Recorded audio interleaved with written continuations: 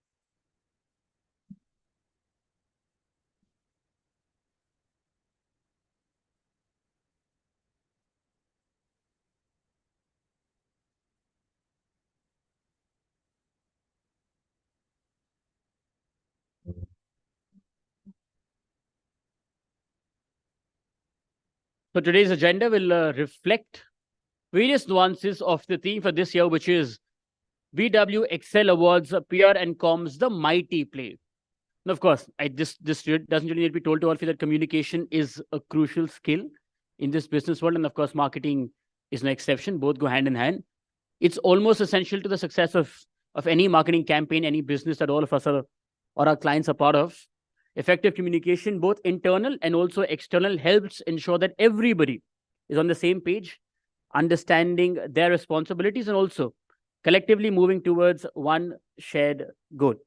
The PR and corp industry here is facilitating this communication further, helping brands generate exceptional numbers, value, and also loyalty. Today's summit is being streamed live across all BW Businessworld platforms, including our social media on www.bwmarketingworld.com. With that, may I please request our team to now play the BW Marketing World Community AV, please.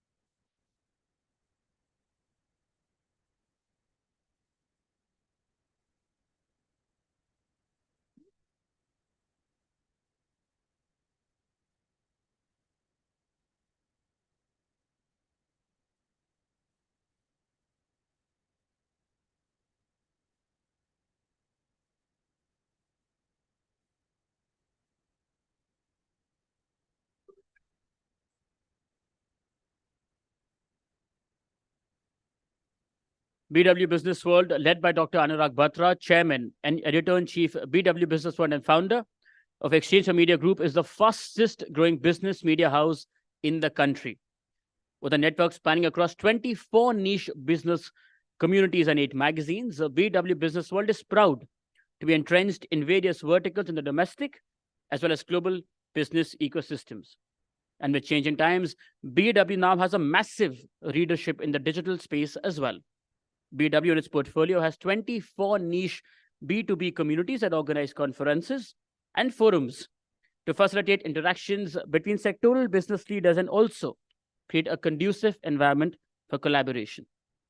To stay updated of all the developments, please subscribe to the magazines within the Business World group. Enhance your professional journey for knowledge and insights. The special offers for all the attendees today are available at the same registration desk where you registered for this event. Watch out for the latest issue, which hits the stand this weekend, throwing spotlight on India's most promising startups, the blueprint for the upcoming interim budget, Tata Play MD and CEO, Harit Nagpal, on his latest book and more. I also take this moment to thank our partners for working hand in hand with us for this summit. Our presenting partner, National Internet Exchange of India, NIXI, powered by PR Professionals, co-powered by Media Mantra. Associate partner, Flags Communications Private Limited.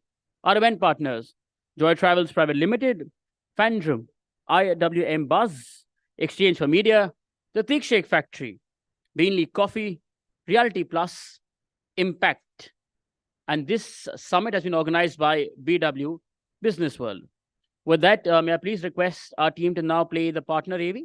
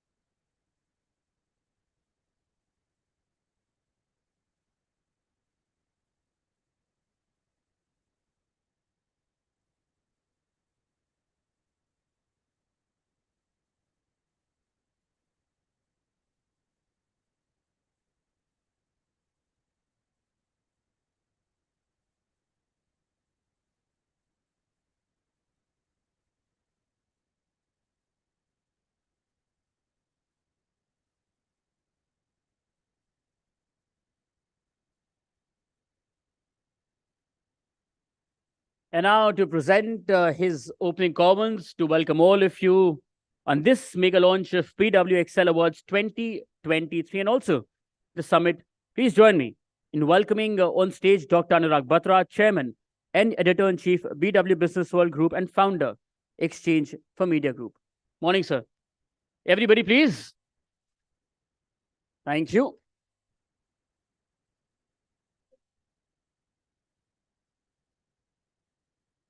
Morning. It's my honor and privilege to be here at the first edition of the BW Marketing World Excel Summit and Excel Awards. Today evening, we'll also have the BW Marketing World, PR World 40 under 40. This is the inaugural edition of both the initiatives. I'd also like to welcome all the speakers who are in the room, especially our keynote speaker in the morning, Mr. Anuj Dayal, who's the Principal Executive Director of the DMRC. He'll be talking to you on thought leadership and the power of corporate communication and how to unlock corporate influence through insightful perspectives. And I'm sure he'll engage in a very authentic and insightful inputs to all of us. This is the inaugural edition. Of course, Businessworld is B2C. We're growing in print format, in digital format, in face-to-face, in our B2C and B2B communities. We built 27 communities, and some of them are absolute leaders in this space. As I have the attention of the communication professionals in this room, I would like to use this opportunity to share that this is the 44th year of Businessworld. I've been associated with it for more than 10 years now, and I can say that our best is yet to come. I also want to, as the host talked about the fact that we have many communities which are B2C and B2B. For example, BW Hotelier, which is our JV with the world #1 in hospitality, over the last 8.5, 9 years, has become the #1 editorial community for the hospitality sector. Our BW Legal World is again at the cusp of business and legal and has become a leading community. And I'm talking editorially, I'm not talking revenues. Revenues follow editorial impact. And I can go on about our smart cities, all the communities, our education community, well-being, healthcare. Tomorrow in the same room, we have the launch of a BW Security World, which we softly launched in September, but tomorrow is the first edition of the BW Security World 40 under 40. And on 1st Feb, the printed issue also comes out, and magazines are here to stay. I do want to say I'm also on the executive committee of the Association of Indian Magazines, and I'm also the treasurer of AIM. I do want to say that in a world where everything is becoming touchless, the touch and feel has a lot more value. Of course, we do consume a lot of content through digital forms of delivery. And we are in the business of content and brand. We are not in the business of print or digital. And tomorrow, who knows, there'll be a Business World television and there'll be an OTT. So we're really in the business of brand and content. This is a community of corporate communicators, PR professionals, and people who are in the ecosystem of communications. Communications is the heart of any impactful initiative, whether you are a nation, you are the head of a state, you are the CEO of a company, you are the founder of a business, or you are a functional CXO in a company. Communication about the products and services in a world where every dollar matters. As we speak, in the last 12 to 15 months, startups laid off 30,000 professionals. We're in the winter of funding. So every penny matters. India is growing. India's best time is ahead of us. And we've written a lot about it.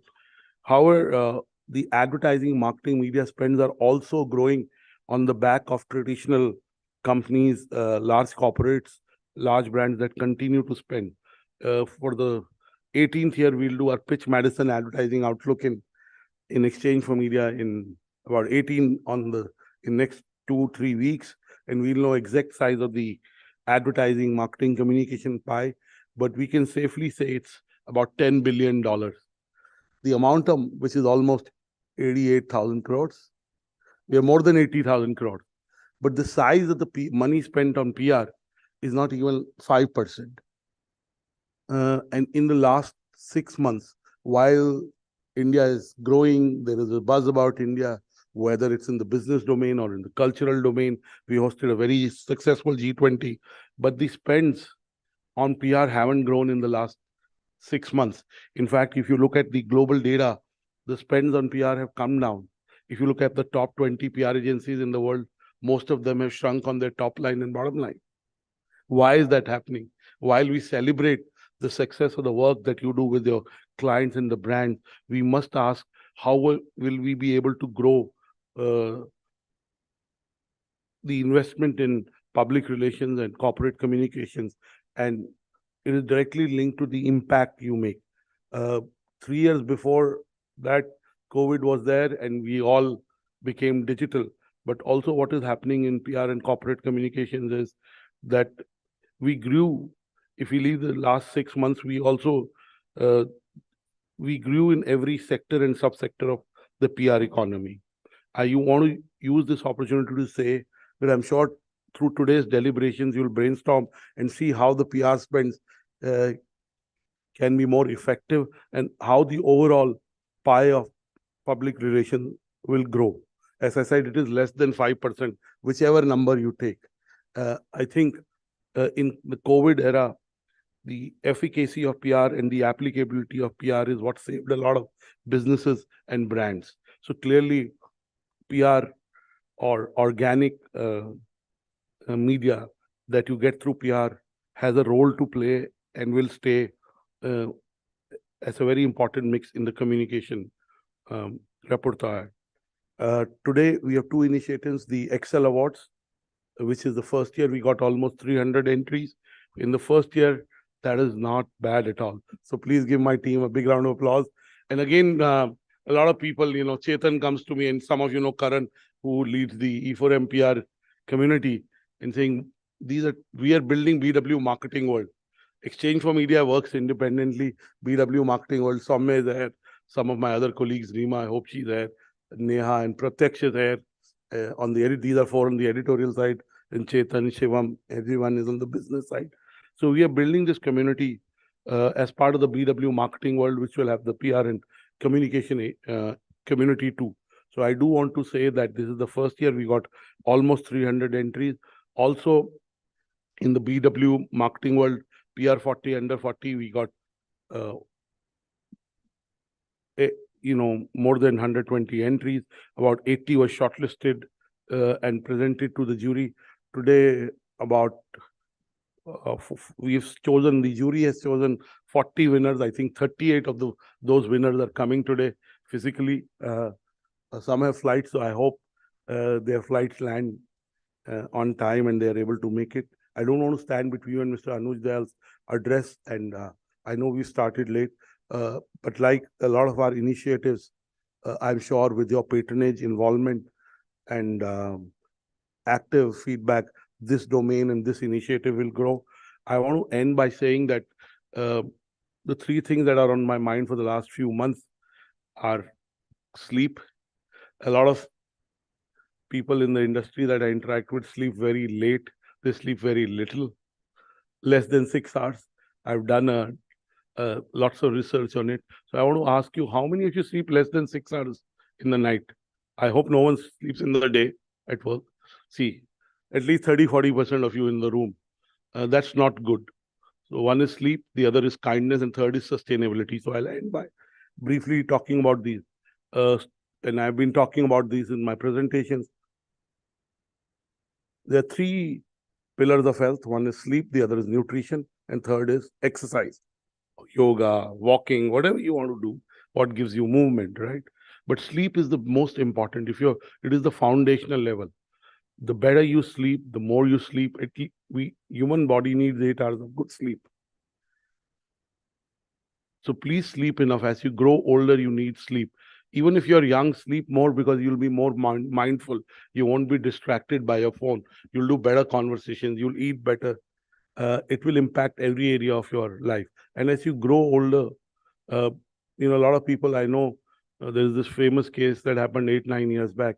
A friend of mine, Ranjan Das, he was the CEO of SAP, a very fit guy. Used to go to the gym at 4:30 a.m., 2 hours, super fit, but used to sleep 4 hours in the night. So one day he had heart attack in his early 40s and died. So really, I just do want to focus your attention on the need for sleep. I sleep 8 hours, come what may. I also get up early. Now I used to get up later. Second is kindness. I have grown in the last 23 years. Mr. Dayal was asking about my background. I was candid enough to share my background, and I told him that I was lucky enough to found Exchange for Media, which became the go-to platform for marketing, advertising, media, and communication. And everybody in this domain copies us. Everyone is a Me Too. Every company, every initiative. We are the pioneers in this space. And again, we have a fantastic team. Even in Businessworld, we are growing in every sector. We are profitable. And I'm sure our best is yet to come. A lot of people have been kind to me in this journey. So being kind to yourself through good quality sleep, through being mindful in conversations. I keep my phone away in the night. It's not in the same room where I sleep. Keep it in the study. And, day before night, I kept my phone with me. I slept at 2 a.m. I reached home at 11:45. So keep your phone away. And last thing, sustainability. We've seen the last 2 weeks, it's been severe winters, last 3 days. Clearly, Donald Trump is wrong about a lot of things. He's also wrong about climate change. He said climate change is hoax. Like he says, a lot of things which are not true. Climate change is real. In lots of parts of the world, there is adverse impact of climate change, which is visible. You don't have to be an expert. Summers are coming 4 months in some parts of the world, 4 months earlier. Look at the wildfires in the US, in Europe, in Australia. Look at extreme temperatures in some parts of the world which didn't have extreme temperatures. Look at the shrinking of the oceans. All these impact the quality of our air. They impact the future of our children. So really, you guys are communicators. In whatever you do, make sure you do have the sustainability, sensitivity built into the communication. I do want to reiterate that it is our responsibility to be able to be more conscious about how we use the kind of resources we use, and whatever we can save in terms of water or in terms of energy. I came with a colleague of mine, he collected me, we came together, we came in one car. Okay, small thing, but does matter. So I'm sure you can, in whatever you do, focus on good quality sleep, focus on being kind to each other and to yourself, and focus on making sure that in your area of influence, you are able to add that layer of sensitivity towards this earth in terms of sustainability. I wish you luck. I wish you a day of learning, connectivity, and thinking of ideas that help your clients and help you actualize your dreams. Thank you. God bless you.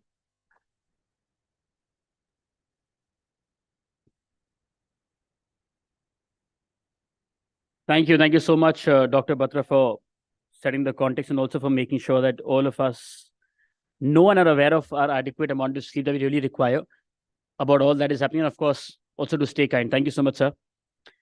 Now, before we begin, two humble requests. First to our speakers, to our panelists, and also to our co-panelists, to our moderators joining us today.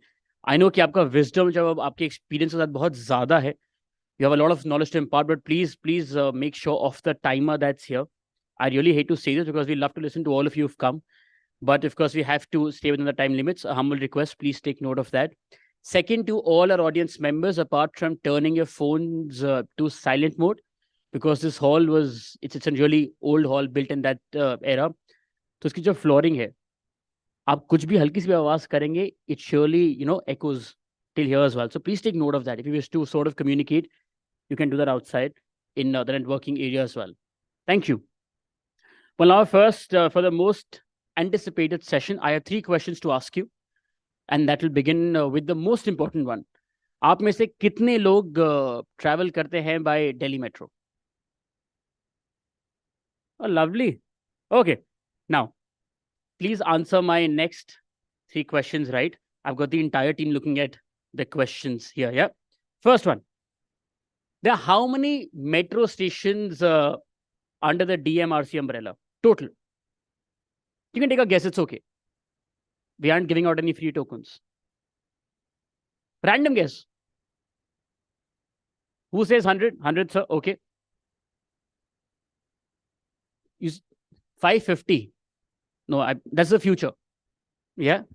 Anybody else? We'll take one last guess. Chalo. 75. So that was the past.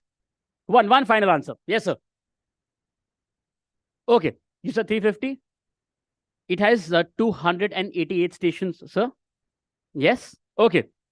The next one. How many kilometers in total?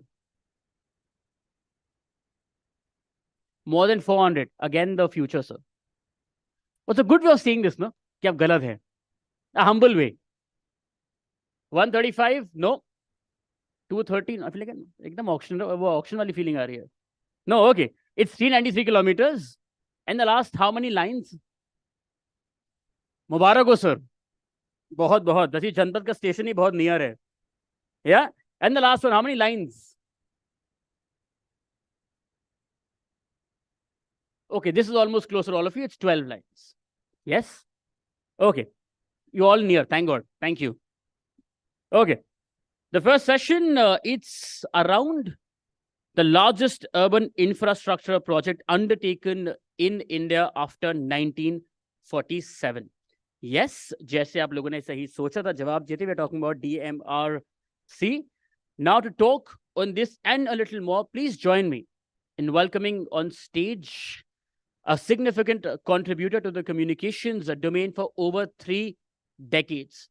Last year, he was also honored with a Lifetime Achievement Award for his outstanding contribution to corporate communication and PR by the Press Club of India, Public Relations Society, Delhi, and Public Sector PR Forum. Please join me in welcoming on stage to talk to all of us the Principal Executive Director of DMRC, Mr. Anuj Dayal, everybody. Please. I really feel that his experience deserves much more love. Thank you. Sir, please.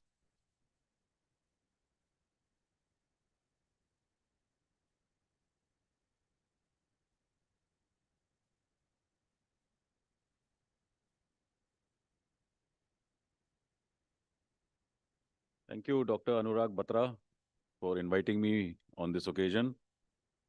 And I really enjoyed listening to you. And it showed me how you are different from many other people. In fact, I saw certain parts of you which resembled my first boss, Dr. E. Sridharan, who is a Padma Shri, Padma Vibhushan, and who is actually the architect of building the metro in not only in Delhi, but in the entire country. He also is to insist that 8 hours of sleep is essential. Sleeping is very important. Morning, getting up early is very important. Reading a little spiritual literature is very important. And keeping physically fit is equally important. So in our training school, the yoga is taught to all the employees. And second, another characteristic of yours, which I noticed, which was very similar to Dr. Sridharan, was the way you were talking to your employees. You were speaking to Soumya Sehgal, and the way you were talking to her on one-to-one, you were inquiring about her child, you were inquiring about the family, and so that's a very good way of bonding. I used to get the same feeling when I used to go to Dr. Sridharan's room. At that point of time, whatever be the issues, Dr. Sridharan and me were communicating only with each other. There was no third person involved in the communication. His mind was totally focused on mine, and my mind was totally focused on his, which is the basic fundamental of communication. I think there must be about 80 to 90, 80 people in this room. Now, in this entire talk is a waste if I'm not able to communicate to the 80 to 90 people. Now, the last backbencher, we all have mobile phones, right? You will, whatever I say, you will be checking your mobile phones in between. If you want to take the maximum advantage of the fact that you are here, I request only that let us have a two-way communication. Listen to me. Some parts may not be so interesting, some may be interesting, but that is communication ultimately, and we are all involved in the communication industry. We are all communicators. The bottom line is what I am speaking, if you are listening, then it's a successful communication. If you are not listening, then it is not a successful communication. That is why I don't have any prepared speech. I could have had a prepared speech very easily, but I have no prepared speech. I will be speaking to you on my experiences as a communicator. I am a communicator by chance. I am from the civil service exam, the IAS exam. I was at the bottom of the list and I hated the job which I got in the railways. There are a lot of file work. And while I was preparing, I had done a course in journalism at Bharatiya Vidya Bhavan. Because in our time, I'm talking about 80s, there was no degree course available for journalism in India. There was only a Bharatiya Vidya Bhavan offered a diploma, which they still do, and IIMC offered a diploma, which they still do. So I had done that journalism course. In the railways, I found a small slot. They had a small public relations department. I jumped into that public relations department. And since then, I never looked back. All of you are associated with the communication industry, whether be it marketing, be it brand building, you call it social media, you call it anything. But we are all basically part and parcel of the same pie. This, ladies and gentlemen, is the most interesting profession in the world. It may not be the highest paying profession in the world, but it is the most interesting profession because in whichever organization you work, you have access to everything that the organization does. And based upon that, what information you have, you can communicate any aspect. You can learn anything about. I am a political science graduate with a host of PR qualifications baad mein. And I did my master's, by the way, after I crossed the age of 50, because it was being offered by that time. Now, with this background in Delhi Metro, which is a highly technical subject, I learned a lot of technical information, and most of my stories are technical stories which come out on Delhi Metro. You must have seen a lot of coverage on the Delhi Metro, but when I came to join Delhi Metro, I was very strongly advised by very senior journalists, a gentleman called Atul Kaushish from Statesman. Statesman used to be a very good paper once upon a time. Its English was very renowned. In fact, people from Calcutta, even now Calcutta, Statesman was the leading paper. And most journalists used to start their career in Statesman. That gave them a very good foundation in English. Today, hardly 4,000 or 5,000 copies are printed.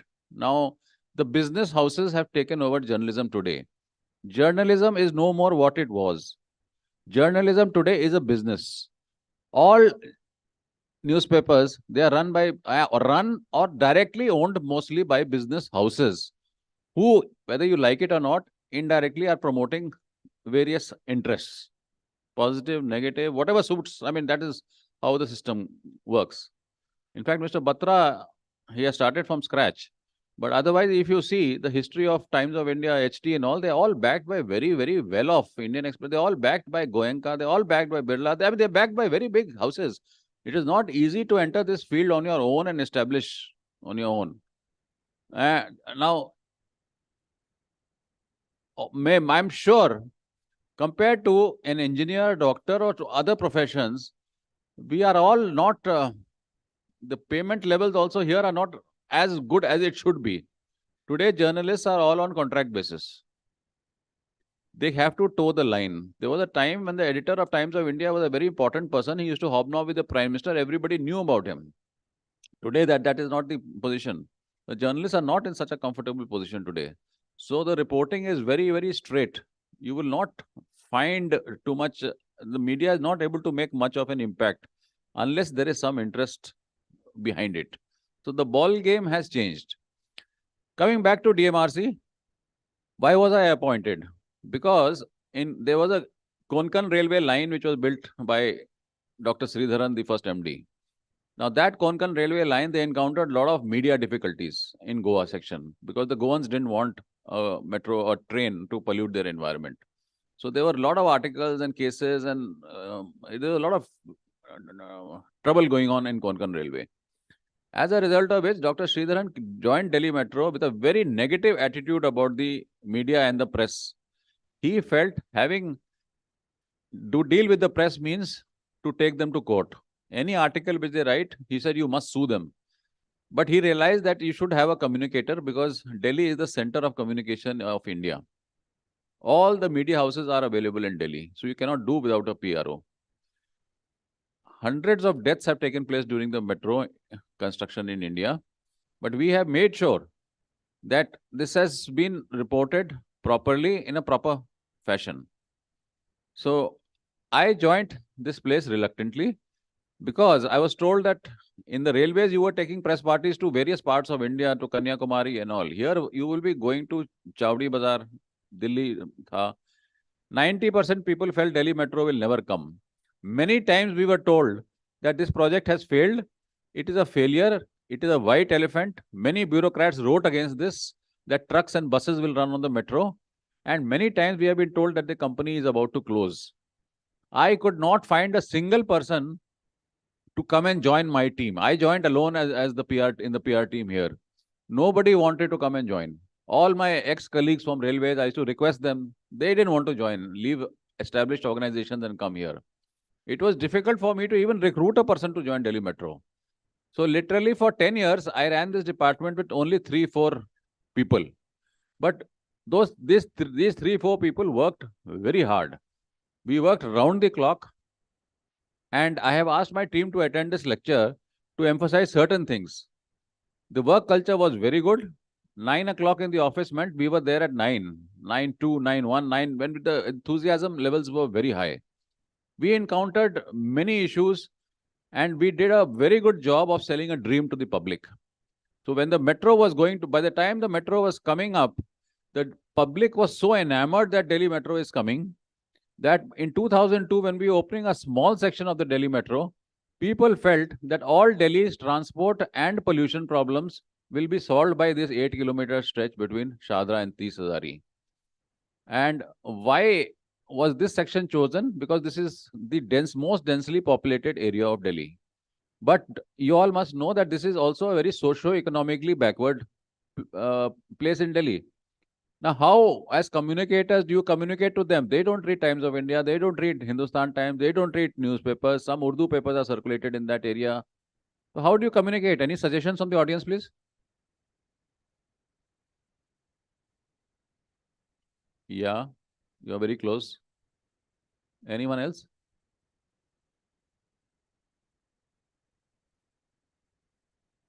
Yes. What we did was we did नुक्कड़ नाटक. पुराने जो मुगलों के times में आप पुराने Hindi movie देखते होंगे ना, वो घोड़ा पे आता था, फिर एक बड़ा सा वो ड्रम लेके आता था, धाड़ धाड़ धाड़, ऐलान है कि ये हो जाएगा, वो हो जाएगा. तो हम लोग नुक्कड़ नाटक करते थे हिंदी में, पंजाबी में, उर्दू में. और actually this generation, none of you will realise, escalator पे सीढ़ी रखना डेंजर, डर लगता था लोगों को. एक लड़की मरी थी बेचारी, 3 साल की लड़की, इंदिरा गांधी इंटरनेशनल एयरपोर्ट पे एक एस्केलेटर था और ताज पैलेस होटल में एक एस्केलेटर था, वो उसका पैर फंस गया था, शी डाइड. तो एस्केलेटर का वाज हवा, एस्केलेटर वाज हवा. और इतना मॉडर्न सिस्टम के आप मेट्रो के अंदर जाएंगे, आपको पहले वो ऑटोमेटिक फेयर कलेक्शन गेट कैसे खुलेगा, क्या डालेंगे आप? टोकन। ये टोकन क्या होता है? टोकन क्या खरीदेंगे कैसे उसको? अगर मैंने उसको डाला और गेट बंद हो गया, अगर मैं गेट में फंस गया, दिस वर एक्चुअल प्रॉब्लम्स। मैंने देखा हुआ है रिक्शा वालों को शारदा स्टेशन के बाहर अपना वो स्टेशन को देख रहा है, देख रहा है, देख रहा है, हिम्मत नहीं हो रही है कि अंदर जाके क्या करूं, कैसे। It's a huge psychological challenge which he had to overcome. तो we had to post volunteers at every sensitive point.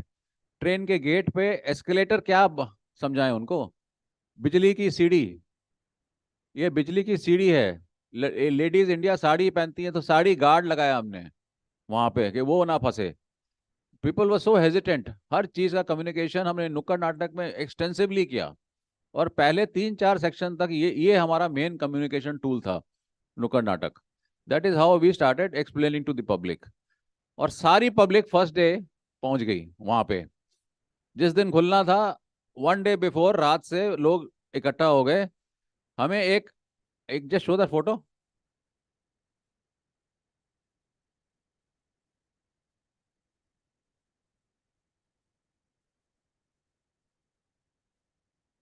Just little time lag in the नहीं द फर्स्ट डे ऑपरेशंस। हाँ, there was so much rush कि जो हमारी automatic fair collection system थी और जो हमारे ऑटोमेटिक गेट्स कुछ नहीं काम कर रहे थे। Nothing was working on first day. By the way, I noticed there are some more elderly people in this room. Did any of you travel in the first 1 week on the metro?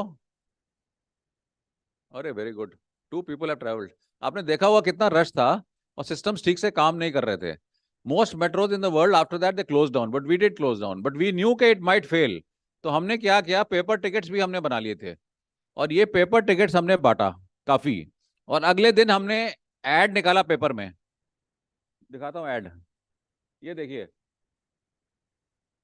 हमने request किया कि मत आओ metro पे, because so many people came. Police को बुलाना पड़ा, shutter down करने पड़े, और हमने बोला Delhi metro is overwhelmed by the response of the public who came in large numbers on 25th December. The turnout was much more than our expectations and capacity, as we can handle 2 lakh passengers per day on the first section. However, 12 lakh people came, putting extraordinary strain on the system. ये ad मैंने बनाया था. Therefore, we request you to defer your pleasure trips for the time being and allow essential travel to take place comfortably. We are sorry for the inconvenience. Rest assured, the Delhi Metro service is here to stay permanently. है भाई, कहीं नहीं भाग रही, and we look forward to the pleasure of serving you in the future. ये उल्टा transport organisation अपने customer को उल्टा बोल रही है कि मत आओ भाई। अब क्या करें? There's everybody landed up on Delhi Metro in the first. So this is a part of history of Delhi Metro that we went. Now, how did I market Delhi Metro? Just show that picture of the bridge. हाँ ये, हाँ एक नहीं, उससे पहले चले जाओ, go back before that. हाँ, यू सी दिल्ली मेट्रो नहीं चाहता था। People didn't know what is a metro. एक मेट्रो था कलकत्ता में, रेलवे पता था। रेलवे में 2 दरवाजे होते हैं, बाथरूम होता है अंदर, उसके अलावा कोई मेट्रो नहीं पता था लोगों को क्या है, कि 4 दरवाजे हैं, वो सारे खुल जाते हैं, उसमें बाथरूम नहीं होता, कई चीजें हैं। AFC गेट क्या होता है ये किसी को नहीं पता था। How do you explain that? Then the show the next photo. ये सिंगापुर से मैंने फोटो खींच के एक कारपेंटर से बनवाया था। ये इंडिया इंटरनेशनल ट्रेड फेयर, सबसे बिग ट्रेड फेयर था। There we got the public to understand के how a metro is the concept. I started psychologically building the public up to what is a metro. It took some time. Next, now how do I sell the metro? One is advertising, easiest. I spend money. The entire Delhi Metro brand has been built without spending a single pie. You must have noticed DMRC does not advertise. कोई full page ad आपने Delhi Metro में आज तक कभी नहीं देखा होगा. There is no advertising. The entire brand of Delhi Metro, which is a very well-known brand, we have built completely through newspaper stories. Newspaper stories by converting technical information into non-technical information. By the way, is there any civil engineer in this group? Okay. Now, this photo I am showing you, anybody, this is the bridge across Yamuna, Shastri, first section jo bana tha, Shastri Park ek jagah. You must have traveled over this bridge on this train. What is so special about this bridge? To understand what is so special, it's just a bridge over Yamuna. I have to understand, as a communication person, I need to understand what is so special. So I had to talk to the civil engineers. For them, it was routine work. Then I realized इसमें एक unique point है. This is the only bridge in Delhi and the second bridge in India which was being built by a different technique. The technique was, it was called incremental launching. आप सब road के flyover पे ऊपर गए होंगे.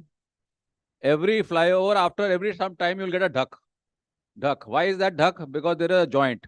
Where is the joint?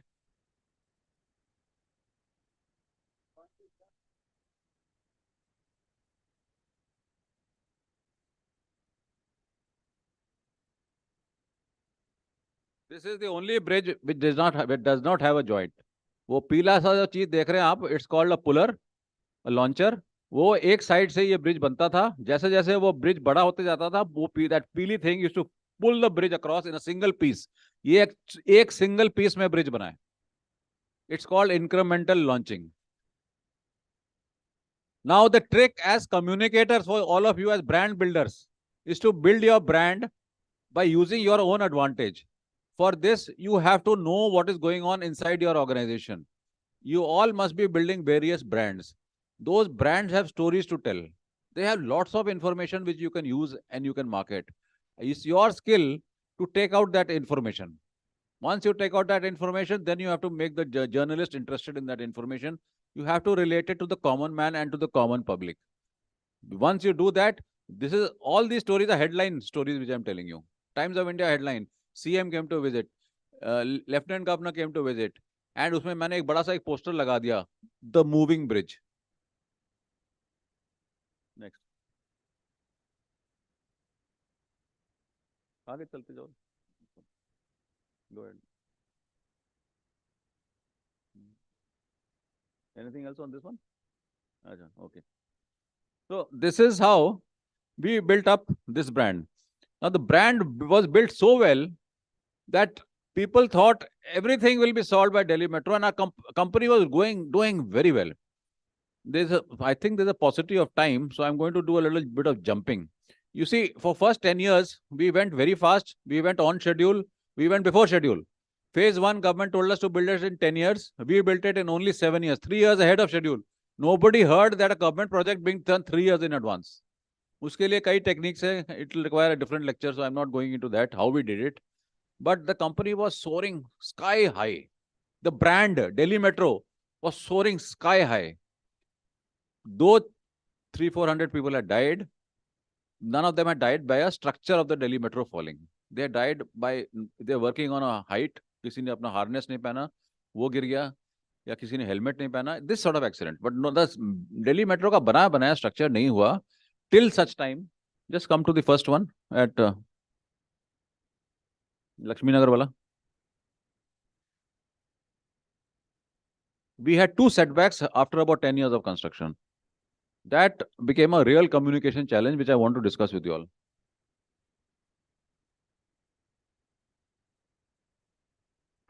Joining us on the phone, No. The photo. इसके पहले जो photo है. Can you give us details of this? अरे Lakshmi Nagar वाला photo.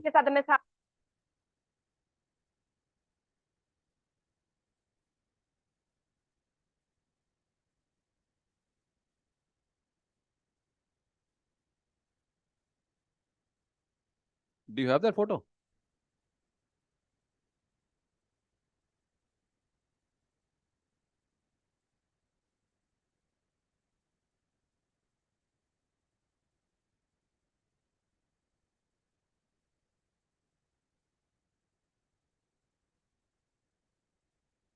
Lakshmi Nagar.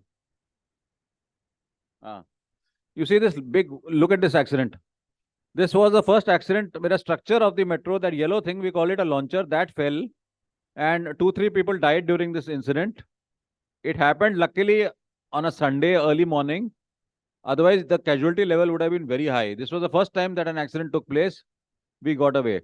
Do you have a still picture of the second accident?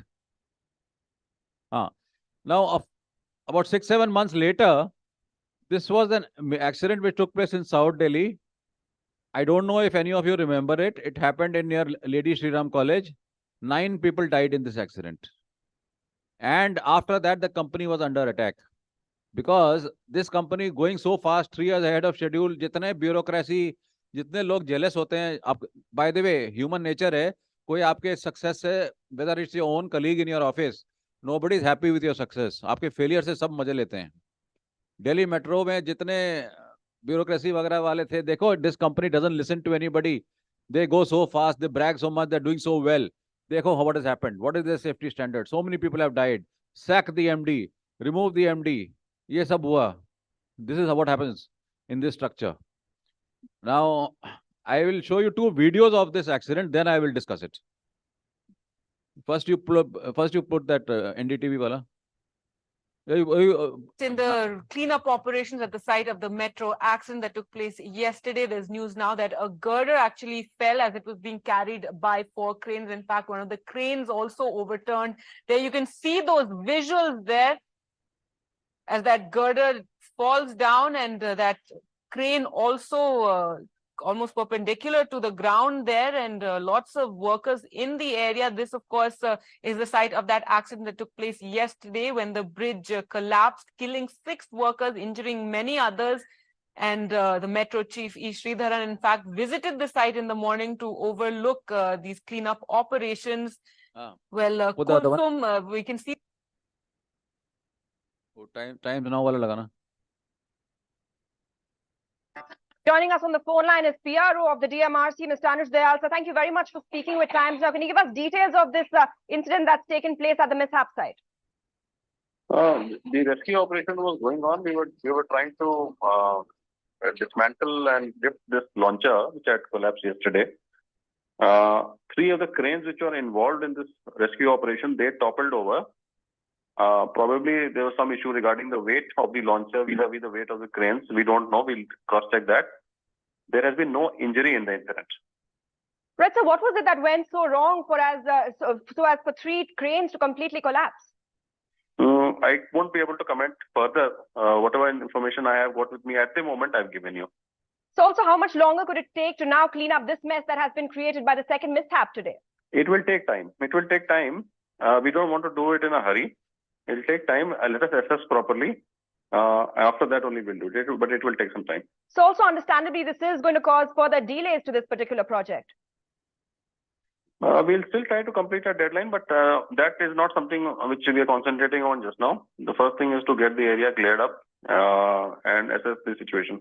Right. So also, could you confirm for us once again how many people have been injured, or if there are any workers who may be trapped underneath that collapsed beam? We have cross-checked it carefully. I am again reconfirming there has been no injury to anybody. Once a couple of TV channels have been flashing 2 injured. Some have even said 4 injured. There is no injury. Mistakes, learning things which happened with this accident. Number 1, accident had taken place at 5 in the morning on a Sunday. Commonwealth के at least 40 contractors काम कर रहे थे दिल्ली में. I did not know कि accident मेरे side पे है या किसी और के side पे है. फोन आने शुरू हो गए सुबह 5 बजे. I said I can't confirm मेरा accident है कि नहीं. आप 10-15 फोन आ गए 5 बजे. Then yes, I felt there's some information because it happened at such a time कि हमारा भी कोई engineer वहाँ पे नहीं था. Yes, an accident has taken place. Details I'm not sure as yet. Next, as a communicator, as a brand in charge, what do? If I do not give information to electronic media, they will do whatever information they have and they will flash. 9 लोग मरे थे, 50 कहेंगे and then say DMRC did not give any response. मेरे पास खुद information नहीं है, मैं उनको क्या दूं? 1 hour, I got all the board of directors of the company. I said in 1 hour, you have to meet me in my office. 5 बजे सुबह की बात कर रहा हूँ. And within the same time, my MD was not in town. बिना उनके permission के, I said 7 o'clock press conference मेरे office में होगा. All directors, I told them, you have to give me basic information, prima facie, what may have caused the accident, how many people dead, and announce an ex gratia. सारे हम लोग भागे. मैं रहता हूँ वेस्ट दिल्ली में, माया इनक्लेव, मायापुरी. तैयार भी नहीं हुआ था. भागा वहाँ पे. Directors were there. 50,000 उस टाइम हमने एक्स ग्राशिया. कुछ लोगों के नाम पते थे, कुछ नहीं पते थे. Prima facie cause of accident idea vaguely था. This is what has happened. And एक रिटन स्टेटमेंट मैंने बनाया. And I said, international media भी प्रेजेंट था. उस छोटे से कमरे में एटलीस्ट 150 लोग पहुंच गए थे टीवी. आई सेड, मेरा condition, Mohinder, you were there that time?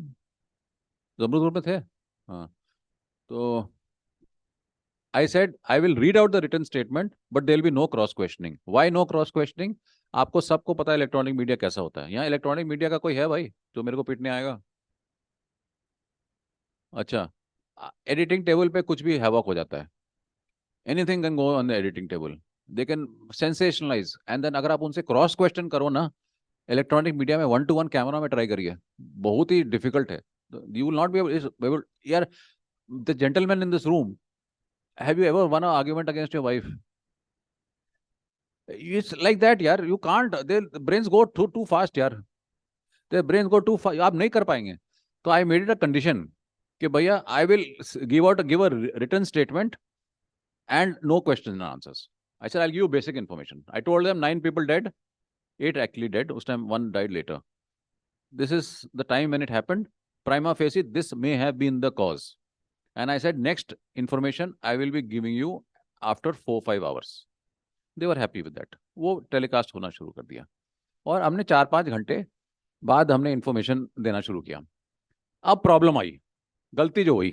DMRC such a good company, doing so well, fantastic brand, ये वो, इतना बड़ा एक्सीडेंट हो गया यार. It's a big setback for us.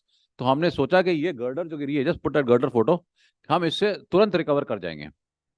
We will immediately we will come back very fast. So next day we had a clean up. We decided at 11 o'clock, जब सुबह 5 बजे एक्सीडेंट हुआ था, कोई भी टीवी नहीं था वहां पे, किसी को पता ही नहीं था. So they only had this one picture. Next day when the cleanup operation started, हमने 4 बड़े-बड़े क्रेन 400 टन के हमने लगाए और जब क्लीनअप ऑपरेशन हुआ था सारा टीवी पहुंच गया था, बिकॉज उनको पता था ये टाइम होगा. जब वो क्लीनअप ऑपरेशन शुरू हुआ, एक वो क्रेन मैकेनिकल फॉल्ट डेवलप हुआ, वो बाकी 3 क्रेन पे गिर गया, वो सारा प्रेस के ऊपर गिर गया. तो आपने न्यूज क्रिएट कर दी. Such a foolish move. You should have waited, let everybody lose interest, चुपचाप बैठे रहते 3-4 दिन, then you should have done it quietly. That was a learning lesson, specially in urban construction. जंगल में बहुत होता है, सब कॉन्ट्रैक्टर्स छुपा देते हैं, कुछ नहीं पता चलता. दिल्ली में you can not. Every death is recorded in the police station.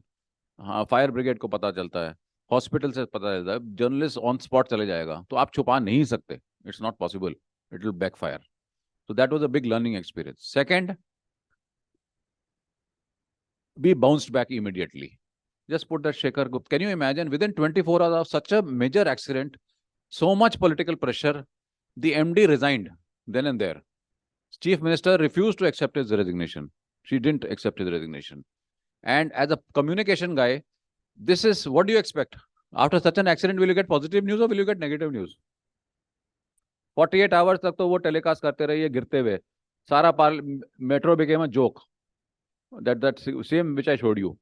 But let me tell you how we retaliated within 48 hours. वो वॉक द टॉक देखा ना, शेखर गुप्ता का वॉक द टॉक आपने सुना होगा ना.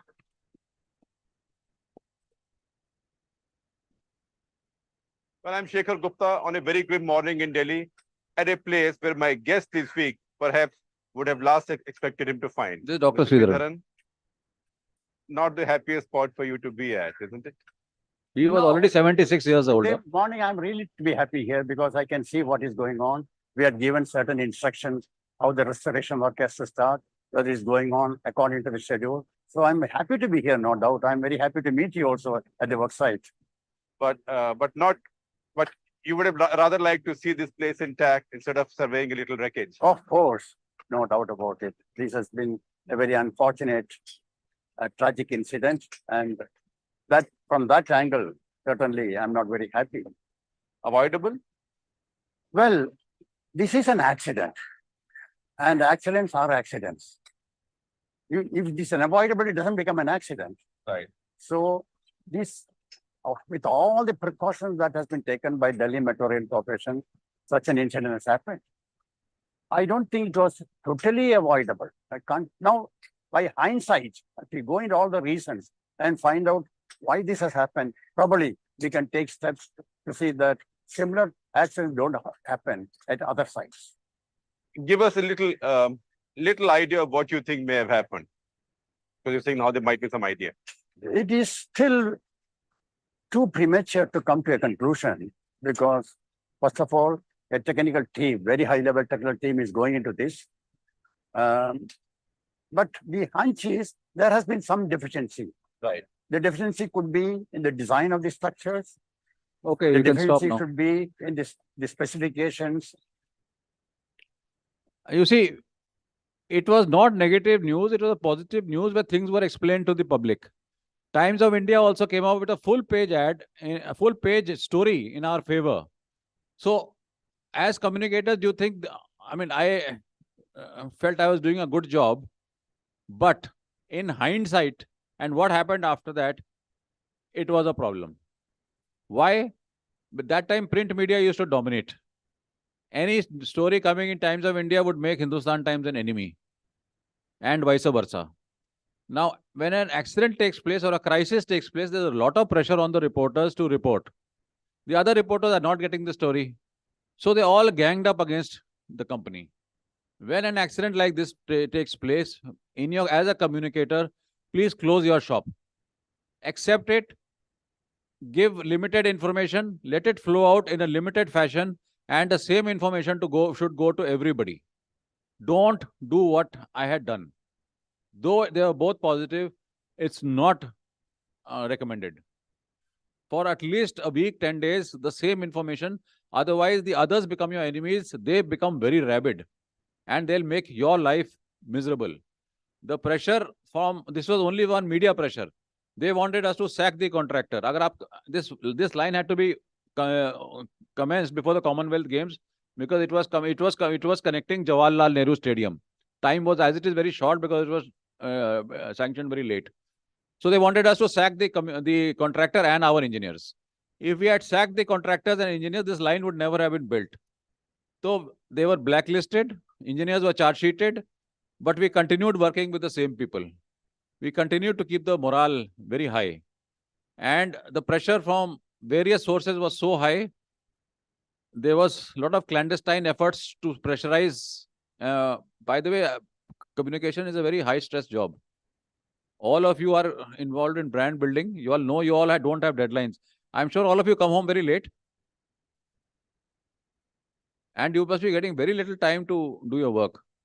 It's a very high pressure job. Can you imagine? I mean, you're going in the car at 8 o'clock, some TV chap will call you up or some reporter will call you up and you have to give information. You don't have that information. You find out that information from your organization. Then you have to take a common sense decision कि public के हिसाब से क्या मेरे को बताना है.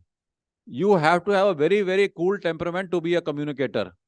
Very cool temperament. You know how a thing will impact the company, how it will impact the public. A person who is hot-headed can never be in our profession. हमारा जो profession में hot-headed नहीं चलेगा. You have to be very cool. You must have a very, very wide understanding of every statement. Many CEOs of companies also do not have it. They don't understand.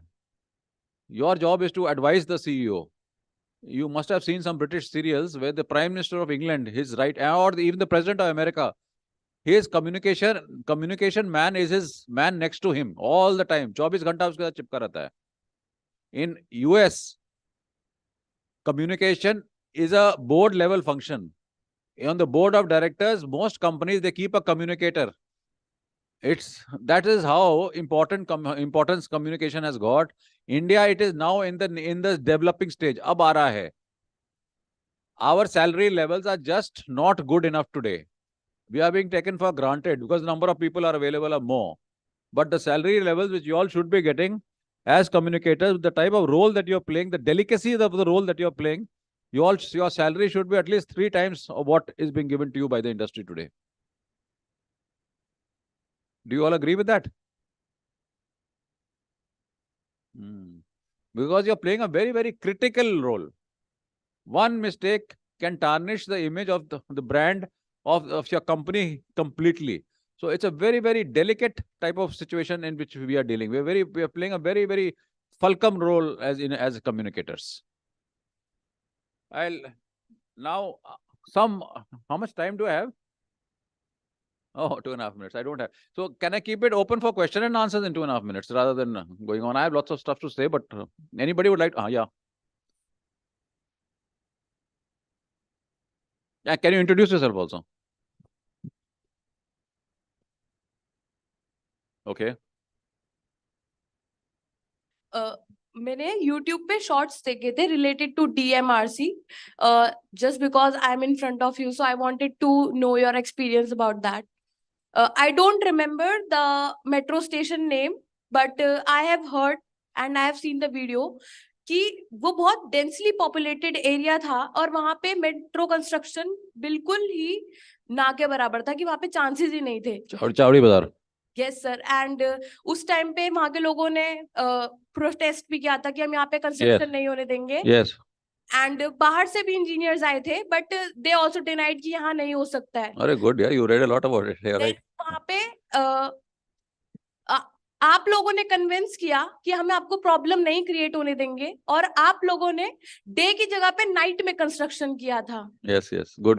I am glad you have so much in-depth information. She's absolutely right. चावड़ी बाजार station कभी नहीं बनता.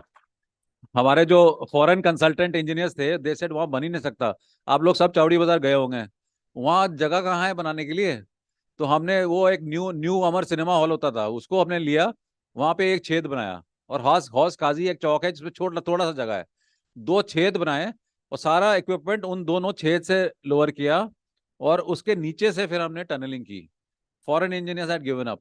Second, during construction हमने 3000 buildings के सर्वे किए कि ये आपका बिल्डिंग का कंडीशन है. बाद में हमारे कंस्ट्रक्शन में ये मत बोलिए कि हमने डैमेज किया.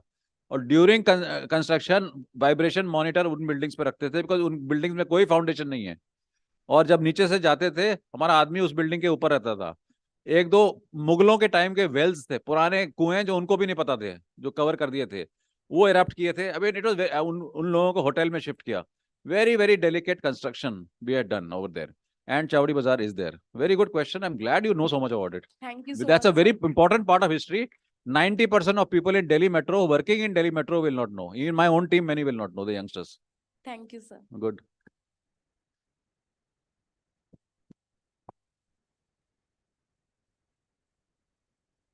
Yeah. बोला.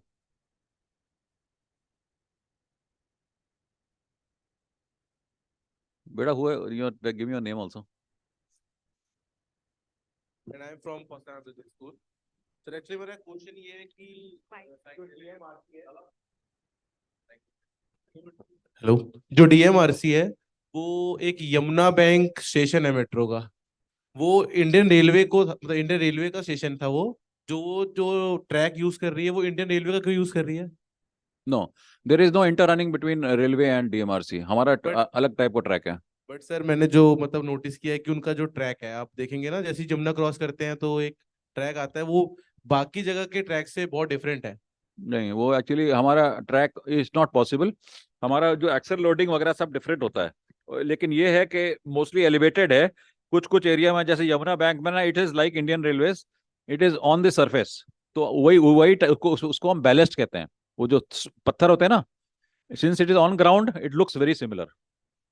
It looks very similar, same type of track, but only थोड़ा our lengths are longer. Yeah. Time's up. That has been announced. I'm glad the organizers are very systematic. यार, वो speaker के आगे ना 2 board लगाए हुए इन्होंने. Time's up. Thank you very much. I wish all of you a very happy future in this line of communication. It is the most exciting line. I'm sure you're going to have a wonderful life. Thank you.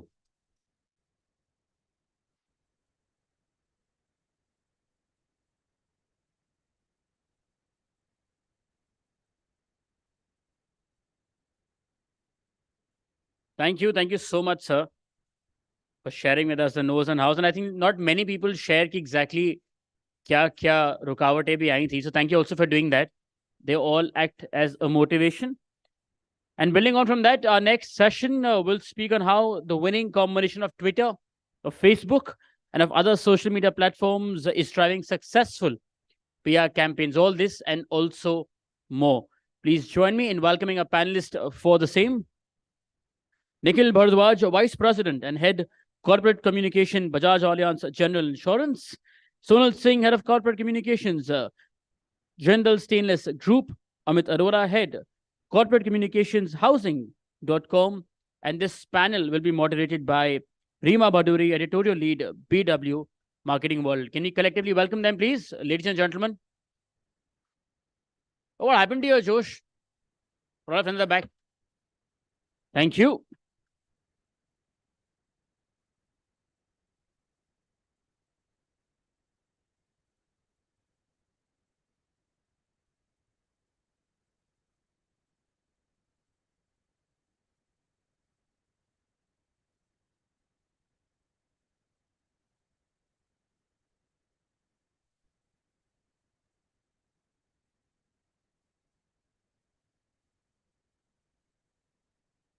Hello, everyone. Good morning. So our first panel for the day.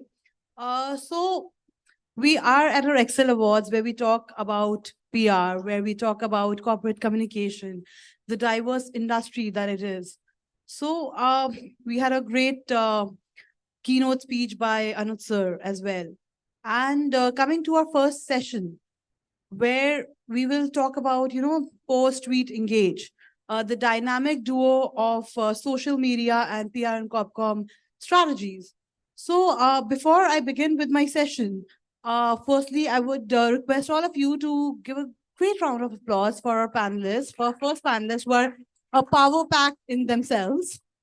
So if you can, ma'am, if we can start with you on a quick introduction about your industries. So that would be like really great start. Okay. Yeah. Hi, I'm Nikhil Bharadwaj. I head corporate communications and PR for Bajaj Allianz General Insurance.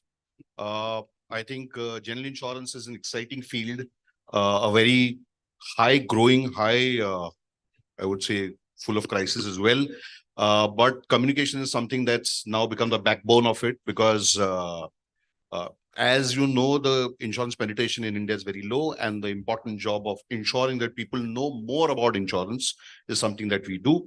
And apart from the other stuff, over to you.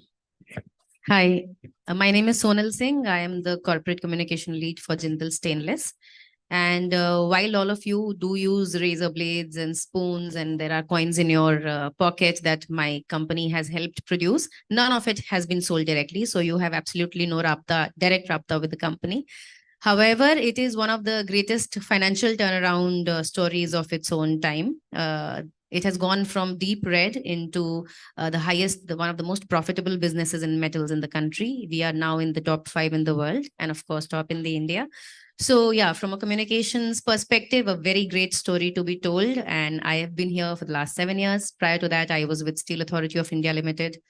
And Anuj Dayal was actually my teacher in Indian Institute of Mass Comm. So there's a link in this event also. Hi, good morning, everyone. This is Amit Arora. Hi, everyone. So I am Amit Arora. I take care of corporate communication at housing.com. So we basically have 3 brands. So the parent company is REA India. So we have housing.com, proptiger.com, and makan.com.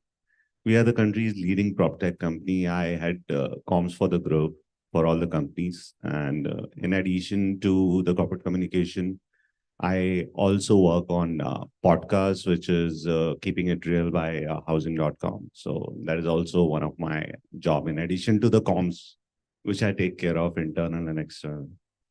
Glad to be here. Thank you. So firstly, thank you so much for your time and, giving out your crucial time of the people who are one of the backbones of brands, organizations to bring up with. Now, when we talk about PR and corporate communications, it has evolved over the years. We have seen traditional media, we have seen digital media, and then we have seen PR and Corpcoms, dwelling up to it and coping up to it every now and then. So in regard to our panel discussions topic, firstly, I would like to know, how do you ensure that there is a seamless alignment between social media and the objectives of PR and corporate communications? Nikhil, if I start with you, how do you ensure that? What is the role of social media in achieving those overarching business objectives when it comes of organizations comes into play of PR and Corpcoms? Okay, so when it comes to comms, typically, if you see PR folks were talked of in the old ages as people who shouted from rooftops and announced to the entire village and city as to what's happening. I would say social media is when you shout from multiple rooftops of multiple towns all at once. So I look at social media as an amplification sort of a mechanism or a media. And it's playing a very crucial role, and both of them are syncing together. It does a fantastic job. It again depends all on, you said, objectives. I think, what's your objective? Do you want to get information about a product, about a category? What is it that you want to communicate to your final TG? Of course, at the end of the day, PR does the important job of ensuring that information in the most authentic, raw form reaches everybody that it's intended to reach. And social media is more from an engagement standpoint, give you metrics. It's more metricized. Although PR does not give you a lot of metrics in terms of reach and share of voice and the others. But I think authentic engagement comes out of social. You can do a lot of fun stuff on social that probably you can't do with traditional PR, say with print or some of the static long form content, as to put it. You can do demos, you can do a lot of stuff. Like a lot of electronic companies, for example, do a lot of demos. If you look at phones, you look at laptops. There's one thing announcing they've launched a new phone, but having an influencer on social use it and give their review. That's how you can kind of connect the dots and make it work. For insurance, for example, I think if you launch a good product, you need to create awareness about it, how it works, because I'm sure a lot of people in this room, if I were to have a show of hands, how many of you all have an insurance policy, either a motor health? Motor, all of you all will put your hands up. Health, not a lot will have their individual policies, will have policies from their organizations. So building that awareness is something you do more seriously on the PR side and more fun, engaging, but yes, in a sort of authentic way on the social side as well. Definitely. I think it gives a very strong vibe, because especially when you talk about health insurance, that trust, that insurance in sector particularly, that trust is very much required. Yes, Sonal, your views on it? Yeah, so totally agree with Nikhil on first trying to understand the objective. There is a popular meme that says that बस अपने आप को ही ढूंढना बाकी रह गया है, बाकी सब तो Google पे है. So it is a very important question to answer, and that answer has to come not just from PR. Of course, PR is the scripter of that answer, and it is also the advocate, the advisor for that answer to the CEO and the MD. But actually, the answer is an organizational answer. कि हमें जाना कहाँ है? What is it that we want to achieve? Now, when it comes to whether, basis what I want to achieve, whether my PR strategy or my social media strategy are syncing or not, that totally depends on how the internal structuring at the company is done. Now, the people here are those people who are managing PR for their companies. And if they're also managing or actively contributing to the social media interface of the organization, there is no chance that there will be dissonance. However, if the internal workings of the organization are not done to the effect that there is consonance in what we say, that disconnect will come. And I think a big struggle of PR people, comms people, which is largely internal, is not known to people at large. However, when we are sitting in a community of communicators, ये बात बताई जा सकती है कि आधी लड़ाई हम घर पे लड़ते हैं. And then the remaining war is, of course, fought with, others. And then comes the question of how you disseminate the message. तो वहां तक की जहां बात करते हैं, I totally agree with what Nikhil said. PR is the omnibus. That is the vision statement.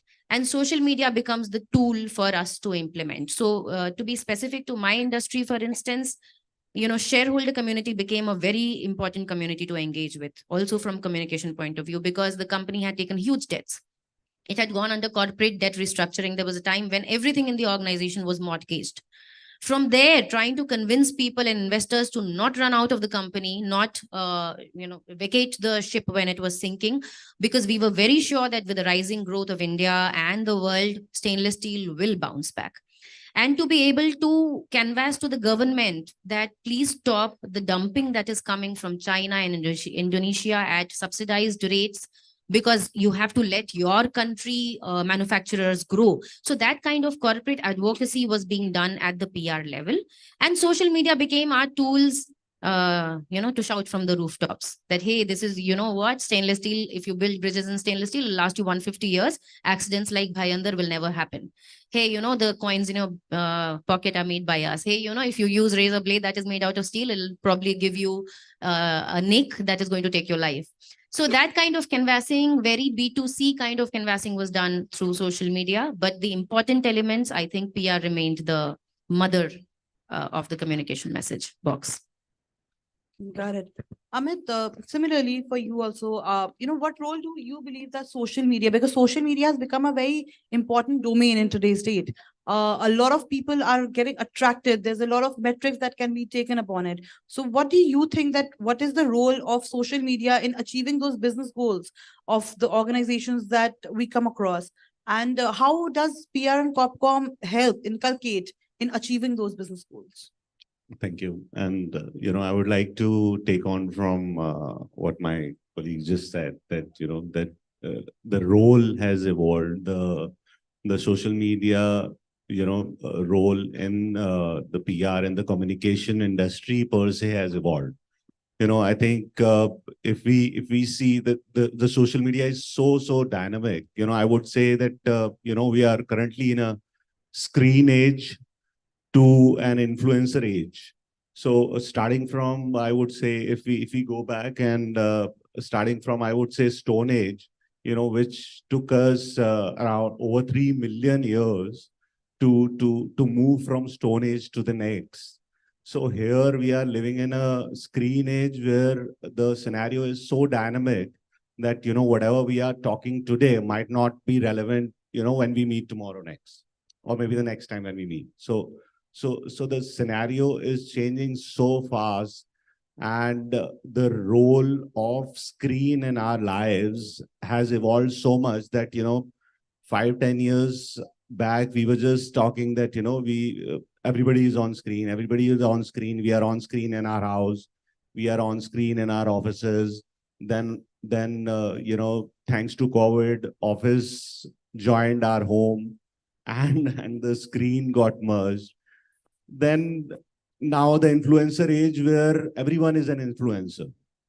Hence, we were just talking before this session, Nikhil and me, and we were just talking that, how nowadays crisis stuck, you never know. So he was just giving an example that, anybody from any corner of the country, will call him and tell him that, I have, around 5 lakh followers, and I have this news, and this is what I think I should be running it. So he's the best person to give you that example, though. But yeah, so we are living in that age where the scenario is so dynamic that, we go to sleep at night, and next morning, what all things will be there, you will never realize. So we and comms industry, the social media has become so much part of our comm strategy, so much part of our very important channel based on, as my co-panelist rightly said, based on the objectives. But whatever objective you will have different channels and ways wherein you can explore social media to integrate with your objective and the comm strategy. Yeah, that's it. Thank you. Understood. So, since you mentioned that, we are in an era where everyone is an influencer today. So, and our topic about is social media engagement, corporate communication, PR, and also, of course, the brand guidelines. So, when we talk about social media, I think the most active right now is your Gen Z and your Gen Alpha that is also upcoming. Like the last Gen Z is 26 years old today. So, and plus Gen Alpha is the next generation, and they're also supremely active. Like I see 14-year-olds being influencers today. So, when it comes to comms professionals, how do you strike a balance between authentic engagement? Because all people in today's date, because even Gen Z is a influencer in your decisions, in the decisions in the family. So how do you strike that balance between authentic engagement by also adhering to the brand guidelines? We all are from different, sectors in the industry. Do you believe that there is a differentiation, or there are challenges in different communications when you try to, employ that authenticity towards your audience? Amit, if I start with you on this itself. You rightly said that, authenticity is something which is of prime importance nowadays. You got to catch the imagination of your consumer. You got to understand your consumer, and especially in a country like India, I would say, where culturally we are so bonded. So you need to understand the Indian psyche. I would say, I will not talk about global per se, but especially in India, we are so culturally strong. Hence, authenticity, trust is something which is always being taught to us. So it becomes prime importance for us. Hence, I think for every brand nowadays, every brand understands this. And that's why, they know that, whatever we do, whatever marketing we do, whatever PR we do, the bottom line is the authenticity and the trust, which like you cannot cross that line. So whoever has crossed that line, they have, they have seen the results. But yeah, I think that is culture is very important when it comes to for any brand. Yeah. True. I mean, like even when we speak about brand engagement, brand engagement, this authenticity, it gets difficult. I understand it gets difficult because there are certain, rules, there are certain sets where the brand says, okay, this is supposed to be done. There was a time when influencers were doing only what brands were telling. It was very scripted and people got bored out of it. They were not interested anymore. That why should we buy it? Like everyone is buying, like when you call FMCG sectors, like everyone is buying chocolates of different variations. So it got very natural. So does it get difficult?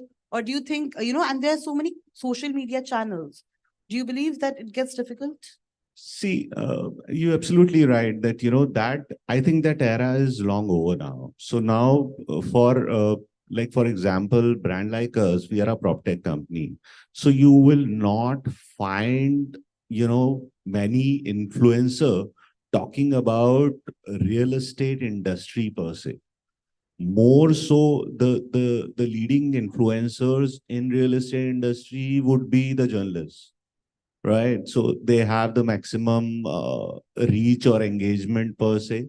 And then there are very few influencers in our space, especially on social media, very few influencers who will talk.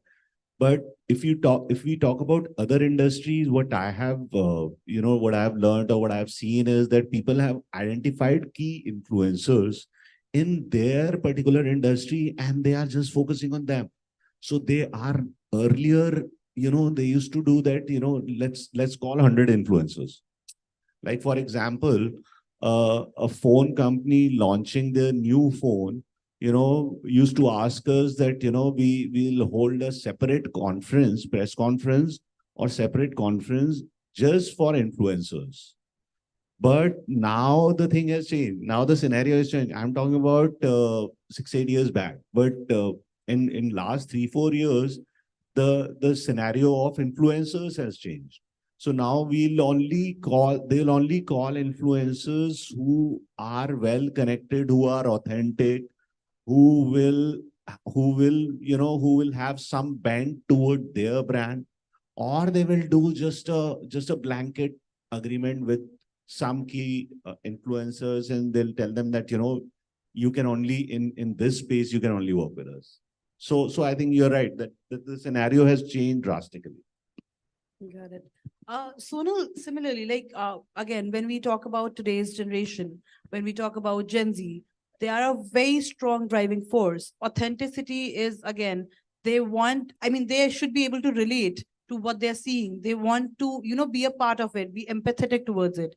And with so many social media channels, and they are spread across all channels, not only Gen Z, be it Gen Y, Gen X, Twitter is there, Instagram is there, Facebook is there. Now WhatsApp has also somehow become a medium. And our new social media threads has also come up.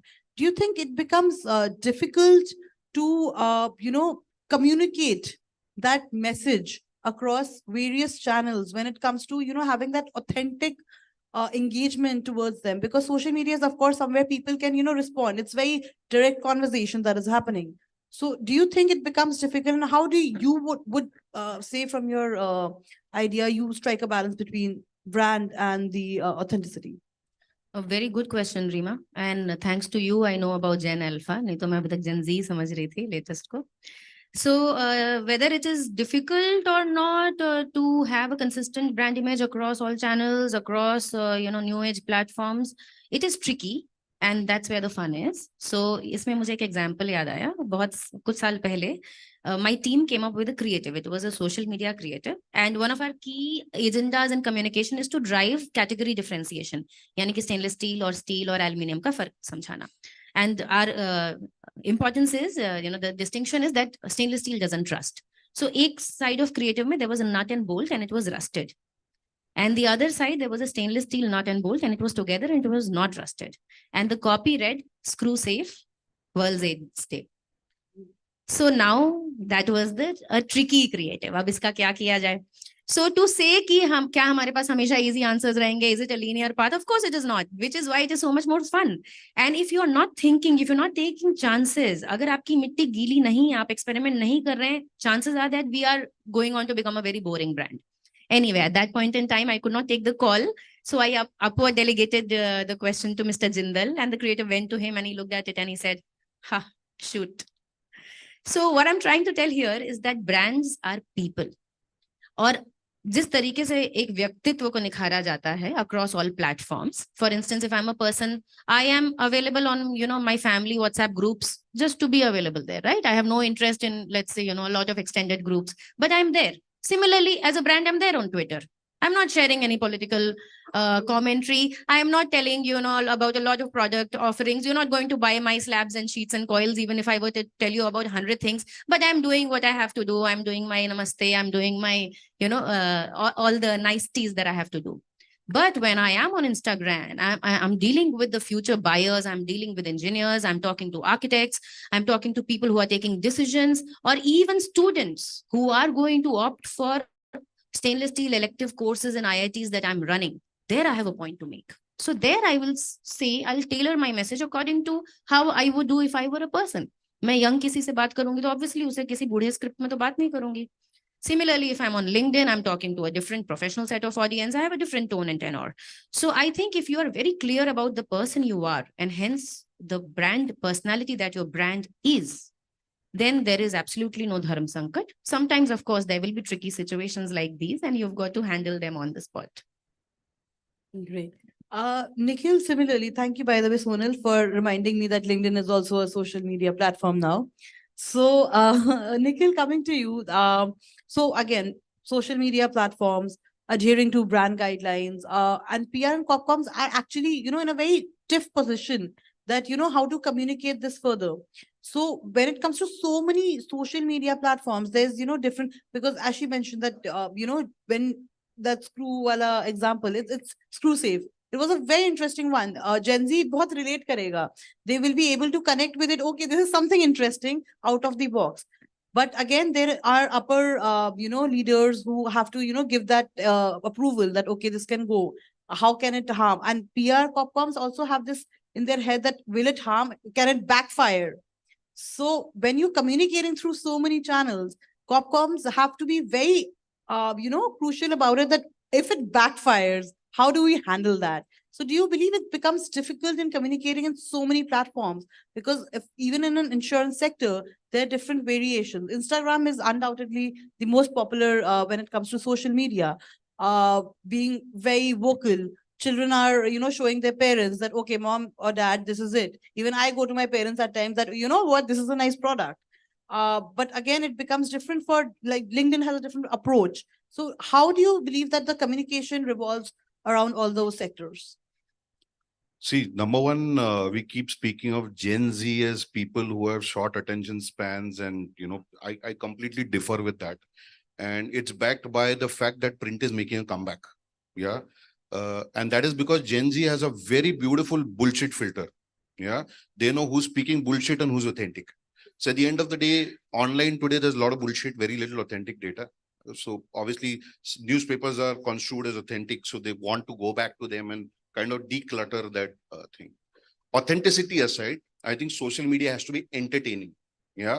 Look at a reel, look at a Facebook video. What do you need to do to see the next one? Just scroll and see the next one.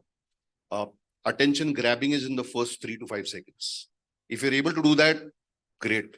But if you're not able to do that, You play it safe. You don't want to offend anybody. You want to be sensible all the time, which we as PR folks always have the mandate to be. You're not experimenting. So which means you will fail on social. Then it's just a tick mark that, hey, I have put out a happy Diwali post to everybody around and be happy with the fact that I got X amount of engagement on it and, kumbaya. And at the end of the day, I might put out a nice little product, and say that click here to know more and I get clicks out of it and I show those metrics in a nice presentation. But you want to be entertaining. I mean, what's your brand personality is what you need to capture. Like Amul sells butter. But when I talk about Amul, what is the first thing that comes to your mind? Is there commentary on political issues or issues within the country, on hoardings, on social media? It's got nothing to do with butter. It's got nothing to do with the cooperative or the philosophy of Amul.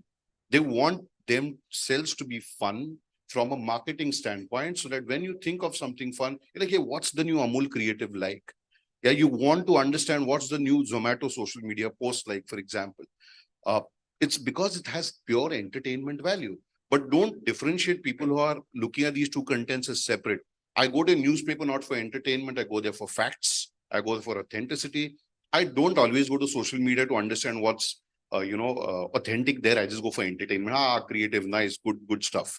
And somewhere at the back of the mind there's a brand recall, and somewhere reading the authentic stuff, watching the fun stuff has my attention, interest, and the pyramid. I don't need to get into it. But somewhere back of the mind, recall is created, and that's how sale happens.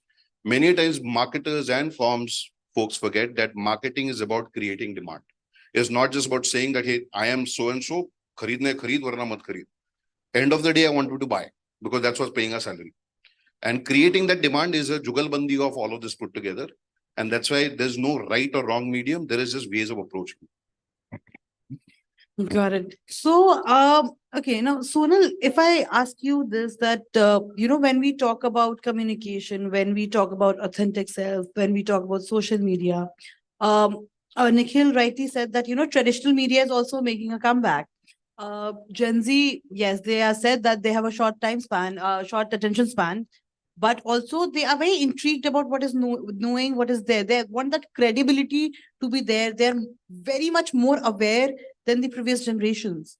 What challenges do you face when integrating social media strategies into your traditional PR strategies? That thought, because of course that traditional PR strategies were what we came up with initially, and though they still have relevance, but again they need to be continuously evolved. They're continuously evolved. The communication is continuously evolving to connect with all of them. Since we are all from the different sectors as well, do you feel it becomes like for some sectors it's easy, for some sectors it's difficult? Is it more challenging for some sectors? Yeah, so you actually made my answer easy by mentioning the sector filter. So if you are in a B2B sector like we are, and prior to that, I was in a retail company. So I've seen the difference between being in a B2C sector and working in a B2B sector. What's very hard to do is get people's interest on social media. So after years of trying, frankly, to capture, for instance, in Instagram engagement rates, LinkedIn engagement rates were always, going through the roof for us. But Instagram, Facebook engagement rates, surprisingly, because it is now a 45+ platform, were always very high for us. It was only in Insta that we suffered. And when we started sharing BTS videos, and I was not expecting that people, how we pour, hot metal into the ladle, and how chromium is added and how nickel is added at the refining stage. Those kind of videos started getting amazing amount of traction. And before then, we were showing our products, we were showing our people, we were showing culture, awards, absolutely no interest there. So what, other than, of course, entertainment, which has to be, so these videos are entertaining, they're very satisfying to see. There's also information that Gen Z is after. They just want to know everything of everything. So we started giving out that information. However, if I were to prove the efficacy of this entire game plan to my management, that remains a challenge because it's a B2B sector where it will not convert into buying action. That is the missing link between B2B and B2C. In a B2C, you always have a, shop now button or lead to button. There is a conversion.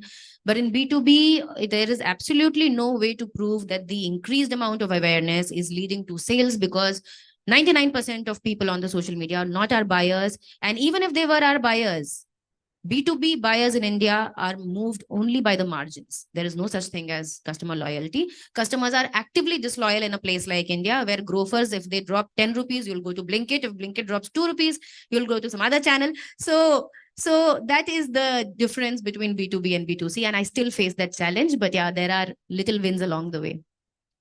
Understood. Amit, on your note, like what challenges do you see in this integration of social media and the traditional PR strategies with the Gen Z, of course, when it comes to that attention span as well as that credibility, authenticity again that they're looking forward for? Because as Sonal rightly mentioned, that they get excited or they get intrigued by things which are not very usual.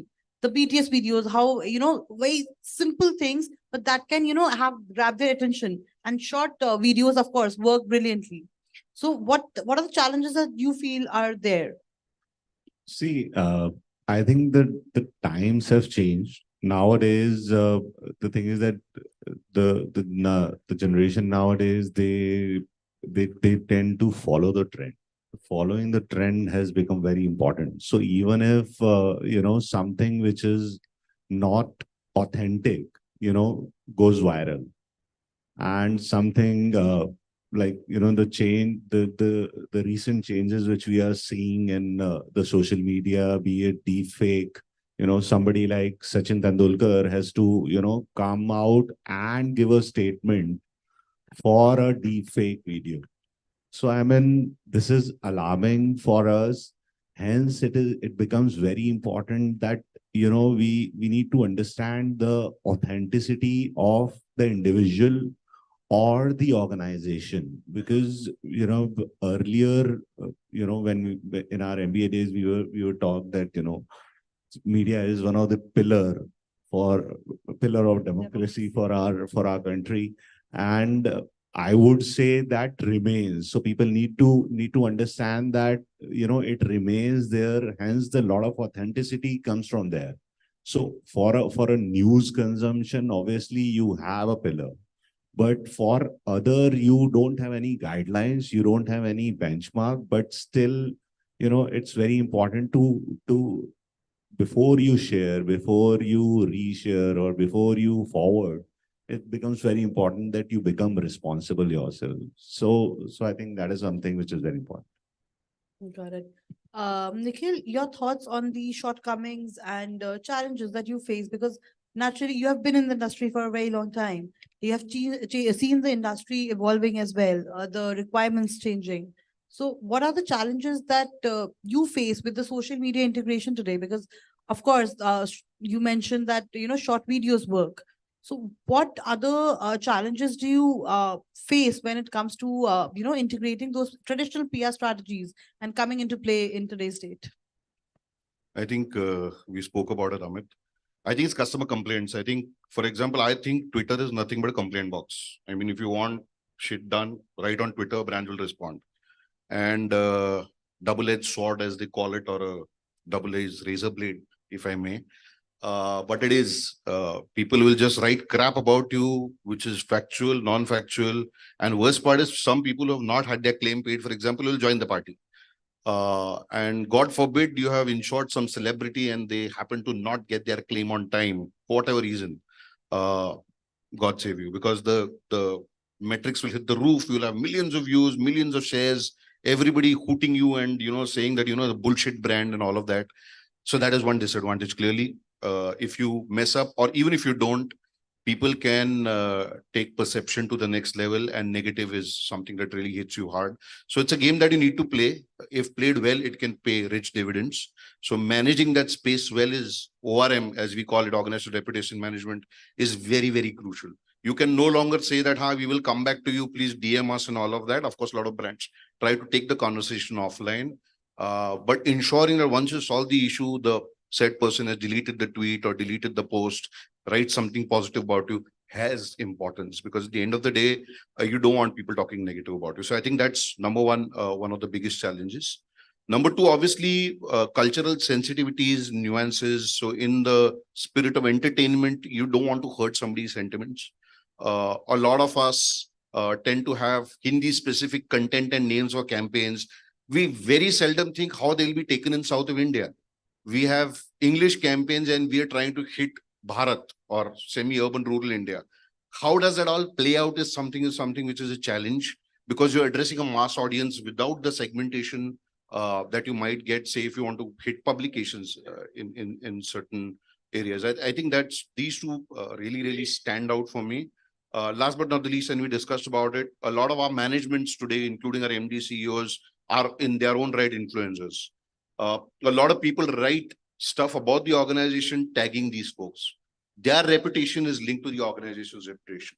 Handling their social media well is now become almost an integral part of either the digital marketing or the PR fraternity of that or PR department of that organization.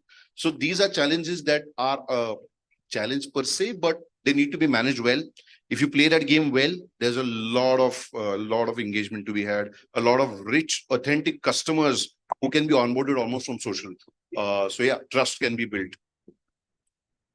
Got it. So, Nikhil, I'll be coming back to you only. So, since you have mentioned that, there are MD CEOs, their image is also linked with it. And when we talk about PR and corporate communication, there are a lot of internal teams that, you have to indulge with. A lot of people, I'm still sure in today's day, do not exactly understand. Even I think apart from PRs, no one understands what exactly a PR does, to be very honest on that. Because there are various layers to it, from content to seeing what is going on to the crisis to handling it later. So how do you manage those? And PRs work very closely with the marketing teams. And when that comes into play, there is a new trend that is leveraging data analytics. So when you leverage your data in order, to make informed decisions and also make PR campaigns, what is the success and what is the impact of those PR campaigns by leveraging data and the internal team altogether? Okay, again, it comes to objective and what you're trying to put out. Honestly, any PR person worth their salt here will say any coverage is good coverage. Bhai tu chhap is what we say. Ki bhaiya tu viewer badha, tu reader badha, tu MAV badha, whatever metrics you want to call it, we want it. Obviously, relevant TG, bigger publication, more authentic journalists writing about you, writing positive about you, positive share of voice. These are metrics that matter. And obviously, you try and target those journalists that have a higher share of voice for you, because at the end of the day, apne appraisal mein dikhana hai ki we are number 1, number 2, number 3 in our space. As long as you're able to do that, I think that's how you use data for better understanding. Obviously, there are agencies that give you more insights into, the age groups, the cities, people are responding with you. I think corroborating that data with the number of customers you have, what is the, what is the demography of your customers, marrying the two. Okay, if you want to hit a different demographic. So for example, I said semi-urban rural India. Can I go more, multilingual? Can I go more local? I think we were discussing now there is a new breed of news called WhatsApp news. Every city has a WhatsApp news channel. And they can be damaging for you and good for you as well. So, well, you don't need to reach out to the biggest publications. Sometimes going hyper local can help as well. And I think that's how you leverage data. But again, depends on where you want to go, what you want to do. As for internal, you said you need to know. I think any PR person needs to know their business model inside out. If you don't understand your business model, you are basically going to be a glorified mail forwarder. Yahan se mail karke wahan de diya, wahan se leke yahan de diya. So you need to be able to be the first line of defense for your company. And when you're the first line of defense, you need to know your product, your services, your tats, your everything. And I think that is where a lot of PR folks tend to not know it and, run around in confusion. Know your industry, know the metrics, know what your brand stands for. And I think if you're able to do that, then you're able to give a good, I would say, rapport back to media. You're able to respond to things better. You're able to handle queries, and of course, create a category, because a lot of insurers are, journalists are clueless about insurance. Telling them what it means, what it could stand for. Hey, you want to know more? Let me connect you to somebody. But the first thing you say is, oh, 1 second, mujhe kuch nahi pata, kisi aur se baat kariye. That kills your authenticity, and in the long run, you will not come back to you. You'll go somewhere else. So I think that's crucial as well. Got it. Amit, on the same note, like, how do you leverage these data analytic tools? Like, of course, we are speaking about social media. And when we are talking about the success and impact, it is much more quicker in on social media, you can see the views, that what are the views that is happening, how many people are commenting, liking, sharing. So how do you engage with those audience, and how do you leverage those data? Okay, that this is the target audience, as you mentioned, that sometimes even localize hyper local going, it works. So, and now brands are trying to reach out to tier 2, tier 3 cities as well to expand. So how do you leverage those data in order to reach them?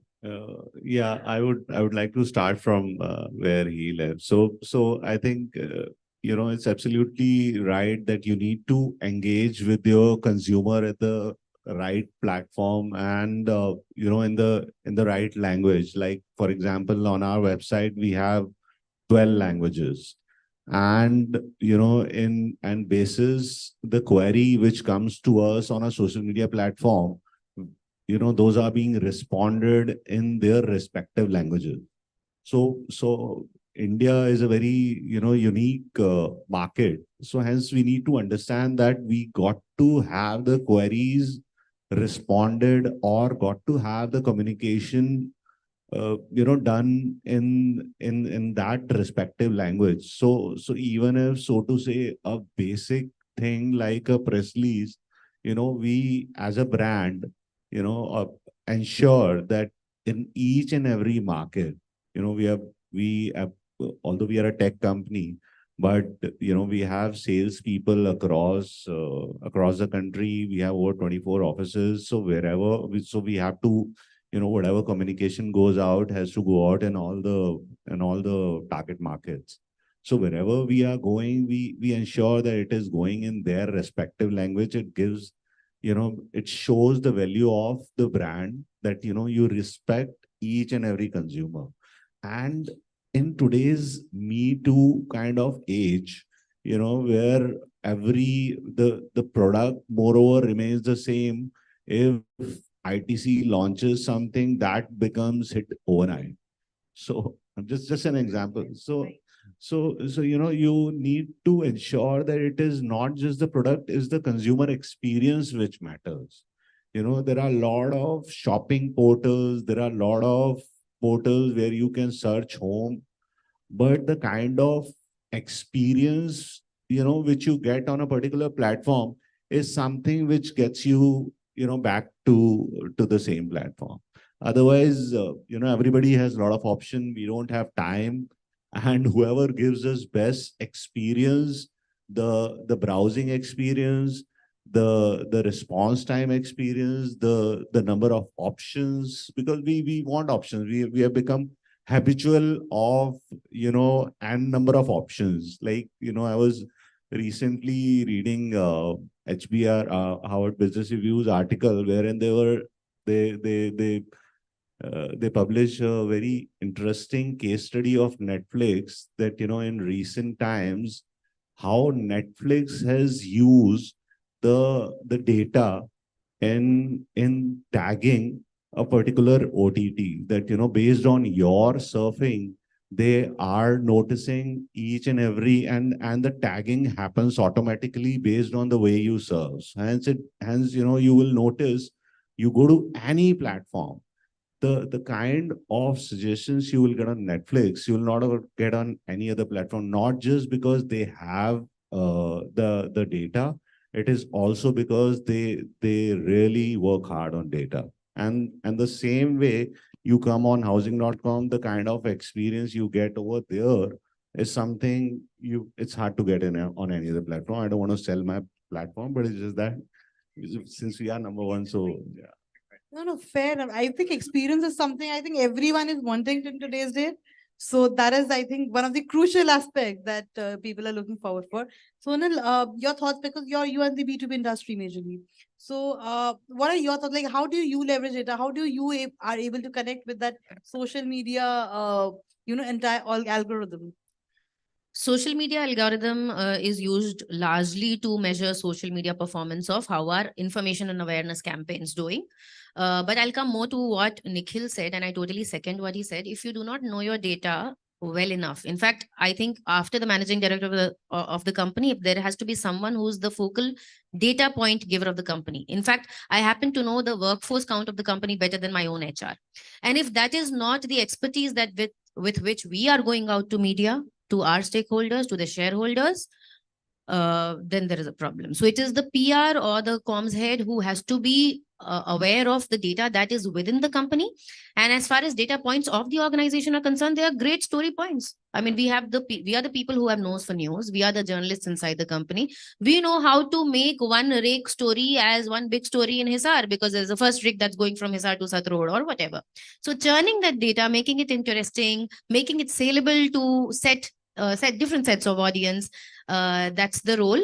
And another thing is for PR, I was telling you how social media does not, cut ice with my management for budgets. But for PR, it is very easy, because we do one effective release and next day we see our share prices going up. And then Mr. Jindal is a happy man. So yeah, so there is data for success as well. Lovely. So we are almost done. However, I would like to know one thing from all of you, that is, since we are talking about the PR and Corpcom industry, it is something of my personal interest as well. So any words of wisdom or any advice you would like to give of to the few, to the people out here, that what has changed and why PR should be the one, that a profession that you should go for. Nikhil, if I start with you. I think it's one of those exciting professions. You will never ever be short of excitement. Whether it's a positive excitement or negative excitement is something that is coin toss. Many times it's negative excitement with crisis, but positive excitement bahut sara hai, because companies that are doing well will keep coming out with new stuff, would want to create a category, broaden it, put out stuff, put out content, write loads and tons of content. To Zonal's point, churn tons of data to create content. And I think it's exciting. Because content forms are changing, short forms are coming up, listicles are coming up, and it's a test of your skill as to how you can put the relevant content out, and obviously put the relevant content to the relevant journalists or media. I think that's. Please join the PR if you are not joined, especially student folks. They Do should join it. actually Yeah. come and figure out. Sonal. So just imagine yourself as the Chanakya of the organization. Sorry, but I really like that Chanakya of the organization. Yeah, so it is Chanakya Niti. You are the person who's deciding to a great extent, seeing what your competitors are doing, which is the road you must take. You are the people also counseling your management most of the times without appearing as a counselor, because you are, because the owners are finally and the MD is the leader. But yes, you are counseling them as to what the voice of the organization has to be, how sentiments have to be handled, how empathy has to be inbuilt into the system, and how internal communication also has to be done. Also communicating to your own employees, and also what the basically the content pillars, the listicles, everything. What all are going to be your ways and methods to communicate? If you are a person who's vigilant like Chanakya, you will get it all. So that is the stature of yourself. So I'll go with what Anuj sir said. Yes, you are in the most interesting profession, and yes, you deserve 3 times the salary that you currently get. Amit, your last thoughts on this? That's great. So yeah, all the time's up. I'll just want to add up to what my colleagues just said. And in addition to that, I would say that it's a profession wherein you get an opportunity to understand varied business model to the core, to the bottom of it. As she just said that we as a comms department, we are the people who have all the numbers, who have all the understanding of the organization where we are headed to. In addition to that, I think it's also a profession which gives you an opportunity to build relationships, internal and external, which you don't get in a lot of professions. Yeah. Lovely. Lovely. Thank you so much, you. Amit, Sonal, Nikhil. Thank you so much for your time. And I hope you guys had a great time. I hope they had some great insights to it. I had a wonderful time. So thank you so much for being here. Pleasure. Thank you. Thank you, everyone. Thank you. Thank you so much to all our panelists. A picture, please. And also thank you so much, Rima, for going over time. But of course, I'm moderating that. Thank you. Second, put the onus on our moderators. That's the only budget I have. No, thank you. Thank you so much, sir. Thank you. Thank you. We've been listening since the morning, that since the inception, the field of PR has undergone this tremendous development. technology, the shifts, and also the demand of it has fueled this field's expansion and also development of it, of course. Now, experts are trying to use all sort of modern day gadgets, I would say, the resources, the technology to bring together and also to sort of deliver the very best of what they can in this sector. To talk about how to embrace such technologies and more, please join me in welcoming our next panelist on stage, Ajay Maharaj, Head, Corporate Communications and PR, Fortis Healthcare, Ina Chakravarti, Vice President, Communication, PR and CSR, Rodis, and this session will be moderated by Risham Sohail, Editorial Lead, BW Disrupt. So please welcome them to the stage, ladies and gentlemen. Thank you. Thank you, Mr. Malik. As Aditya was mentioning, AI has transformed operations across the sectors. It's not just about corporate communications or PR. All across the sectors, AI is nothing new. And the discussions all around AI, big data, ML, advanced technologies, ChatGPT is nothing new. How many of you would agree to this? AI is nothing new. A day before yesterday, Samsung has launched their latest phone. My colleague, Mr. Majumdar, was invited and he was there. The biggest takeaway was AI. The company has focused heavily on AI. They have inbuilt AI. So my point here is AI will take over across the sectors. So today we are here to discuss how the leaders in CorpCorp and PR would have to relook at their strategies, need to come up with their approaches that would complement AI and advanced technologies in a greater and efficient manner. To open the discussion, Ajay and Ina, what are some of the major transformations you've seen in last 1 to 2 years, or maybe more than that? Where has it all started from? Hi, good afternoon, everyone.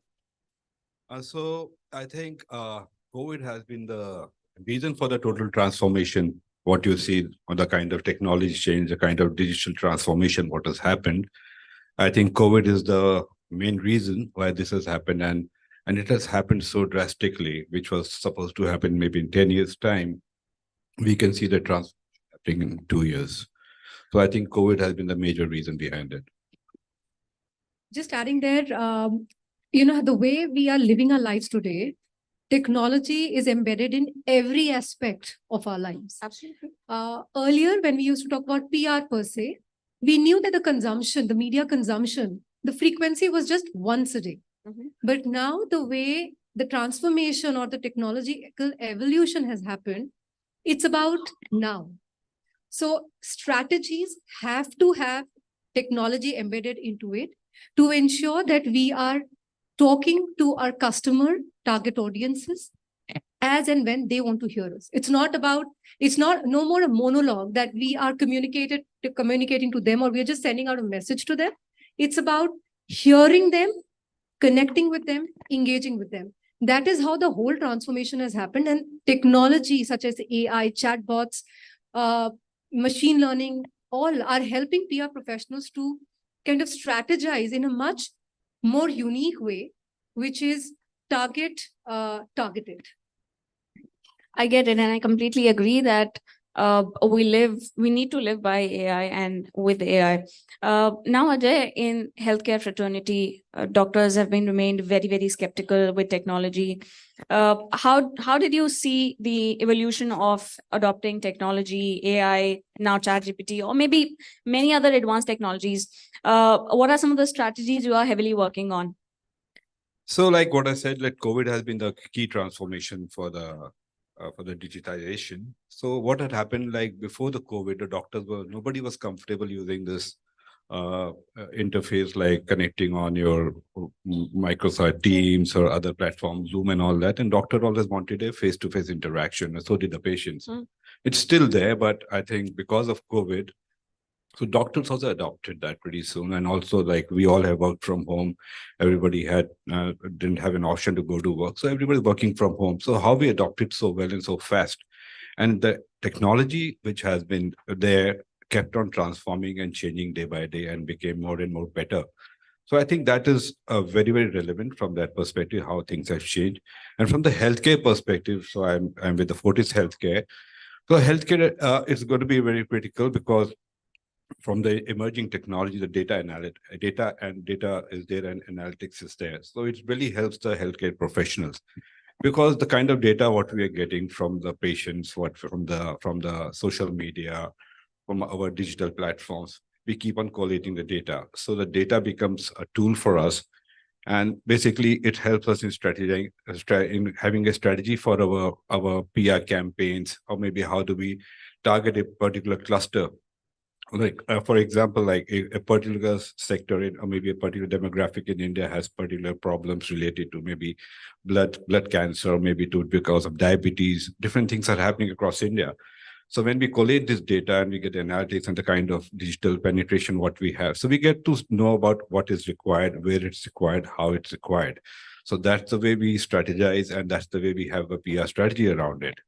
So that's really helping us out. And also when we have a campaign which has been posted online, or maybe we have a digital campaign, because print campaigns are very limited now and the digital platforms have become the need of the hour. And too many platforms are there. So how best we can utilize that? Because I think what Ina was also mentioning, like so many digital things have happened. So we have to penetrate the audience. We have to see what is the right cluster for us, and how do we adopt a strategy which can touch that cluster. So these are the kind of things we have to look at, and we have the analytics tools which are there, which give us the right analysis, like how the campaign is featuring, how good is the penetration. So it's on a real-time basis. So it gives you an opportunity to also, how do you change your campaign if you want to modify it in such a way that it is not touching the right audience? So that's the best way. The analytics tools, what we get, and also the data, what we have is the key. And the way we are going to use it in a good way is going to help the PR industry to penetrate the audience and get the right kind of what you want to output out of it. I agree. And there is a report that says globally around 60% of healthcare organizations have been at the target of cybersecurity, and then cyber attacks. My apologies. This is a major concern when we talk about technology, AI. In the sector like yours, infra, it has been really not in the very mainstream of technology. It has been pretty secluded. How are you trying to incorporate technology in your sector? And apart from that, how do you look at cybersecurity angle in that? Well, honestly speaking, infra is primarily a very conservative sector when we talk about communications and PR. Why so? Because there is so much of confidential and sensitive data that we deal on a very, very regular basis. Cybersecurity becomes extremely important for us, and therefore things like frequently changing your password, having your cloud secured, having two-factor authentication, all these become very critical and regular. But what I see has been a very critical aspect, not just in the infra industry as such, but also from a PR and communication standpoint, is continuous awareness and education. We keep talking about these bigger words, jargons like cybersecurity, deepfake, XYZ. But do our regular people sitting across the table who are not dealing with these terms on a daily basis aware of it? Do they know what threat it poses to them? Not really. Phishing, we keep sending out emails to our, from an internal communications perspective, we send out communication around phishing emails. Now, till the time we don't really explain what is phishing, how it can really affect the data that's there sitting there on your system, how it can be critical or detrimental to the confidentiality, how it breaches the data, how it breaches privacy. There are certain elements that people within an organization, stakeholders, both internal, external, need to be educated about.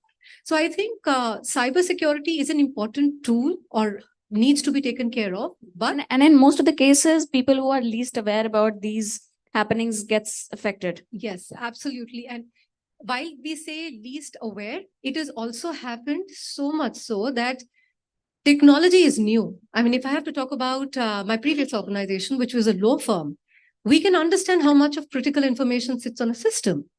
somebody as high as a partner or an executive partner is not so much educated on technology.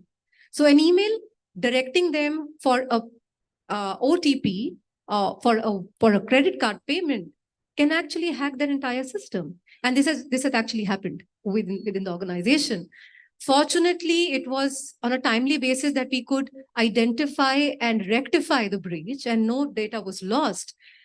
But what we realized it is awareness, education, and a crisis communication or crisis plan which needs to be in place so that instant rectification can be done. So I think that plays a very critical role as far as cybersecurity is concerned. Very pertinent point, Ina. Now, Ajay, would you like to add to this? And also, what apart from awareness or educating people on how technology can impact your work, your data, what could be some of the functions, some of the strategy to actually make them aware, or let's say match the pace with technology? Basically, like in the healthcare, we are handling the very sensitive patient data, which is very, very confidential, like the information what we have from patients' perspective. So it becomes extremely critical. So you all must be aware in the past few years, you must have seen a lot of cyber ransom attacks on a lot of healthcare organizations, including AIMS also, I think, which has happened last year. And across the globe, there have been cyber attacks.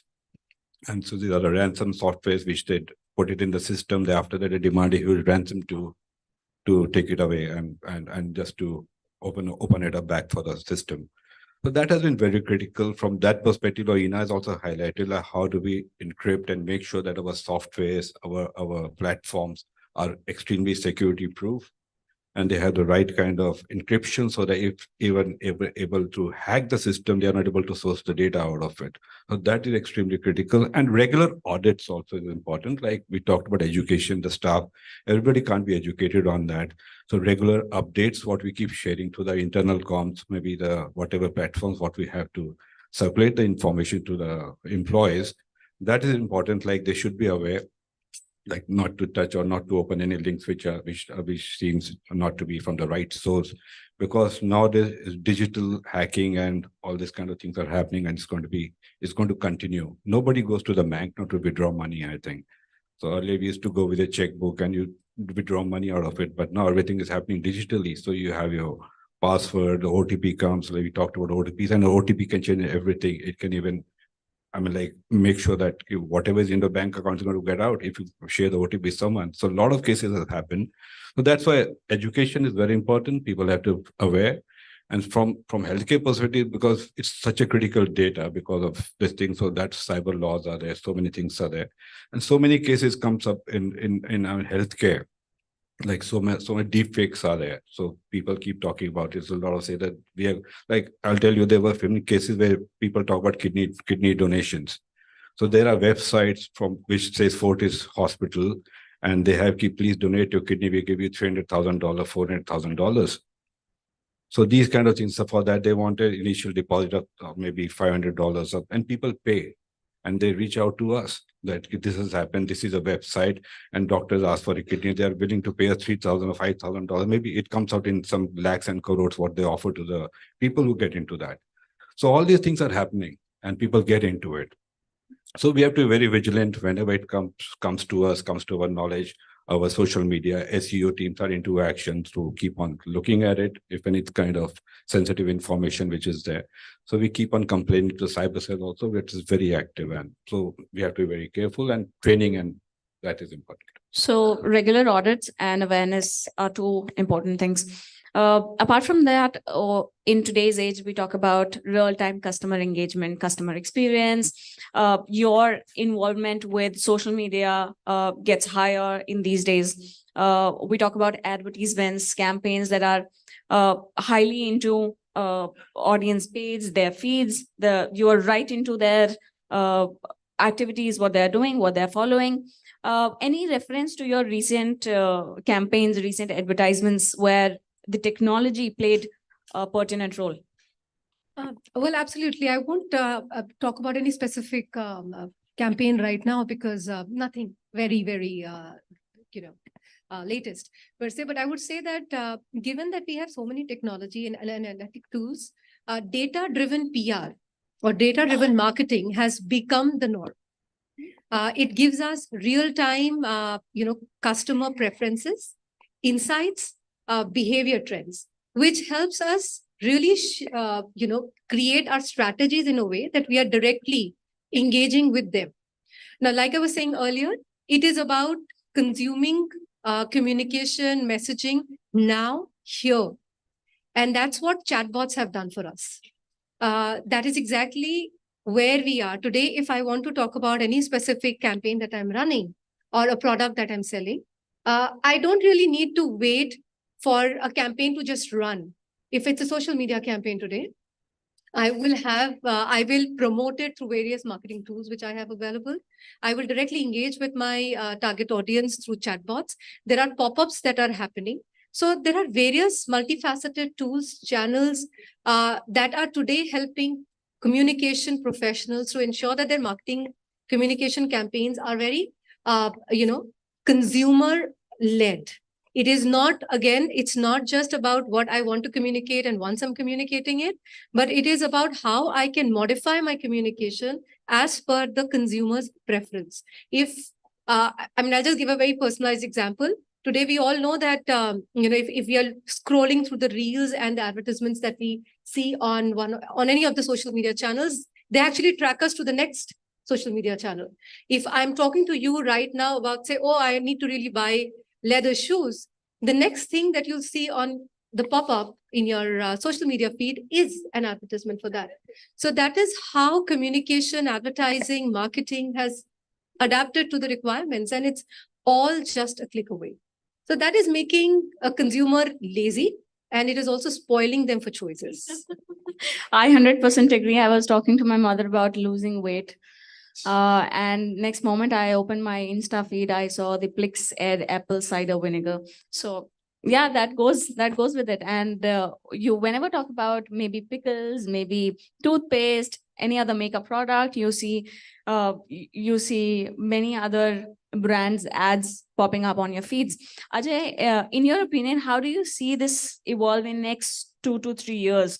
How do you see the functions of PR or corporate communications would evolve with technology? I think AI is going to play a critical role in this for sure. It's like we have been all talking about AI, and what you said, like AI is listening to everything. There's so many smart gadgets at your home and they're listening to you. So that's why this pop-up keeps coming up. And if you're searching, then it the search engine, what they have, it keeps on capturing your likes, dislikes, what you're looking at, what's the kind of stuff. If you search for a car, you'll keep on seeing different cars. And also they know about like what kind of car you're looking at. It's not that it's going to pop up with a Lamborghini or something else. If you're looking at a decent car, it's going to be something like that. So that's the knowledge, that's the kind of intellect it has now. And AI is going to play a very critical role in future. Like you guys must have read, 3 days back, there was a Google has launched Amy, which is a Google-based interactive, which is going to be consulting the patients. And as of now, the test is going on where I think they are consulting with 14 doctors and 14 patients. So they are having an interaction. As of now, it's like 90% accurate in diagnosis and the kind of prescription and other things which this platform is offering. So that's the future. Basically, like maybe as young adults or who are in the younger category might be able to adopt it in future. But I think for the older generation, being in healthcare, meeting the doctors, so people love to have that interaction with the doctor. They'll want to have that touch, that empathy. If I say I have pain in my hand to a artificial chatbot or maybe AI, so it's going to find, but until unless I'm not going to touch it, I won't get the feel ki what's the pain like, what's the intensity of the pain, how it's going to react, and how doctor also is going to consult. Basically, like my mother was, I'm in healthcare, mother used to be sick, she always wanted to go to a doctor. Some other people also, if you have an old family member, they love to go and see the doctor than to have an interaction on a video or whatever. So that's important. AI is going to transform, but the human touch, that empathy, that emotion, that feel and touch is going to be required. So it's going to transform for sure. But I think that human touch is also going to be required, and that intervention is very, very critical to ensure that the right diagnosis and everything is done. Definitely, because after all, it's personal public relations. So that that humane connection, that humane empathy. You mentioned about empathy, that sympathy, that understanding with customers, what they're saying, what they're expecting, all across the sectors will remain at its space. Do you have anything to add to this? Absolutely. Like taking on from what he's saying, today we have something like a chat GPT. It is like, a wish granted to all of us, I would say. But when you actually write something on ChatGPT, this is my personal experience. While I've given commands to the best of my capability, the information I've got is very raw. I don't think I can really use it as is. I will have to use my own brains, my own understanding of the topic, my own understanding of the situation that we are in to really modify it. So while technology is giving us a lot of, luxury of doing job maybe faster from a time perspective, but it can never be or replace the human that we are. The human brain cannot be replaced. So technology will be certainly an added advantage. Data-driven PR is going to be the new thing. It's never going back to only traditional media anymore. It is going to be more and more digital, more and more social. Today, we are seeing even corporates like us, we are relying more on social media and digital media compared to traditional media like magazines, radio, and television and newspapers. So that is going to be the way forward. But PR strategies are going to certainly change. And it's not just going to be like, I am telling you this. The next question is, how? How do you justify it? So every strategy, every point, every message that you bring onto the table, moving on needs to be backed by sufficient insight, sufficient data that will make your strategy sacrosanct and foolproof. So I think that is what I would say is future-proofing of PR. Definitely, and a very good point. We have 2 minutes left. In quick 2 minutes, do you somehow feel that you just said that ChatGPT is like a wish granted for us, including all of us, the veterans of the industries, the youngsters of the industry. My point here is, do you somehow feel that it's going to impact and hamper the relations people hold? Technology can somehow hamper the relation people of this industry can somehow intervene between the relations you have. Do you have a feeling that using ChatGPT or AI as a shortcut can really hamper the relations, because it's all about relationships we have across the industries? Your view on this? My view is like it's a good tool to use, but it'll make you dumber day by day. And the kind of knowledge what you have as an individual, when you learn something, when you get into it, that is required. And for us, it's fine. We're in a different age group, and some of the young people are also here. And for the kid, it's a problem. They have to understand what are the critical things and how they have to work around it, how they have to frame the sentences, or maybe they have to understand how they have to express something.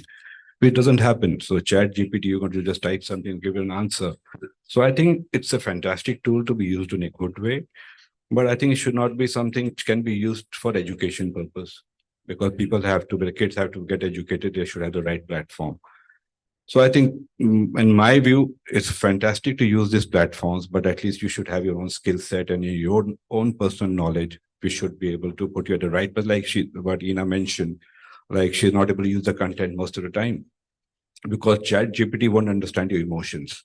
Like in a lot of cases, like when the Malaysian Airlines crash and other things, so that CEO was in very wrong English, he was communicating with the people, but people were connecting to it. It's not to be precise or has to be grammatically correct to say something. It's the connection, what matters. The connection matters, the kind of touch and the kind of emotions and the feelings which are there in the message, it matters quite a lot. Yeah, so like you said, public relations, it's relations. Absolutely. So when it comes to the brand image or the brand stability in what customers know about, let's say what customers know about Fortis or Rodis, we know that this is the customer and it has some trust with us. There is a connection between us. Technology can actually help it build that connection with customers. But what really matters is the relationship between the company and the customer. You were saying something. Yeah, that's what I'm saying. It's the relation. Through our communication, we are building relations, and relation can never only rely on technology.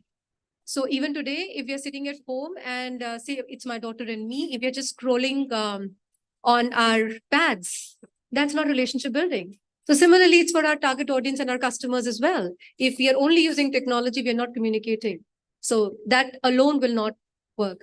Technology is certainly an advantage, but we must know how to use that to our advantage and not just on technology. This should not take over the relationship building aspect of your profession, your career. Do not let it take over in what you do. This applies across the sectors. So this can be the good takeaway from this discussion. At this note, I want to conclude this. Thank you so much, Ina and Ajay, for joining this and making time for this. Thank you so much. Back to you, Malik. Thank you. Resham's only happy for the fact that she finished in time. Yeah. For a picture, please. Thank you so much. Aye.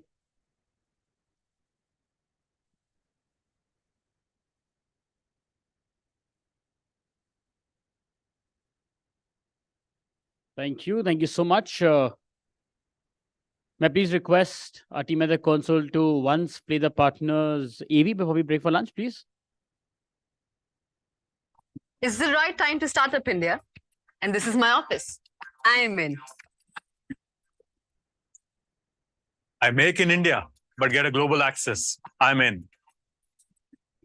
अपना ये .in Bharat का अपना domain जो affordable भी है और जिसे अपनाना है बिल्कुल आसान हो जाइए डिजिटल .in डोमेन के साथ गेट योर ओन .in पर अपना .in डोमेन बुक कर आज ही बनाइए अपनी वेबसाइट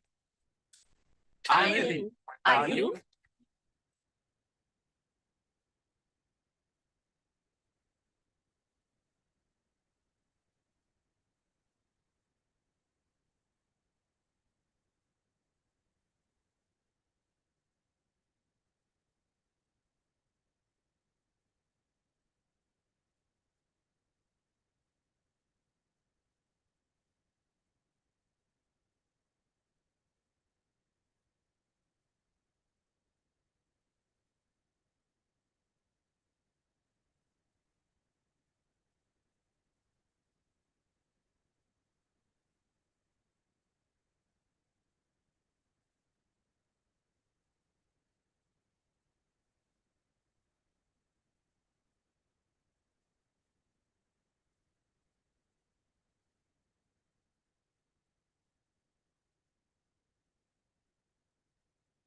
And मैं हमेशा यही कहता हूँ that from food for thought, it's now time for food for your stomachs. It's 1:20. We meet sharp here at 2 p.m. again to begin with the next panel discussion. Lunch is served right at the end of this hall. And for all our speakers, lunch is served outside. Thank you. See you at 2. Thank you.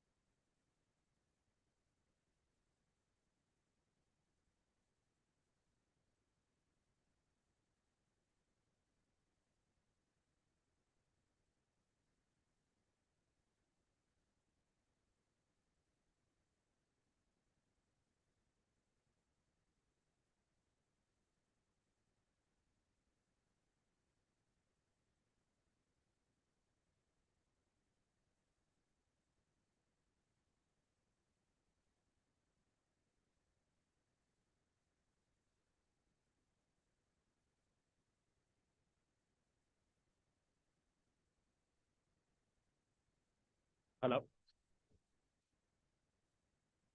Welcome back, ladies and gentlemen. Continue. We have 5 more minutes and then we shall start with the next session. But guys, 5 minutes, huh? No, please. Please enjoy your lunch. 5 more minutes and we shall start with the next session. Thank you.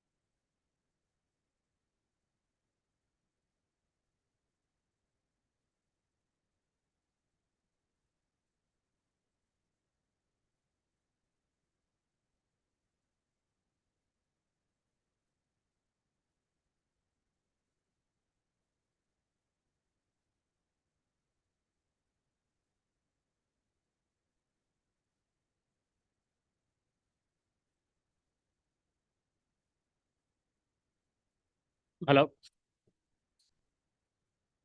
Thank you. Welcome back, everybody. First questions first. Had lunch? Who said yes? Definitely. So you had the best one, I believe. Here, had lunch, friends? Yes, no? Okay, lovely. Now, just to ask, in your industry or in your experience with this company that you're working with, the past, any, with your clients, etc., कभी आप में से कोई किसी crisis situation में फंसा है? In any sort of crisis, professional, just asking. Yes or no? I mean, like I personally have in my domain. Everybody. Okay. Now, why do I say this? Because you all found your ways of moving ahead and navigating through from that crisis, and so have our upcoming panelists. And we'll throw questions at them regarding the same, and let's see how did they tackle that and how will they tackle this as well. Please join me in welcoming a panelist for our next session. Ashul Jain, Director, Corporate Affairs, Mars Petcare, India. Sadia Khan, Manager, Communications, MG Motor, India. Rahul Kashyap, COO, PR Professional. And this session will be moderated by Soumya Saigal, Senior Editorial Lead, BW Marketing World. Let's please welcome them, ladies and gentlemen. Okay, while they take their seats, just to let you know, right after lunch, एक बहुत ही nervousness कह लेते हैं, as for the lack of a better word, that the panelists usually have कि audience so तो नहीं रही होगी, just saying, in very plain words. So I think a little more warmer welcome will sort of give them the confidence कि हाँ भाई, हम इनको सुनने के लिए तैयार हैं. Can you please welcome them again? Thank you. Over to you, Soumya. Thank you, Aditya. Before we delve into the conversation, I would take a minute and ask our speakers here to please introduce themselves to the audiences. My name is Rahul Kashyap. I'm the Chief Operating Officer of PR Professionals, PRP Group. And I have the experience of more than 20 years delving in media and now in public relations. So I have seen both sides of the fence. And that is a transition that seems to be. So it's been more than 10 years in public relations now, strategy and crisis management. Sure. Anjali. Good afternoon, everyone. It's an absolute privilege to be here amongst industry peers. Some of you have known and some of you I hope to know better by the end of this summit. And thanks to Anurag and team for putting together a fabulous event. I'm really looking forward to the agenda and the award ceremony later in the day. Just to quickly introduce myself, I'm Achal. I've been the last 16 years. Started as a student in PR and communication, and then moved on to agencies, worked with the Formative Perfect Relations as my first stint, and then worked with certain big tech clients before moving to Max Bupa, where I was there for almost a decade, steering their corporate communications department. Post that, I worked with Amazon in the policy comm space for 3 years. And very recently, 3 months ago, I moved to Mars Petcare. And I'm not sure if all of you know, but this is the largest pet food company in the world and in India. And now I'm helped with the task of making that known to all the pet parents and consumers. So really happy to be here. Thank you, Anjali. Sadia. Hi, good afternoon. First of all, thank you for having me here. It's a privilege. Quick introduction about myself. So I'm Sadia Khan. I come from an auto background. I know, I mean, there are very few females in the automotive industry, but yeah, I take the privilege of saying that, yes, I've been there for 14 years. And in those 14 years, I've worked with various automobile brands, including Polaris, off-road vehicles, Indian motorcycles, launching Indian motorcycles in India, motorcycles in India, worked with Volvo Aisha into commercial segment, launched their buses and trucks, and then finally moved to MG Motor India. MG, I'm assuming that everybody here knows about MG Motor India. So I'm currently working with them as communications manager, and that's why I feel I'm here. And during these 14 years, I've been at various levels of communications, marketing, and PR. And I feel that, the topic that we all are here for is very important for us to discuss, because every one of us faces either of the way, in either of the ways we face crisis being an automotive, communication professional, it is very important for us to know how to deal with it. However, every crisis comes out to be very different. So yeah, let's see. I am looking forward for the impactful conversations here and have everybody's point of view. Thank you so much. Thank you, Sadia. I would set the tone and ask the first question to you. Help me understand, how do you really look at an internal and external crisis? What are some of the most important parameters that it holds, and how do you look at it from a communication specialist point of view? So Soumya, I feel like I just said, every crisis comes out to be very different. It's very difficult to foresee any crisis. And of course, their comeback strategy also has to be crafted accordingly. But yes, some protocols and some formats can be laid down. For me, I would say I first try and dig out the root cause, understand what and why first, dig out the root cause, grasp the challenge accordingly, check, assess the ripple effect, of course, how it goes. Is it a blip or a wave? Is it going to stay for long, or it's going to sustain, and then plan the strategy accordingly. For example, in automotive sector, it's almost every day then some of the other crisis comes in. It can be anything related to some sort of miscommunications also. Sometimes products are not understood because of a lot of technology that comes in automobile these days. Sometimes some customer escalations do comes up, so there has to be a very different strategy. How do we tackle it? I can say basics would be, internally, you have to swiftly align your internal teams, respective teams that needs to be aligned. That includes product development, your quality control, your after sales team, if it's needed, or the relevant stakeholders, probably if it's dealer partner, and then your communications team. And the rapid response approach, I think, of course, plays an important role.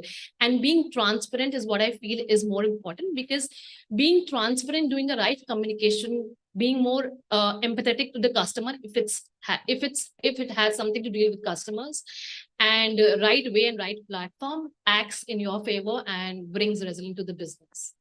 Sure. So Rahul and Achal, my next question is for you. We've seen significant changes in the business and communication landscape, and so in the nature of crisis. So do you also feel that there's been an overhauling in terms of crisis that used to hit us a couple of decades back and now? And also, are there any crisis situations that are perhaps more prevalent these days or frequently occurring these days? Take us through that from an agency point of view and a brand point of view. So I think Rahul can go first. Thank you. In fact, COVID only highlighted this, and I'm sure we'll be hearing more about this term. We are in a world now which deals with polycrisis. Correct. No single crisis is a standalone crisis. Yes. One has a consequence on the other, and therefore this is a situation of polycrisis that we are living in.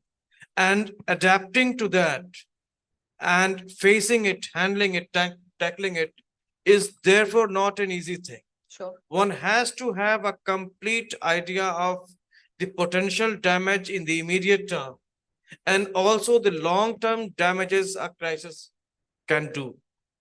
By definition, crisis is sudden. You're not really prepared for it. For example, post-lunch audience, handling them is a crisis. So this is a crisis that nobody wants to face. But here we are, the four of us, facing this. So it is difficult, especially crisis by definition, because you're unprepared for it. You're caught unawares. And therefore, unless you have your feet on the ground, a lot of common sense goes into it. And you realize the consequences. I think that is the most important part, whether it is an internal crisis or an external crisis. Maybe I should give it. All right.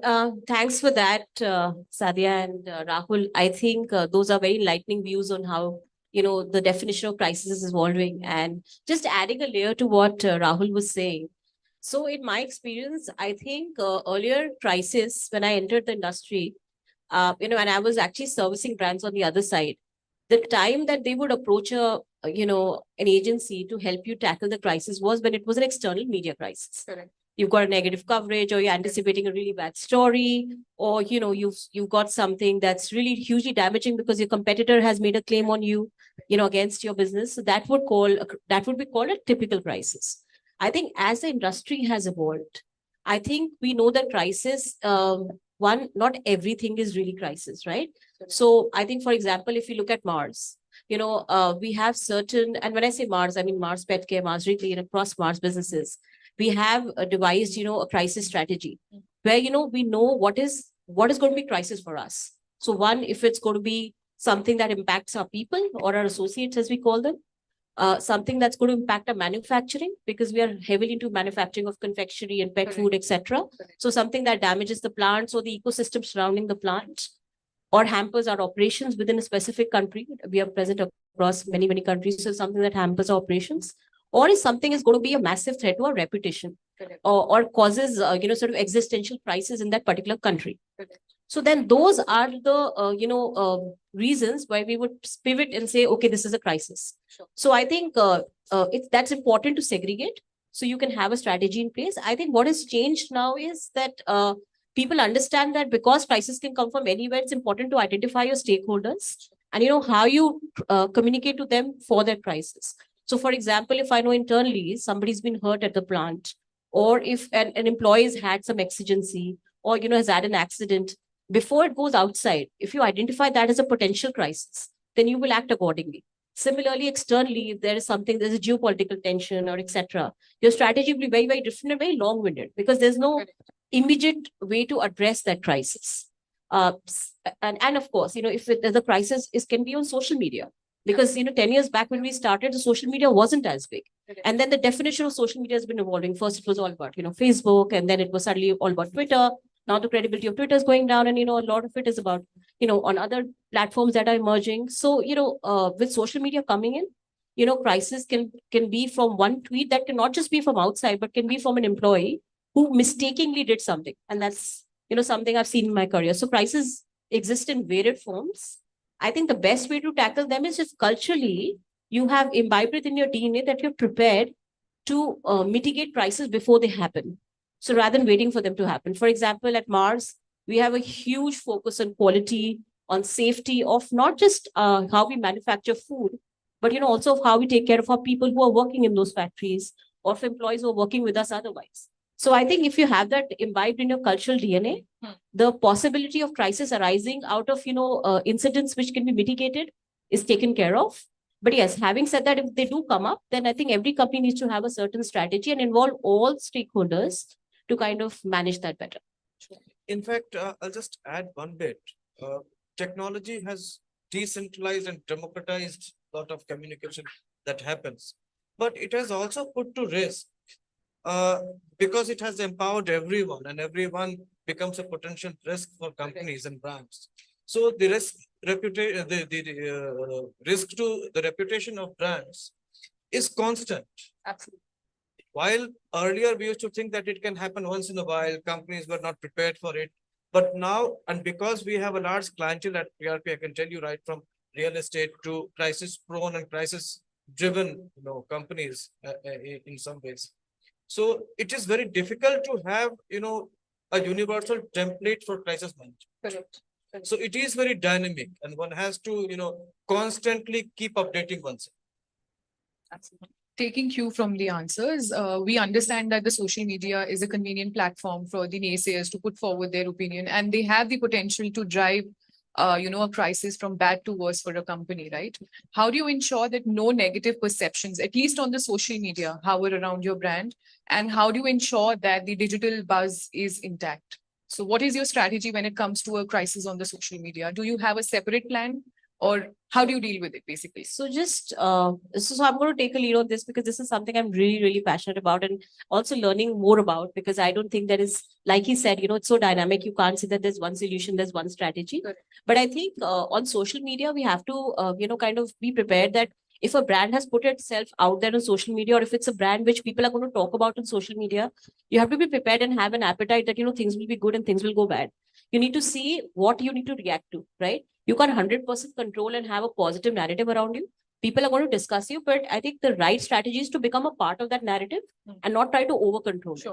So for example, in a couple of companies I worked with, without being very specific, I can say that we've always encouraged the leadership team. I personally told all the leaders that, if a conversation is happening about your brand, even if it's a negative conversation and you spot it, take ownership, say that, okay, I'm going to look into it. I'm looking into it.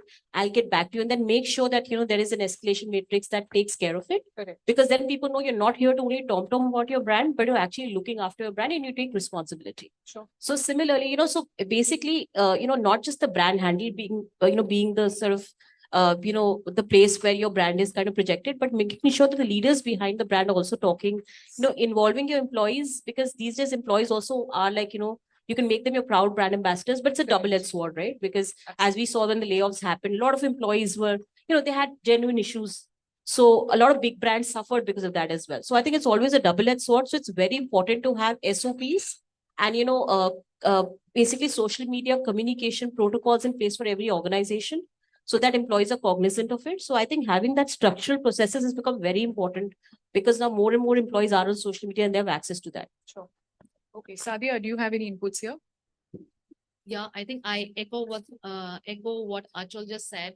With social media, of course, having there, the crisis unfolds very swiftly and expects an agile communication strategy. Having said that, you can of course have an escalation matrix. Like for example, since I work with MG currently, so what I can say about the strategy that we follow is we make a cross-functional team which has all the respective people from all the different stakeholders, including some designated spokesperson, having rapid response protocols in place so that we know when and what to react and who is the right person to communicate, So at times it maybe has to be the communications head, or maybe it has to be our MD if needed, But what you need to really act on is this group all together acts within like minutes of when and as soon as we receive this crisis situation. It can be any customer escalation, it can be any review also that talks about the products, not so good quality of the products, let's say, for example, hypothetically, I'm just saying. So that has to be addressed well under that group.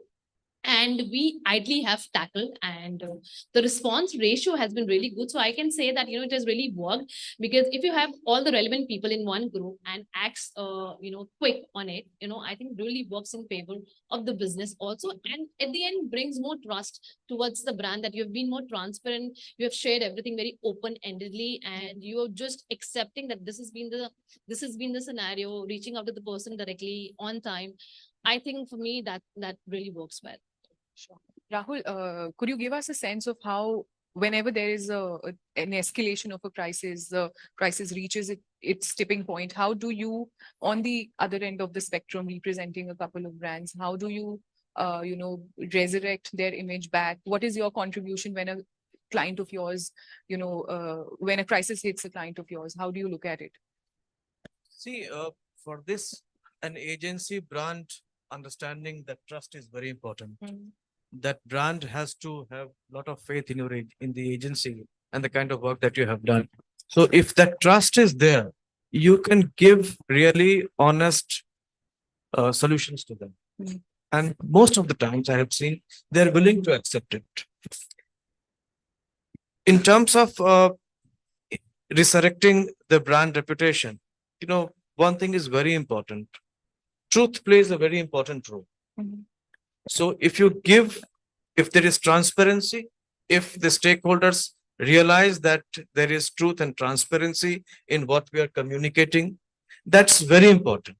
That helps a lot. So that is the first step in that direction. Secondly, there are number of positive things that the company has already done. And sometimes we ignore them. So coming out with those positive stories, placing them bravely before the media and other stakeholders, that we are here to stay and we are here to face every challenge together.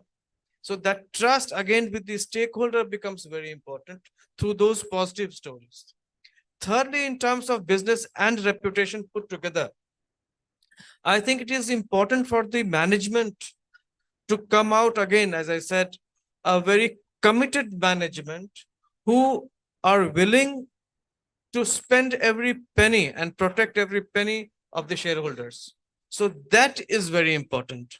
I think from a media perspective, from a business perspective, and from a reputation perspective, everything put together has to get into that strategy.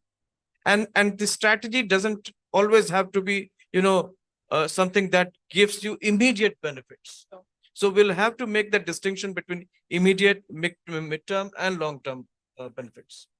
This also reminds me asking you, how do you measure the more tangible KPIs like likes, shares, and comments? So that is relatively easy to calculate, right? But how do you actually look at the intangible ones? Brand value, loyalty. How do you act as an agency? How do you gauge those numbers?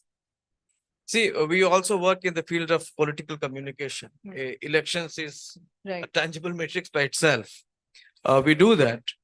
But I'm sure, reputation is something which is tangible and also not tangible at the same time. Correct. That is the most important part as an agency. Reputation protection is the first thing that we are entrusted with.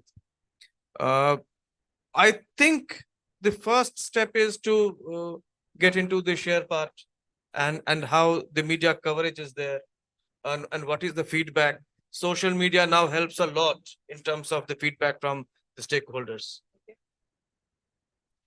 Employees, as we all understand, they hold important voices when a crisis hits the company.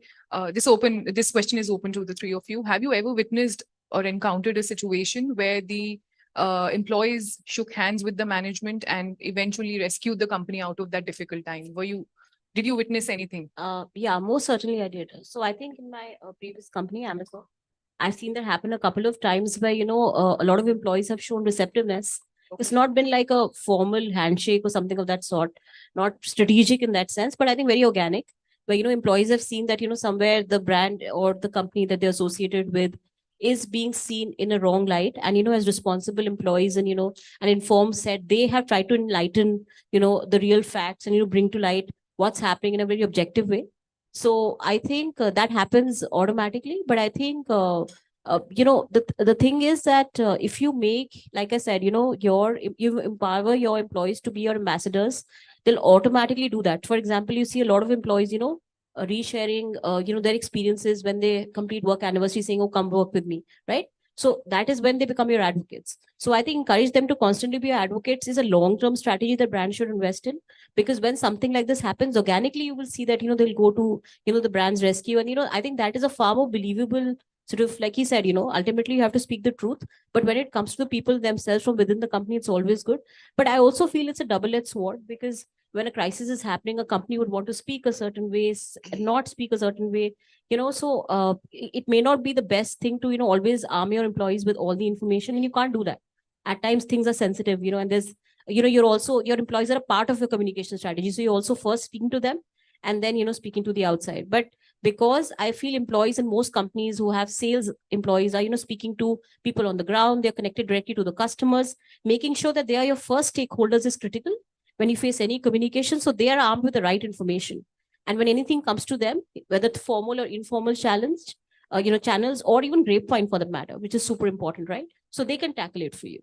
So I think they are your army in that sense. Rahul or Sadia, do you have any inputs here? Sure. I would surely like to add, because besides communications, I also take care of internal communications, and I know how important it is to keep your employees and respective colleagues on the same platform. So I and the team, rest of the team, we ensure that before anything goes on social media, we try and do our best to inform our employees, because they should not get it. They should the first information that they get should be official from the official communications team, and they should know what is right to say and what is not supposed to be said. Sometimes a lot of scenarios that arises, which is being handled internally by a lot of organizations. I would not name any organization there, but I would say the employees and the teams all together plays a pivotal role there, because they are going to be a word of mouth externally, be it to anybody who aspires to join your organization, or be it anybody, let's say any friends or colleagues also from the different industry. So your employees are very important, and if they're your positive advocates, it really works in your favor. How do you do that? I think, of course, like for your external stakeholders, similarly, your internal stakeholders should also have that transparency. How do you communicate that? I think if it's coming from from someone who's a designated spokesperson like MD or doing various town halls, if you're keeping right information and sharing those right information at the right time, I think keeps them motivated. They have this trust which is built in the brand, and they feel more connected towards you because they really feel that they feel obliged that we have been shared this internal information first, and rather than spreading it out together. So I think that few small things that really matters, but I think should be a practice for every organization. Understood. In fact, in recent history, there is no bigger crisis to hit us than COVID. And that was a really testing time for all of us, both as individuals and as companies. Any company is driven by the people it has. So, and that was a truly testing time that nobody could have imagined earlier. And that was one time when our internal communication mechanism, I think at PRP, worked really well. One was to assure everyone that there is not going to be any retrenchment. So that was the first communication that went from us.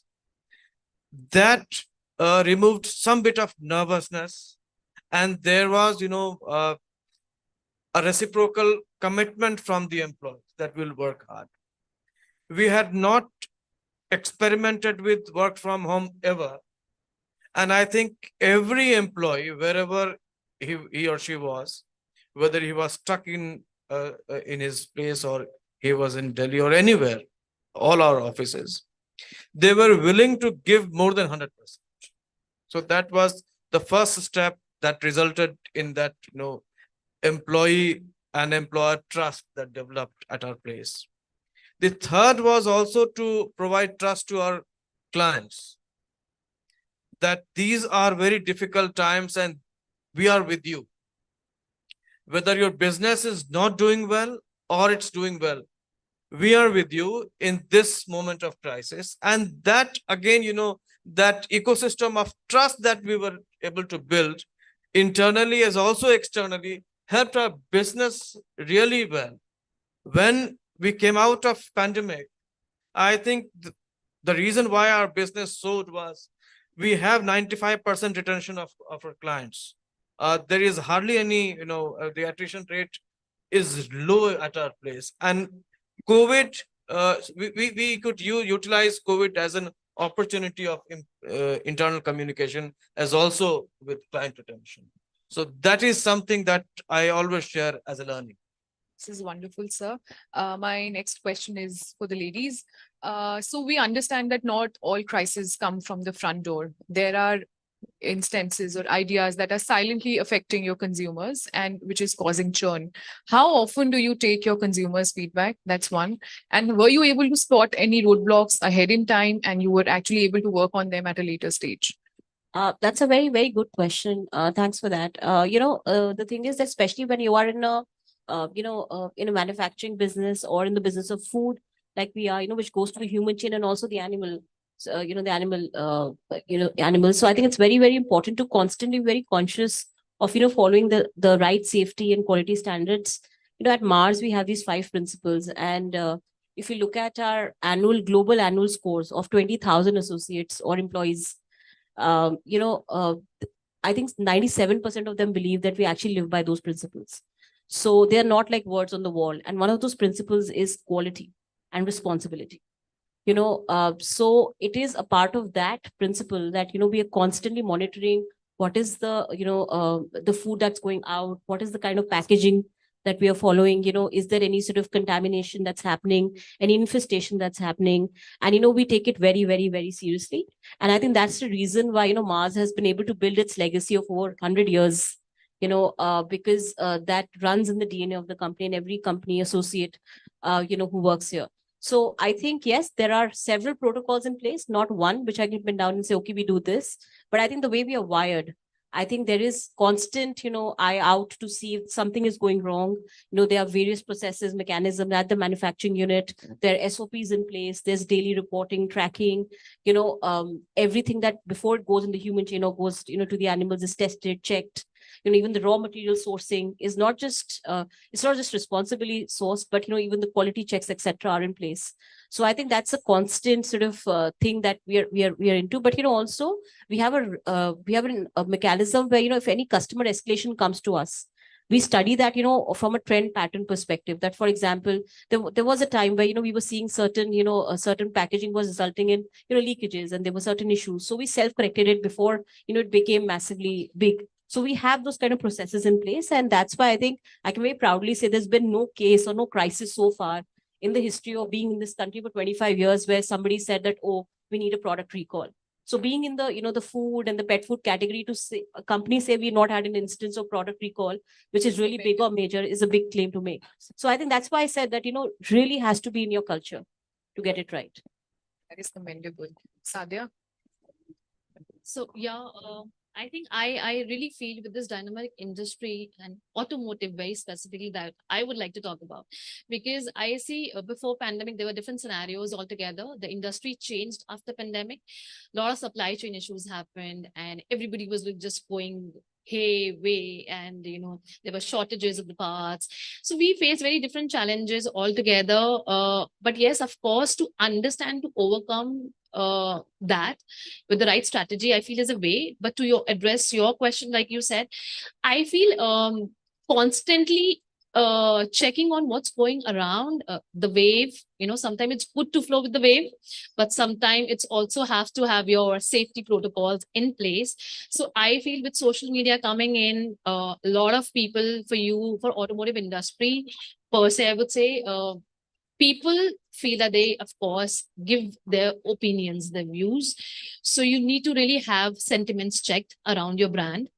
It can be positive, it can be negative. So that is on your prediction. How do you assess it, basically? So a regular assessment of these, social media monitoring makes and adds value. Of course, regular customer feedbacks does makes value to it, because I think the industry that I deal with, the company that I'm working with, it's very important to know what your customer feel, how satisfied are they. It is not just one day that you've sold the car.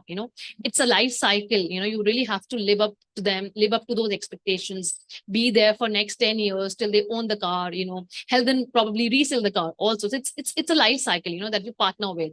So you really have to be there, check what they feel, live up to those expectations, and work accordingly. So this is what I feel, I think really matters, to have your, surveys in place, your various recognitions on those areas, which really brings in trust from the customer as well.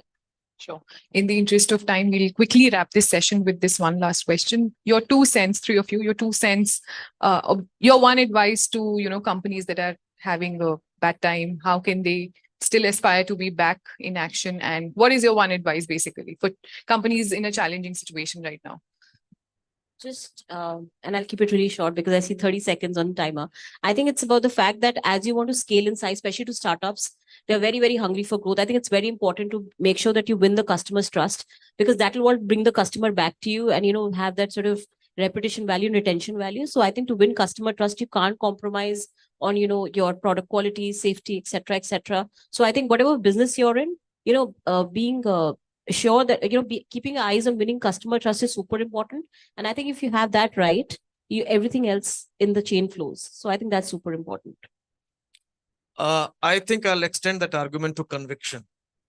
If there is strong conviction and you're true to your product and you go to the customers with it, I think you can again resurrect yourself, even your reputation is dented. I'll put it very simple. I would say assess the learnings of your post-crisis analysis, learn from it, and let it be the compass guiding your comeback strategy for the brand's revival basis, irrespective of whatever the nature is. But I think that will surely guide you the right way of doing things properly. Be it, it could have been better, it could have been best, but of course that could be your compass to take you way ahead. Thank you so much for sparing time on a weekday. We are very grateful to have you with us. Thank you. Thank you so much for having us. Thank you.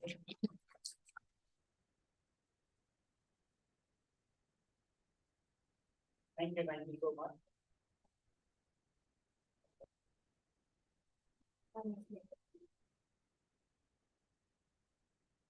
Hello. Thank you so much. Yes, the picture, please. Thank you. Thank you. I think the next one's going to be even more interesting because that will highlight how communication leaders are moving beyond the realms of reputation management and are then adapting PR and communication strategies for driving business and also for building personal brands. I think again, a lot of experience sharing will happen in this panel as well. And to talk on this and more, please join me in welcoming our panelist. Sanjeev Handa, Senior Vice President, PR and Communications, Maruti Suzuki, India. Nitin Thakur, Global Head of Communications and Strategic Alliances, OYO. And this session will also be moderated by Rima Bhaduri, Editorial Lead, BW Marketing World. Please, let's welcome them, ladies and gentlemen, to the stage. Thank you.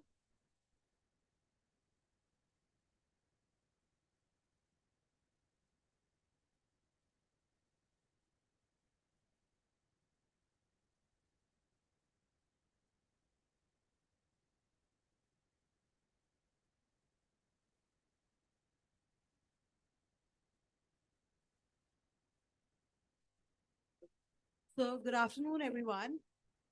So we had a really nice session right now on the proactive crisis communication strategies. Moving beyond that, our panel for this discussion is about moving beyond reputation management. We have two experts from the domain who are in the industry over 2 to 3 decades, who are experts in this field, who are communication specialists. Any questions anyone has, they are all free to throw at them. But before I start with the panel, Sanjeev sir and Nitin sir, I would like you to, give a brief introduction on how this industry has inculcated in you. Hi, thank you, Rima, and good afternoon, everyone. So talking about the industry, I think today could not have been a better time for all of us to be here in India, especially with India poised where it is growing, where it's headed, could be the third largest economy as we go forward. And therefore, coming from a higher level to the industry level, all industries are doing well. I would say all by and large, especially the industry that I come from, auto industry, is done phenomenally well. In fact, last year has been phenomenal for Maruti Suzuki, where I work. We've sold more than 2 million cars in a year, which is the highest ever. And if that is something as a number to speak of, you can talk about the entire industry crossing 4 million very soon this year. That would be a way forward. Technologies are changing in a large way, and technology will make influence into everyday's life, everybody's work life, everybody's business life, everybody's engagements. And let's see how overall the coming 2 months really happen ahead. We'll really face where we take off from here, whether the trajectory is going to be a hairpin bend downwards or it's going to just be a hockey stick right up. That time will tell.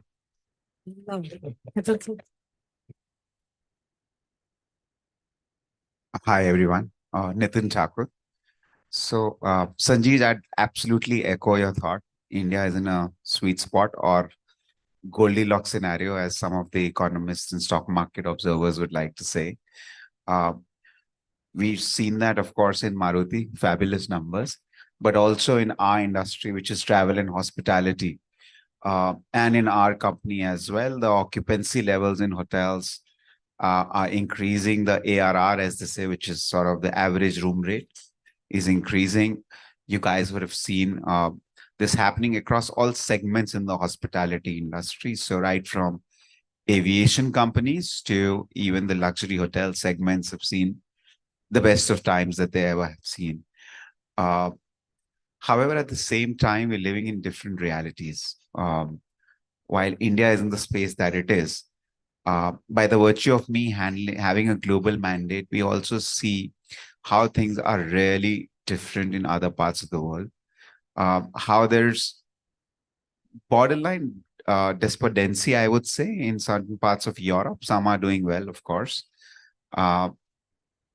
And, US, of course, as you would have also seen, is middling. So mild recession, as some would call it, but still there are pockets of growth. But I think before we get ahead of ourselves, we missed introducing ourselves. We shouldn't assume that everybody sitting here would know us. So I would, since I am talking, I'll continue and then pass back to Sanjeev for his introduction. I'm currently the Global Head of Strategic Alliances and Communication at OYO. I have been here for about 2.5 years. For those of whom may not know, OYO is a global travel technology company. It's in 35 countries, and it's a technology platform which has about 170,000 hotels and vacation homes across the world. I have been in the profession for 25 years. Before OYO, I was heading brand and communication for the Max Group, which is an Indian conglomerate, which had multiple. At times, it's divested, but insurance, healthcare, real estate, senior living, and stuff. Earlier, I worked with companies like Microsoft, and I've also been on the PR agency side, worked with multiple agencies. Thank you. Nitin, thank you so much. I think you should never have a clock ticking in front of you. I totally forgot about it. Rima did hint at introducing ourselves, and my apologies to everyone seated here. My name is Sanjeev Handa, and I head the PR and communications at Maruti. Would have been evident in the answer that I gave. Maruti needs no introduction, so I'll save my breath on that. And I've been with the company now about nearly 18 years. I've had the mandate of heading marketing before this. So get a fair mix of marketing, PR, and being on, when they say this side and that side, which is on one side of the table and the other, I've also been on the agency side as well. So fairly, I would say, kind of cumulative 360 degrees of communication background. And happy to be here. And I would love to take, like Nitin said, Rima said rather, questions from the audience if there are any. We'd be happy to take that on. So Nitin sir, you said that you to give your introduction, but I don't think that the two of you need any introduction here, to be honest. And with the brands that you are engaged with, OYO and Maruti Suzuki, as Sanjeev sir also said, they do not need an introduction here. So, starting with, since the topic is moving beyond reputation management, in your view, this strategic shift from reputation management to a broader approach, how has it, how does it impact the overall business objectives? Are there more measurable outcomes when we talk about business, when we move beyond reputation management? Nitin sir, if we start with you on this, what do you believe that how is the movement happening? Yeah. So the way I would like to frame it is to say that, and I like to keep the answers very, very real and give specific examples so that it can get really, the practitioners sitting here can identify with it. It can really help them. So I think at one end, in a lot of organization, this area of PR, corporate communication, reputation management, whichever moniker you call it with, is given reasonable importance. In a lot of organizations, it's sort of a sub-function, not even a proper function. While every CEO, and there have been many polls and researches on this in India and abroad, every CEO, CFO, and other CXOs give very high ratings to the reputation of their organization and the importance that it has on its business performance. However, they're always frustrated with the fact that the PR folks in their company end up talking a language which is slightly different. They can't reconcile They can understand the growth in tone of voice, share of voice, and other such matrices that we talk about, overall reach, engagement levels.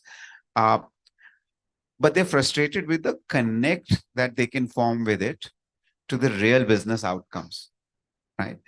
And therefore, it is imperative for success of this function that all of us, over a period of time, as we grow and gain more experience, start driving the stronger connect between reputation management and mainstream business outcomes.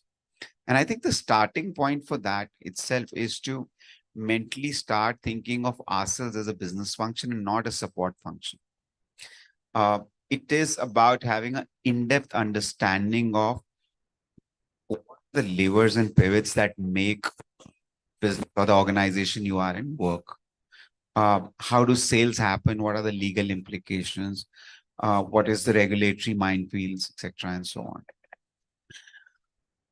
At a time where you start feeling that you are equipped or you have enough understanding to be, for argument's sake, let's say even the chief operating officer of your company, etc., is where you start feeling confident that you'll be able to draw interlinkages between mainstream business and PR. You'll be able to devise campaigns and outcomes which talk directly to business. Right? This is a journey that I have tried to do, for instance, in my latest organization. This second designation which got bolted on, which is strategic alliances, was just to validate the kind of things one has been trying to do. So it's almost trying to work reputation backward. So again, and I said I'll try and keep it real and give real life examples, etc. If I'm working in a budget hotels category, I can't make them look aspirational beyond a point. If I was to wear the business hat, there are two ways I can solve this. Either move into a more premium hotel segment, which is a very crowded space with lesser margins, so probably not a viable option. The other is to probably try and have uniqueness in some of the hotels that I do. Now, the business realizes that, but nobody has the time, to do this or the bandwidth. So as a part of the strategic alliances role, for instance, is trying to launch a chain of unique hotels. Each would be an Insta-worthy hotel in the budget segment. And it is the PR team members who are actually driving this new line of business from its inception onwards to its scaling up. Right. So you got to get your hands dirty, not sit on the side and say, get us in the room at the early stage when you're trying to launch a new product or category. But it's actually to even go beyond and say, for my reputation to change, this is what needs to happen, but it needs to be viable as well. So if nobody else is doing it, we'll go ahead, pilot, experiment, and execute it. So that's the point of arrival that I dream most of us in the room will be able to do. So I'll pause here.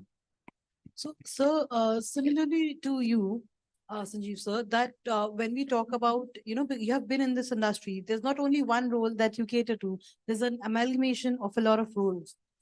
In your perspective as well, how do you move beyond that reputation management, and how does it impact the overall business goals? Do you see a measurable outcome, this impact of moving beyond reputation management? See, I don't really understand the term saying moving beyond reputation management. I really don't think there's anything that goes beyond a reputation. Today, a brand stands true for what it delivers and what it stands for. So today, let's say, okay, if I am a brand, forget about the company that I come in from right now. Maruti is a most reliable brand in the country today. But as a person, if you had to build your brand, the first thing that comes up is your reputation. You have to stand true for what you believe, what are your values, and what you deliver. And I think they need to be delivered in a very holistic and a very proactive way. For a brand like Maruti, we do it very, very stringently in all aspects of the communication, whether it's marketing-led advertising or it's PR-led, communication through various medias, whether it's social media, digital media, newsprint, anything. the message has to be consistent. If the word is reliability and trust, then it should resonate with the audience in the right way. And therefore, clarity of the message, how you deliver it, and the way you deliver it. And the way you deliver it, when I say, is the product that you give. So the proof of the pudding is the pudding itself. If the product is good and stands for the values that you've stated, it will build the reputation. And today, reputation is actually significantly impacting business operations. Nitin said that, so I won't delve deeper on it. But the reality is it is impacting it in a big way. Understood. So, Nitin sir, now when we talk about adapting PR strategies, for building brands and building personal brands and driving businesses per se, on that note, how would you say are the PR strategies are designed when we strategically collaborate in order to which contribute to both business growth and whereas brand enhancement? I'll first defer this to Sanjeev. When we started and when we were outside the room, I said I'll follow Sanjeev's lead, and that's not happening. So I'm just. Sure. If you could just repeat it, I'm sorry. I was going to engage very actively. Very actively, what I wasn't too. So, what I would like to when we talk about these, adapting PR strategies, how are these strategies adapted when we are collaborating? Strategic collaborations happen, partnerships happen, alliances happen. How do they help in, brand enhancement and brand resilience? See, anything that leads to, if you want the brand enhancement to really happen, and whether it's alliances or whether it's collaborations, you leave that aside. Anything that you do, you will have to add value to it at the first stage. When I say that how are you adding value in the PR strategy domains? Then you're simply looking at first creating trustworthy communication. You're creating very, very timely communication. In fact, I was in the last session, I was sitting here and listening at one of the panelists had said very clearly, time is of the real essence. It was about crisis management. We are not talking about that here, but time in any communication is of a great essence. So if it's alliances, it matters that we start before, not after the alliance is announced. How the alliance is being made, what are the strengths, what are the values that both the alliances get together? Is there a coherence in them? Is there something that each stand for and therefore the alliance is like made in heaven? That has to be communicated. It has to be communicated in a very story-led format. It has to sink in with the audience and not just be an information that just blipped as a headline, so that people believe in it. And if they believe in it, it sticks for a long time. Understood. Your take on it. And you can agree and disagree both on it. I dare not disagree with Sanjeev. So no, too risky. Now, I think again, I just try and keep it very real. This is a bit of an extension of what we were speaking about earlier. And I think, which is the theme of saying, how do you go beyond just pure media relation or social media management, etc., and try and do different things. I think a lot of brands have tried some very innovative stuff around it. So the only point that I'll try and make is just take business priorities one by one and try and problem solve for it. A lot of time, those solutions may not come from within your company or brand alone. A lot of times you can accelerate the solution by forming alliances with other categories, companies, institutions, etc.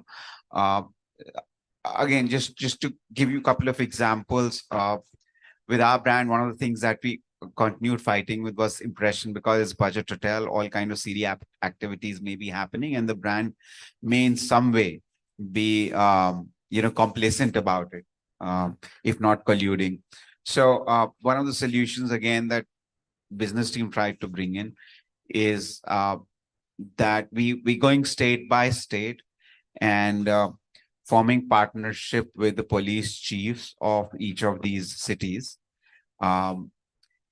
in doing public campaign around guest safety and avoiding of immoral activities along with our hoteliers. Again, something that we pushed for. I won't say this is very creative or innovative, but it's effective.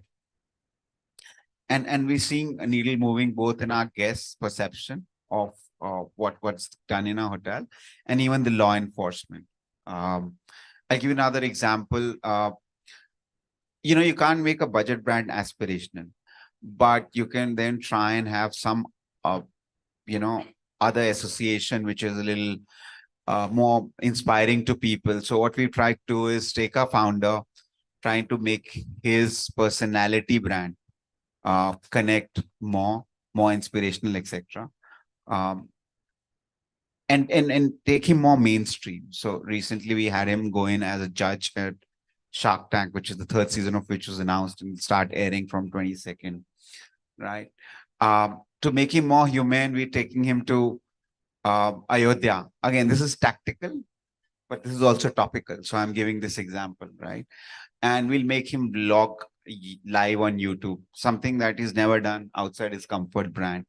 But the thing that was driving this was to say, the brand has a predominant mindset of being used for a particular purpose, but why not show that about 25% of our users are actually in spiritual destination. They're pilgrimage travelers or spiritual travelers. So bring it top of the mind, and we've tied up with Ayodhya Development Authority around it. It's just some examples of how you can make alliances work in improving the reputation. Nitin, I just wanted to add, with your permission. He stated a very interesting fact. I'm sure if audiences heard that. He was indirectly hinting at OYO standing for safety, and therefore he associated that value with the police that you did. I think subliminally, you are actually setting that exactly, exemplifies. Thank you. I'll maybe quote this as an example somewhere. Very nicely, how the value, what you stand, and when you ally with somebody, it resonates well.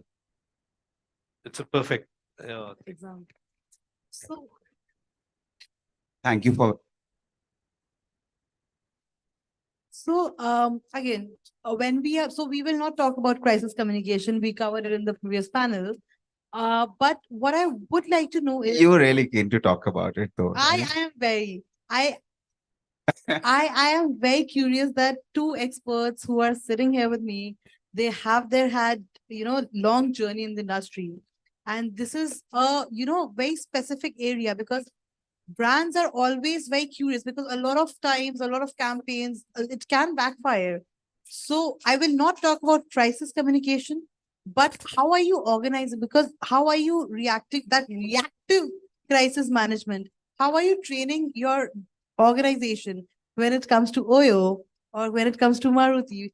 Listen, so if we start with you, because So we are talking about it eventually. While we're talking about I am not talking about what you do in it. I am asking that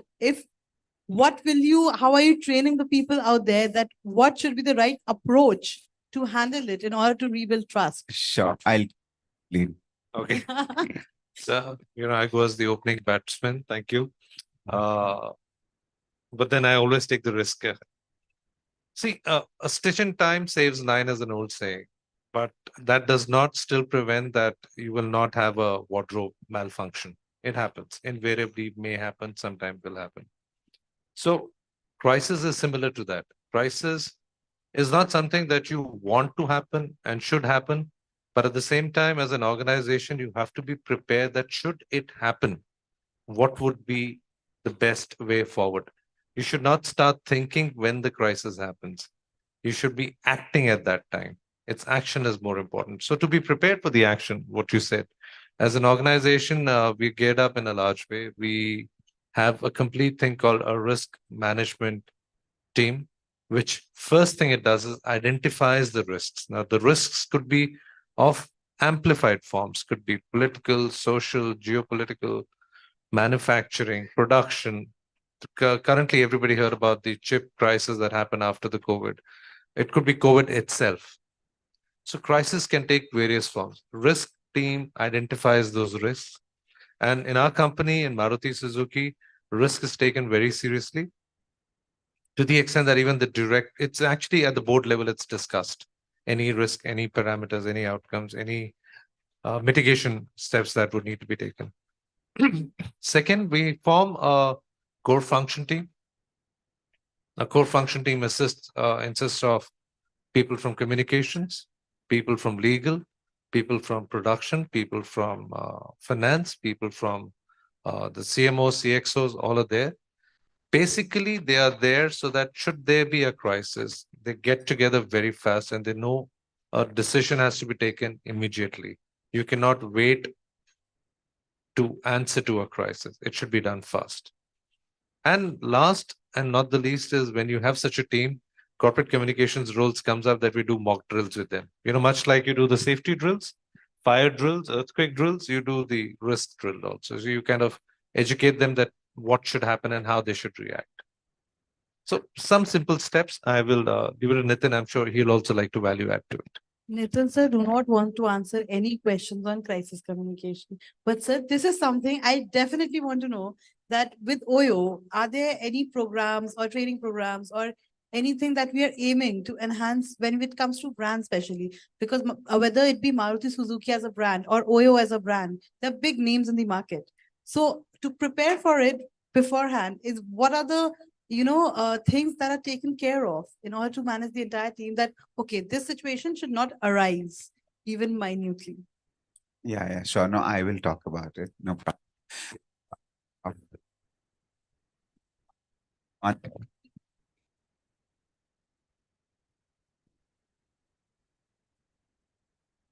Yeah, I think this is more stable. So first of all, I think my perspective in this subject, tomes have been written about crisis management, right? How do you conduct triage? How do you form that virtuous cycle where you take on one axis people who are vocal and those who are not? And then, the ones who will speak in your favor. And the other axis, take people who are for you and people who are against you in a crisis.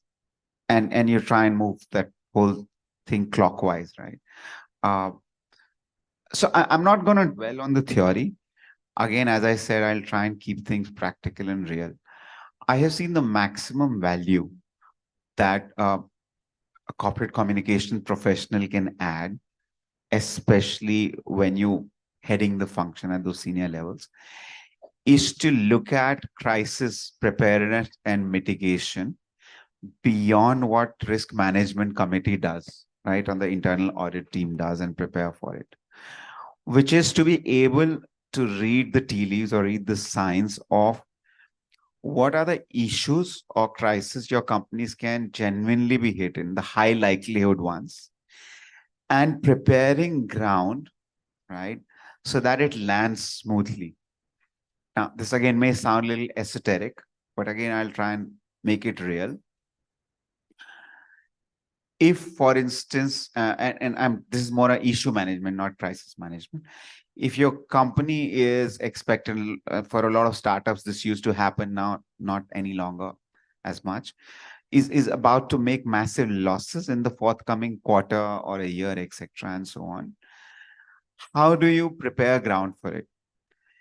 If your performance gonna suffer, what's the expectation? If there's a valuation markdown that you anticipate may happen in the next round of funding for a startup, in genuine sense, how do you ensure that when that actually happens, right, the market's not caused by surprise and you don't have suddenly an onslaught of criticism, right? We can do a separate session on how it can be done. We've tried and we've been reasonably successful in the last 1.5 years to do stuff like that. Coming to crisis, which is more accidents or problems that can happen. Again, when you have such a large portfolio of hotels, right? Incident will just keep happening. It's law of averages. In lakhs of hotels, something or the other would happen. And again, the trick is how do you prepare? And one of the alliances that I spoke about, for example, right? You're going to have all sorts of activities end up happening in your hotel. You can't keep a full check, right? But you can show your intention beforehand, which is why I said we tying up with police, making public statements that our intent is to make sure that don't happen, but they still may. So that when they do actually happen, the organization is not seen as somebody who's lackadaisical about it, or encourages in any manner, etc., and so on. So really, I think in this long narration is not able to really bring it alive, but anticipate, create perception or expectation in the market, and then let it land smoothly. Thank you, sir. Thank you so much. Finally, you spoke about it. I am very happy. So, however, our time is up, but if we have any questions from the audience, I can take one question if anyone has a question. Okay, no one has any question. So I think we are through, but thank you so much, sir. Thank you so much, Sanjeev, sir. Thank you so much, Nitin, sir, for sharing your time and being present with us here. Please, everyone, if you can give okay, you have a question? Okay, quickly. Get a mic, please. Can we? We can just stand up and speak. So the audience they want. Well, my question is from Mr. Nitin, sir. Okay. So my question is from Nitin, sir. As we all know that Oyo is a big brand, right? But there are still some families who are having misconception that Oyo is for couples. So what's your call on that?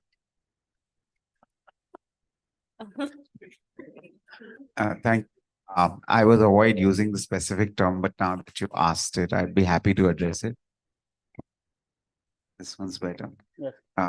But before I answer, I have a question back to a couple of other members on the team who are sitting. Why did you insist he stand up and speaks? Okay, anyways, They're the new generation. Right. All right.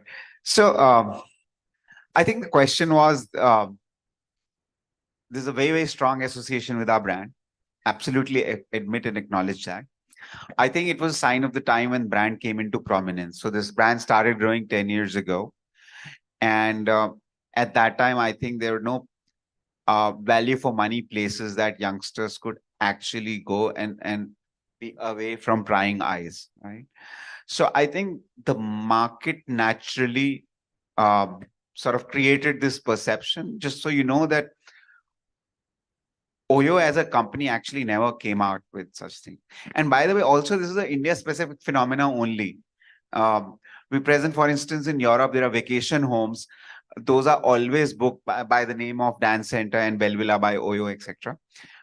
Those are always booked by families for, let's say, a week or 10 days long vacation. So different country, different perception that came about. These changes or course corrections take time. So we're making early attempts at it. As I said, what we are trying to do is actually highlight more things that Oyo is used for. For instance, I just mentioned to you, which was my feeble attempt at course correction, to say that 25% of Oyo's customers today are traveling for spiritual travel. So we've actually increased the number of hotels we have in spiritual cities. In Ayodhya, we yesterday announced opening of 16 hotels and 65 hotels and homes, etc.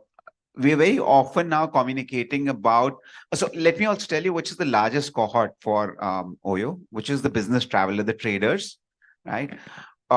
Who typically before this would try and go into another city in the morning, come back in the evening because not sure about where to stay and it'll be very expensive, etc. Now, whenever they get free, they just book an Oyo nearby and stay. So about 35 to 40% of our customers are that, right? But yes, this usage of Oyo that you mentioned has become a part of pop culture. It will take time to correct. The reality is very different now, as I mentioned. There are very different kind of people who are using it. And hopefully comms will play a part in making that change, right? So even when I'm appealing to millennials, right? I give another example. I'm launching a sort of a brand or a chain called Shutterbug, which has Instagrammable hotels, which will be targeted towards the youth, but more to click photos and post and not to hide. Right. So hopefully if we meeting again in this room and we are talking to each other, you will have a different question saying, how did you do it? Right. All right, thank you. Thank you. Next time, also tell your parents about Oyo Homes. That is also a family place for you. Yes. But thank you so much, Nitin sir. Thank you so much, Sanjeev sir, for your presence. Thank you so much. Thank you. Thank you so much, gentlemen. Also, thank you so much, Rima, for moderating that. A picture, please. Thank you.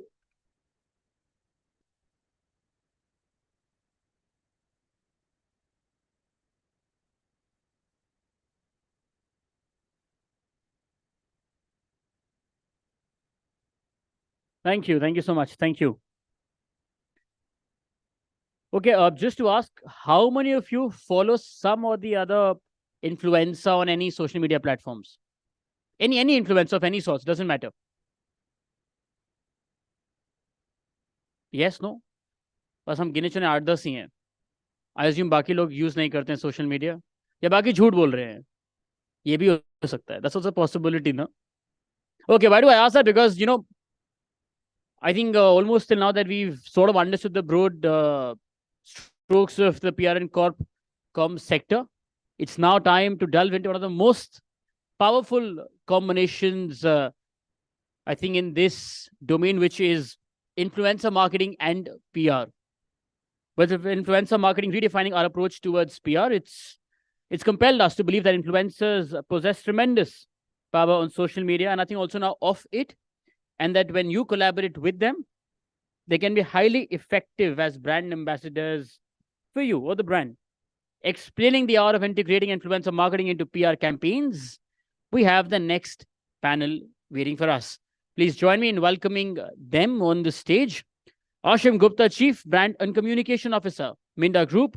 Gaurav Singh, Head, Corporate Communications, DLF Home, and Assistant Vice President, Marketing. Tehseen Zaidi, Head, Communications, Syngenta, India. And this session will be moderated by Anup Sharma, Independent Communication Consultant. Let's now welcome them, please. Thank you.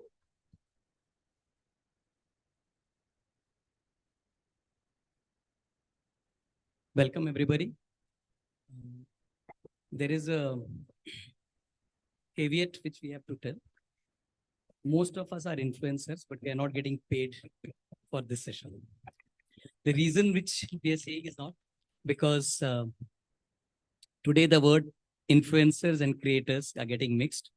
And I think this panel is actually trying to dwell on the fact that how we are going to integrate it. So thank you very much for taking the time and attending this. I know most of you come from different backgrounds and different cities. And thank you, my esteemed friends and panel. We have one person, unfortunately, she is missing because she's in Mumbai, and thanks to the fog, we had to skip her. She wanted to join online, but we thought that no, most of you are doing that online scrolling. So you can always check Shalini there. With that, we start. Straight away, I'll start with Asim, just because you're sitting on the other side of me. When was the last time you bought a product based on an influencer or a creator? Never. I've been influenced by them. I generally get to know what they're doing, but they've actually never precipitated a buying behavior from my side. So maybe they help me in making a consideration set. For example, if I'm maybe looking for a car, maybe they could help me in identifying which cars are possible.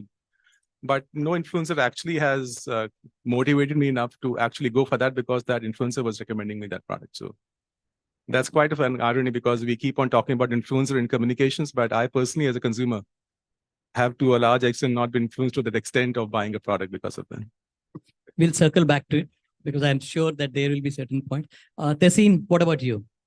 So let me put it Your that personal experience, not yeah. your cognition. So, yeah, my personal experience as well, only that I am myself an influencer. So in my surroundings, in my friend circle, in my society or the organization I work, if someone has to buy something from cosmetics to gadgets to anything, or they have to look for some credible services, they will call me and they say, you tell me what is the best. Reason being that I do my research.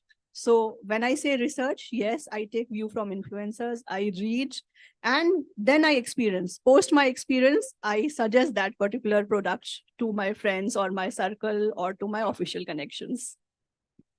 So, Aseem, while I wanted to circle back to you, now you got the answer that we all actually are buying products based on references. It's just that we are not realizing in a lot of time that we all are influencers and our circle is influencers. But I respect what you thought. So before I come to Gaurav, again, I'll come back to Aseem and Aseem.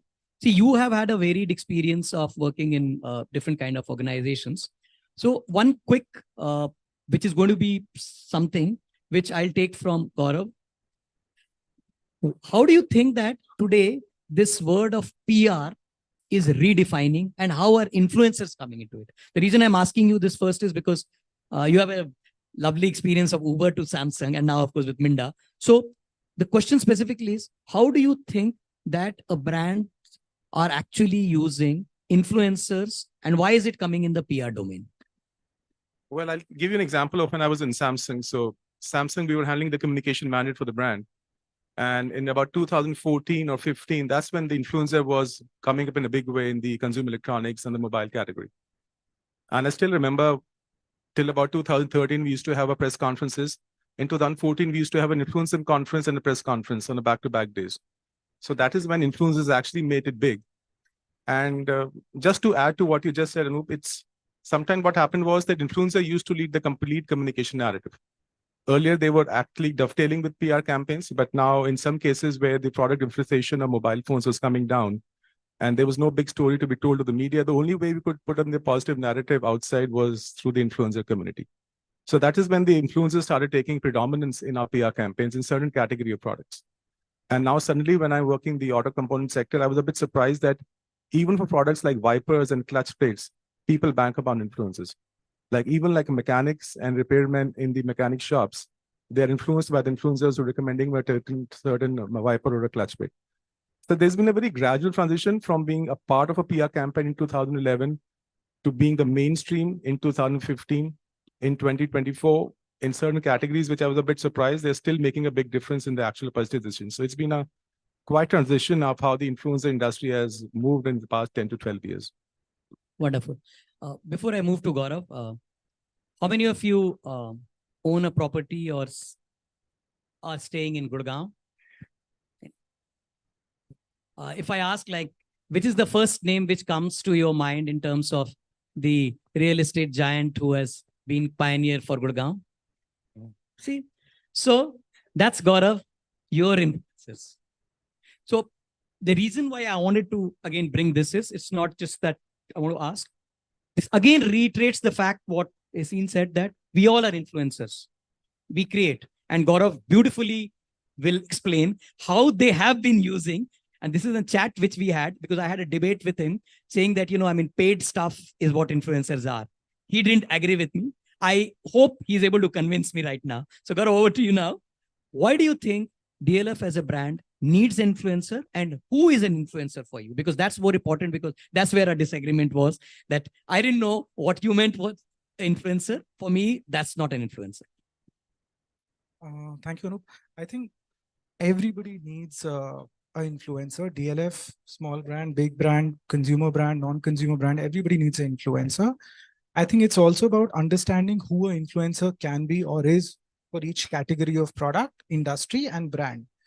In case of DLF, what I was talking about, Anup, was that, you know, we don't use a conventional influencer, so to say, like most automobile brands or a cosmetic brand or a, you know, phone brand would. For us, an influencer is somebody who's able, see, we're not selling a product which is a 50 rupees, 5,000 rupees, or even a 5 lakh product. It's a 2-3 CR plus product. We're selling a home for which an individual saves all their life and they invest into it maybe once or maximum twice or thrice. Very few people can buy more than that.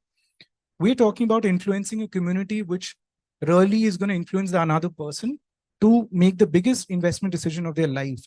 For DLF, when we talk about an influencer, we really have never spent a penny on anything which is a social media conventional sense of influencer. For me, my biggest community is the buyer group itself, which is the reason why a lot of my marketing effort, marketing spend, communication effort goes into constantly engaging with our homeowners who come back to us to buy again and again. And that goes back to the product. The product has to be superlative. I mean, the age-old adage that, great marketing kills a bad product.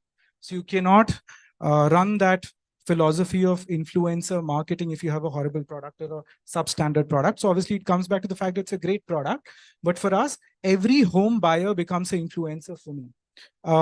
Engaging with them not just brings him back to reinvest in DLF, but also brings 10 other people in the fraternity. What that does for me, it's a very how do I say, it's a credible influencer set, which I'm not paying, which I'm not giving any extra benefit to. So the people who they bring on and generate sale for me are also very credible. They're they're real buyers. They're not artificial. It's not like I'm paying an influencer on the web certain money, they have a certain influence, but I can't really connect that to my sales generation. So it's also about the authenticity and the ROI you get when you're connecting with influencer, which goes beyond the generic sense of online community today that we talk about. Lovely. So you actually brought in 4-5 good points. One was the authenticity. So let's try and double click on that. There is a clutter, we know. I mean, most of you actually now it's accepted that even during meetings, you have to check your phones because there are a lot of stuff which happening earlier in our times and minus as seen in the Samsung days when the phone had to be kept outside where you're entering a meeting just to respect each other's time. But today, that time is something which we are taking from both consumer or the people who are on this side of the screen and the other side. So Tehseen, I'll come back to you on this one. For anybody who is actually on the screen, typically when we say the creators or the influencers, they use the medium of mobile phones or anywhere where we are actually seeing. So there are two kinds of time which is being taken. One, by the organizations when they're briefing and working with the influencer or the creator. The second is in terms of the audience with the watching. They are spending time in actually trying to find out what is the good entertainment or what is the good message which they are doing. So the question, Tehseen, to you is that who is, again, coming back an influencer? Is Amitabh Bachchan an influencer? Of course, he's a big influencer. And the best part about Amitabh Bachchan is, I will say, he will only, endorse or put something about a product which he really likes or which is close to his heart. So I'll give you an example. We were at Benkaiser, Dettol Group for our NDTV project, which is called Swasth India, NDTV Swasth India. And you all are aware of how successful this project is. So initially, when I was designing this particular campaign, so the whole idea is we will get one face, a big one to endorse this. We'll get a corporate to fund this, and we'll do the whole campaign in alignment with the government of India and the vision of the Prime Minister of India, Narendra Modi. So who will that one person be? Who will that one celebrity be? So after doing a lot of research, as Anup said, that there are 3-4 parts of it. So the first part is finding the right influencer, finding the right influencer who will align with your goal and who will align with your thought process. So we got to know that Amitabh Bachchan is very enthusiastic about it and he feels for it. And we roped him in. And the second part is what kind of content that influencer is creating or that influencer is putting. So it's two ways. The influencer whom we rope in, we see that the influencer has a good reach, a very good social media reach, public appeal. And if I talk about Amitabh Bachchan, he comes in the category of mega influencers. So there are 4 kinds of influencers: mega influencers, micro, macro, and nano. Nano is the smallest, which has around 10,000 of following, and mega is around 1 million plus. So Amitabh Bachchan falls into that category. Second part, which I will say into this context, is that we also have to see whether right messaging is going or not. Like Anup said, that content. So content is very important. We can't put anything or everything. So that influencer whom we are roping, it should align with the thoughts of the campaign or the cause we are roping in for or the product. And then a strong content should go. Coming back to the consumption. So the more the reach of that influencer is, anyways, you all keep seeing it on your telephones. Earlier, when we used to watch news programs, so many of us used to say that news is becoming views. So that news is becoming views is also a part of influencer. So if one day someone was debating me about a particular news anchor, so I will not say the name, but I was told, and I totally agree, and I said that the person was not able to put thoughts to what it is. So I said, no, that particular news anchor or reporter is converting news from being merely news to views, his own views. So that is very important. So when we talk about this, so influencer has a very, very strong view and a very, very strong thought about that particular person. So that is called credibility. So we also have to see that we have the right influencer at the right place. I'll give you another example. Marketing and public relations work hand to hand, and we support each other, and we know that, these days it has to be integrated communications. So my marketing team reached out to us where I'm working currently. I'm the head of Syngenta India Private Limited, and my organization is into farming. And we are into agriculture, crop protection products, vegetables, and seeds. And we also encourage farmers for drone spraying. So within 3 days, we were supposed to plan an event where we have to rope in an influencer that our sales should also increase when the influencer is particularly promoting that campaign. So I was asked to identify one influencer who can be part of it. So as an organization, how do we identify that influencer? We can't take anyone randomly. We can't tell a lifestyle influencer to basically write about agriculture or promote drone spraying. For that matter, we did a thorough research, and since we had to promote it in North 1, which is, Punjab, Chandigarh, Haryana area, quickly we got to know that Vijender Singh will be the right fit. Why Vijender Singh will be the right fit? I know he's not a very, very big player now, or he's doing much, but why choose him? Because he is from Punjab, Haryana. He belongs to a farming community, and farming is something which is close to his heart. And he is passionate about spraying through drones. So our objective and the influencer's objective matched. We got him, and as a result, when I asked my marketing team, they said that there was a lot of visibility, and that visibility turned into campaigns. And we ourselves, and include that when I say we, I am also included, that I got so many queries from that particular area after that press conference, and when Vijender did that drone demonstration in the field, that we have a significant increase in our customers from that particular Punjab Haryana belt. So that is the importance, and this is where we have to choose who our influencer will be, what kind of a content we'll be asking to that influencer, and whether that influencer will be able to attract the target audience. In case of NDTV, Banega Swasth India campaign, it was Amitabh Bachchan, because it was a mass campaign for the entire India. Vijender Singh, while working with NDTV, we chose, while working with the Syngenta, we chose Vijender because he belonged to a farming community and he felt about it. So we have to get the right influencer to reach the right target audience, so that the marketing and sales team also benefits and we have a good ROI. Great. So couple of stuff. I think in our esteemed audience, we have a lot of students. How many students around? Yeah. So right from the first bench. I think I met 2 or 3 of them outside, and few of them are studying the mass comm and PR. So I think in your curriculum, you must be saying what is PR and what is advertising. One of the fundamental difference was that PR is unpaid. Now, Tessin, you actually explained very well that Amitabh Bachchan is a mega influencer, but he comes with mega bucks. I mean, like, to hiring Amitabh Bachchan, which literally you hire Amitabh Bachchan because, I mean, you go through that whole process, etc. It's there. And luckily, yes, in this case, the brand salience, etc. and the purpose is something of the organization which is doing. And in the drone example, yes, I mean, earlier we used to say, I mean, just taking the drone thing only, that, I mean, you spray and then pray. I mean, that was in the typical media. So, Asim, do you think a journalist is an influencer? Of course, yes. Can you, I mean, can we double click and go deeper in? Well, if you talk about a business editor of Times of India, and if you've got a business store to sell, I think he's one of the most key influencers for us because the authenticity is there. The platform is authentic. Times of India is a platform. So for us as a business communication professional, a journalist becomes an even more critical influencer if you're doing a business story.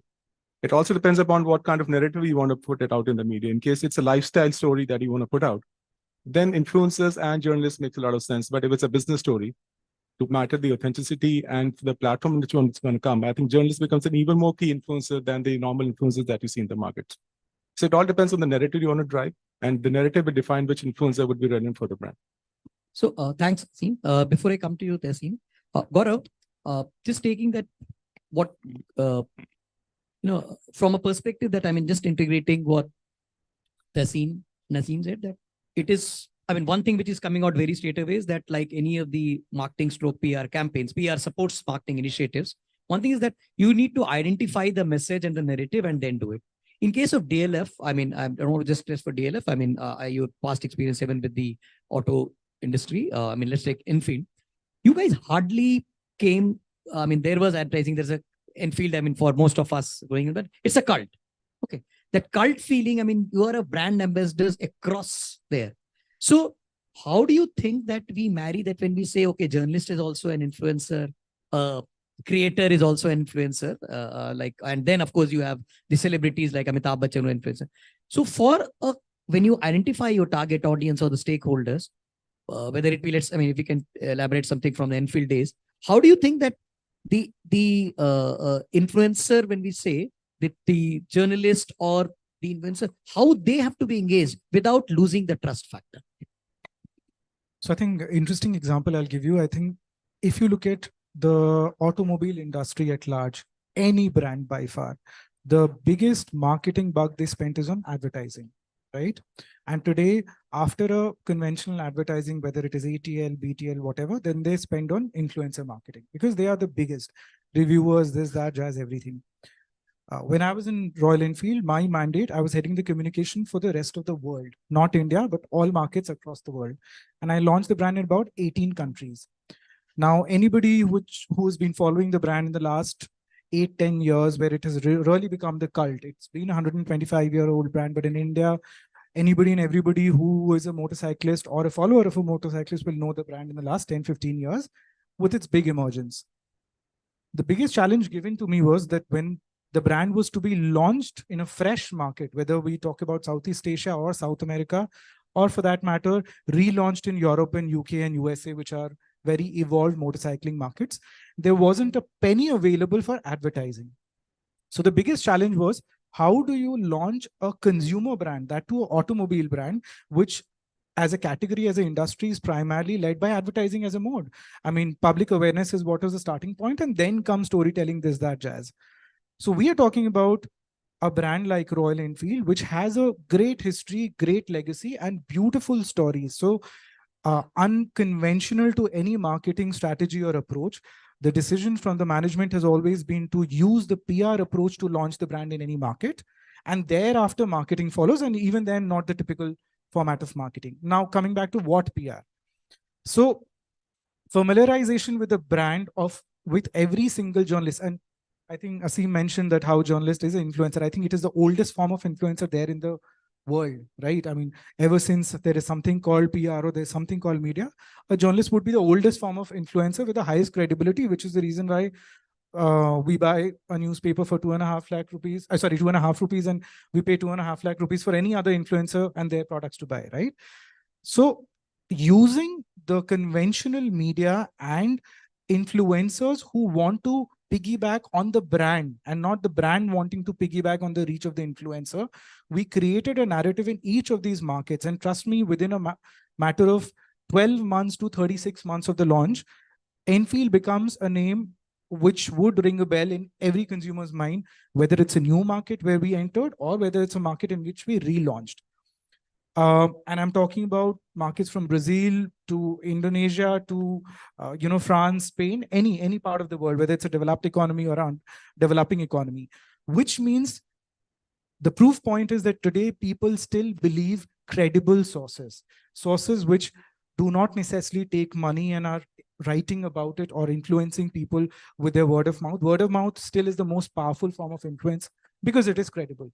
So when a journalist writes about it, or when there's a authentic person who's from the field writing about it, I think it goes way beyond a Kusha Kapila sitting on a bike wearing a Royal Enfield jacket and posing to a camera, right?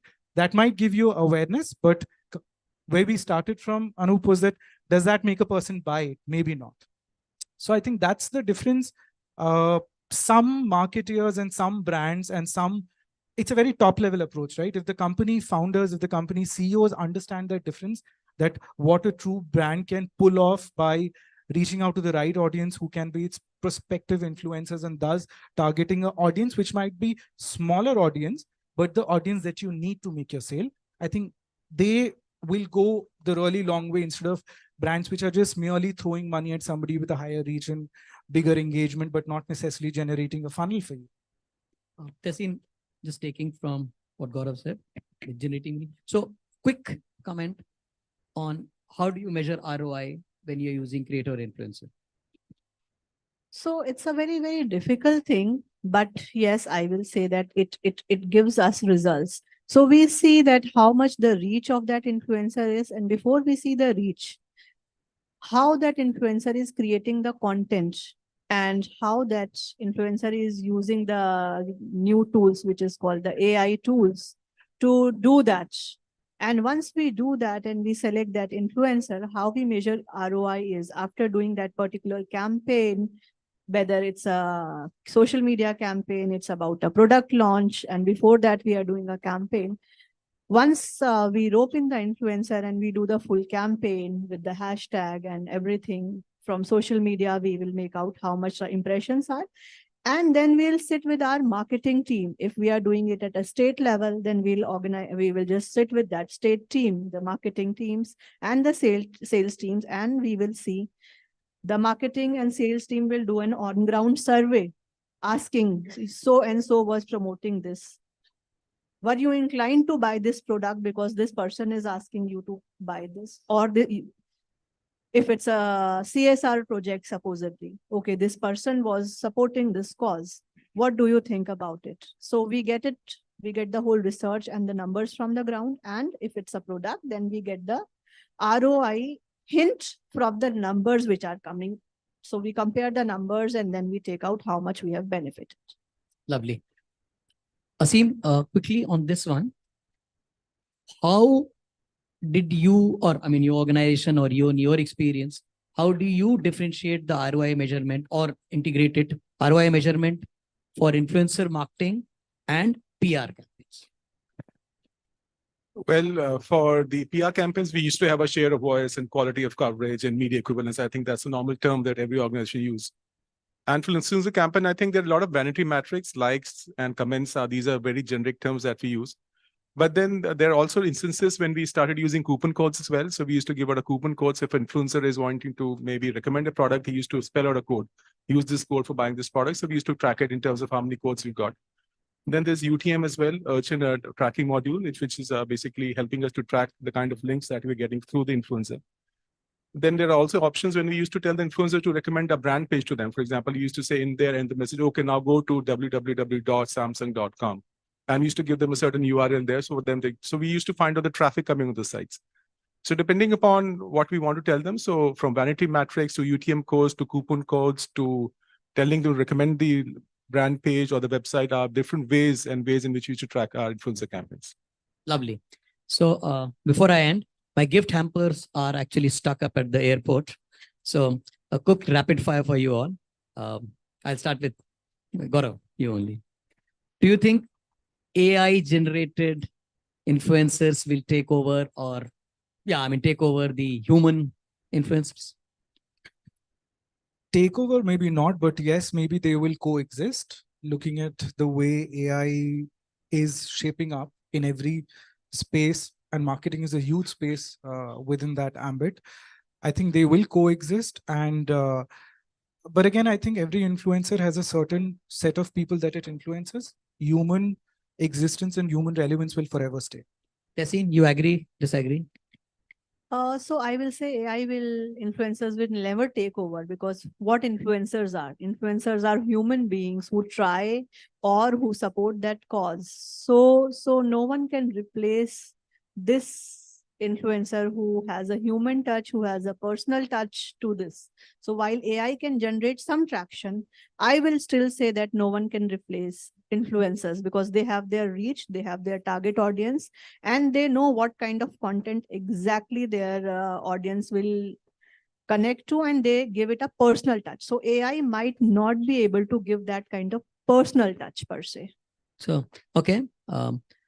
Asim, for you, if AI can complement or add on to them, do you think that we will, with the algorithm based today, all this, the push by algorithm, do you think that like the way many of us are shunning away television news, etc., there will be people shunning away the Instagram reels and this kind of stuff? If so, when? If not, why? Well, I was reading a very interesting article when I was coming for this panel discussion. India has the largest number of creators in the world. We've got 100 million creators, and only 20,000 people are making money. So I think over a period of time, the number of creators will definitely increase, but it's only going to be a very minuscule number of creators who's actually going to have an influence on the buying purchase behavior for a consumer. I think that's what's going to happen. It's like the consolidation is happening in different sectors. Like if you see in the auto sector, a few companies are consolidating, few are exiting India, and the top 4 or 5 companies are going to exist. Similarly, in the influencer community as well, I think this the top ones is going to consolidate and are going to have a hold on the market. While India will have the largest number of creators, but I think it's only a minuscule number of 0.5% or 0.6% who will continue to influence the people in terms of making the change in the buying behavior.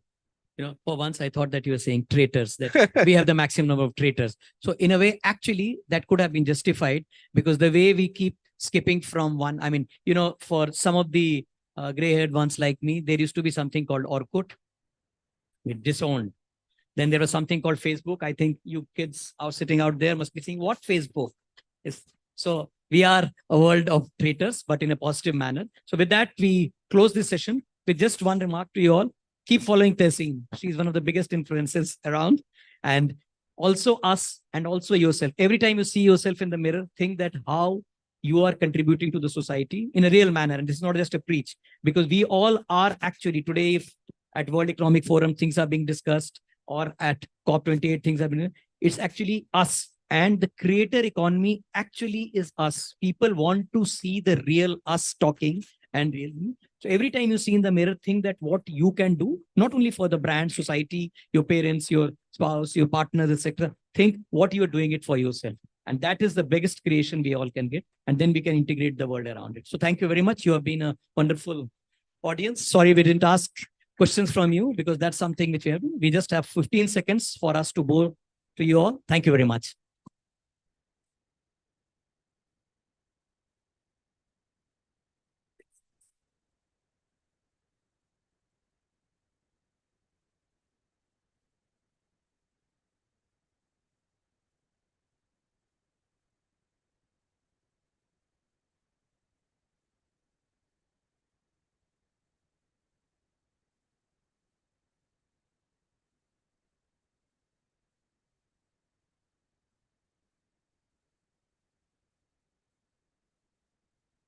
Thank you. Thank you so much. And also thank you so much, Anu, for moderating that.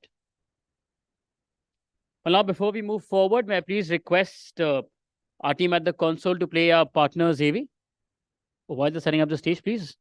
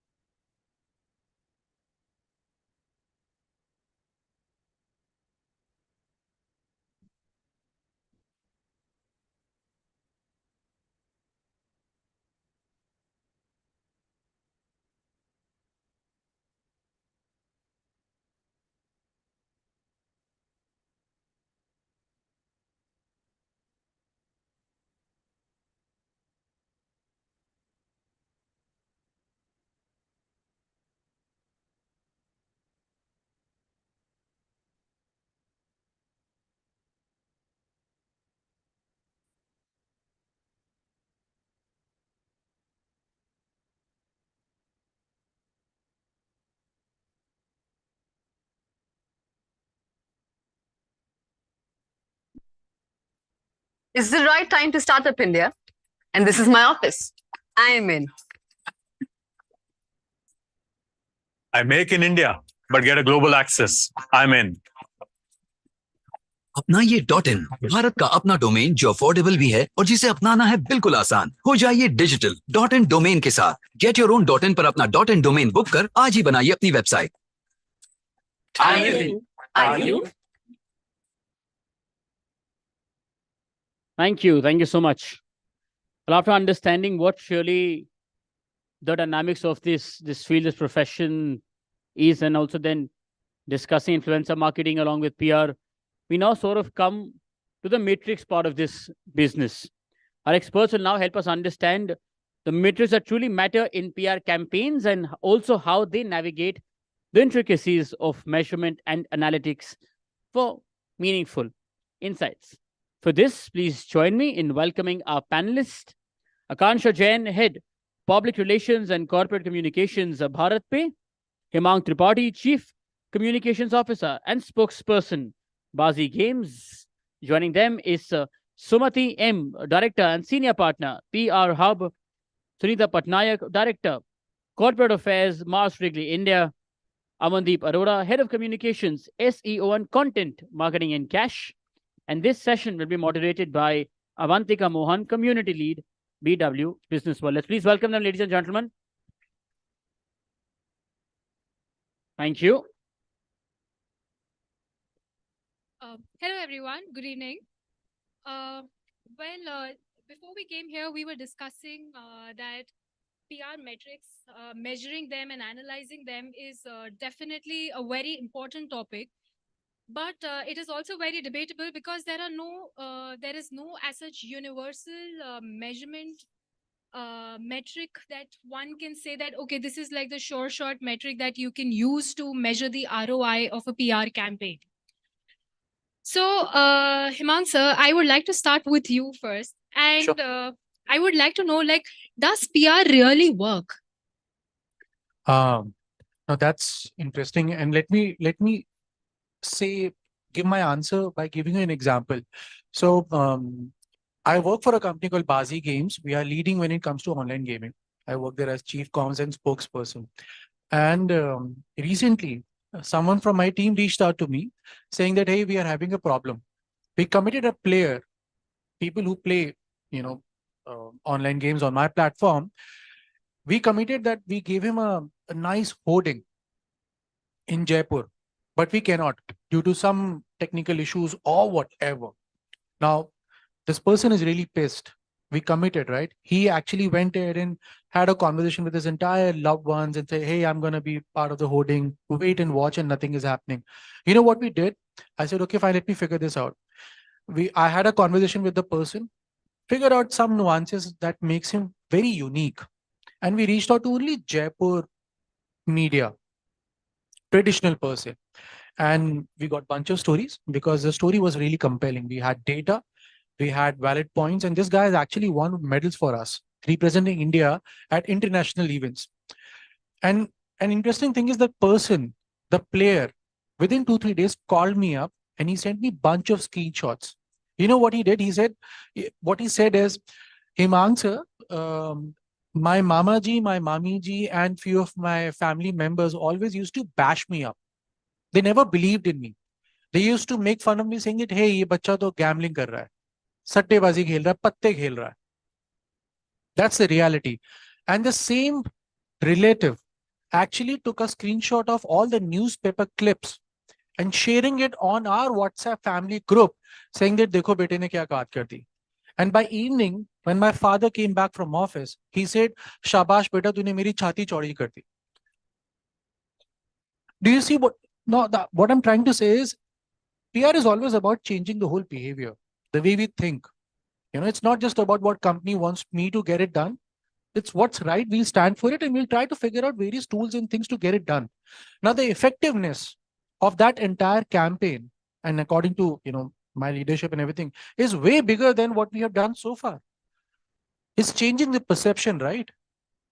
Getting a newspaper with your picture and talking about what the person has done, the whole part of it, where Jaipur and the star of Jaipur is there. And till date, he says that, you know what, I still have people recognizing me when I move, when I go out. So yes, PR absolutely works if you do it in a right way. It was not easy, by the way. You know, someone who plays poker professionally, they are on a different level. Their decision making is really fast. They can evaluate who's talking and what kind of a caliber that person is basis the body language very quickly. And that's a fact, huh? We have reports from IIT and IIM verifying that. Now, to get that person into the skin and figuring it out what exactly, I had to travel to Jaipur to convince the media. Good for me, I made plenty of friends. But I hope I was able to let you understand the power of PR and what's the relevance it still has. And I'm still talking about traditional setup, huh? Imagine what all we can do and we're still doing when it comes to the whole social media and new age media that we have. Absolutely, sir. Thank you for sharing your views. Sumati ma'am, what are your thoughts on like does PR really work? Is it effective? Yes.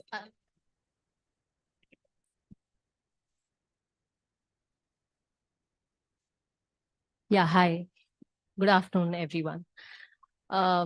So just taking from where he left off, right? The entire PR landscape itself has transformed and is transforming so much today that it's no longer defined as the traditional media and the newspaper clippings, right? In fact, that's a very definitely post the pandemic, that's like a very smaller, it's a smaller component for most clients, whether it's B2B or B2C. And that is probably also what, I mean, you've not yet come to measurements, so I'll talk about it, but there has definitely been a strategic shift in both marketers, business heads, CXOs, the way they look at PR and the relevance of PR today versus, you know, a decade back when there was always this debate about ad spends versus PR and PR being the poor cousin and getting the smaller budgets. We still get the smaller budgets, by the way. But I think the difference is that we are called today. I think it would be very, very foolish of companies to not have PR on their in their marketing mix today, and many don't do that either. That's the big difference. So yes, the changing landscape makes it even more relevant. And there are questions. I mean, we just had an industry event yesterday and we spoke. There are questions about what and where PR itself is moving. But needless to say, it's a very important part of the marketing mix and for organizational reputation building. Absolutely. Thank you, ma'am. Amandeep, ma'am, what are your thoughts? First, tell me, what do you think? Does PR really work? Well, I would say yes, it does. And what does the audience think? Does PR really work? So you got the answer. But anyway, so so the profile of PR professionals have really, you know, evolved in the past 10 years now. It's more, it's not about the earned media space. It used to be earlier. It's, you know, the role is more towards the owned media space. And this question is, I'm being asked every day by my founders, does PR really work? And what if I do this article? What if I do this release? What if I do this corporate story? How is it going to help me in? Because every company right now is looking what business ROI are you driving from this PR? Because in the startup culture, that is the only thing people want. So Nitin was earlier talking about that whether PR function has really been, you know, has become the, you know, business function. So PR does work. In fact, PR has become the business function in the startup culture. So we can talk about that in detail as we move forward. Smita ma'am, your thoughts? Yeah, sure. Just to so if you had asked me this question maybe a couple of years back, the answer would have been perhaps yes, absolutely.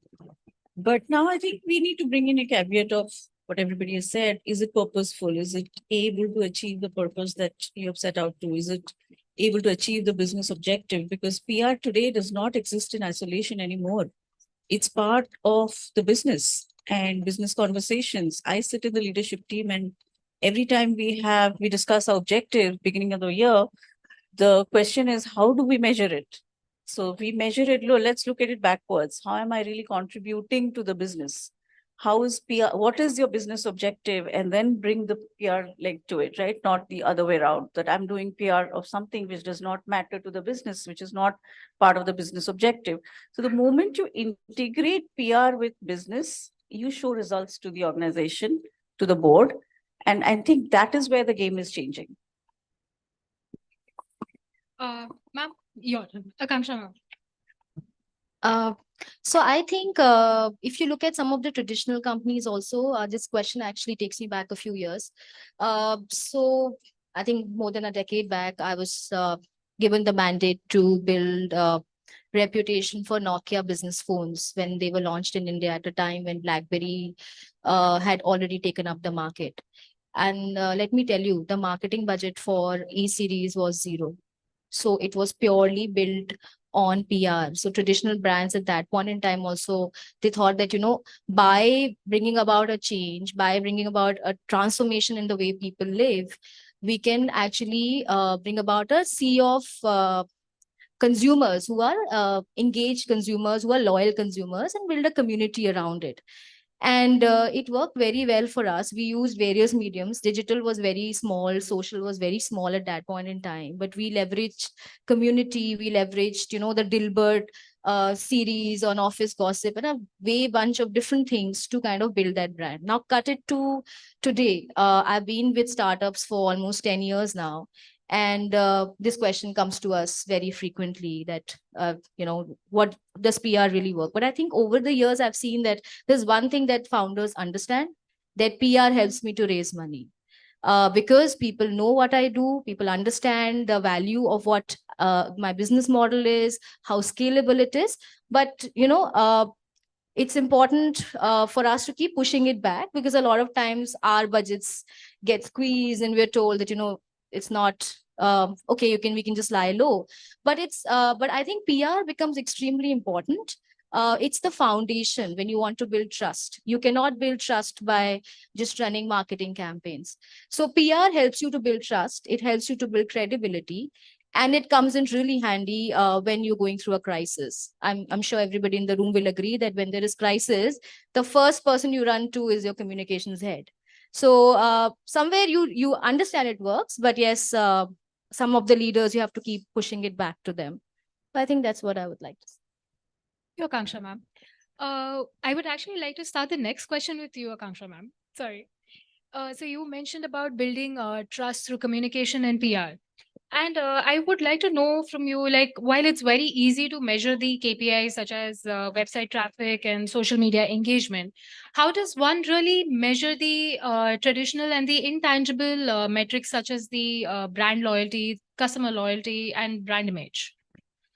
So if you go to brand loyalty, customer loyalty, especially, you will have to rely on some primary research to kind of understand what is the impact you have created over a longish period of time. But if you want to showcase metrics in terms of how your PR campaign is faring, it's also evolved from just kind of putting out your ad value or your PR value to things like there are, a lot of tools available, AI enabled, tech enabled tools that we use even at Bharat Pay to kind of understand how we are faring, not only in terms of how many stories we are getting, but also in terms of the impact or the effectiveness of these stories. So there is a tool that we use called Meltwater, which helps us understand, which evaluates something called an M score, which our leaders find very interesting, because it kind of maps the effectiveness and the impact and the reach of your every story. And it puts you into one of the 4 quadrants that it has defined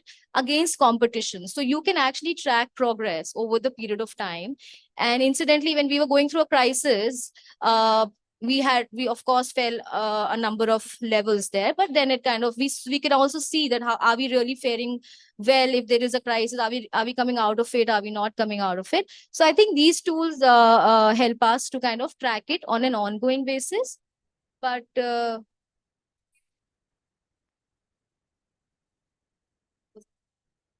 I think, sorry about that. But I think for a much better, if you want to give something like a brand how trusted your brand is, or something like what is the loyalty of your brand, you will have to rely on more primary research to actually bring home that kind of an answer. Thank you, ma'am. Samita, ma'am, we'd like to know your thoughts on the same.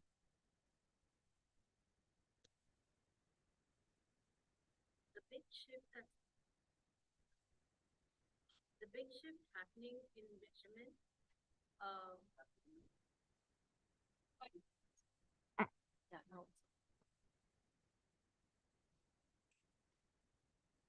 Sorry. The big shift happening in measurement is from the traditional ad equivalence model, which to a large extent, I mean, is redundant based on the Barcelona principle, though agencies still do use it, is the shift from mere quantitative quantitative data to qualitative, right? And there is data and there's data in abundance. And that's why I have, a slightly different opinion here. Tools help us. They are extremely helpful, especially when you're mapping social and digital, in kind of putting them all together, giving you the volume of impressions, giving you the keywords that have been used most, and so on and so forth. But I think what helps measure the impact on business and business goals is the qualitative analysis of that data and insights from that, right? For example, it's not just about the reach, right? It's about, is that messaging resonating with the target audience depending on your goals? Like she spoke about how startups, for example, one of the key goals we work with many startups could be like reaching out to the investor audience and raising funds and better evaluations for the company. In that case, the PR approach that you would take would be extremely different from, let's say, a consumer brands company and a mass consumer brand. So I think defining of those goals and the target audience, and therefore the messaging, and then the qualitative analysis of that is what makes it extremely critical and moves the needle towards actually assessing if it is impacting business and growth and the goals that were initially set. Thank you, ma'am. Hemang sir, we would like to know, how do you measure customer loyalty and brand image? That Jaipur incident that I shared with you is the biggest testimony I can have, where the person is now saying that the kind of love and affection and the kind of respect I have right now, there was only one brand that was focusing on it. Everybody gave up on him, right? He is the biggest endorser. We're trying to do some more activities. For instance, if you look at the kind of outreach we do, you won't see most of the times my co-founders and my CEO getting the limelight. That's not the point. For me, they are just tools. The biggest advocate is my player, that community. If they go out and talk about it, it makes sense. So what I follow the idea is to have a hero creation setup. I call them heroes. They are the ones who are spending and grinding and trying to make moolah out of it, not just by money, but by medals and glory. So we focus on highlighting that. And I'll tell you, for me, call it a PR success or a communication success or the matrix. I never reach out to my founders and co-founders saying that, hey, you know what, from a PR or communication point of view, this is what I did. Never. I never share any report. I never share any analysis, because I believe that once a third party comes to my CEO and says that, hey, we have seen the hoarding at your Sultanpur metro station, it's pretty cool, my idea worked. If they say, hey, we have seen your Shark Tank presence, that my idea worked. If I see parents coming in saying, hey, we used to believe that my son is getting spoiled and I don't know what's going to happen, but now I'm seeing him that he's making, a steady way of making money, and also the reputation. He goes to various international tournaments and he goes live. Poker is, by the way, there are countries, they show you live tables and hands. So that is the recognition I need. There's nothing else that's most important. Now I'll give you another example. And that's the reason I pulled out my phone. I usually don't do that. I don't like the idea of carrying my phone all the time. But what I was trying to do is trying to figure out a story headline that we got today.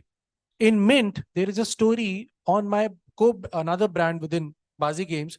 One is Poker Bazi, one is Sports Bazi. Sports Bazi into fantasy and watch and play category. They have been featured. Both of my co-founders, all edition in print, and you have a online story as well. And the headline is not the typical headline that you'll see. It says that the GST is a concern, could be a spoiled sport and all of it. This is not the headline a typical company or a typical PR person would like to have it. But we don't believe in that. My idea was to basically warm up the whole investor community, because going forward, we might look for funding and all. Right? So there, if the story is out with the real numbers, talking about what exactly is happening. And even I was not aware of the story. My CEO realized that if somebody has shared that story, he said, good job, I really like the story here. Let's do more. I think that's the best way to figure it out. And also one more thing I would like to clarify. I don't know if it's just my thought or my fellow panelists also agree. But I feel that when we say PR, automatically we just restrict the whole outreach that we're going to expect from me. Let's say if I say Himang is going to do the PR, I get a sense that everybody's talking about just the traditional PR, newspaper, and there's another word, chapai and all of it. That's not the right way to do it. I'm here to have an effective communication, be it legal system, be it my customer care, be it my marketing. And I do that. And it's not easy. Someone said that it's not easy. People don't realize we still get the smallest budget, though it doesn't happen with me. I decide my own budget. And for that, I need to understand their hustle, their language. For instance, the way people talk within my community. The poker lingo is very different. I cannot get it till the time I play. So I spend, I grind, I understand. I reach out to people, the customer care. How the hell they talk like that? What are the words they use? I need to understand it. Right, sir. And then effectively create your communication. It works. Thank you, sir. Sunita ma'am, how do you measure brand loyalty? Well, actually, the times that we're in, there are brands born every day, right? On digital, on social channel platforms. Pandemic saw a lot of brands come to life. And today, I think brand loyalty, if I look at the Gen Z, I think it's shifting so fast. But we still want to retain our consumers, our customers, right? So, and in a company like ours, which is over 100 years old, we have customers who've been with us for many, many years. Generations have been consuming our products, whether it's for their pets or for human food, chocolates. The way we measure loyalty is, of course, the numbers show in terms of your sales figures, etc. But also our own in-house data or the captive data that we get, which is through our consumer care portals, through CRM, which and it's not about just looking at that dump of data of how our consumers are telling us what is wrong or what is right in our product, what are they asking, what are they complaining, what are they suggesting, but it's also about reacting and responding to them. So a consumer is writing to you because he or she is genuinely concerned about your product, about that particular product. So if you do not respond, then you've lost that consumer. So we measure, yes, through various other ways, a lot of measurement tools we have in-house. It's a huge company. And obviously we have invested in a lot of tools and tactics and strategy to make sure that the consumers keep loving our brands, keep coming back to us. But yeah, we also make sure that we're looking at this pool of data, which gives us a lot of these insights. So yeah. Amandeep ma'am. So there are three ways to measure the loyalty and brand image. So one, Akansha spoke about that you can, have a brand survey and check on the loyalty and brand image part. The second is, handy tools you have internally. So I work for a B2B fintech where, PR is directly linked to the business goals. So it cannot work in isolation. So the tools, if you have access to the tools like Google Analytics or Search Console, and if you don't have access, go to your marketing team, go to your analytics team, get the access and find how many, out of organic traffic, how many new users are there and how many returning users are there, how many logins are happening. So if for example, we have 4 products in the, for businesses. Say one of the customer is using corporate cards, and is he returning to us for the vendor payments also? Is he returning to us for the tax payment also? So that's how you measure the, loyalty and the, brand image. Have you carried that brand image to sell another product to the customer? And PR plays a key role here.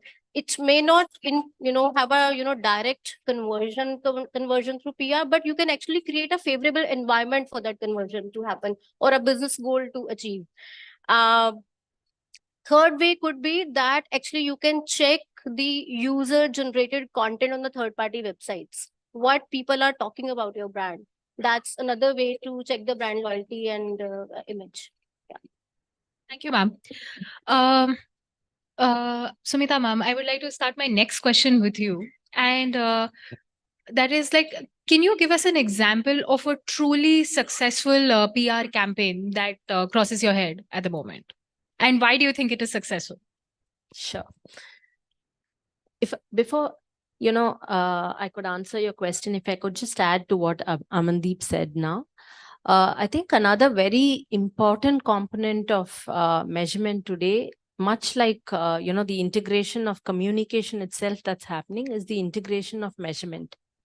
Because traditionally what happened is, if you were an agency and you were getting newspaper clippings, then you were just measuring, what is the value of that from the ad equivalence model, or the volume of impressions, or which kind of media, and so on and so forth.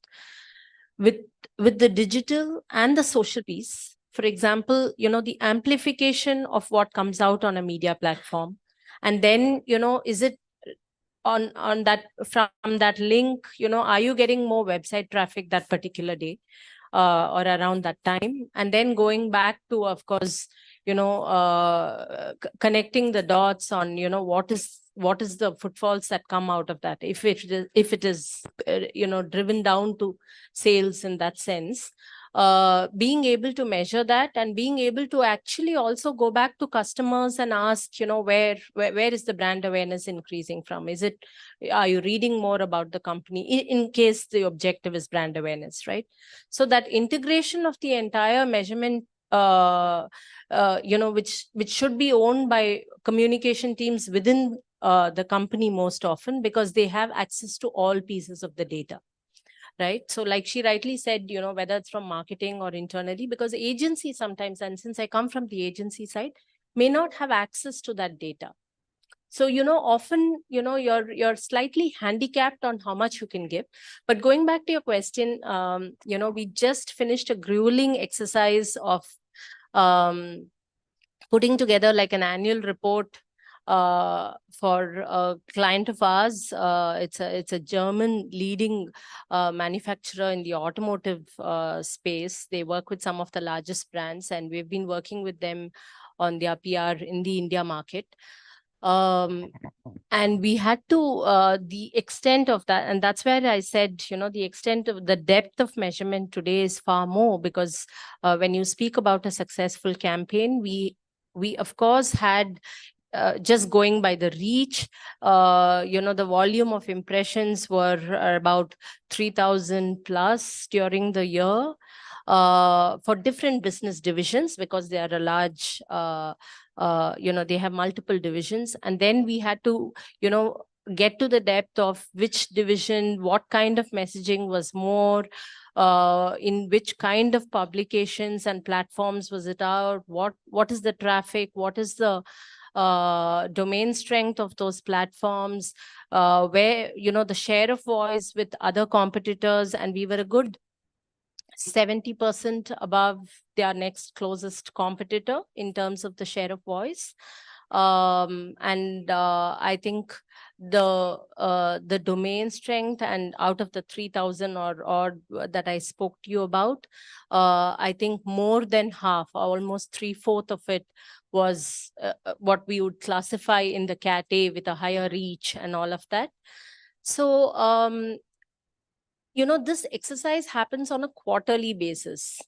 So you kind of keep mapping whether you're moving towards a direction, and then the company comes back and says, no, see, this business division is doing well for us and it's the most important. So we need more messaging in this segment, or we need more messaging in, with these kind of platforms more than, so it's all very interconnected, because you need to each time think through what are the goals, what is the messaging, what is the reach, and then finally, even if the reach is there, for example, on social, it's not just about the reach, right? It's about the engagement, and it's about what is the kind of response that you are getting from your audience and your community that you're building there. So yeah, I think I do not want to name, because we have very strict NDAs with some of these clients, so I can't name the client. That's absolutely fine. Yeah. Thank you, ma'am. Yeah. Akanksha, ma'am, like one successful campaign that you would like to talk about.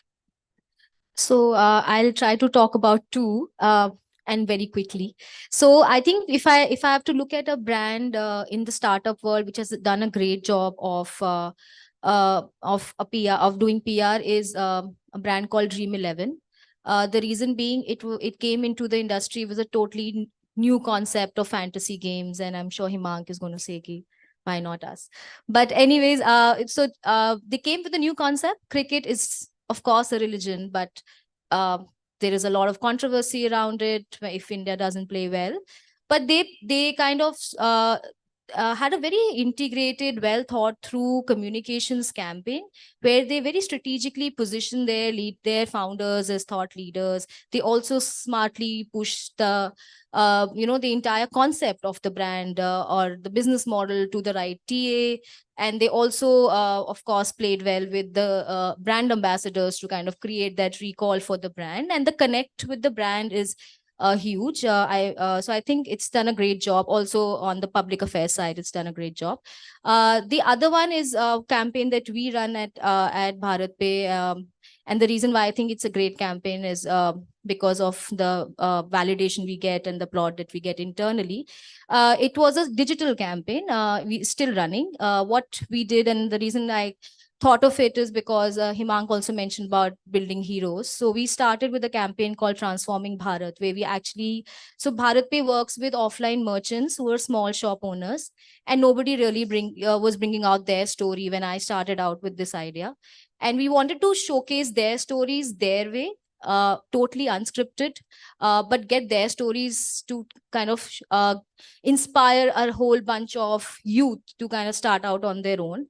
Over the last 2 years, it's done phenomenally. It's well. It's a one of the campaigns that's won number of awards. Only works organically. Works only on digital. We've shot about 30 merchants in 15 cities across the country.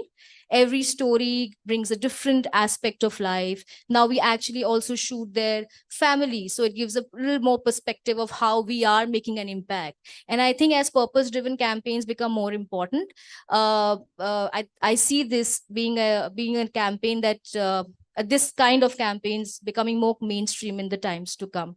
So that's the second campaign. Thank you, ma'am. Amandeep, ma'am. Can I just add one part from my end, Mandeep, that's okay?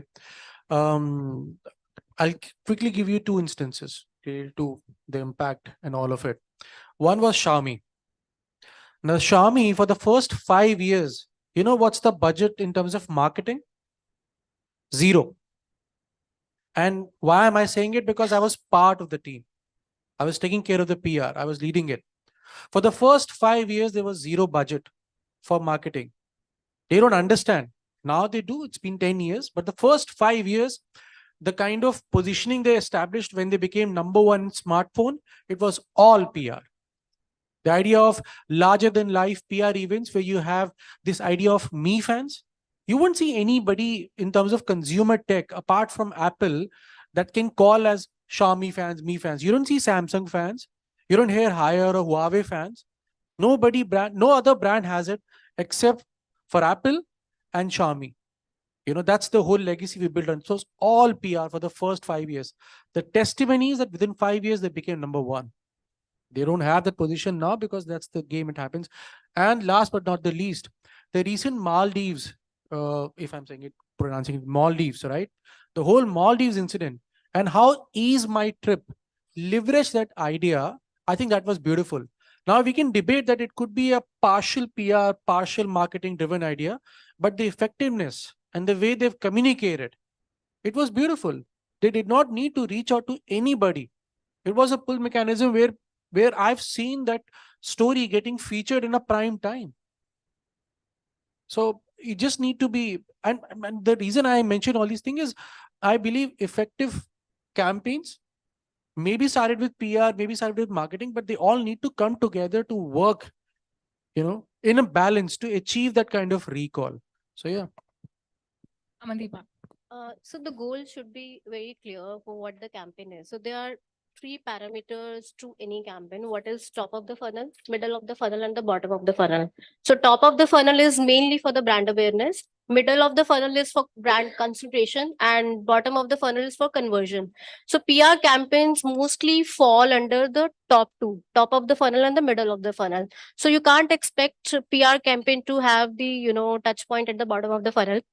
I would like to give an example. When I was in Policy Bazaar, so one of the project was given to me to build the category for 4G ULIPs, because the ULIPs before 2010 had a very bad reputation, because 40% of the money was going to the insurance agents and there was not much returns on the ULIPs, and people were simply not buying ULIPs because of that. And mutual fund was the competitor in the competition to the 4G ULIPs. So we actually did not only did earned media through PR, we also used own media channels. We started a webinar series. We started a campaign called Nivesh Kar Befikar. And that campaign, we asked insurance companies to come on board, be part of the campaign, and have a brand awareness why 4G ULIPs are better. And of course, this was backed by the PR, where opinion pieces were going out and the comparisons were going out with mutual funds. And the consideration gradually was happening when people were buying and sharing their experience. We created a separate portal, also a subdomain, niveshkarbefikar.policybazar.com, and where we were uploading all the content, having a lot of blogs there. We also created a actually sales form there. If you're interested, get in touch with us. And surprisingly, as I said, that bottom of the funnel doesn't add PR, and that was an exceptional campaign, added 1 CR through PR campaign to insurance premium. So that's great, ma'am. Sunita, ma'am. Sure. So there are so many examples from Mars itself. We have such iconic products, and we build all our campaigns, whether it's PR or a lot of ad campaigns as well, rest on our purpose. And I'll give you two examples from Mars, which during the COVID in India. One is from a Mars Pet Care family, from that segment, where we make pedigree and viscous. So during the COVID, when government was e-commerce was delivering products, and one of the essential, and we didn't find pedigree in the essential list. And there were a lot of pet parents who wanted pedigree, who were feeding pedigree to their pets. There were pets all over the country who wanted it, but it wasn't getting delivered. So, and here the objective was very clear, was twofold. One is, of course, to make sure that it goes into the essential list so that the sales go up, the numbers, we are able to drive the growth numbers. But second is better world for pets. So we wanted to live that principle of the purpose of creating a better world for pets. So there were a number of legs which were led to that campaign. It wasn't really a campaign per se, but I would say the touch points that we created, the engagement that we created, ultimately led to not just sales, but also made sure that the pets were thriving with the products that they were used to. So that is one example. And second is, and this actually became an example of how you contribute to the business, right? So the business wanted sales to go up, pedigree to be back on shelves, to make sure that pets get what they need. And the second example is again from our confectionery, the gums portfolio. During the COVID, people had stopped chewing gums, and we were not able to sell gums as well. Again, it was not part of the essentials list. But we started a campaign called Get Fresh Behind the Mask. So even if you're when you're wearing a mask and you want to stay fresh, why not have a gum? So that also sort of boosted sales, not just sales, but also, it was a great campaign by itself in terms of talking about freshness behind the mask. So these are two great examples. So the learning was that make sure that you have your objective and goal, like Amandeep said, that your goals have to be, you have to be super sure of what you're trying. Thank you, ma'am. Given the time we have, I'll just go ahead to our last question, and I would request our panelists to answer this question in a minute. And the question is is brands marketing success solely dependent on the immediate ROIs that you're able to derive? Or should there be a greater emphasis on the metrics that demonstrate long-term brand health? Hemang sir, we'd like to go with you first. Coca-Cola has done that, and I'm sure you guys are aware of it. If you go to a restaurant or say a movie hall, you mostly see Pepsi. You don't see Coke. And I'm guessing why? Because they don't need that. Customer wants it. It's not that they want to sell it. With Pepsi, it's otherwise, right? So that's the biggest thing that, you need to take time, build on it. And it's not just happen by pumping in billions of dollars, by just flashing ads across TV channels and wherever the screen is available. There are, you have specific, significant, and all collaborative efforts that have gone into to build that kind of a brand where you rely on it. Apple has done that.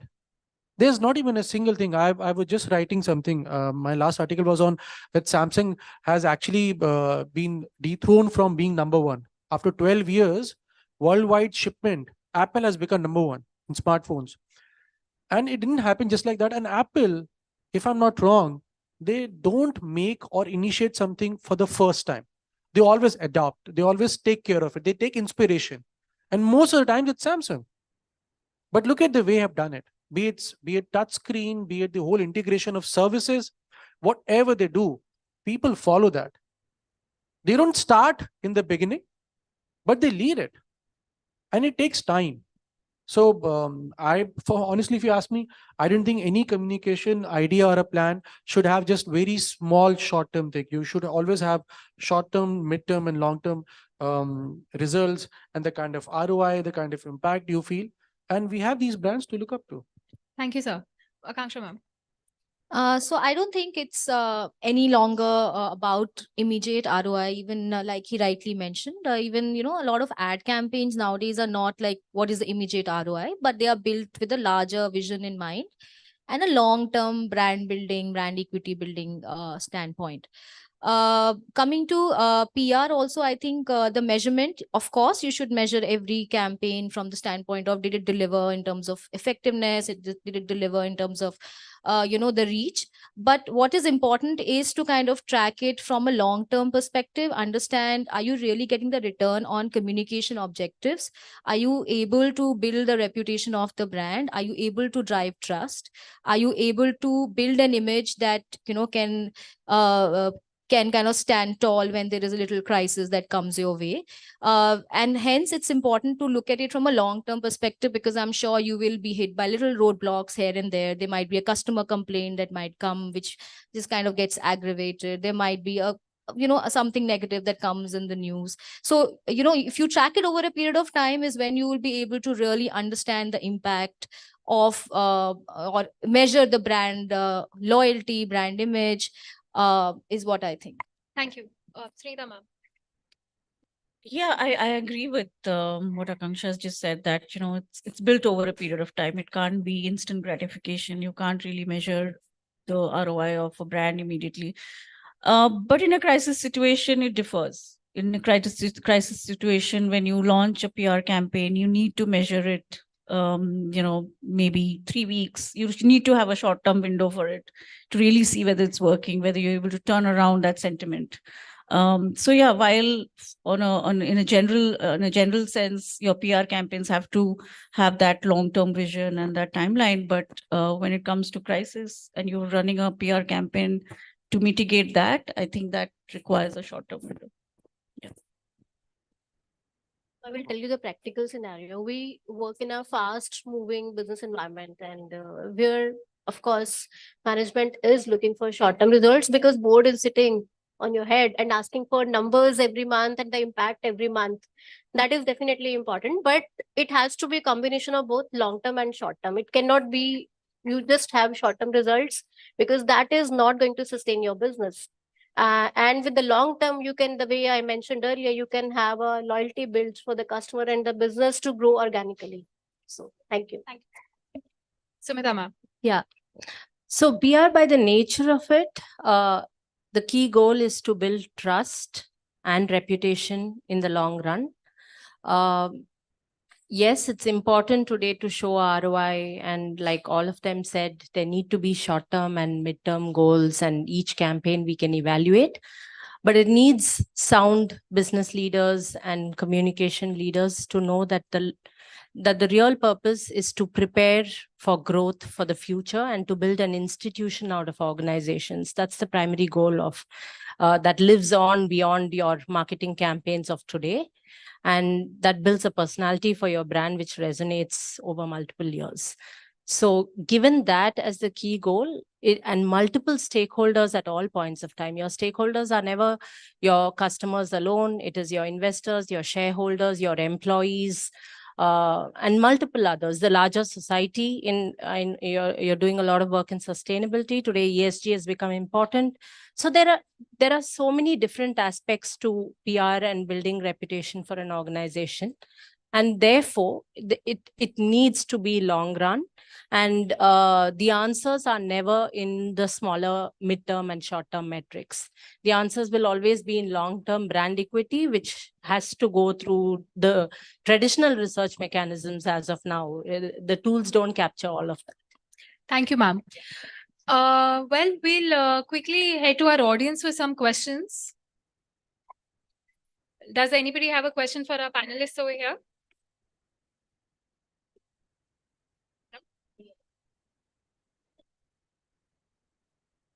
I come to you.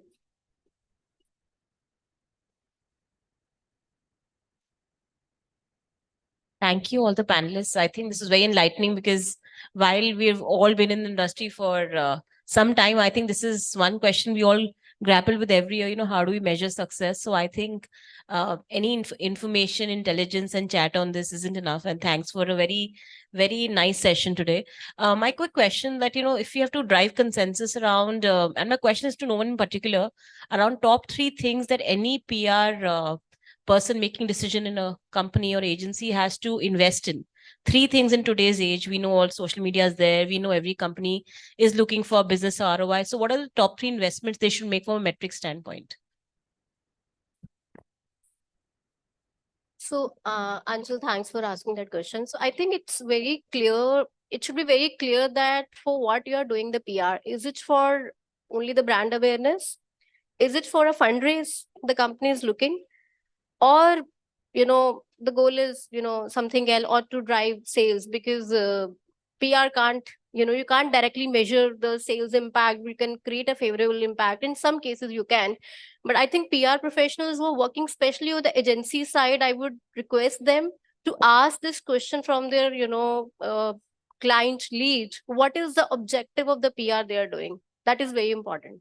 Because when I was in the agency side, we used to do a lot of stuff, but the objectives at times was not clear. And secondly, which I at times feel that the right product knowledge, because agency people are working sometimes on 4 clients at once. The right product knowledge you should definitely have. That's how the goal can be linked to your PR campaigns. Can I just add to what you said? I think looking at one's own owned channels and how well you leverage them, and putting out all the right messaging that reflects you as a brand, as a company on your own website and social channels is extremely important, because otherwise you're wasting your own assets. Even if you were not investing in, a whole lot of others, just from that perspective and searchability and putting out the right message there is like the first, it's hygiene today, no matter which space you are. Thank you so much, Sumita ma'am. Thank you, our respected panelists, for sharing your insights and for giving us your time. We're really grateful to you for that. Thank you.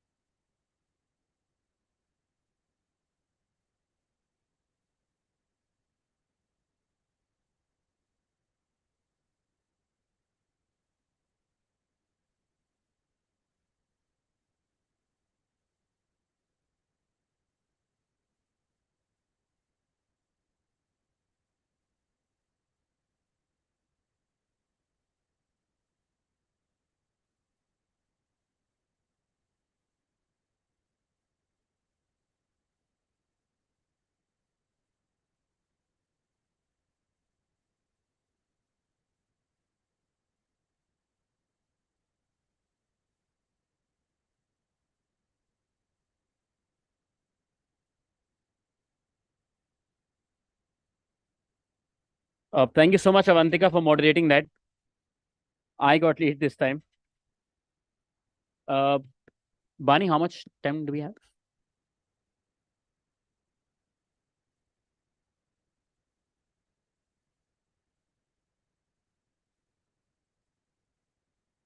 Before we move ahead with our last panel discussion for today, may I please request our team to once again play the partners AV, please?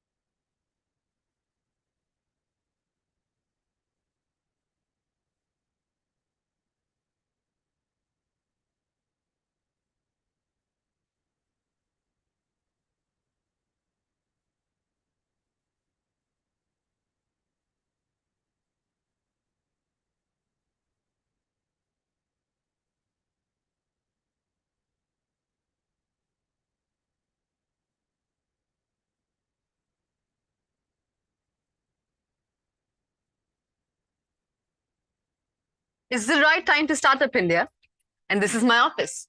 I am in. I make in India, but get a global access. I'm in. अपना ये .in Bharat का अपना domain जो affordable भी है और जिसे अपनाना है बिल्कुल आसान हो जाइए डिजिटल .in डोमेन के साथ गेट योर ओन .in पर अपना .in डोमेन बुक कर आज ही बनाइए अपनी website Are you?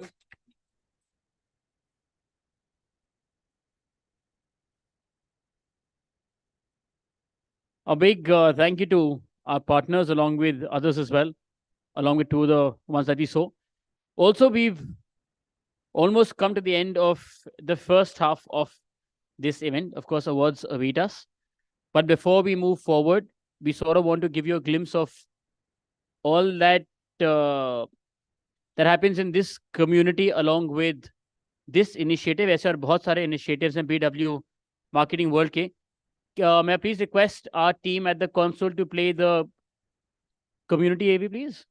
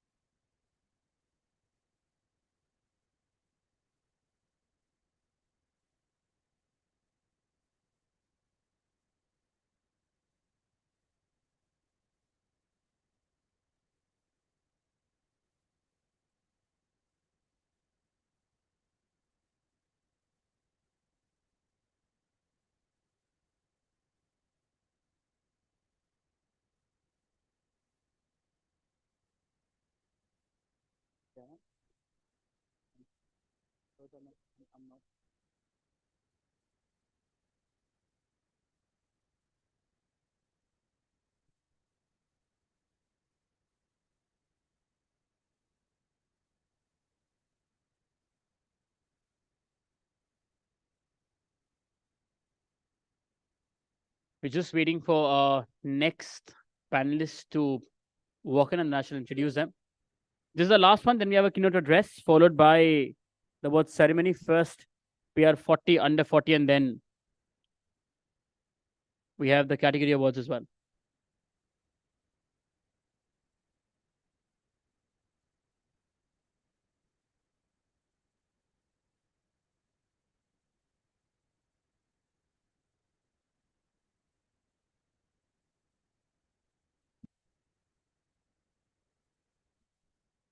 Any, just to ask, any nominations present here in the hall?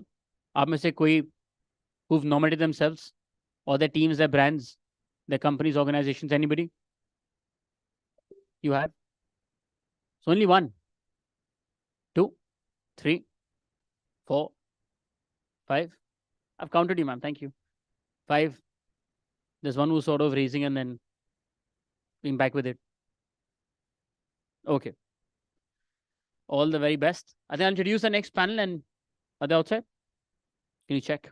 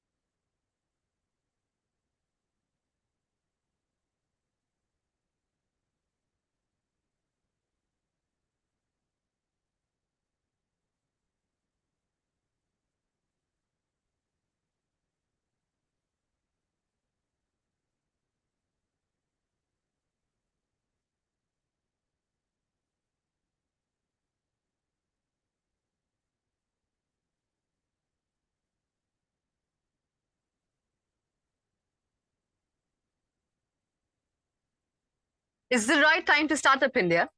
And this is my office. I am in. I make in India, but get a global access. I'm in.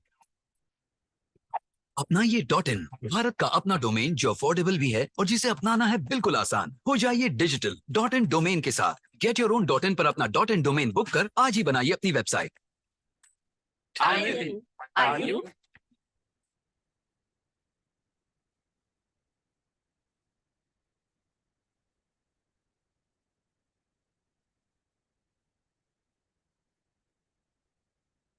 Okay, so our last panel for today, it's going to be around storytelling, because I think eventually all of our PR, all of communications comes, I think, or uses stories as an anchor.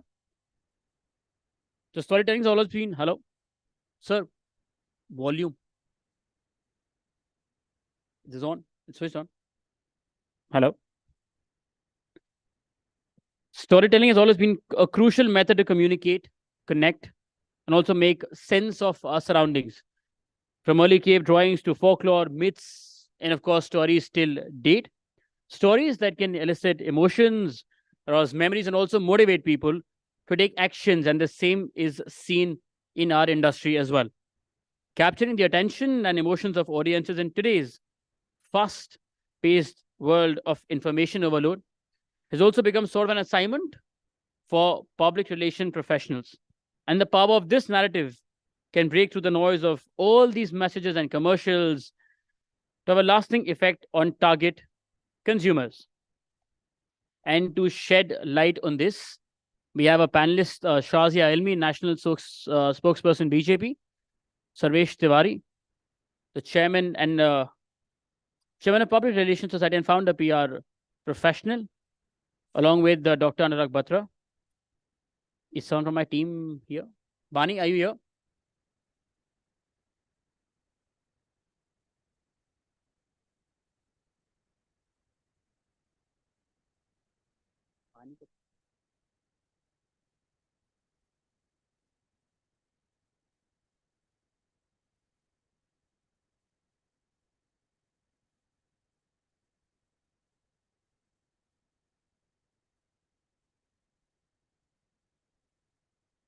So for our last session, let's say on storytelling and how and what its impact, benefits, etc. are.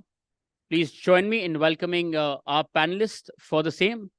Shazia Elmi, National Spokesperson, BJP. Sarvesh Tiwari, Chairman of Public Relations Society and founder, PR Professionals. In conversation with Dr. Anurag Batra, Chairman and Editor-in-Chief of BW Businessworld and founder of Exchange for Media Group. Let's please welcome them collectively now. I thought हम awards की तरफ जा रहे हैं. Just supposed to build up your appetite for sharing some तालियां for each other. I think we can welcome them with a more, let's say, nicer way of doing it. Yes. Thank you. Thank you so much. Good Yeah. evening. You know, this is election time. Elections are around the corner. I mean, these days in India, it's always election time, but now is the big Lok Sabha elections. There's a lot of, so Shazia ji is the national spokesperson. She has some responsibilities, but she's made time today to be here. Please give Shazia ji a big round of applause. Why don't you settle in? Settle in.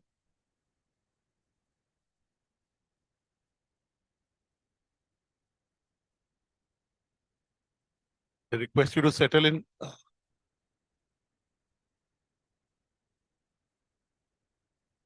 To Shazia ji's left is Mr. Sarvesh Tiwari. Sarvesh ji, thank you for being here. Our panel is, I mean, we've had a day full of, this is the last panel between the PR 40 and the 40. We've had a full day of discussions on the growing importance of PR in corporate communications, the role of technology in era of artificial intelligence. This panel will specifically focus on how to win the war of narratives, how to be bringing that art of storytelling, because it is an art, and how to use that to be a game changer. As we know, we live in an era where countries, leaders, individuals, brand, businesses have to build a differentiated narrative to stand out. We're also doing this when the primaries for the American presidential election are happening. The Ohio caucus happened a couple of days back. Now is the New Hampshire caucus on the weekend. And if you look at the American elections, and we in the media and we in the communication fraternity can learn from them on how they make sure that their messages, the candidates are very differentiated, and how do they stick to their core message and to their core teaching, even if it means alienating a certain set but energizes their own base. They build a certain narrative, and I can say that the brands and the leaders that are winning in the political domain are the ones that are setting the narrative, that are doing storytelling in a way that it involves everyone in the story. So with that background, let me ask Shazia ji her opening remarks. Why is it so important in today's era to be a artist of storytelling? And do you think a narrative and storytelling can sell a bad product or service? No matter how good the narrative is, it cannot ever sell a bad product. So I believe if you look at any art form, we have to talk about content and form. So form can be different things. You can communicate in different ways, how you say something, but what are you saying? What is the message? How are you creating the narrative? What is the story? How impactful is your story? Does your story touch people's hearts? Does it strike a chord? What is the relatability of that story, which is part of political communication in your life? How does that slogan that is being raised by any political party, how does it impact you? Does it stir up something in you? So it is about stories and it is about emotions. Nothing is devoid of emotions. And I think we have to effectively, and I think that party will do the best if it manages to touch the inner core of your being, which is why you see, I mean, a voter is to a party what a consumer is to a corporate, right? I'm 100%. So when you're selling something, what is that? The idea and the war of narrative becomes very important. And it is a war. It is a battleground out there because everybody is selling their way. What will BJP government be like as opposed to Congress government? If Akhilesh Yadav is in power as a Samajwadi Party head, what will that government be like? What does it mean to you? How does it translate to you as a common person, as a man, as a woman, as a youth, as a farmer? So there are different constituencies. So when you look at a narrative, you have to think in terms of who you want to reach, how you want to reach, and everything else follows. Whether it's digital or it's analog or it's Twitter or it's Insta or it's Facebook or it's everything else and mass media, that is secondary. But what you are saying is far more important than how you're saying it. So And where you're saying it. So Shazia ji, let me go to Sarvesh and come back to you. जब you're talking about bad product, Rahul Gandhi ji के बारे में तो नहीं बात कर रहे थे? Because there is a, while I may say jokingly, but there is a certain amount of, there is a certain section of people who see Rahul Gandhi as their hero. They may believe very different. And so that product appeals to a certain TG. You know, that's the point I'm trying to make. And I'll come back to that a narrative setting exercise on the other side is also there. But is it working, not working? Why is it not working? If it's not working, why is it working? But Sarvesh, you've done a lot of work in crisis management. And when a crisis breaks, there is a certain narrative. And it takes a lot to change the narrative once the narrative is set. Can you give us some inputs on how you can change a negative narrative into a positive narrative? Thank you, sir. सबसे पहले तो sir कल एक च्यवनप्राश का add मैंने देखा था, उसमें था कि अगर आप ये खाएंगे तो साजिया इल्मी और अनुराग बत्रा के साथ बैठ के अच्छा बोल पाएंगे। तो आज सुबह मैं वो खा के आया हूँ। दूसरी बात, पहले मैं मैम से शुरू करूंगा कि मैंने इलेक्शन खुद लड़ा है। आई कंटेस्टेड लास्ट इलेक्शन और गुड प्रोडक्ट और बैड प्रोडक्ट की बात हो रही थी, तो मुझे लगता था मैं बहुत अच्छा प्रोडक्ट हूँ, बट मैं बिक नहीं पाया। ऑल्दो मैं बसपा और लोसपा से ज्यादा वोट मैं निर्दलीय जीत के आया था, लेके आया था। सो मुझे ऐसा लगा कि आप दिल पे राज करना चाहते हैं कि दिमाग पे राज करना चाहते हैं, ये भी बहुत मैटर करता था। मुझे ऐसा लगा कि मैंने दिल जीता है। Everybody used to say that अगर सर्वेश तिवारी पार्टी से आए होते ना तो ये पक्का जीत जाते, कोई नहीं हरा सकता था, क्योंकि उनके दिमाग पे पार्टियां राज कर रही है। So even for the product also, आप किस तरीके से, या फिर even for the crisis also sir, crisis में क्या हमारा काम, हम बहुत सारे रियल एस्टेट कंपनीज के साथ काम करते हैं, गौरव भाई हमारे बैठे हुए हैं, डीएलएफ को रिप्रेजेंट करते हैं, तो ये एक ऐसा सेक्टर है जहां रोज क्राइसिस होती है सर, कुछ ना कुछ, बिकॉज जहां भी आप whenever you are interacting with the masses, crisis is bound to happen, be it politics also ma'am, every day is a crisis। और आज मीडिया क्या हो गई है जिसको हम डील करते हैं, डिजिटल मीडिया, सोशल मीडिया, आप ज्यादा डैमेज करने के लिए तैयार बैठी हुई है। So they hit you in a lot of manner, and आपका ऑपोजिशन आपको तोड़ने की कोशिश करता है। वहां पे आपको हमेशा संजीदगी के साथ उनके दिलों को छूना होता है, सही बातों को बार बार, एंड उनकी मेमोरेबिलिटी को आपके दिमागों में बसना होता है कि हम सच हैं और सत्य हैं।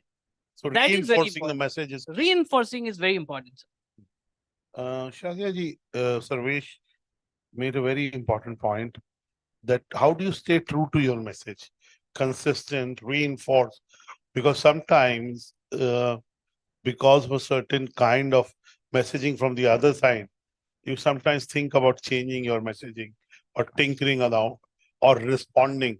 But if you respond to somebody else's message, you're actually amplifying their message. So what do you have to say about this when you're on television screen, when somebody has made a comment and the news cycle is built around that comment? How do you move away from that narrative? So very good question. And I think the war rooms of all parties are constantly dealing with this. There is always a struggle to, if there is an accusation that is very salacious, do you respond to it? Do you ignore it? Do you become aggressive on it? Or if being aggressive about it, encountering it, do you actually amplify it? So this remains a big challenge. In many situations, take it because it needs to be done. In many cases, you mock it and say, oh, we don't have to dignify it. But, clarity, consistency is very important of delivery. And then also clarity of your message.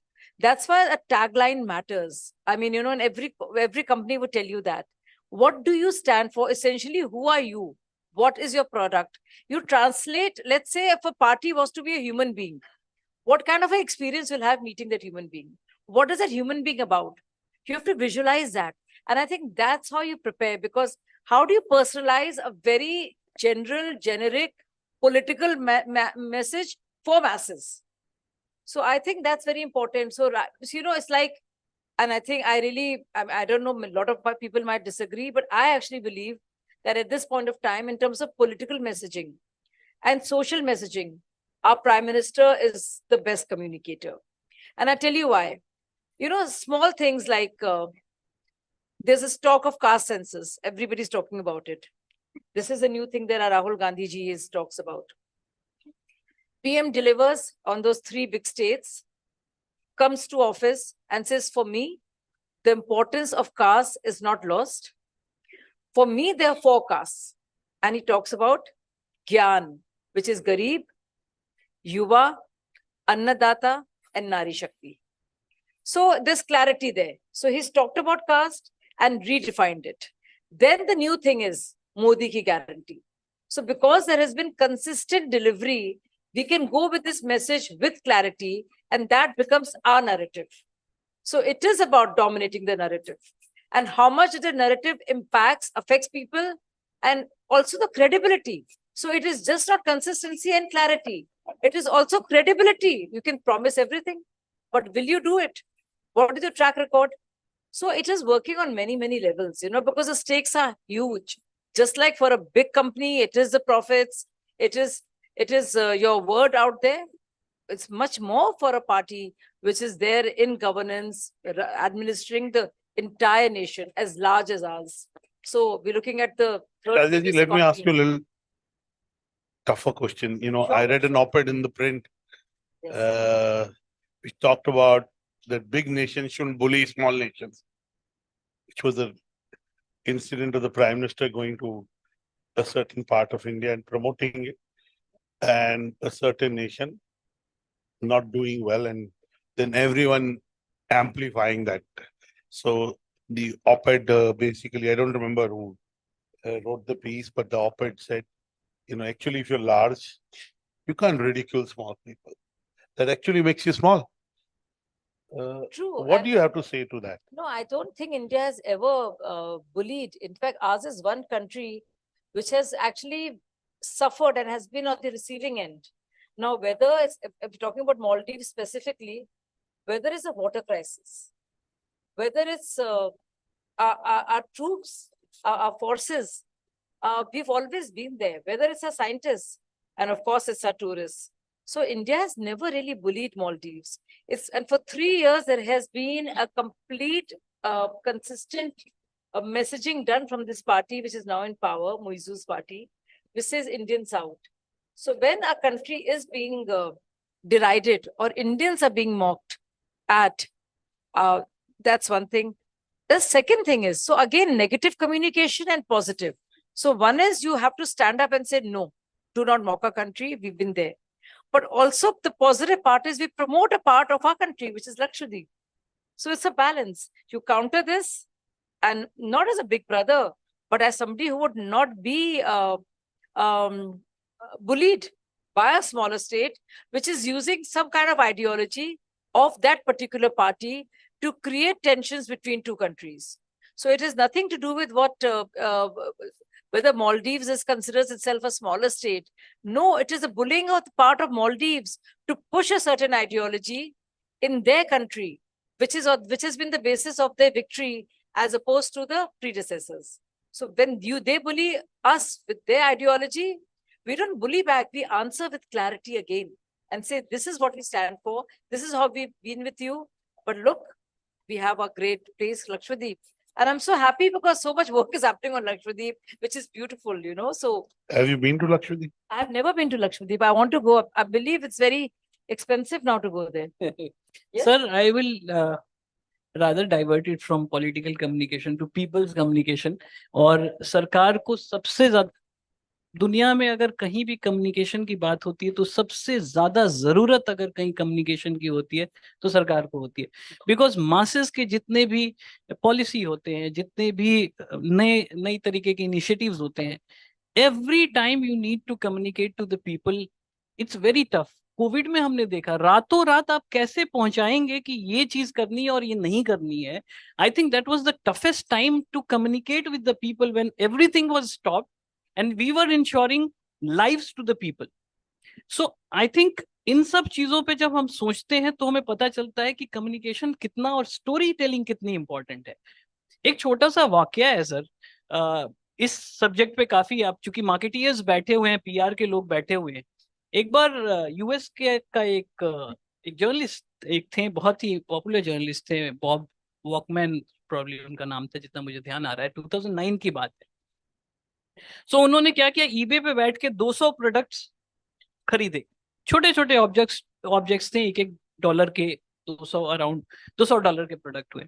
उन्होंने क्या किया कि एक वो निकाला और उसके बाद अपने तकरीबन 200 जर्नलिस्ट को रिक्वेस्ट किया कि इस ऑब्जेक्ट के ऊपर आप एक स्टोरी टेलिंग करो और आप अपनी कहानी दूसरे तरीके से बनाओ. एक कंपटीशन क्रिएट किया कुछ अवार्ड्स डाले and then he took those products on eBay again.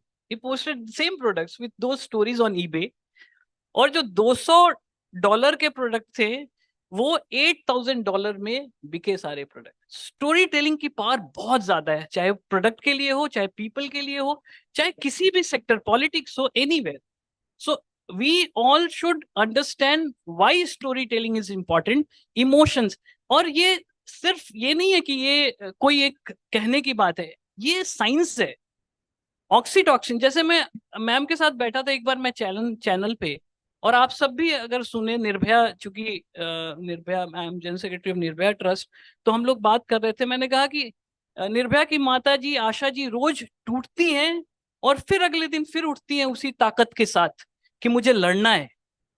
और उस औरत के बारे में आज सोचिए कि वो कितनी हिम्मत होगी एक गांव की औरत को जिसने इतनी बड़ी लड़ाई लड़ी. अब जब मैं आपके साथ ये बातें कह रहा हूं तो मैं आपके ऑक्सीटॉक्सिन लेवल को बढ़ा रहा हूं. आपका EQ आपका इमोशंस बाहर आ रहा है आप इमोशनली कनेक्ट हो रहे हो आपके सामने एक पिक्चर बन रहा है. सो स्टोरी टेलिंग के नैरेटिव्स को ऐसे कैसे बिल्ड करना है, कब, कहां, क्यों, कैसे, क्या, that is very important. Simplicity of language is बहुत, मैं I hate fancy languages. Modi ji की मैम बात कर रही थी, मोदी जी तो बिल्कुल सटाक बोलते हैं और आपके दिलों को छू जाते हैं. अंग्रेजी में आप जितने बड़े कॉर्पोरेट्स में जाइए, सारे ऑर्नामेंटल लैंग्वेज में फंसे हुए हैं. वो नहीं सोचते, जनता को मतलब नहीं है यार, जनता चाहती है साफ सीधी एकदम देसी भाषा जो उसके दिल को जाके छुए. So I think simplicity is very I important. want to add to that. You see, Nirbhaya story. Now there have been so many rapes, and our reports are terrible, and I think we need to do much more. But you see, that story touched the hearts of every Indian. So it did something to us, because for the first time there was Nirbhaya's mother out there talking about her daughter. We related to her grief. We related to what she went through. So when you go from macro to micro, everything changes. And I think that approach, even in storytelling, as a journalist, I'll tell you, you talk about weavers of, say, a particular place, Mirzapur. And you can say how much weavers are suffering, what is happening. But then you talk about one protagonist, Firoz. Firoz, as a weaver, has had 3 generations of his family have been doing this. Now, because of expensive thread or synthetic thread that is available, his quality is suffering, his product is suffering. So when we make the story about Firoz Siddiqui, one person, it changes. We go to Firoz's house and you talk to Firoz's mother. You talk to see Firoz's children. You relate to that, because it's no longer about the synthetic or a thread or the export of which has become difficult, but it's suddenly about Firoz and Firoz's family and Firoz's ammi who's saying, "Hamare wo din kitne alag the, ab dekho, ab kaise kya hoga." You relate to that, and I think that's very important. And Yuval Harari, if you read, it's such he talks about it. What differentiates higher mammals from humans, Homo sapiens, is the art of storytelling, building a narrative. It is very impactful. It is everything. It differentiates us from everyone else, because we can create that, whether it's the idea of a bank or a party or a state or a nation. These are all narratives. Religion, it's all narrative. Everything is narrative. Shazia ji, since you talked of that human beings have a monopoly on creativity, clearly that is being challenged by artificial intelligence. What's happening? Singularity would have happened in 2034. It will happen much earlier. How earlier? I don't know. Right? Excuse me, ma'am. So we live in an era of deepfakes, right? And we've seen what has happened with certain videos in the last few weeks. As the political season approaches, I'm sure there'll be much more of that.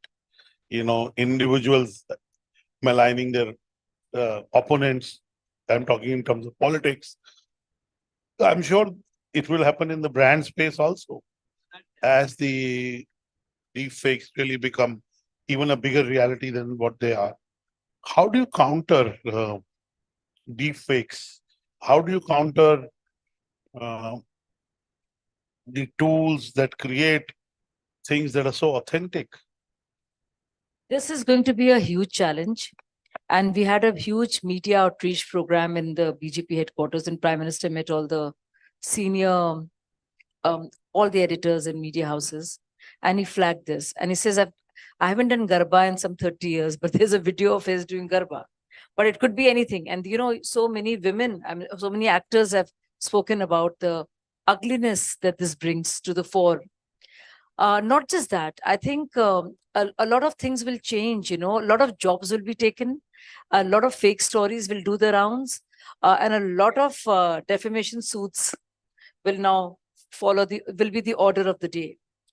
Now, there are 3, I see it if you see various levels of it. One is, of course, the content creators, the deepfake makers, of course, the intermediaries. We're looking at all the social platforms. Then you're looking at the end users, people, and you're also looking at the government. Now, I feel that the government is doing its best. Now, there is a lot happening on that. we are fortifying, also ensuring that the legal framework deals with it, that's viable, that is actionable, that is part of a criminal law, that anybody who can be traced the IP, can be tracked to a particular person will be. But what happens before that? What if it creates a riot or a war and something, a personal defamation, taking away your civil liberties and all of that? So all that can be actionable, that can be criminally taken care of. But I think a lot of responsibility lies also with the end users. You can tell Twitter, you can tell Facebook to make sure that the fact finding teams are better, that some things are not allowed. But there's only this much they'll do, and it'll take some time. I think also we as a people should be very alert and not react to anything which is instigatory in nature, inflammatory, and derogatory. So we have to make sure that it should happen at all levels. Otherwise, I don't know where we are headed. So, your comments. Yeah. If I feel that threat has always been there, इसकी existence हमेशा रही है, कुछ ना कुछ threat आएगा, और जिस तेजी से टेक बढ़ रहा है, तो खराब करना और ठीक करने की जो ये लड़ाई है, ये लगातार चलती रहेगी. There will be one application tomorrow which everybody will be downloading in their phone, and they'll find out whether it is fake or not. So I'm not very much worried right now, because मैं जानता हूँ बच्चे आज के इतने होशियार हैं, वो 10 दिनों के अंदर एक ऐसा टूल बना देंगे कि सारी फेक चीजें खत्म हो जाएंगी.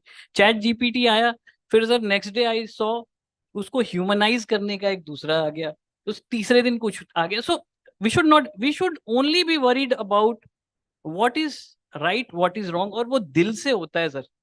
आप हर आदमी को, आई फील दैट, जैसे मैम ने बोला कि पर्सनल लेवल पे, इंडिविजुअल लेवल पे, we all need to be very very aware that what we have to do, what we don't have to do.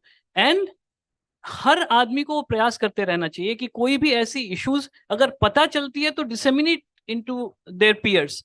हम गलत चीजों को फटाफट फैलाते हैं, बट अच्छी चीजों को हम रोक देते हैं. व्हाट्सएप के ग्रुप्स पे आप देखोगे, एक सेंसिटिव चीज जो डैमेजिंग होगा उसको तो बहुत जल्दी फैलाया जाएगा, और वही सेंसिटिव होगा जो सही में बहुत इमोशंस होगा, बहुत केयर करने की बात होगी, उसको बहुत टाइम लगता है लोगों तक रीच आउट करने के लिए. So I think we all are responsible, and we will be taking initiative sir. It's not Thank you so much. I'll come to you. We have almost 6 more minutes. We can take 2 or 3 questions. I'd rather involve the audience and make it a 3-way communication. So if you have any questions, raise your hand and you could direct it to either Shazia or Sarvesh. Everybody is looking forward to the 40 under 40. Okay. So let me ask you that question. Shazia, is there a tool book that you evolved? You saw the 2014 elections. Before that, you were, you were involved in a movement which brought you into politics, first into AAP and then into BJP.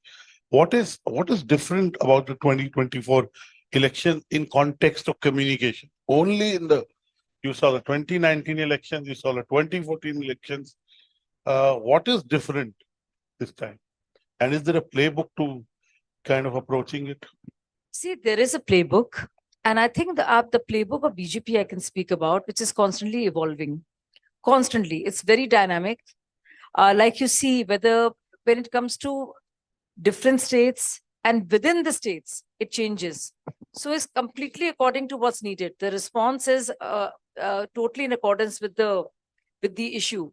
So there is nothing fixed or standard about it. It changes from constituency to constituency. Yes, there is a broader guideline. And where that is concerned, whatever our manifesto has been consistent, whether it's Ram Temple, Article 370, Triple Talaq, Uniform Civil Code, we've adhered to that. So we'll go with that. But I think this elections, yeah, it is actually going to be battle for Bharat when you look at the present scenario. And BJP is making it very clear that when it comes to development, when it comes to our roads, our highways, our schools, and various welfare schemes, there has to be saturation. Whether it's the thing of Mudra Yojana, where 70% women are beneficiaries, or 11 crore toilets, or the whole think of rations, which is 80 crores and more people getting food from the government. So whether is that, but at the same time, there'll be respect for the sentiments of Hindus and the decolonization. So very much this is about reclaiming the narrative. And I think last 10 years have seen more of that. Now we producing evidence in terms of all the work that we have done. And this would be a manifestation of that. This is also different because for the first time, all the parties have decided that BJP indeed will be a difficult a force to contend with. So they have tried to bury hatchets, and the otherwise warring factions are coming together to defeat the BJP. This seems to be their sole purpose or their present raison d'etre. So I feel that, yeah, these will be very different elections. And yes, we're also looking at a hat trick, something that has not happened before. I mean, look at to dream of getting more than 303. But what happened with Rajiv Gandhi in those famous elections of 84 was after Indira Gandhi ji was assassinated. And then there was this big number. So without any of that, on genuine delivery of services and the promises, will Modi ki guarantee work? So yes, this will be the big election. Very Modi-centric. The PM likes to break record. So hat trick, more than 350 seats. Already there's talk of all the Rajya Sabha MPs have been told to fight elections.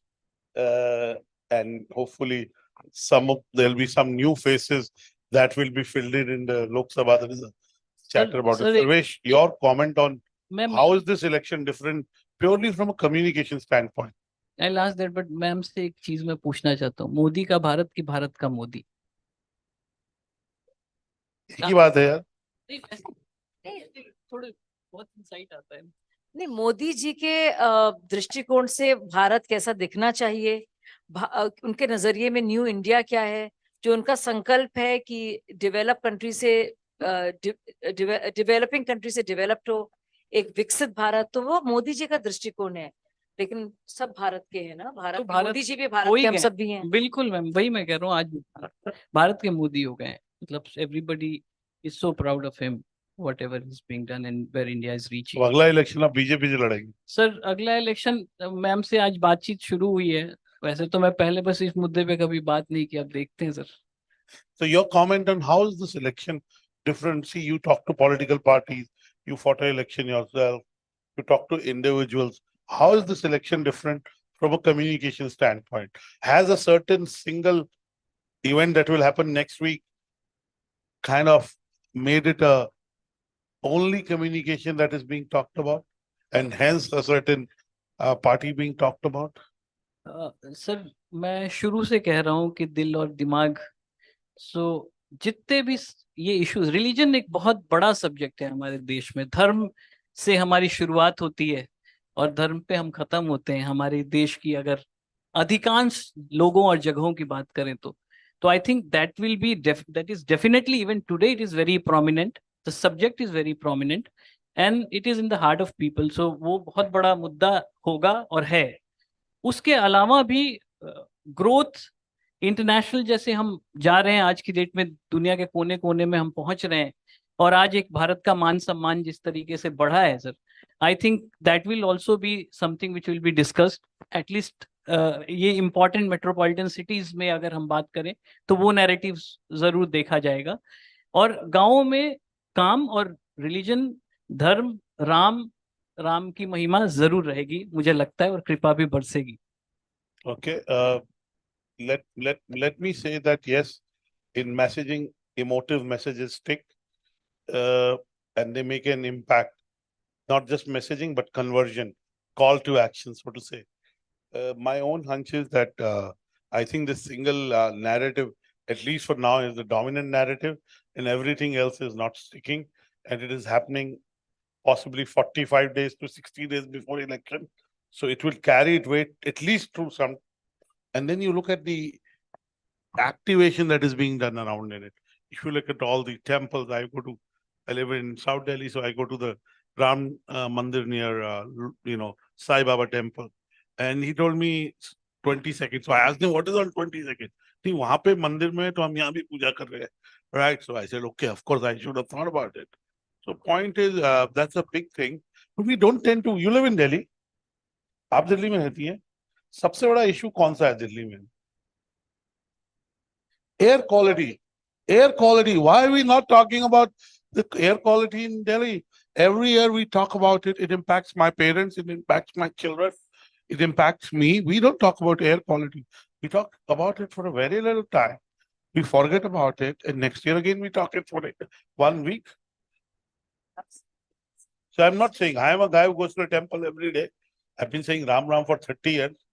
So for anyone who thinks I'm only doing, if people who know me for more than 20 years know that, so why are we not talking about such issues? Because sir, dopamine, endorphin, ये बहुत important चीजें हैं.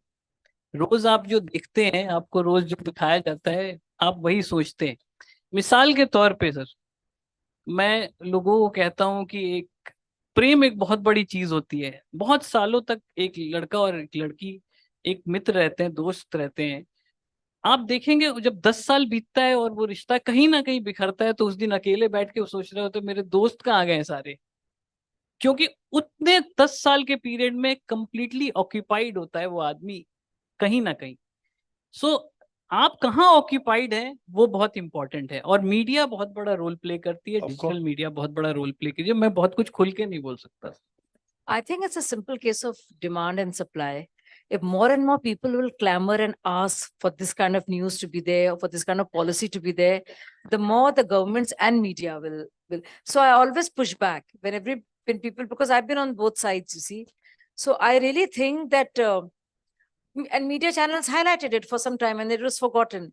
So I think it becomes our responsibility. They will do what you want them to do. So you will have, all of you are responsible for this. We all are as citizens too. So ask our legislators, what is the policy on this? We talk about political messaging being reinforced, reinforcement. Exactly. Similarly, And media also, there is we reinforcement. want more on this. We want less of this and we want more of this. This impacts my child's life. This impacts my parents' lives. It's terrible. I can't step out. So, you can set the narrative and they will have to respond. So if you want, centre की responsibility है कि दिल्ली सरकार की है? दिल्ली में तो there's an environment minister for this. So किसकी हो सकती है आप सोचिए? Okay, I think I got my answer. Of course, you have a certain official position, so you'll have to stick to it. You believe in it also. But I think the people who create solutions ultimately win hearts. Okay, in any, building a Ram temple is also a solution to something that existed for many years. But I'll not go into religion, and those are matters of discussion. I'd like to end by asking you my last question. How do you prepare? Do you get time to prepare? Because you're called to speak on a very wide variety of issues. So it may be a law and order issue, a women dignity issue in some village of UP. It may be the pollution issue. It may be the Maua Mohitra issue. Yes. It could be something else. So how do you prepare? So, personally for me, it's not been difficult. I was a news anchor for many years. So every day as an anchor, there's a new topic. So you know how to be versatile there. And and also your recall is very important, your memory, because a news can just break straight away. And, and you have to do justice to it. So even when you're speaking on a particular subject, something new can happen. And then you're there and you have to answer. So one is your overall understanding of how things are, not just from the party point of view, but about the country. So that your general knowledge and your current affairs has to be superb, And then there are certain subjects that you do know: law and order, women's issues, crimes against women, economics, business. The economy and business. You have to know. You cannot not know this. If Niti Aayog has a headline, has a report which is becoming a headline, that 24.5 crore people have been lifted out of poverty in the last 9 years, multi-time. You have to know the details. Which time to which time, what is multidimensional poverty? How does it impact us? What is meant by this? Because tomorrow, you'll be on air. there'll be a Congress person or a Samajwadi person or an AAP person or a JDU person saying this is not true.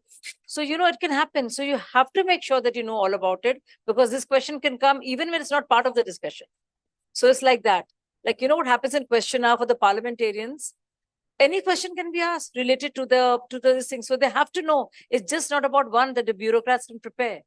So you have to be on it, at it. It's a 24/7 kind of preparation and response time. You're always there, ready, like that. So you have to be in that mode. Sarvesh, in the last 2 months, this is the second time I'm engaging with you on a forum. And last time I saw you had the whole room involved, engaged, and you gave a very good presentation. How do you prepare so that your message, some of it is spontaneous, some of it is by practice, but how do you prepare for your sessions? Sir मैं खुद को बैठा हुआ सोचता हूँ in the public. That is the first thing, and in fact that is the last thing. That is how I prepare, sir. That if I was there, will I go to take a cup of tea outside or not?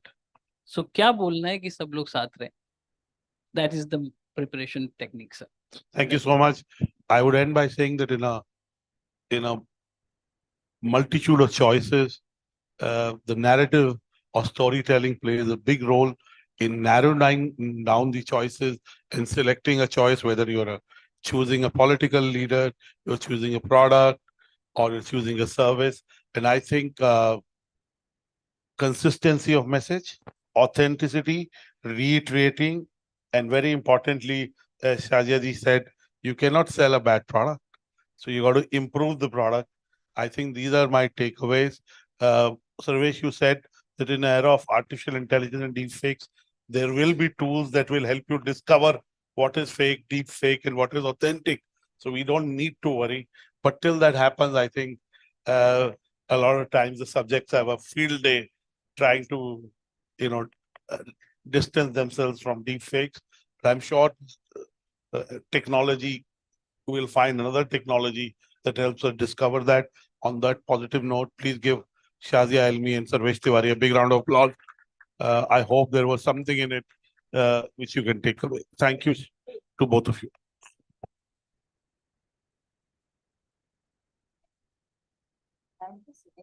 Thank you. Thank you so much. A picture, please.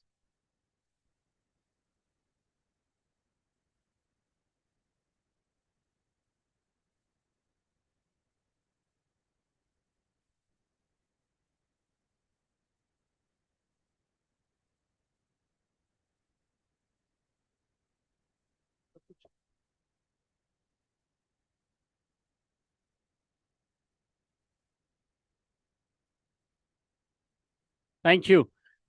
And now, before we begin with the awards ceremony of PR 40 under 40, we have a very special keynote address on enabling Digital Bharat, meaningful access, and the new age media. And while they are clearing the stage, I shall introduce a speaker to you. And after this, the awards ceremony. First, PR 40 under 40, and then the Excel Awards.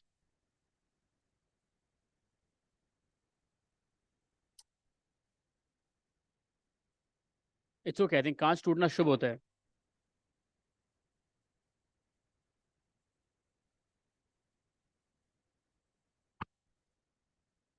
It's the right time to start up India. And this is my office. I am in. I make in India, but get a global access. I'm in. अपना ये .in Bharat का अपना domain जो affordable भी है और जिसे अपनाना है बिल्कुल आसान. हो जाइए डिजिटल. .in डोमेन के साथ गेट योर ओन .in पर अपना .in डोमेन बुक कर आज ही बनाइए अपनी website. Are you? Okay. With that, to talk on enabling Digital Bharat, meaningful access, and the new age media, please join me in welcoming our keynote speaker to the stage, Dr. Devesh Tyagi, CEO of National Internet Exchange of India, NIXI. Everybody, please, for sir.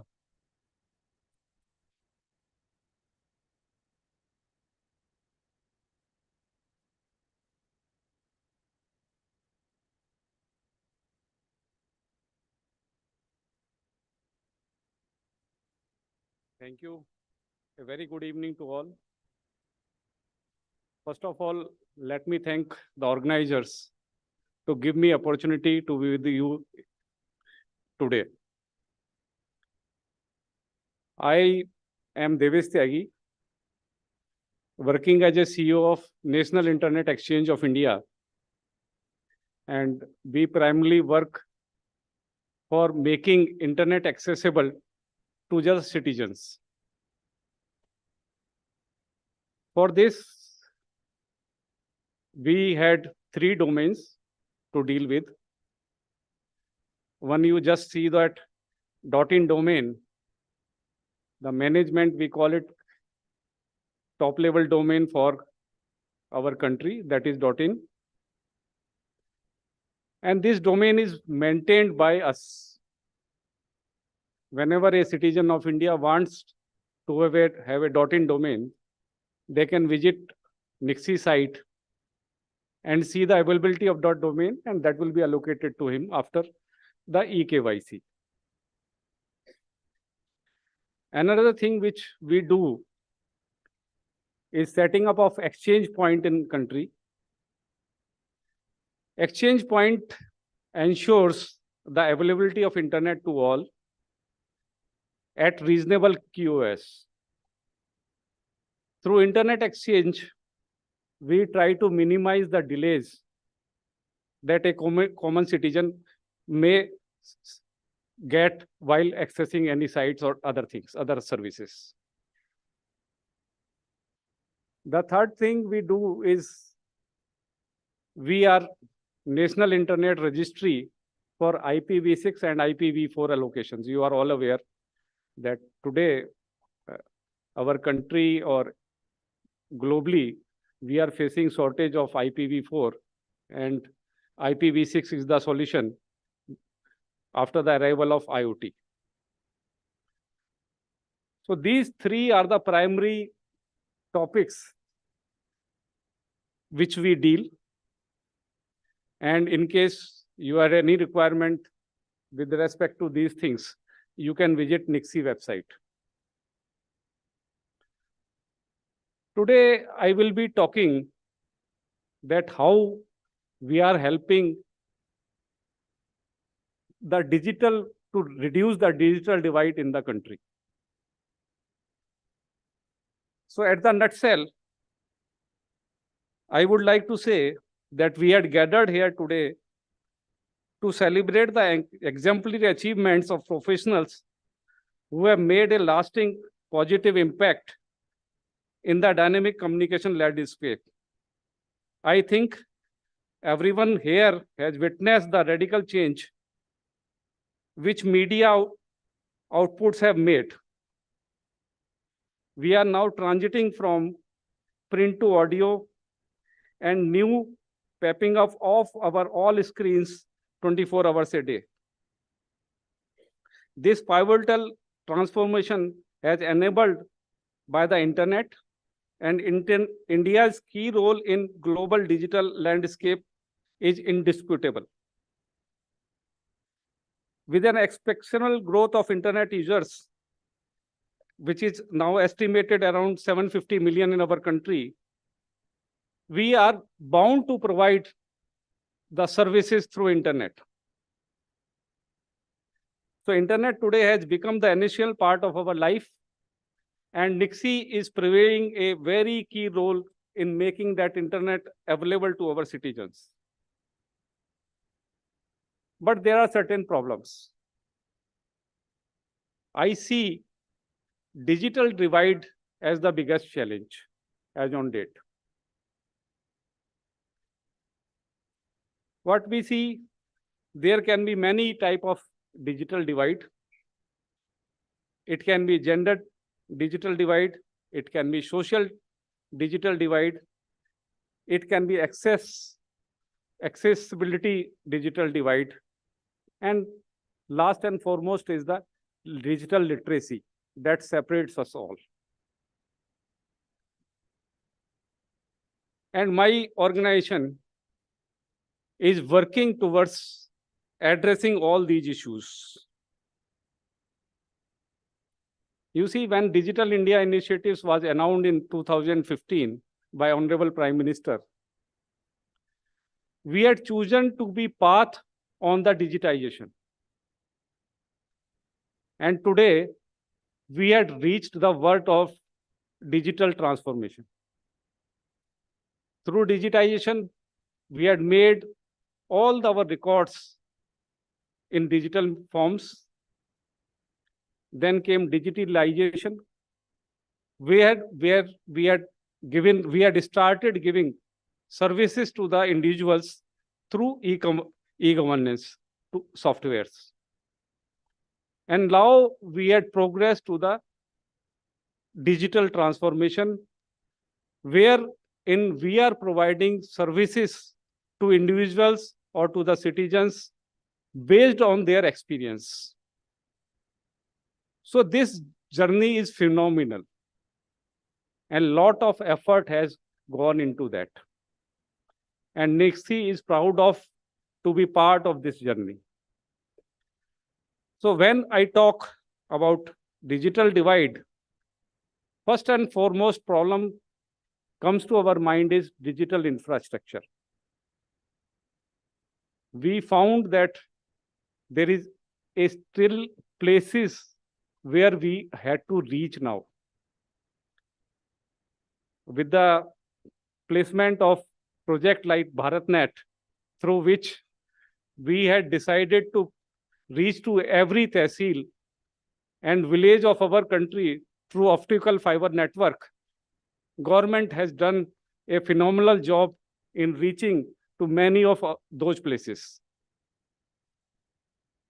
So our government is trying to put first thing first, infrastructure in place. Another thing which comes to my mind is that whatever we are doing has to be reached to the citizens. And for that, digital literacy is the foremost. So in terms of infrastructure, Nixie is setting, as I already told you, are setting up the exchange points, which has resulted in a better availability of internet to our citizens.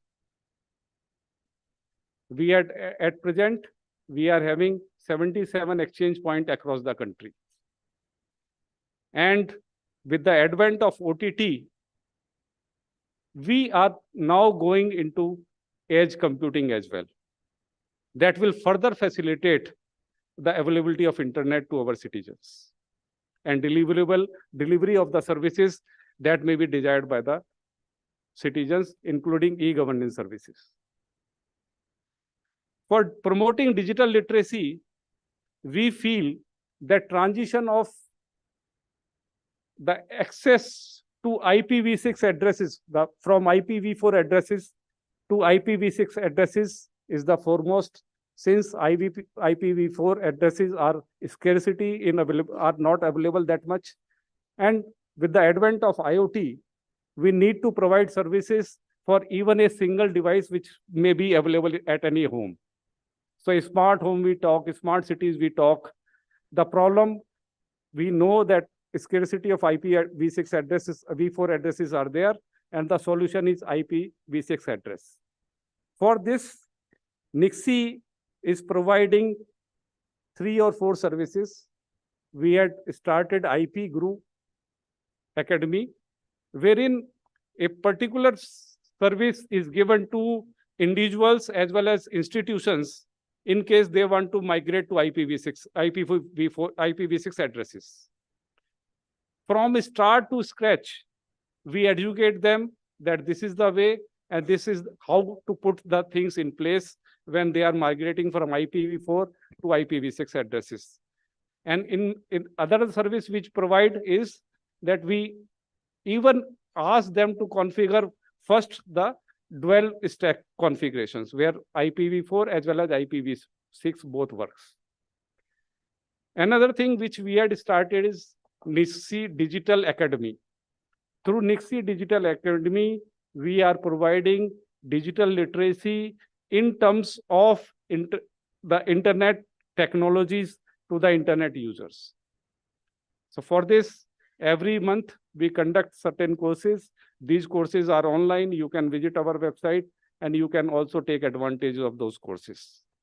Till now, we are able to reach out to at least 5 lakhs people. And those people we are providing with the certificates as well, so that they can say that they are now ready to take on the internet technologies at their level itself. Another thing which we can do for mitigate the problem of digital divide is promotion of regional languages. As of now, around 80% of content which is available on internet is in English.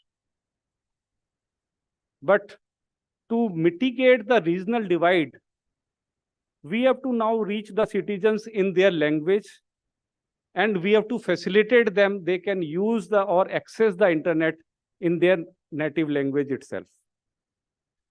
For this, NIXI has already taken the initiatives, and we had initiated a program which we called NIXI UA, that is NIXI Universal Access Program. And for this, we had already launched a BhasaNet portal, as well as we had initiated a program with Ministry of Culture, wherein we are providing domain name in the native languages, that is 22 of the native languages, to all the villages across the country. So at least we'll be providing 6 lakhs villages the email address and the portal address in their own native language. So this is a phenomenal task along with Ministry of Culture, NIXI has undertaken. So through an universal access, we'll be providing the access to all the citizens so that they can use the internet as per their native languages. Last thing which comes to what we can do for digital divide is the providing with the cyber security. You see, the more applications, the more vulnerabilities. But only because since government vision is that for solving a mass problem, we have to use the technology.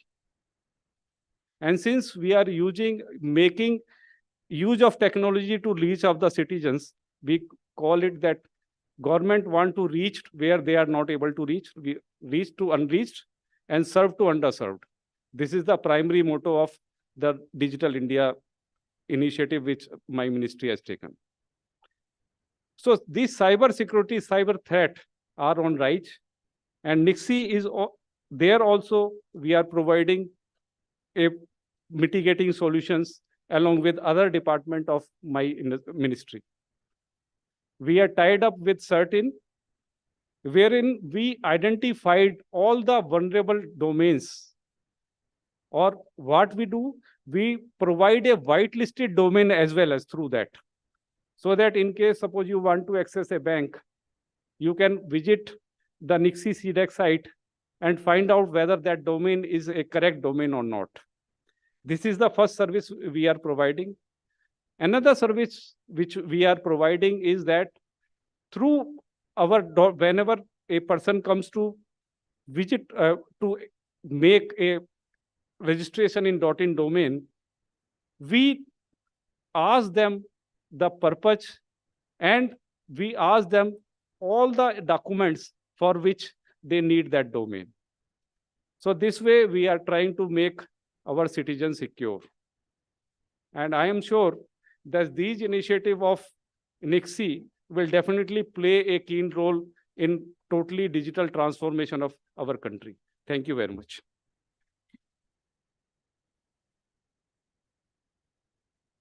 So may I please request you for a picture?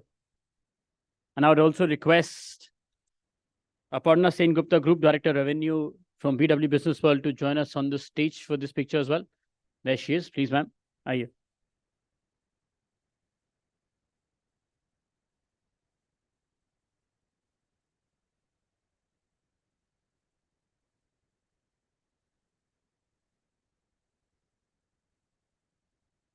Thank you, thank you, thank you so much. Thank you, sir. We'll also request you to please stay back and help us in presenting the awards to our talents present here. Thank you so much. And now moving forward from the compelling discussions that we just witnessed to the evening's celebration. My name is Aditya Malik, and once again, it's an honor to welcome all of you to Nixie Presents BW Marketing World's PR 40 Under 40, the inaugural edition. Together and today, all of us gather to celebrate and also acknowledge the outstanding work, innovation, and your skills that have helped in shaping the PR and corporate communication landscape. I also take this moment to once again thank our partners for today.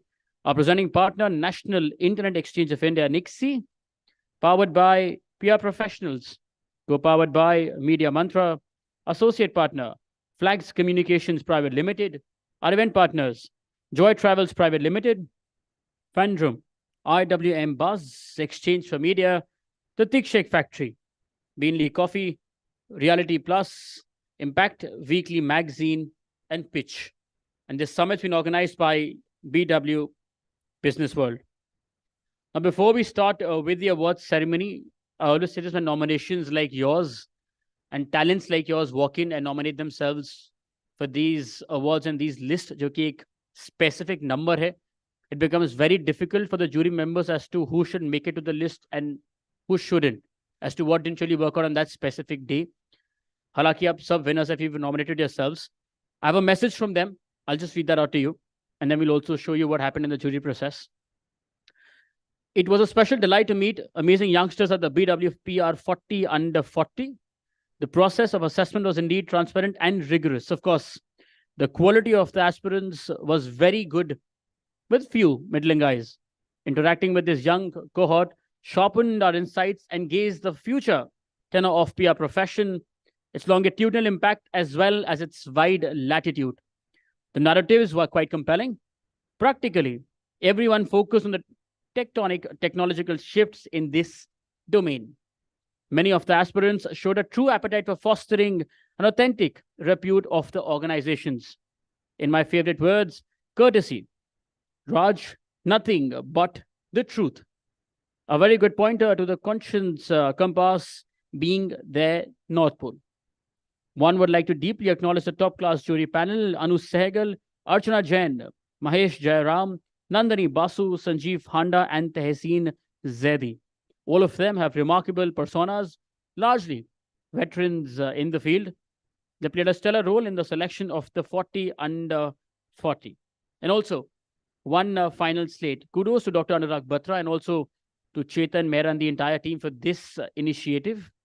They have the reputation of raising the bar year after year and making the BW Awards aspirational and inspirational, regardless of the domain.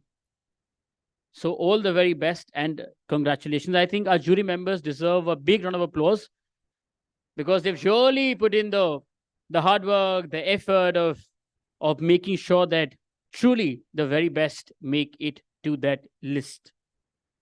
Now, as I mentioned, that we'll show you exactly what happened in the jury process, वो कहाँ से शुरुआत हुई थी, and how did we arrive at this list, the entire process of the same and the experience of our jury members. And for that, can we please play the jury, AV?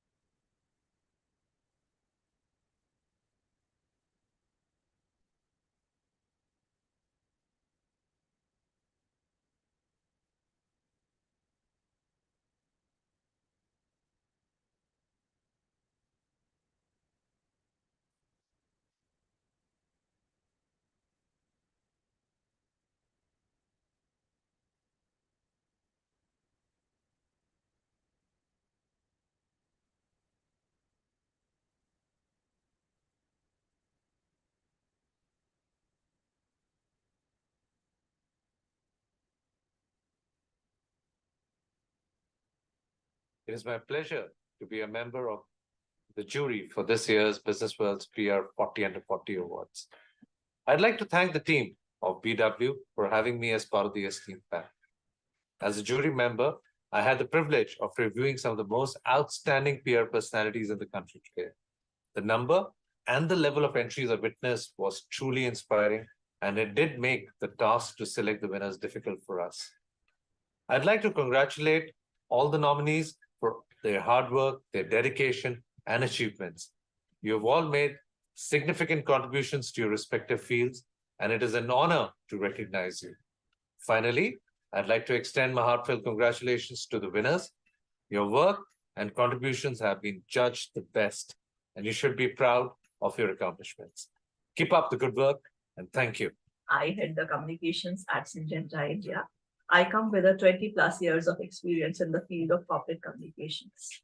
I've been part of many jury panels, but what is different about this particular one is the quality of the entries. I see all the participants have put in a lot of efforts and they have used AI wisely. I will like to thank Businessworld for organizing this so meticulously, and my heartfelt gratitude to them for inviting me as a jury member. Congratulations to all the winners who have put in their heart and soul. You really deserve it. Thank you. It was a pleasure for me to be a part of the jury for the Businessworld 40 Under 40 PR Awards. The entire process of evaluation was extremely engaging, and I really enjoyed the process. And it was wonderful to engage with some of the brightest young minds in the PR industry. My best wishes to all the winners of this award. My heartiest congratulations to all of them. And thank you, Businessworld, for this wonderful opportunity. I want to express my sincere gratitude for the honor of being part of the jury for the Businessworld PR and Corporate Communications 40 Under 40 Awards. It was an incredible experience working alongside my esteemed fellow jury panelists, true industry stalwarts. The selection process was nothing short of exceptional, detailed, meticulous, fair, and focused on meritocracy. The jury left no stone unturned to curate the final list of PR and corporate communications 40 Under 40. The quality of nominees was noteworthy. The applications showcased a top-notch level of communication skills and a solid body of work. To the final winners, hearty congratulations. You are the best of the best, proudly carrying the communications flag high and forward. Your achievements are a testament to your dedication and talent. Here is to the future of communications and to each one of you making a significant mark. Well done and keep shining bright. Congratulations, Businessworld, for instituting these awards for PR practitioners. It means a lot to our profession to have a business magazine endorse our industry talent. Thank you for according the jury duties to me as well. It was interesting to review the passion and the enthusiasm exhibited by the nominees. We sure have a very promising roster of talent that are going to ensure that our profession actually continues to be shaped in the right direction and grow. For all of those who did not make the cut, please do not be disappointed. You may still have a few good years ahead of you, or it may be a sign that you need to improve your storytelling. And for all of those who have won, congratulations. This is most well deserved.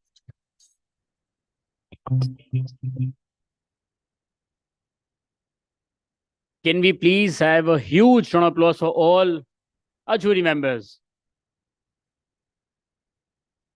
I'll mention becomes really difficult for them, and you will see once many of you come here to receive your awards.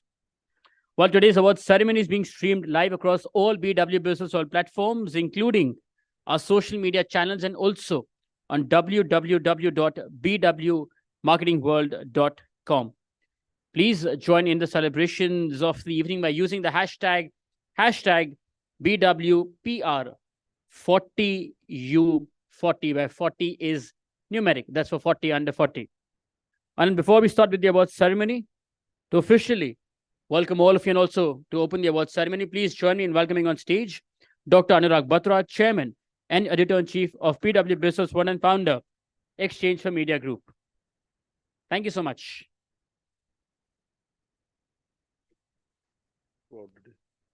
Good evening. Let me say what Elizabeth Taylor said to many of our suitors. I won't keep you long. This is the first edition of the BW Marketing World, PR World 40 under 40. You saw that everything we do is through a jury process. You saw some familiar faces on the screen, industry leaders, both agency owners, PR agency owners, and corporate communication leaders. Our awards are about the process and the jury. And the best thing is you're being recognized through a process jury. And at BW Marketing World, which is our young community to build a marketing, communication, advertising community, I was lucky enough to be able to build with my friends and colleagues, Exchange for Media. And Karan keeps calling me. People get confused between, is this a Business World initiative or it's an exchange? This is an Exchange for Media initiative. What Karan does, this Chetan and her team, his team do. So it is a BW Marketing World initiative. I just want to say that Archana very nicely summed up, saying that if you haven't won, some of you are young enough to be able to apply. Awards are a process of elimination, and awards are close to perfect. They're not perfect because they're judged by human beings. So on that day, how you presented matters, and sometimes what you do on that day in those 3 to 10 minutes can make sure you're in the list or you're not in the list. That doesn't mean you're not good, and I don't mean it as a cliche. I would say a lot of you watch cricket. Virat Kohli is a great cricketer. So is Rohit. So is Tendulkar. Tendulkar doesn't play now, but sometimes they get out at less scores. That doesn't make them any less cricketers than the one that score more on that day. Similarly, the ones that have won today, of course, have been able to impress the jury and be in the list.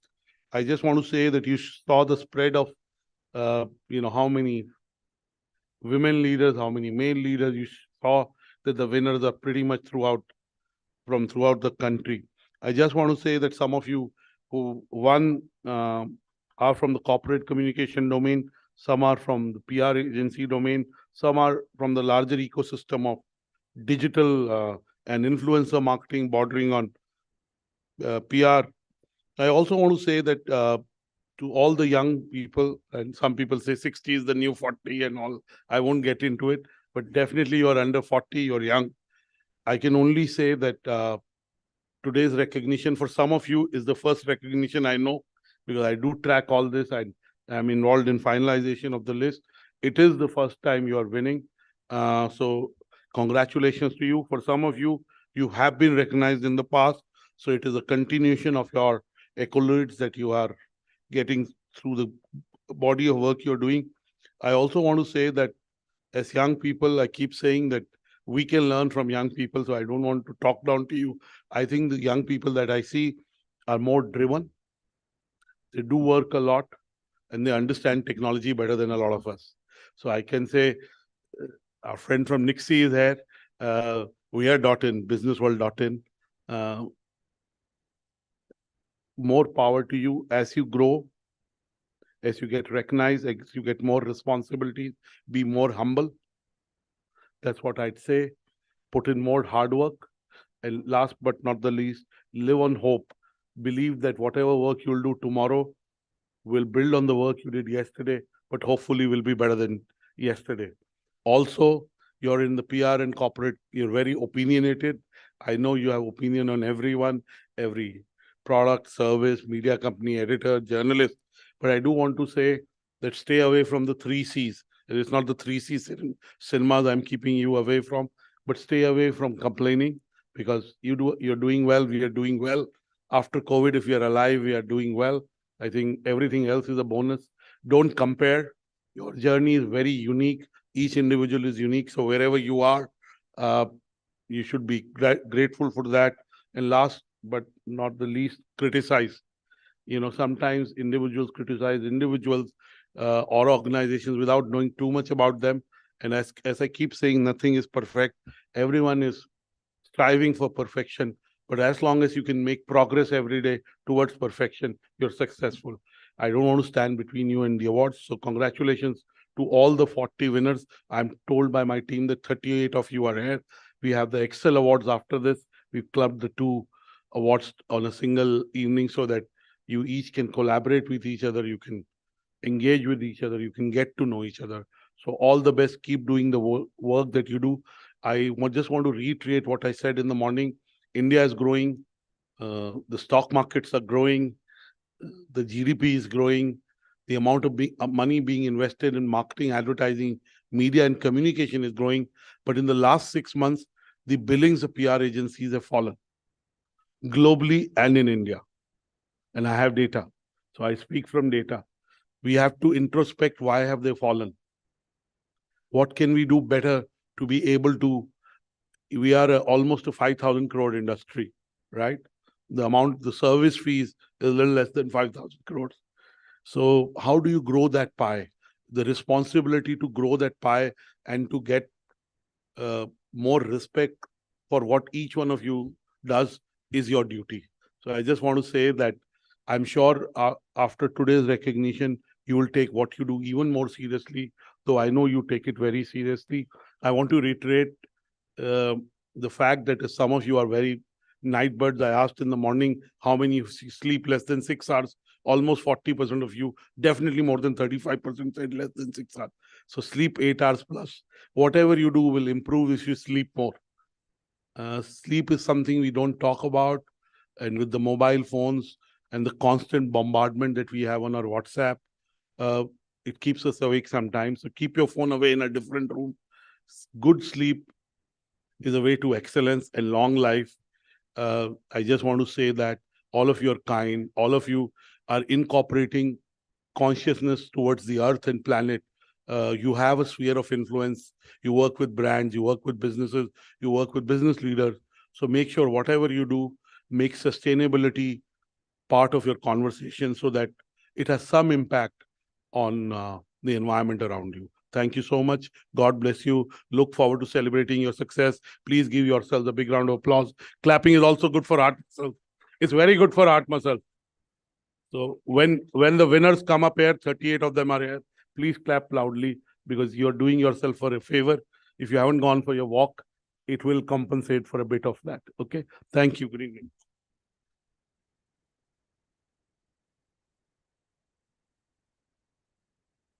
Thank you. Thank you so much, Dr. Batra. Now, for all the winners, once you've received your trophy, please step down and proceed to stage left. You need a picture of yours. And also, please stay back till the very end because we will also need a group picture for the editorial coverage. We don't really want you to miss out on any of that. Please don't forget. And now it's time to reveal the winners of the inaugural edition of PW Marketing World's PR 40 Under 40 for this year.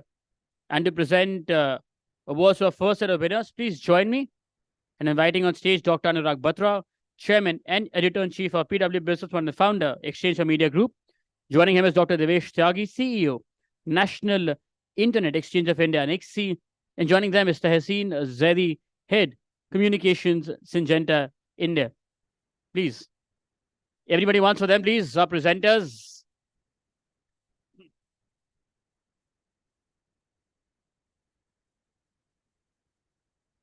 Okay.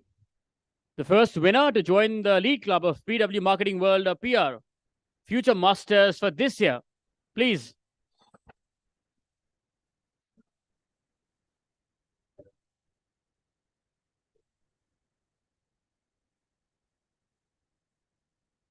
Achal Jain, Director, Corporate Affairs, Mars Petcare, India.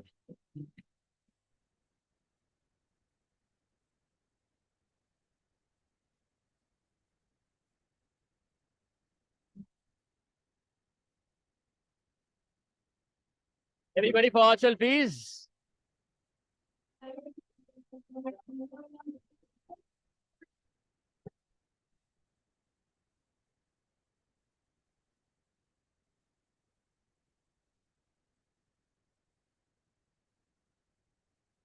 Congratulations. Don't forget the picture, ma'am. That one.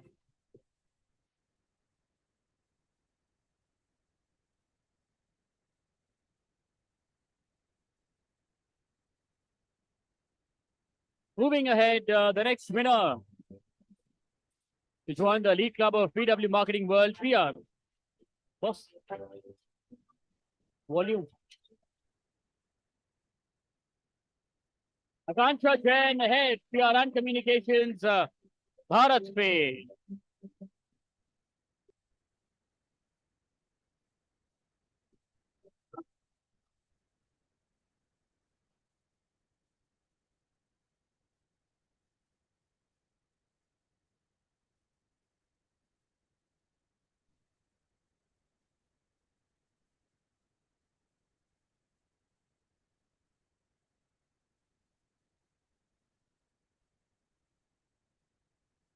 Congratulations. Moving ahead, the next winner to join the elite club of PW Marketing World PR. Future Masters for this year is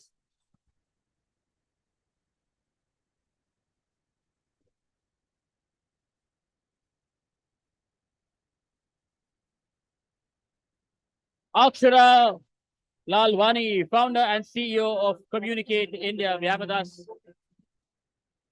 So let's coordinate better.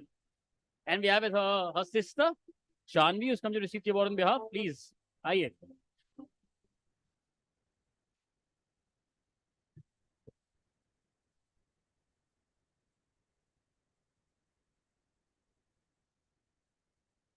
Well, for Akshara and for Shanvi, everybody.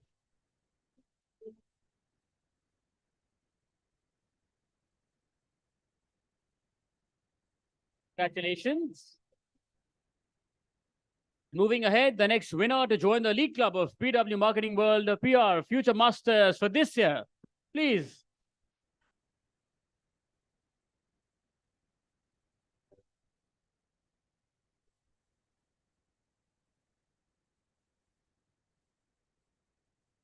Archika Srivastav, Head of Corporate Communication and CSR Vehicle Limited.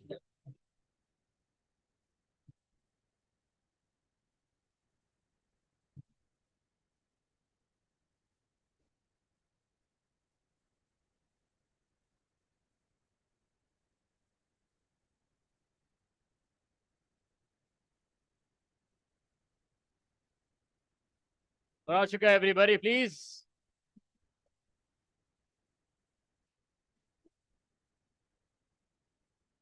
Congratulations.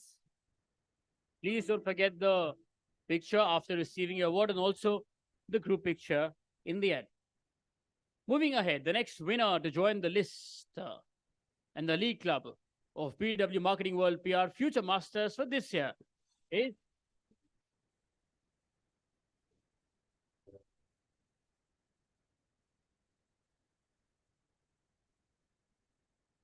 Sabri Sadhai, Director, Communications and Patent Advocacy Organization of Pharmaceutical Producers of India.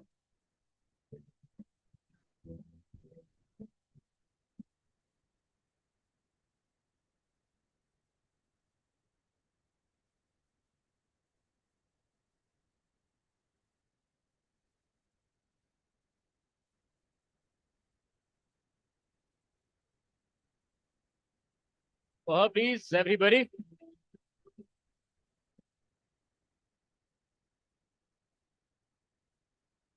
Congratulations.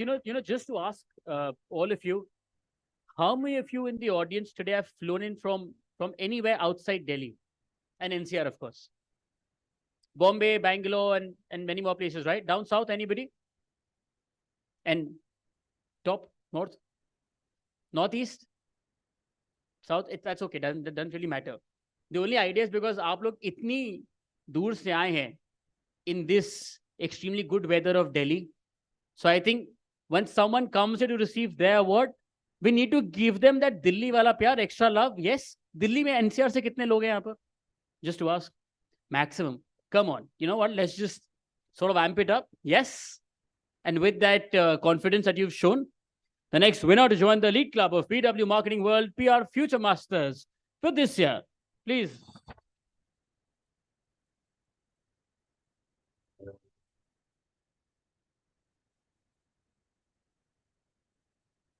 Ashish Rao, DGM, Business Development and Marketing, REC.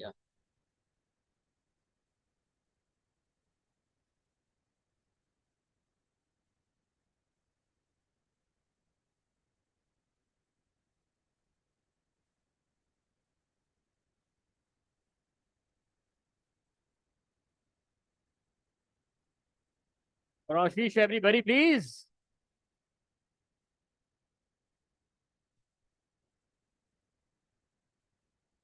Congratulations, congratulations. Moving ahead, the next winner to join the League Club of BW Marketing World PR Future Masters for this year. Please.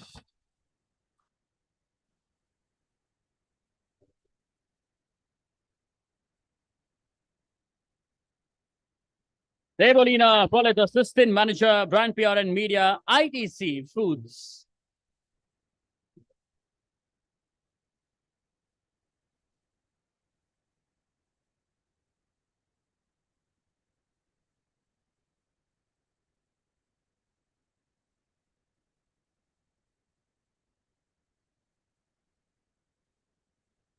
Please.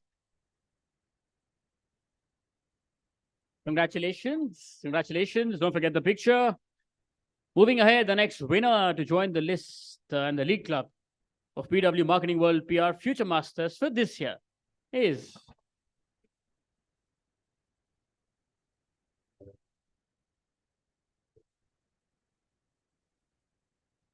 Deepika M. Jagasia, Manager, Corporate Communications and Sustainability, Blue Dart.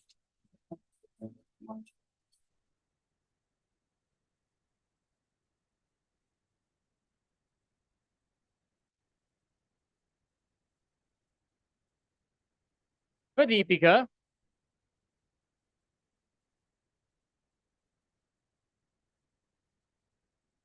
congratulations. Moving ahead, the next winner to join the League Club of BW Marketing World PR Future Masters for this year. Please.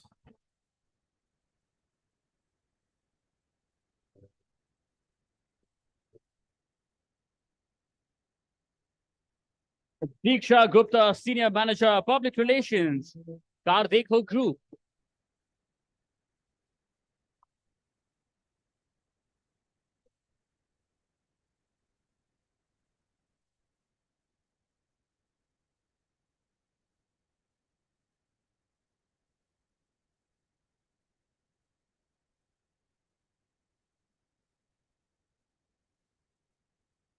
Diksha, everybody.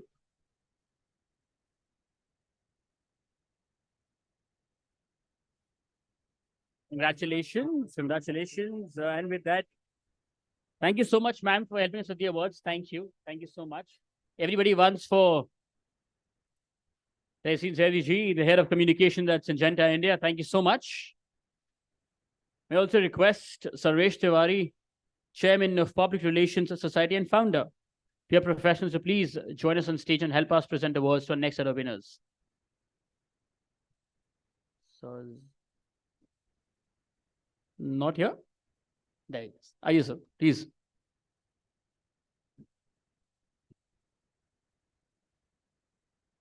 Moving ahead, the next winner to join the League Club of BW Marketing World PR Future Masters for this year is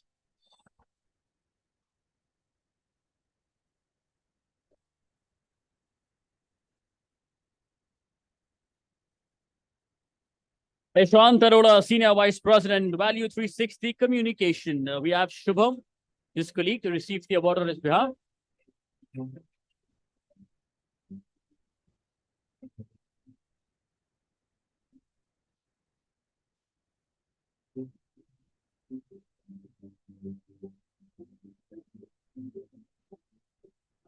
For Rashan and also for Shubham, his colleague, let's please give them a big round of applause. Congratulations.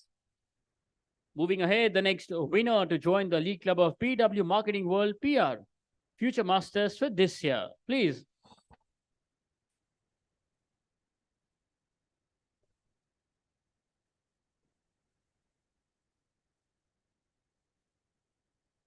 Veera Arora, Associate Vice President, Edelman, India.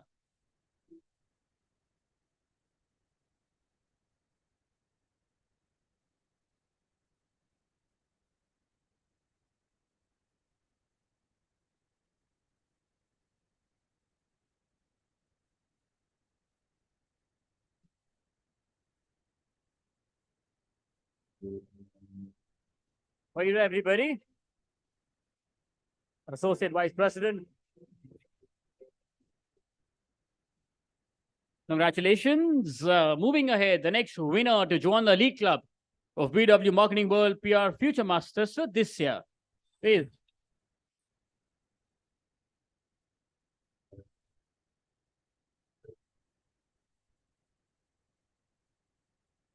It's Juhi Ingorani, Chief Manager, PR Audi India. We once again have Shubham.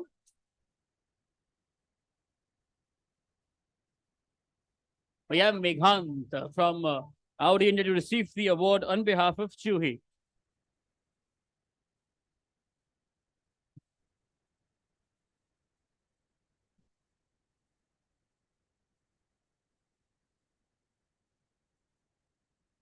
Well, for Juhi and for Meghant, everybody. Congratulations, sir, and to Juhi as well. Moving ahead, the next winner to join the League Club of BW Marketing World PR Future Masters for this year is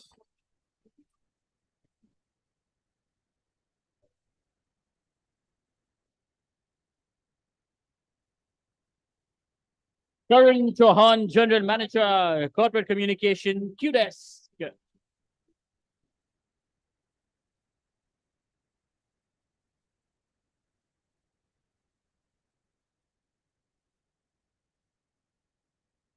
So, Karan, everybody.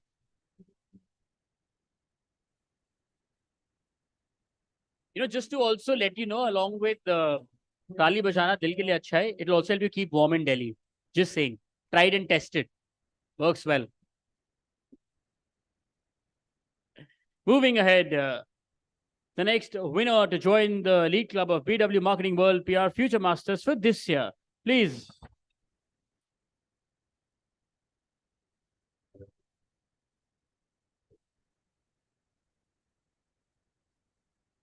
Kishore Barwa, Director, Pitchfork Partners.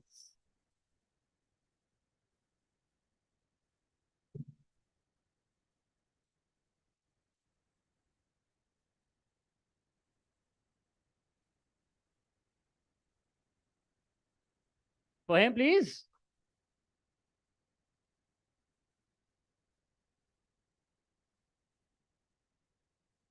Congratulations.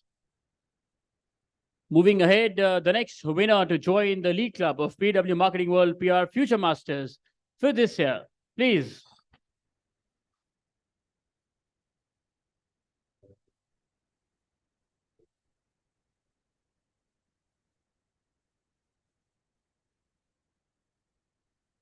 It's Kritika Lalchandani, founder and CEO of Apostrophe Communications.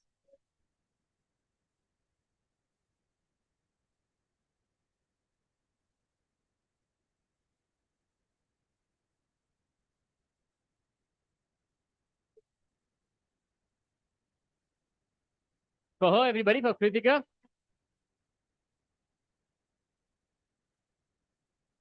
Thank you. Congratulations. Moving ahead, the next winner to join the League Club of BW Marketing World PR Future Masters for this year, please.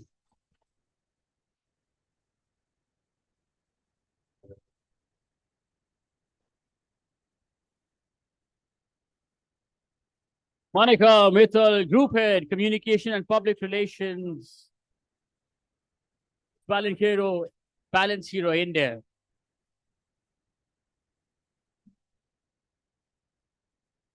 There she is.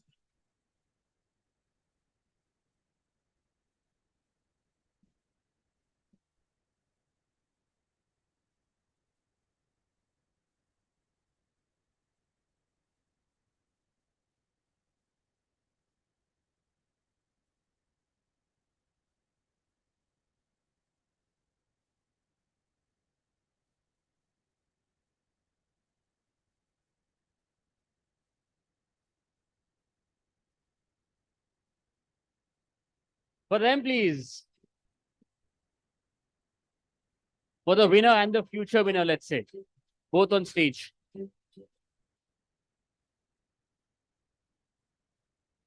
Congratulations.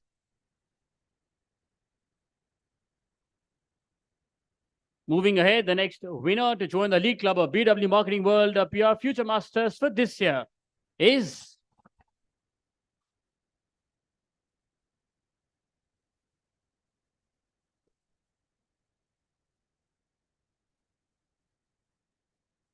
Joel Francis, Associate Vice President, Godrej Industries and Associate Companies. We have Mishika, who received the award on her behalf.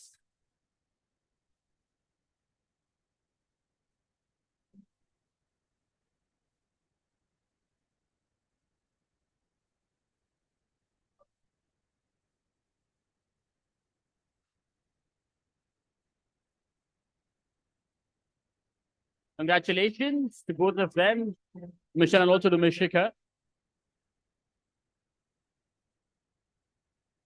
Congratulations. Moving ahead, the next winner to join the Elite Club of BW Marketing World PR Future Masters for this year, please.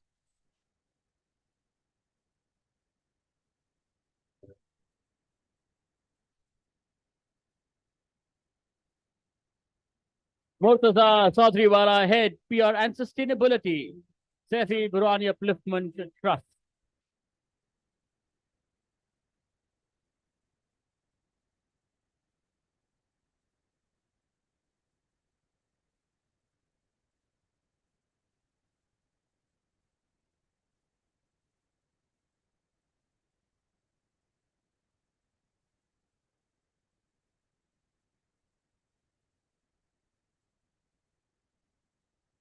For Murtaza, everybody.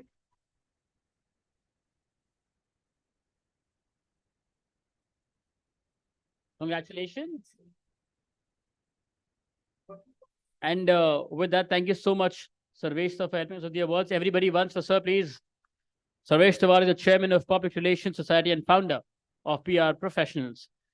I please request Soshi Gaswala, CEO of BW Engage, to please join us on stage and help us present awards on next set of winners. I think he's backstage helping the team. Oh, you've already come. Wow. Yes, sir, please.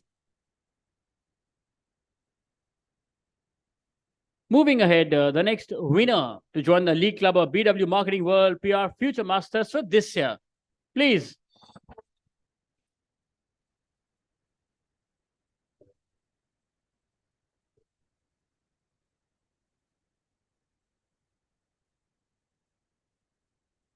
Apeksha Mishra, Associate Vice President, PR and Corporate Communications Policy Bazaar. We have with us Simran, who received the award on her behalf.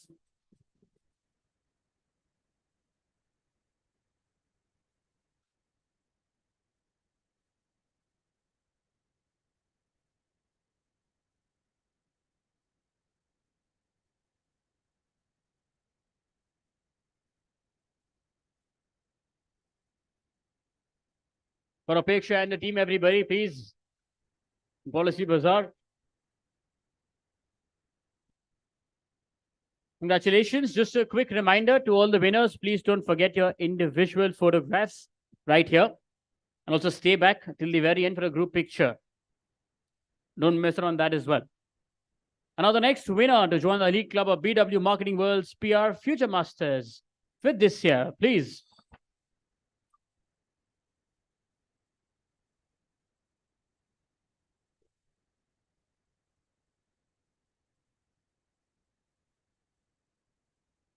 Neha Tiwari, Deputy General Manager, Corporate Communications, GK Tire and Industries.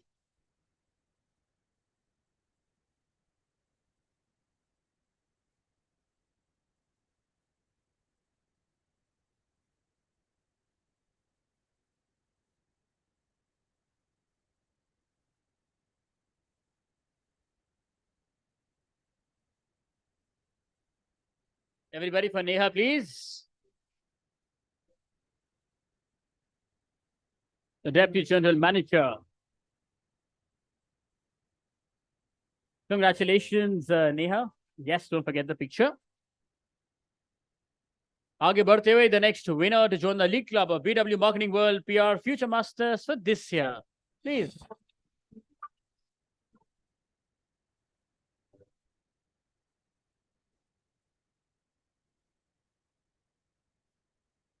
Nidhi Agarwal, founder and CEO of Ebony and Ivory PR.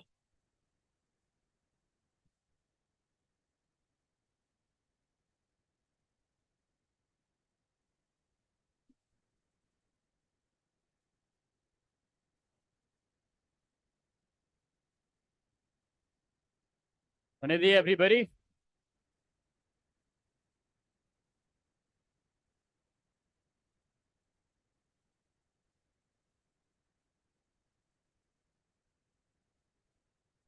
Congratulations. Congratulations. Moving ahead, the next winner to join the League Club of BW Marketing World's PR Future Masters for this year. Please.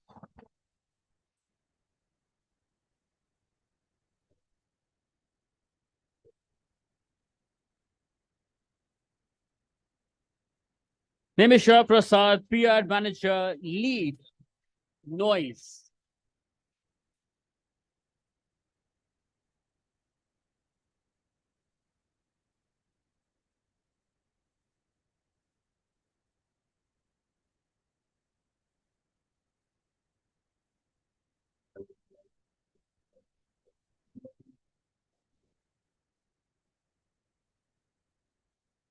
For Nimisha, everybody, let's please give her a big round of applause. Congratulations. Moving ahead, the next winner to join the League Club of BW Marketing World PR Future Masters for this year. Please.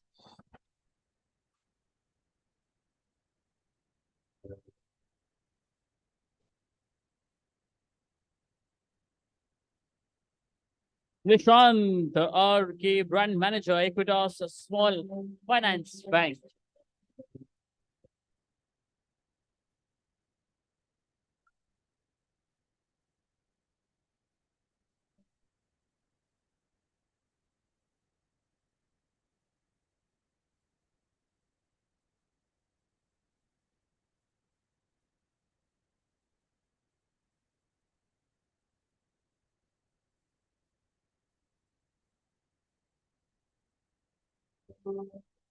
Nishant, everybody, please. Thank you. Thank you so much. Congratulations. Moving ahead. The next winner to join the League Club of BW Marketing World's PR Future Masters for this year. Please.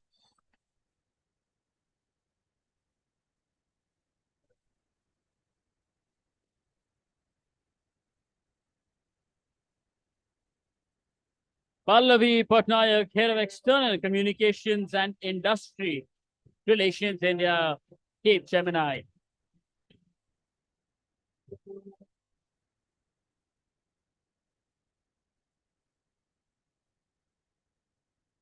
For Pallavi, everybody, please.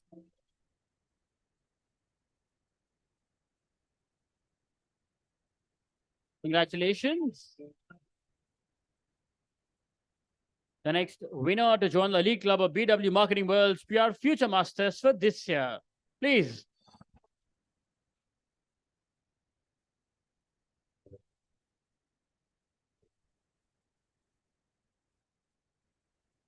Pallavi Lamesh, Lead, Corporate Communication, Lionsgate, Play.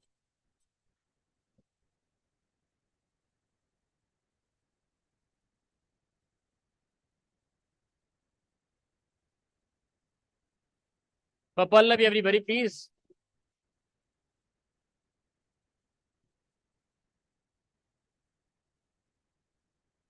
Congratulations, Pallavi. A reminder, winners, please don't forget your picture here first and then also stay back for the group picture. That will happen in the end of this award ceremony. Moving ahead, the next winner to join the League Club of BW Marketing World's PR Future Masters for this year. Please.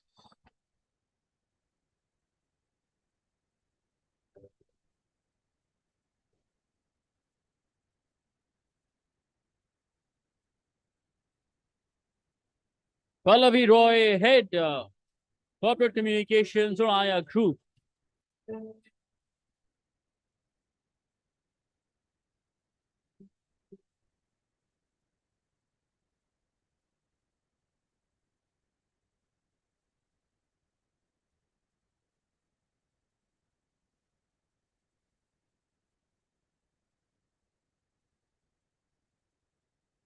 For Pallavi, everybody.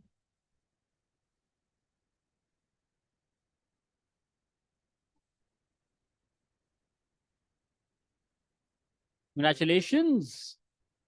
Moving ahead, the next winner to join the League Club of BW Marketing World's PR, Future Masters for this year, please.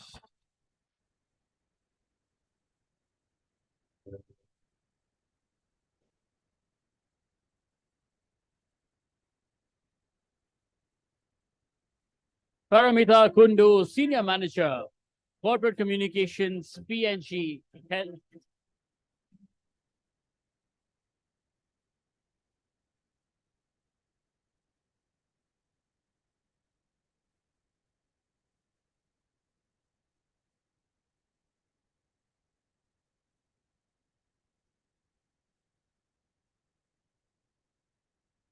Everybody for her, please.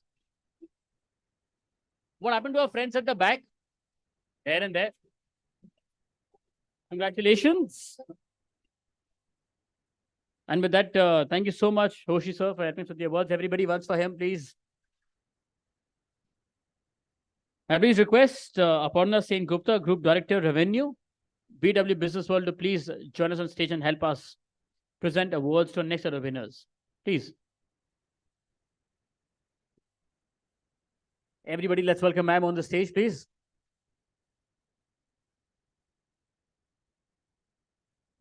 Moving ahead, the next winner to join the League Club of BW Marketing World's PR Future Masters for this year.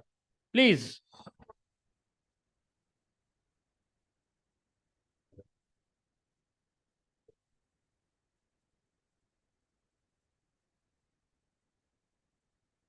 Rajiv Krishnaswamy, co-founder and CEO of PeopleCom Technologies.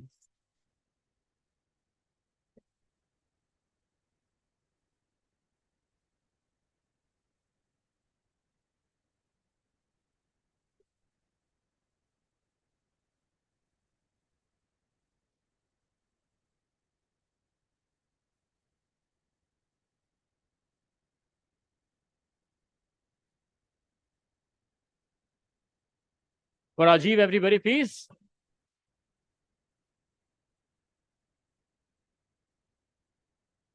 Congratulations. Down to our last few now. Moving ahead, the next winner to join the League Club of BW Marketing World's PR Future Masters for this year. Please.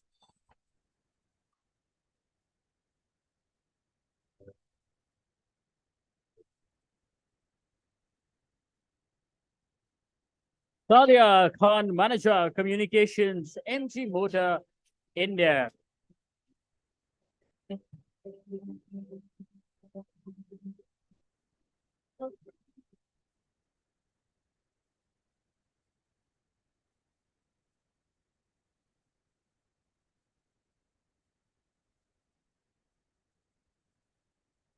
Everybody for Sadia, please.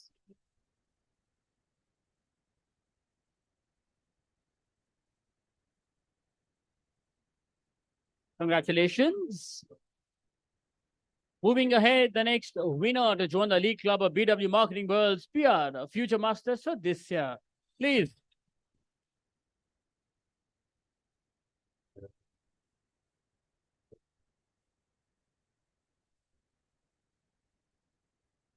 Swapnam Khan, Founder, Van Drake Media Public Relations.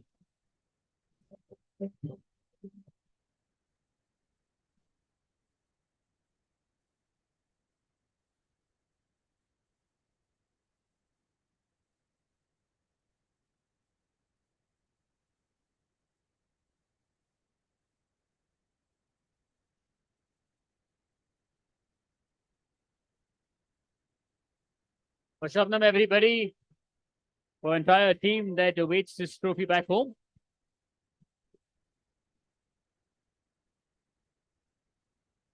Congratulations. Moving ahead, the next winner to join the League Club of BW Marketing World PR Future Masters for this year. Please.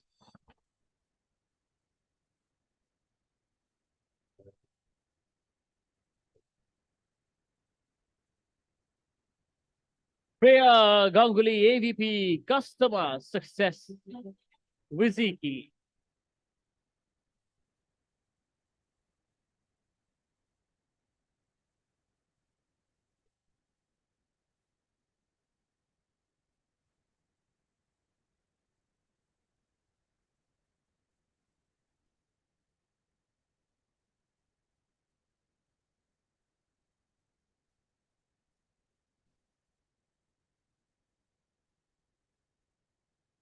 Congratulations, Shreya.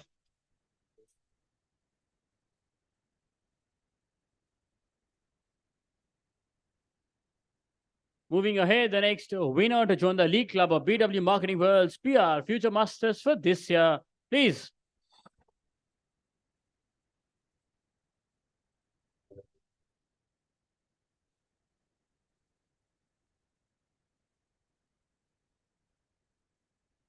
To the Paul, founder, Dharma Media Consultants.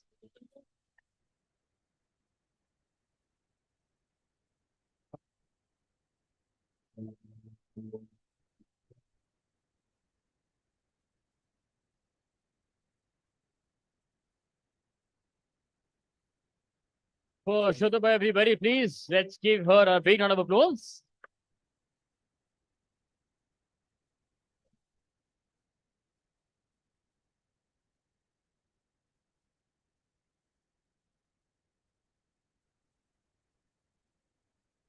How many are we wanting? Congratulations. Moving ahead, the next winner to join the League Club of BW Marketing World's PR Future Masters for this year. Please.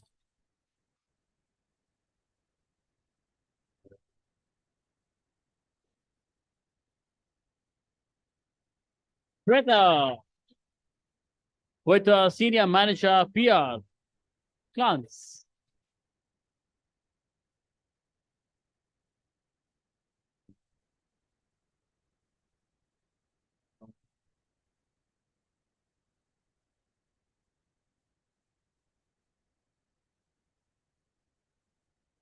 Ashweta, everybody, please. Senior Manager PR. Congratulations. Moving ahead, the next winner to join the League Club of BW Marketing World's PR Future Masters for this year. Please.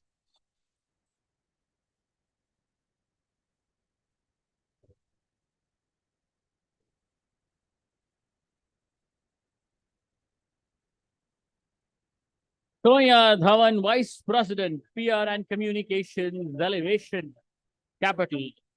We have with us Karan to receive the award on behalf of the league.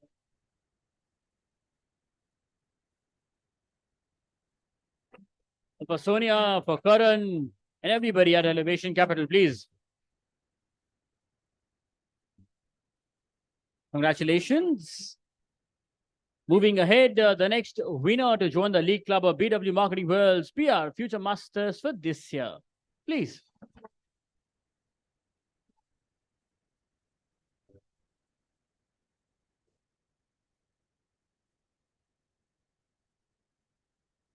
Preet Sudhakaran, Deputy General Manager, Group Communication and Brand, Aditya Birla Group.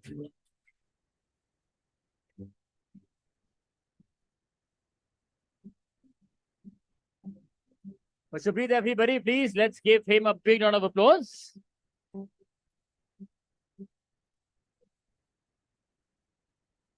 Congratulations.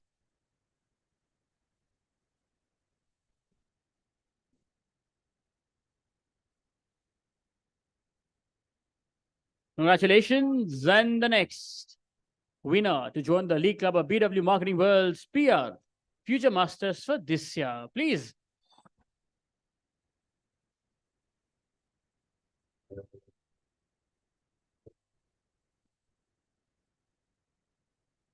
Vignesh Shankar, Product Innovation Manager, Good Day, Britannia Industries.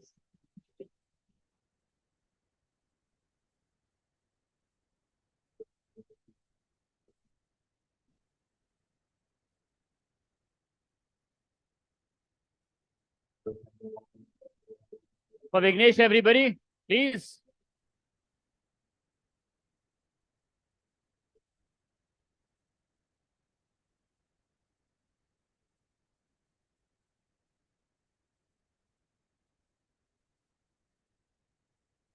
Congratulations. And with this, we come to an end of the inaugural edition of BW Marketing World's PR 40 Under 40 Award Ceremony. One or two very important announcements. First, that we request all the winners of this list, sorry. I'll tell you why I was just thinking of that. Please, apni trophies lekar stage par aa jaye, so that we can then have a group picture only with your trophies. And the second most important announcement, after the next awards ceremony, please join us for dinner as well. Yes, all the winners, please, with your trophies, we request you to come on the stage. Aye. With your trophies only. Please.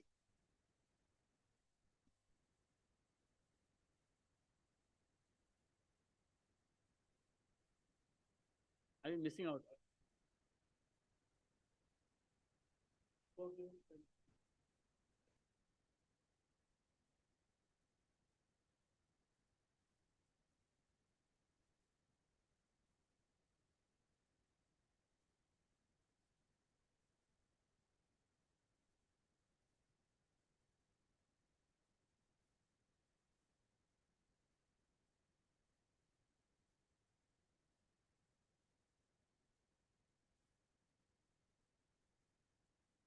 Yeah, yeah.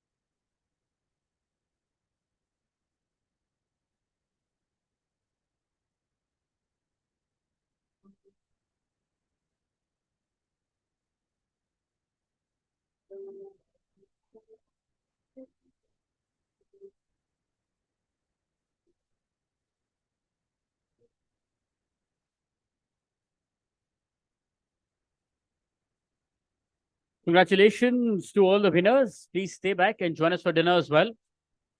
But before that, we have the Marketing World's Excel Awards as well. I would request all of you to please settle down so that we can also start with them.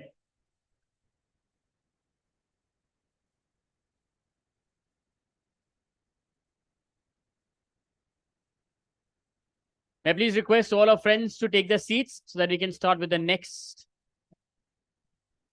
award ceremony as well.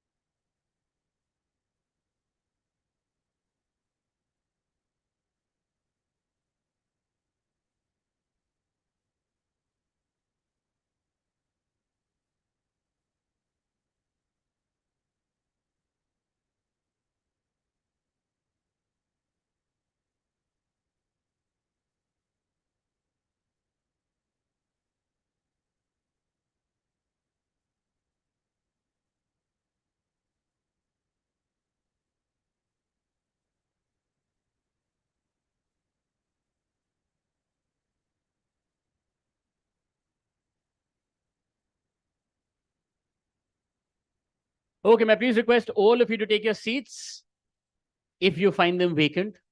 I also have to say that now. For all our friends at the back, can you please request you to settle down so we can start?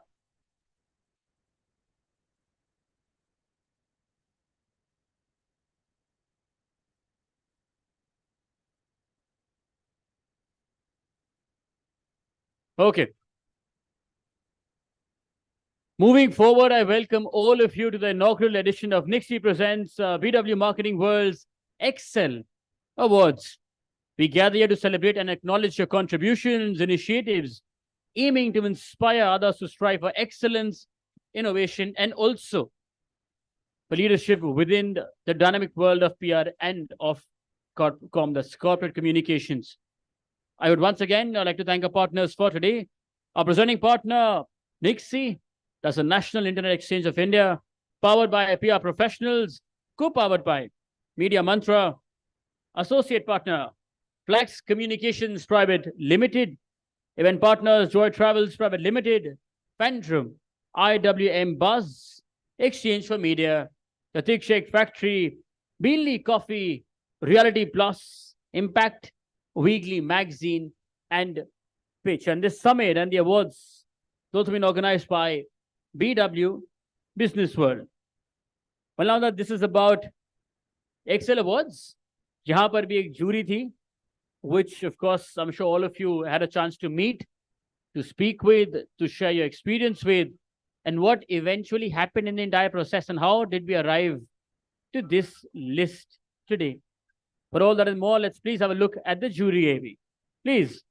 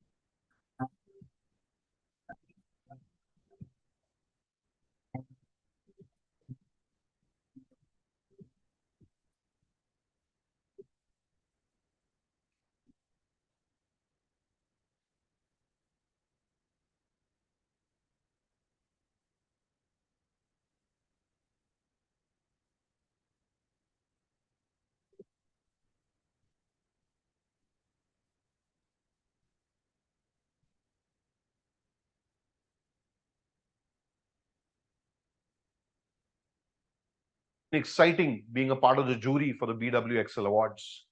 And it's just been outstanding to see all the entries that we've received. It really, really shows that marketing and communication still very much has innovation as an integral part of it. Very exciting to see the entries and really inspiring in some way. It was lovely being a part of the distinguished jury and meeting other jury members. And we had a lot of deliberated discussions, and obviously then we did our own round of judging. And I am sure all of you are excited to find out who's the winner. All the best to all of those who have applied. And of course, congratulations to the winners who made it and have won the award. And I was a jury of BW Excel Awards. I must say that I had an amazing time looking at the fabulous entries. The kind of work which is really happening in the communications industry nowadays is really exemplary. There is just so much new things which are coming up. And I'm really, really looking forward to who are the winners. Wishing a lots of good luck to all the people who have entered into this. See you soon. When it comes to the jury members, I think the way we selected the winners, the whole process was quite balanced. Something that I always look forward to, and I think it was there. So hats off to all the jury members who really worked hard to finalize the winners.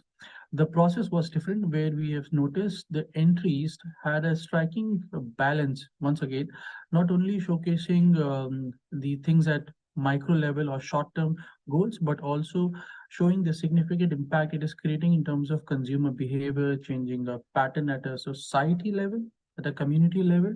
I think that was commendable. And to all the winners, I wish them all the best. They truly deserve this award. It was a privilege to be on the jury of this amazing new awards platform for the communications and PR professionals. I think the quality of entries were amazing. Some were not that amazing, but most of them I can say, and I wish to say, and give kudos to the people who have crafted those entries. A lot of thought has gone into it.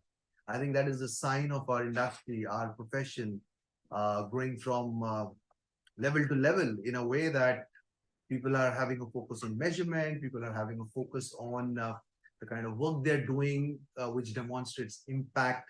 And I think these were the 2 or 3 things which I look for as a jury. I'm very happy to say that some of the winners are going to be really happy to see their names because they worked hard. And I wish all of them the very best for the future, for their campaigns, and enjoy the whole evening. I'm going to miss it because I'm in Mumbai and there are some agendas and some plans and commitments which were made quite before the announcements of the date. But nevertheless, I'm there in spirits. All the best. Have a ball of a time. As for the awards, we received a lot of entries, and it was quite a challenge to effectively analyze. But the jury was determined to arrive at a correct and decision. So it was decided to ensure necessary due diligence was done. And the jury really worked very hard. People were very particular about it. And everybody provided very objective analysis for the whole results. So you can be assured that the outcome is very thorough and genuine. As for the quality of entries, there was a varied set. Some of them were very interesting. I especially like the innovative ideas that used content effectively. There were some ideas that used digital and organic very effectively at a very low cost, which showcased the power of content. And there were some very interesting uses of events. I really congratulate all the winners. They truly deserve to be selected, and they can be assured that the jury selected them on merit. Thanks, and all the best to all of you.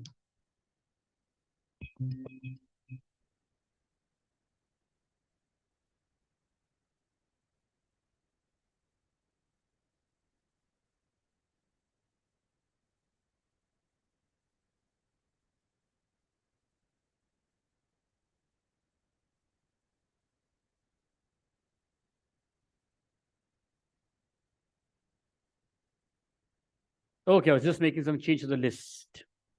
Don't want to get anything wrong. But today's award ceremony is being streamed live across all BW Businessworld platforms, including our social media channels and also on www.bwmarketingworld.com. Please join in the celebrations of the evening by using the hashtag Excel Award. And now it's time to reveal the winners of the inaugural edition of the BW Marketing World's Excel Awards. Now, this is in category type. Then you also have a category name, the specific campaign that you're being awarded for, also the brand that you did it for. And then you have gold, silver, and bronze. Which categories में 2 bronze हो सकते हैं, 2 gold हो सकते हैं, etc. That we'll see as and how the list moves forward. And to present awards to our first set of winners, please join me in welcoming on stage Dr. Anurag Batra, Chairman and Editor-in-Chief of BW Businessworld and founder, Exchange for Media Group.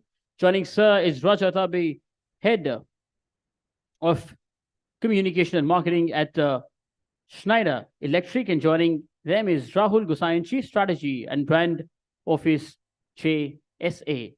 Please, gentlemen, everybody wants for them, please. Let's welcome them.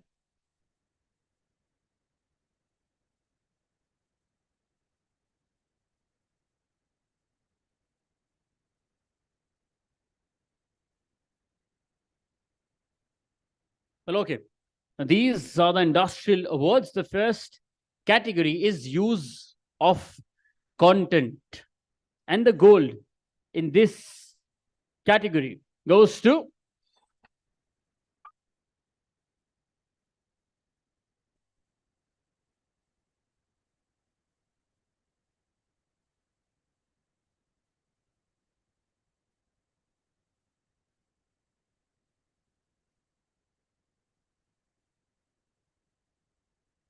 okay. I see now that the list has been changed. So I'll sir, आप slide यहीं पर रहने दीजिए. I will rebuild it. Yes. Now this category is use of influencer, and the bronze in this goes to Grunmec Technologies for the campaign BS6 Phase 2 TMLCV complete portfolio launch for Tata Motors CV business unit. Please. Now let's give it up for them.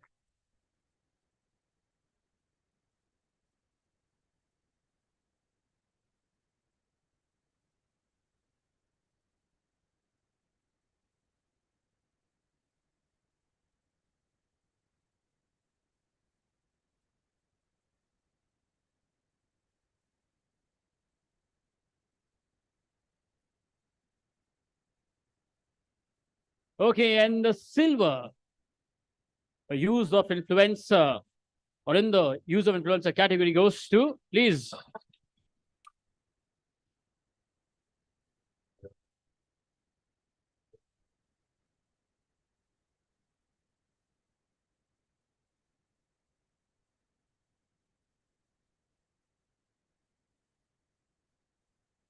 It goes to Pitchfork Partners for Yuva, My Papa campaign for Yuva from the House of Navneet Education, please.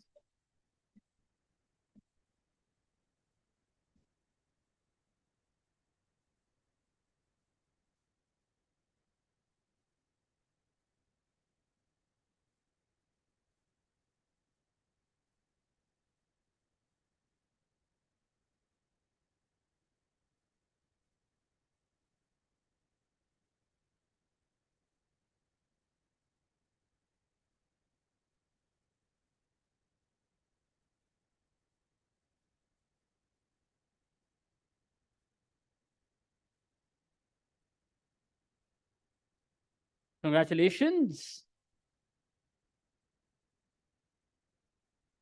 And the gold in this category goes to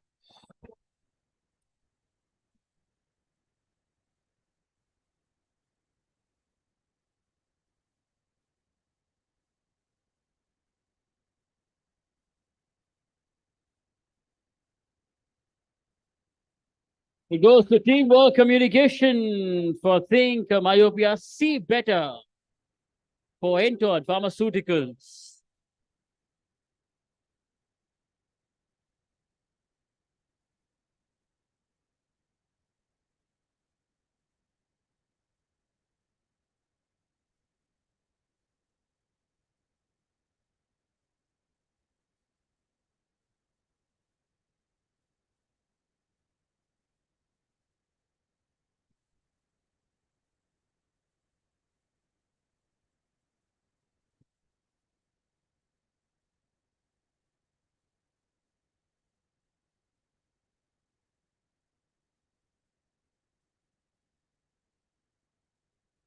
Congratulations, Teamwork Communication. Congratulations. With that, we move ahead with the next category, which is use of media. And the bronze in this goes to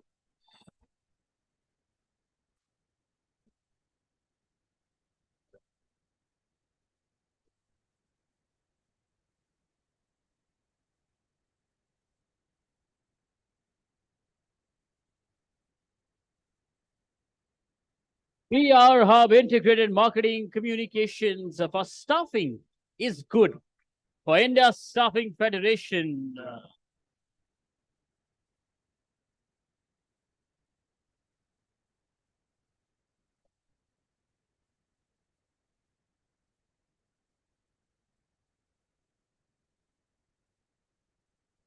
Everybody for them, please. You just started with the awards. Congratulations. And the silver in the category the use of media goes to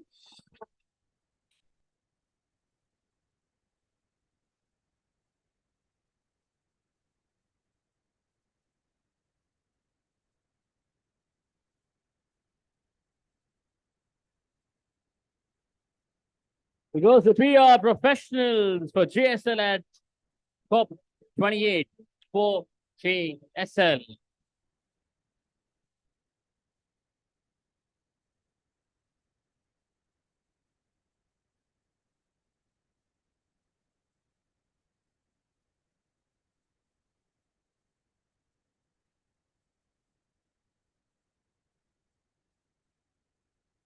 Can you get me louder, everybody, please, for them? Congratulations. With that, we move ahead with the next category, which is Best Digital New Product Launch of the Year. And first, the bronze in this category goes to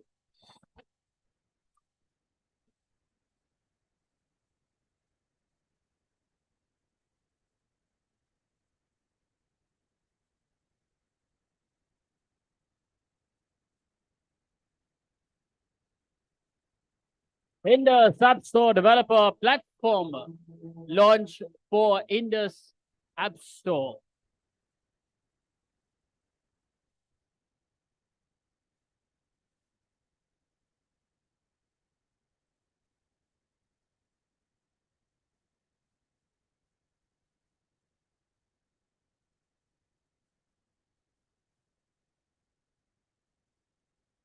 For her and entire team that's won this award. Everybody, become louder. Come on, please.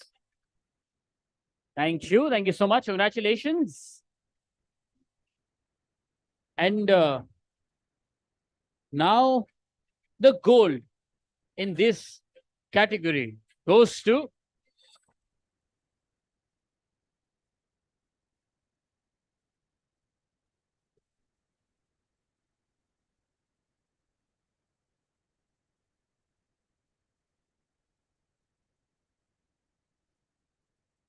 Crying and the Womb for Jim Jam Pops product launch biscuit of the future for Britannia Jim Jam Pops.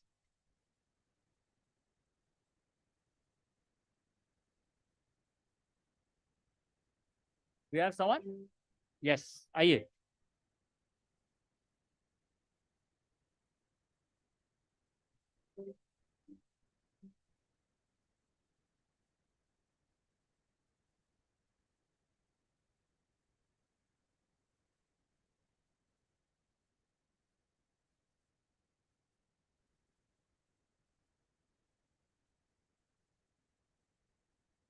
Everybody for Shubhang and the Womb, please. A biscuit of the future. Jim Jam Pops. Congratulations. Well, the category is not yet ended because you also have a silver left. Yes? And the silver in this category goes to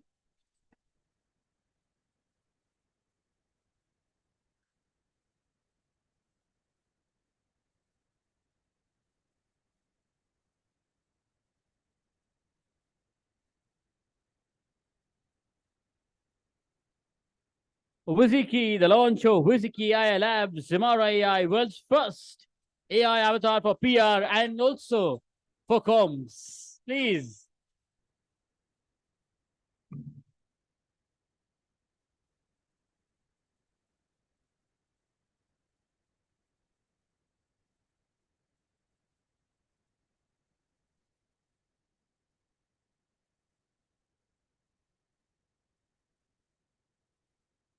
Wiziki, everybody, please.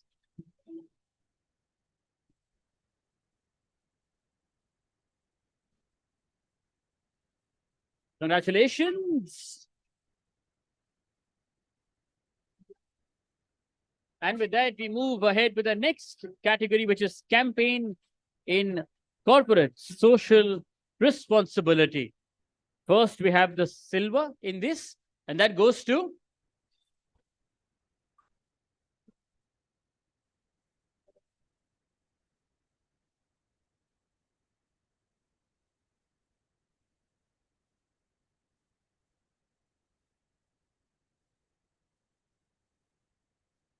It goes to Commune Brand Communications for MX, Tusker at Home Project for American Express.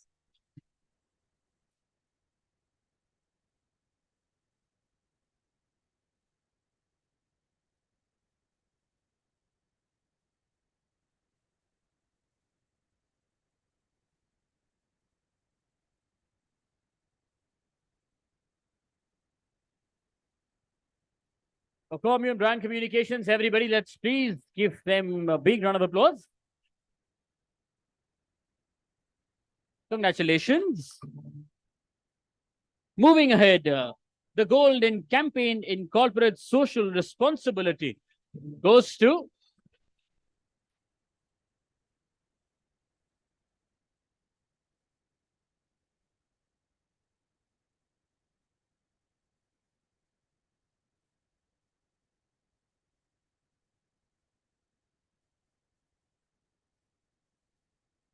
it's for Shikshit Bharat, 197 Communications, Paytm.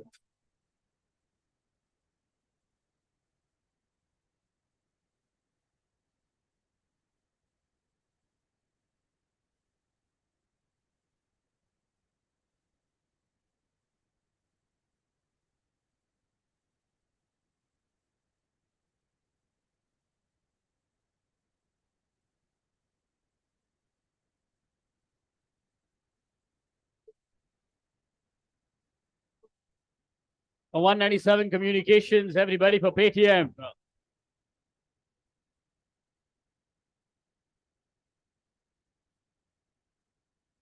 We've done the silver, we've done the gold, but we also have a bronze in this. Yes. Please, now for the bronze.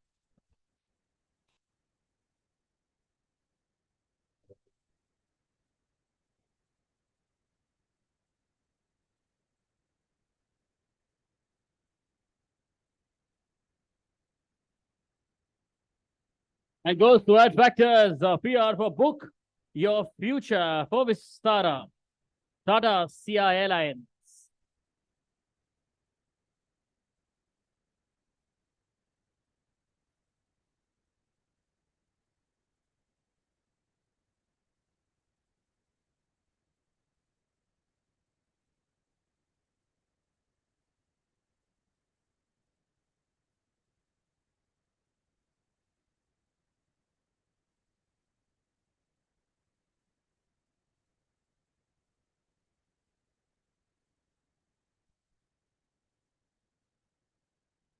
Congratulations.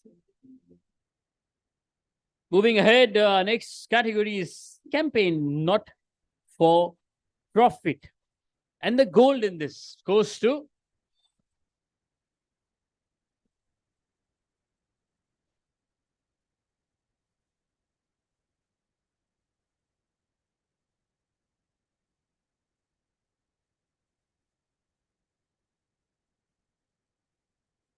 Commune Brand Communications for Nice Subha Foundation.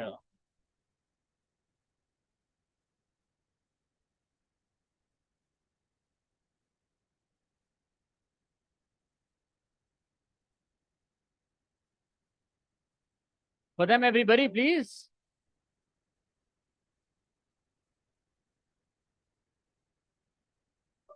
Congratulations. Congratulations. And the silver in campaign in not for profit category goes to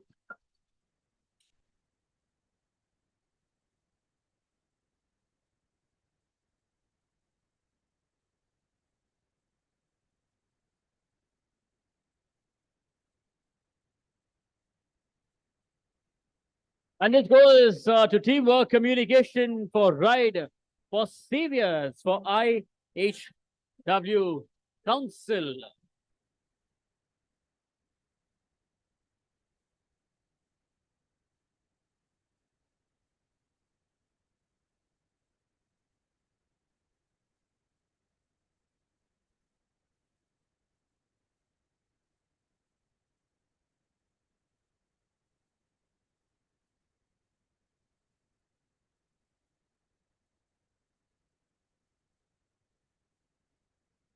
Everybody for them, please, for right for saviors, for teamwork, communication.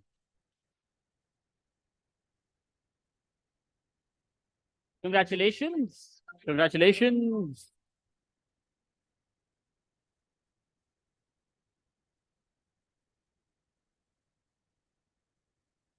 And moving ahead, our next category is campaign of the year. Well, first, we have the gold in this. And the gold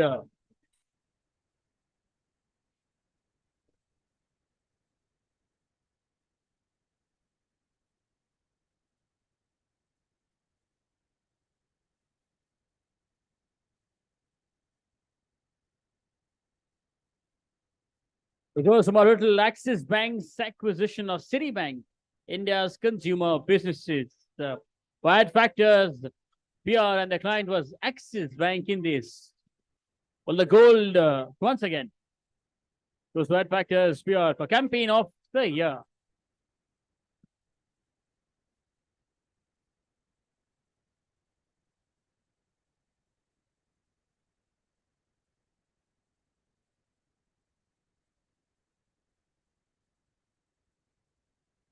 Anybody for that, please?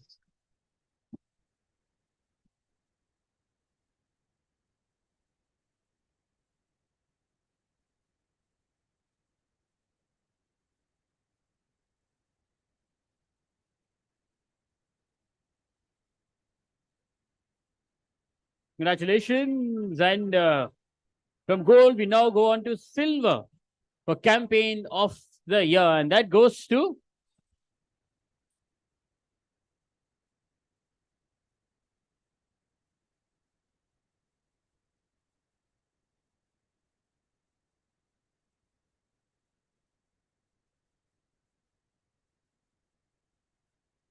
and this one goes to integrated brand com for curious case of Way Cool Foods. And the client was Way Cool Foods, the silver in campaign of the year.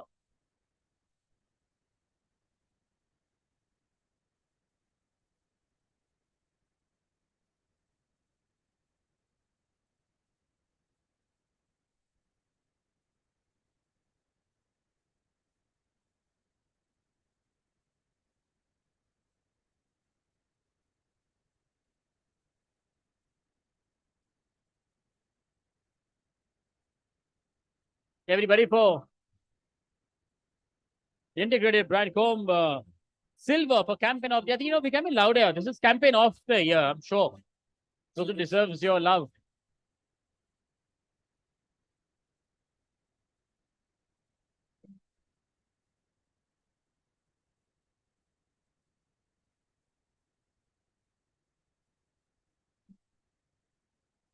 Gold is done, the silver is done, and now it's time for the bronze. And the bronze in campaign of the year goes to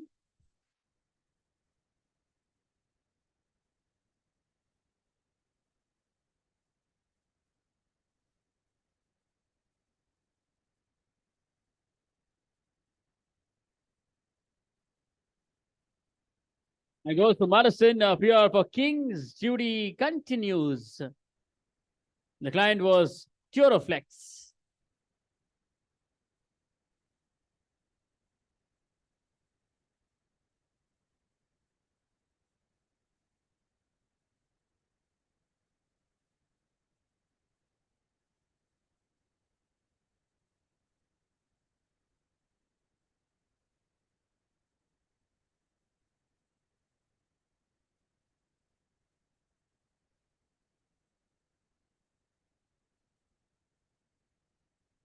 Everybody for them, please.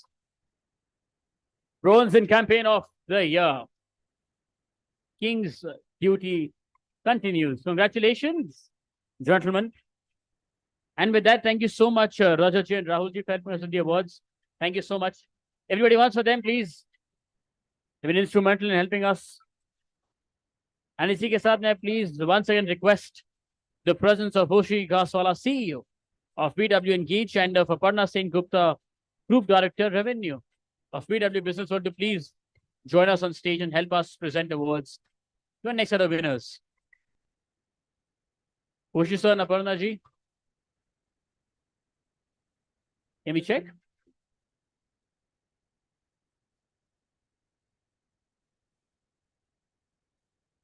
Okay, while they're coming, let's proceed, sir. With your permission, Ji. Okay. Our next category, it's persistent, long-running campaign. So please get a persistent Italia bajayega. And the gold in this category goes to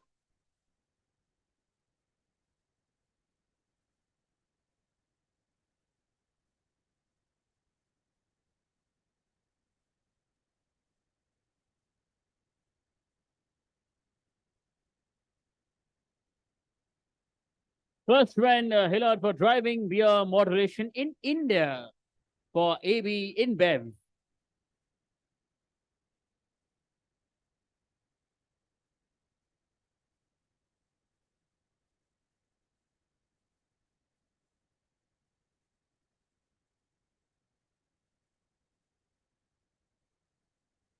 Everybody for them, please.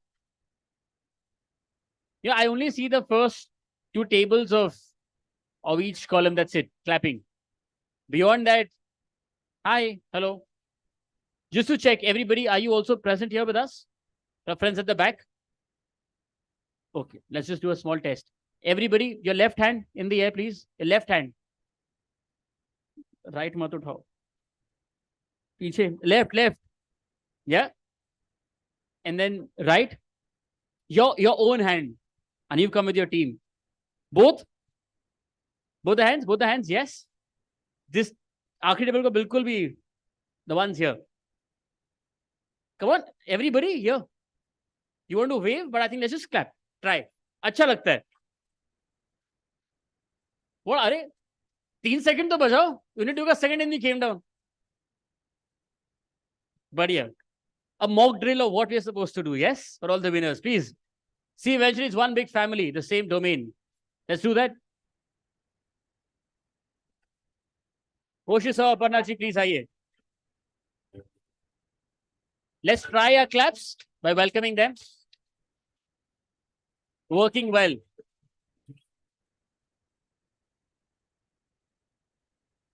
And then you also have the bronze winners on the screen, PR Hub, Integrated Marketing Communications for persistent, long-running campaign. Gutenberg in your everyday life.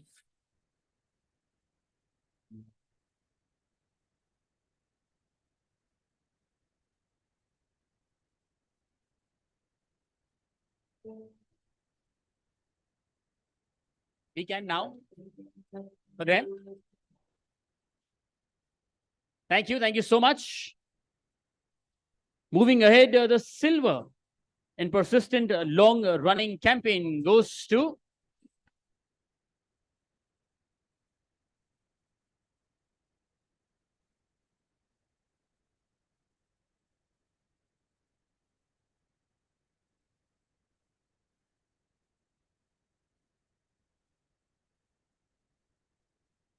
Vizikeep, a newsmaker recognizing the visibility stalwarts.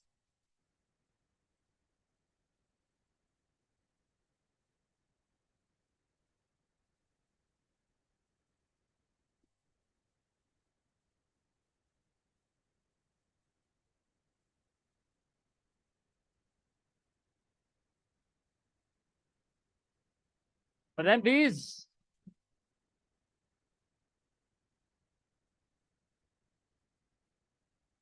Congratulations. And the next category, we come back. It's now for use of content. And the gold in this category goes to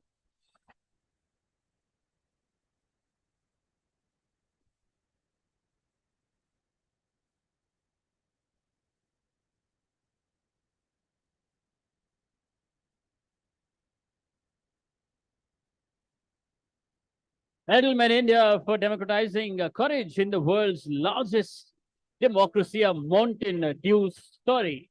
For Mountain Dew.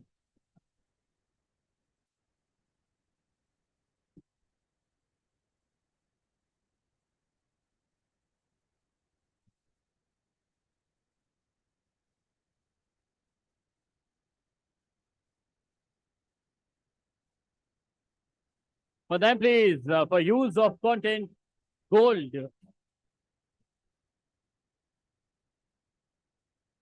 Congratulations, congratulations. And the silver in use of content category goes to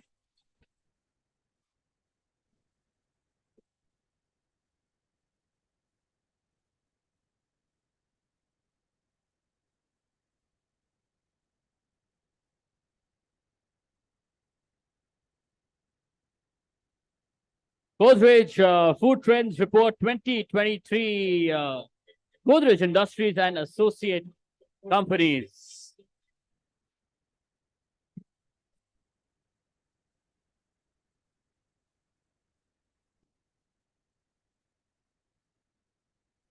Everybody, please.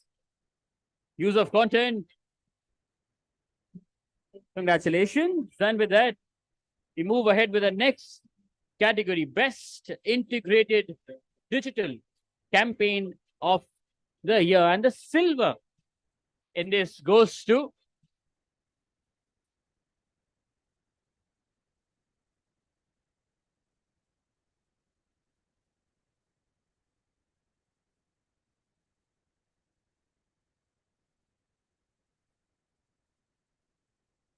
Shubhang and the Boom for Jim Jam Pop's product launch biscuit of the future for Britannia.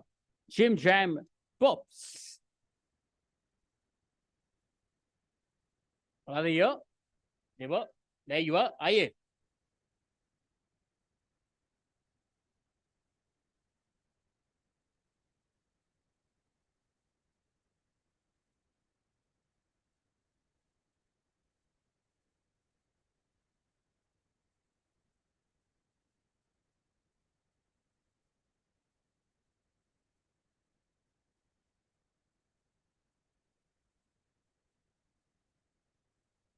For them, please. Him and his entire team back home. Congratulations. Well, next, that was the silver. Now we have the gold in Best Integrated Digital Campaign of the Year category. And that goes to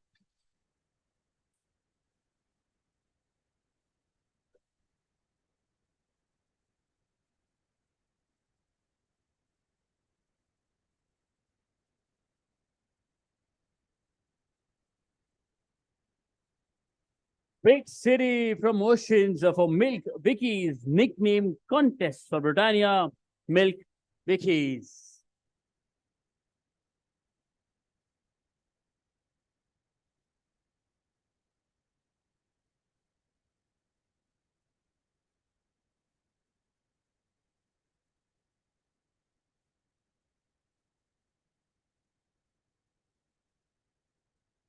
For her, for entire team, for Britannia, for Jim Jam Pobs, and also for Big City Promotions.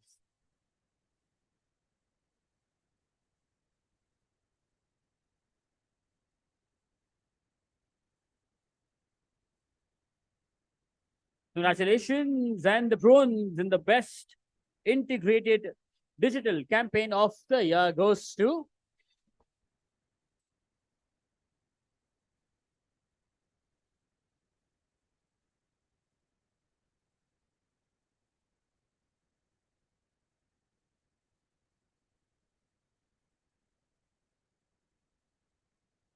Incognito India for ये दुनिया गोल है for Aditya Birla Group.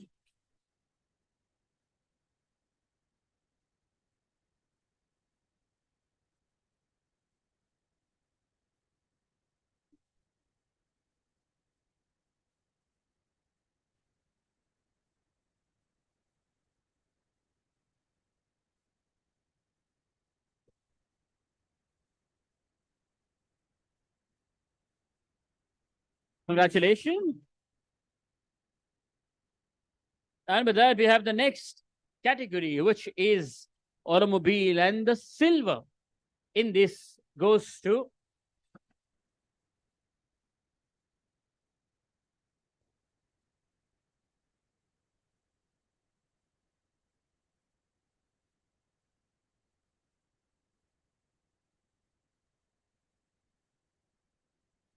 Concept PR for Jeep India celebrates unstoppable women of Indian Navy for Jeep India.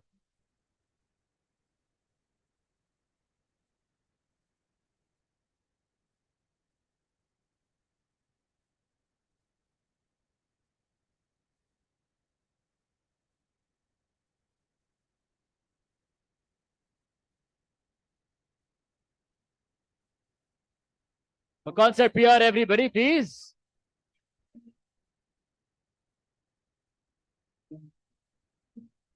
Congratulations.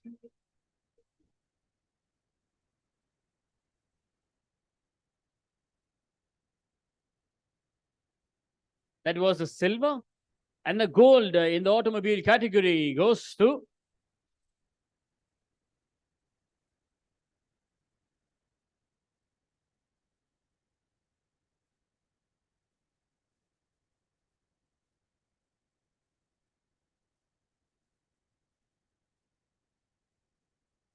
PR Hub Integrated Marketing Communications for Continental Automotive.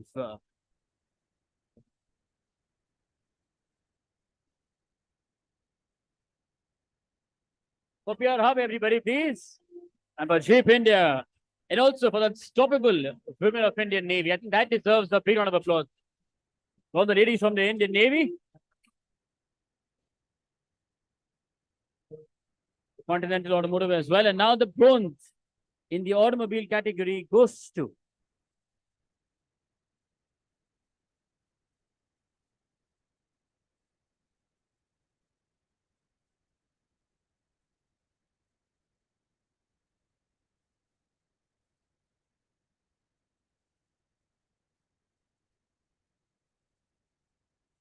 Media Mantra for a gateway for e-commerce businesses for Nimbus Post.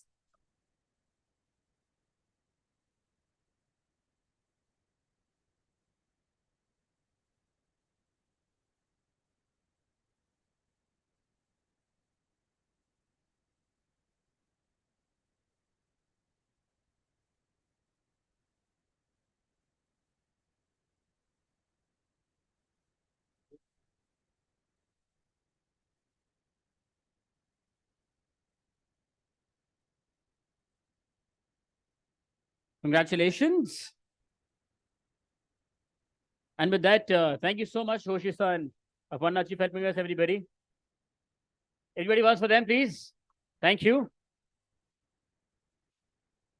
And I please request Indu Sharma, Corpcom Head, Schneider Electric, and also Wade Shukla, Advisor to BW Retail World, to please join us on stage.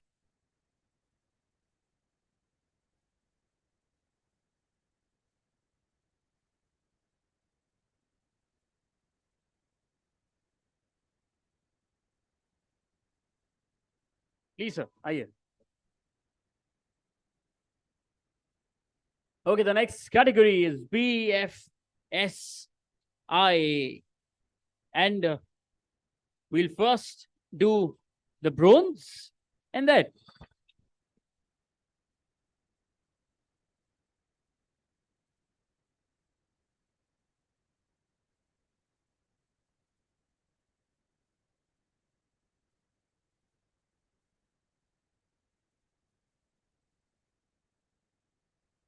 okay, it's for organic social media marketing for EOS Globe. There we have a gentleman coming up on stage. The bronze, please.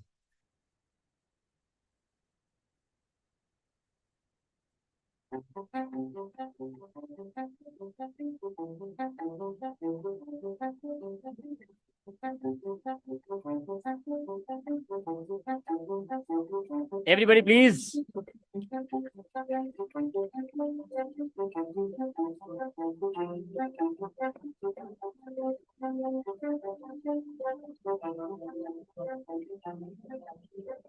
So the category is energy, power, oil and gas, and also renewables. And the silver in this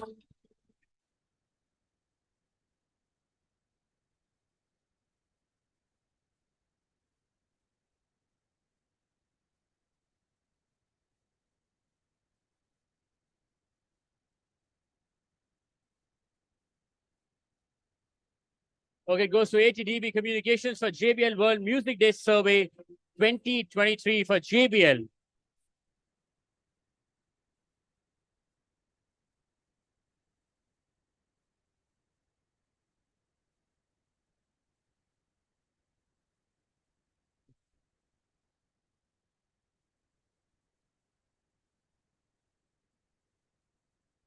The category of use of digital social media, ATDB Communications for JBL World Music Day Survey 2023.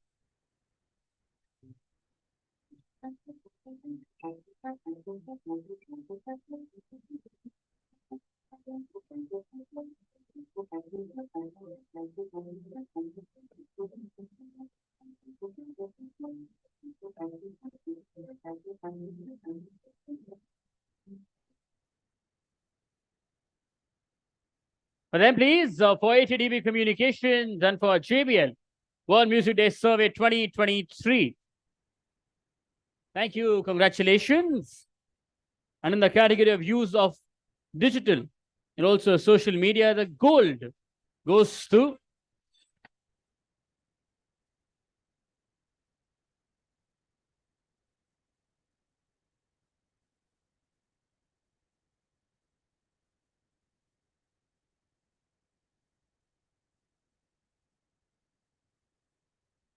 and this one goes to Atalman India for democratizing coverage in the world's largest democracy, a Mountain Dew story for Mountain Dew.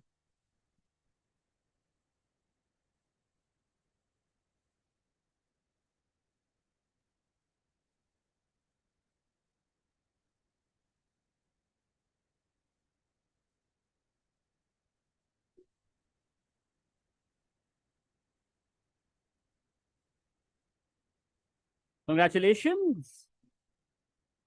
I mean, now come back to BFSI category. And the bronze in this goes to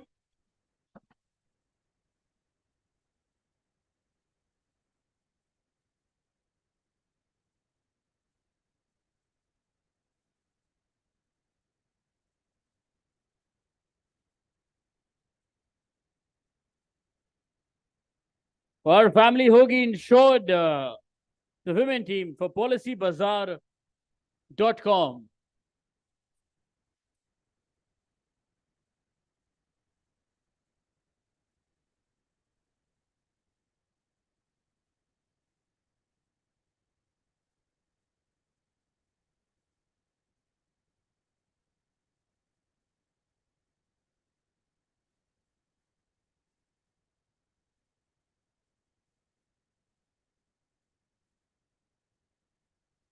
Everybody, please, Policy Bazaar. Congratulations. Moving ahead to the gold in BFSI category, and that goes to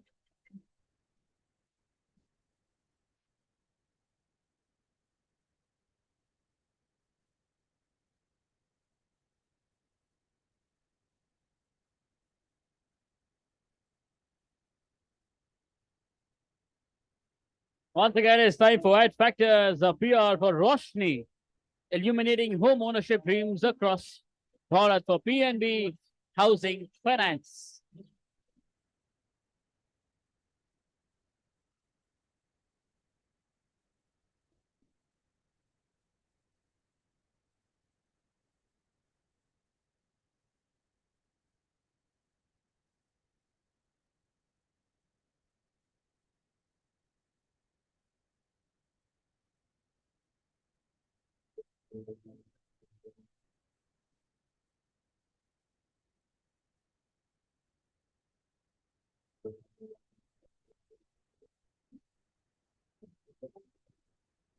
For Ad Factors PR, everybody, gold, the BFSI category. Please don't forget the drill. Thank you. Congratulations. And the silver, the BFSI category, goes to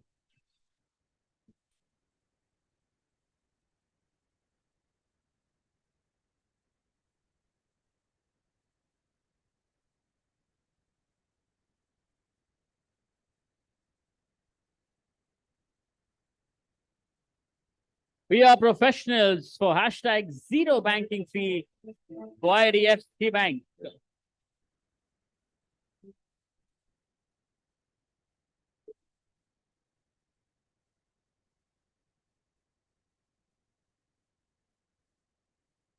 Everybody, please, for PR professionals. For the front and the back. If you really need your support in this, thank you. Congratulations. Our next category is use of event.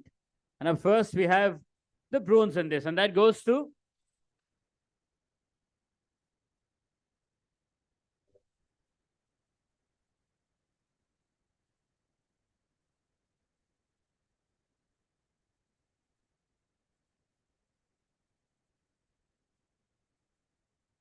Big Four Partners, Strategic Consulting for Chat at Chetak for Bajaj Auto.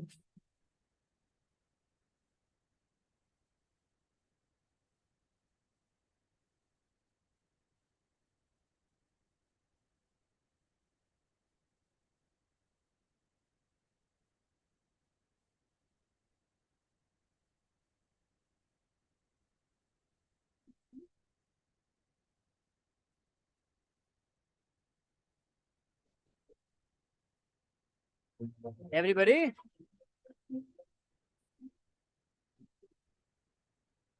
Congratulations. I also request Anup Sharma ji, independent consultant, to please join us on stage and help us present awards. The winners, aye, sir.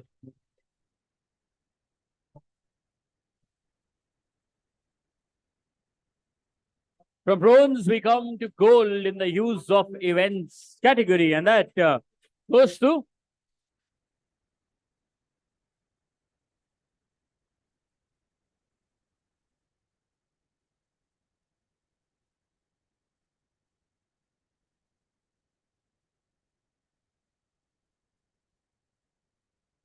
and this one goes to Rensu Creative PR for launch of Motorola Razr family for Motorola.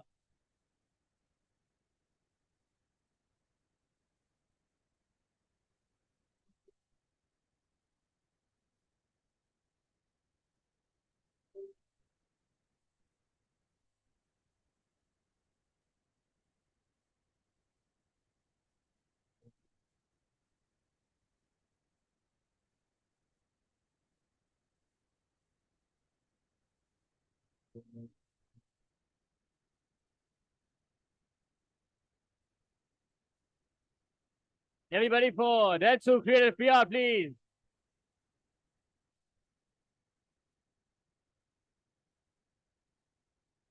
Congratulations. We're done with the bronze, the gold, and now it's time for the silver in the use of event category. And the silver.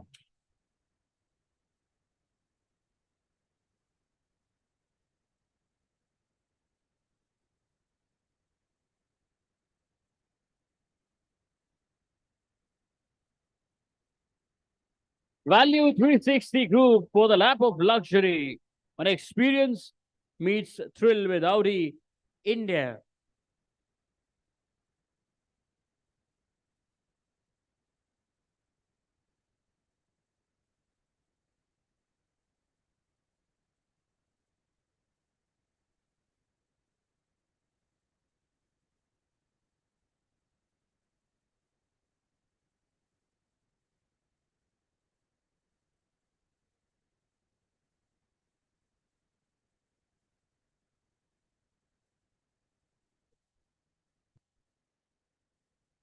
Congratulations.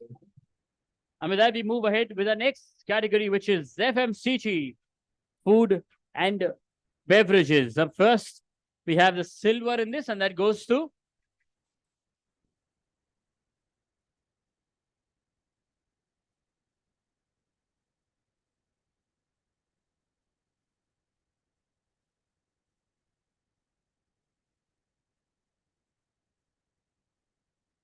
Godrej Industries Corporate Brand and Communication for a yummy use of research to introduce star-shaped crispy potato stars for Godrej Yummies.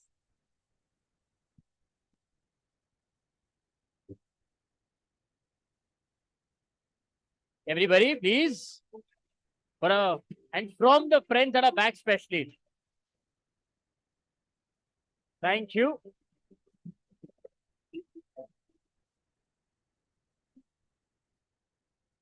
Well, next, we have the bronze in the FMCG category, and that goes to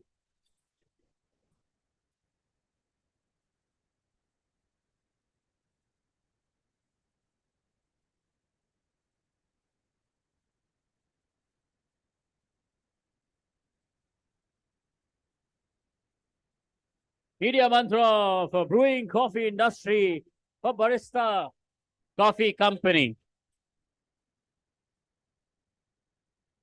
You know, it's the first time I saw the energy of your table. Just saying, which is nothing to be proud of. Now, but yes.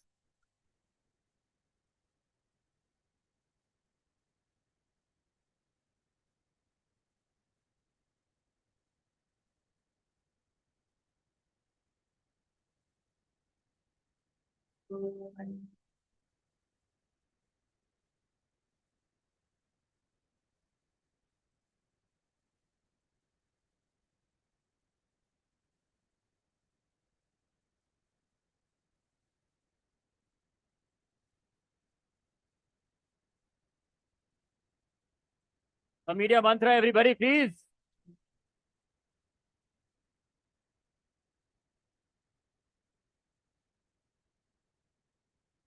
Congratulations.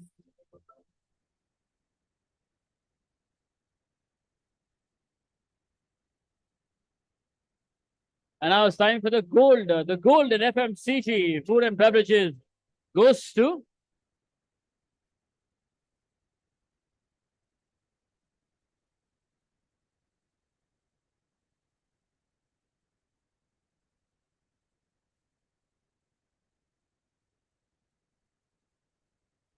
Media Mantra again for Indus snacking for samosa sing.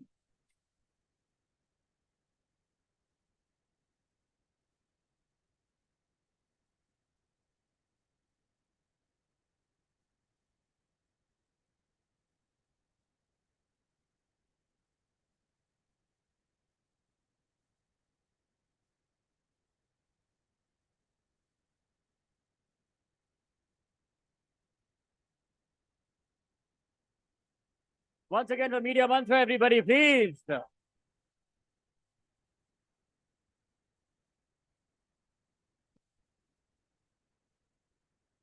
Congratulations. Congratulations. Also, thank you so much, Induji, for helping us with the awards. Thank you so much, ma'am. Thank you, everybody. Once more, ma'am, please.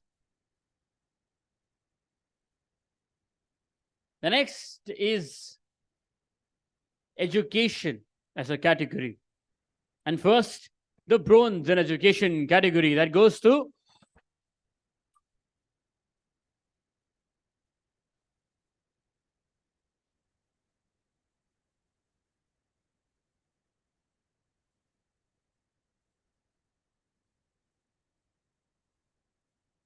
Commune Brand Communications Education for Mahindra University.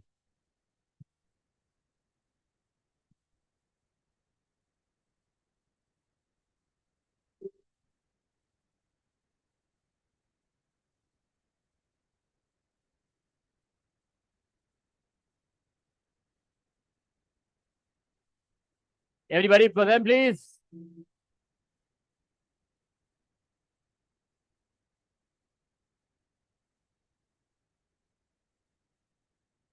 Congratulations. Then from bronze, we come to the silver in the education category, and that goes to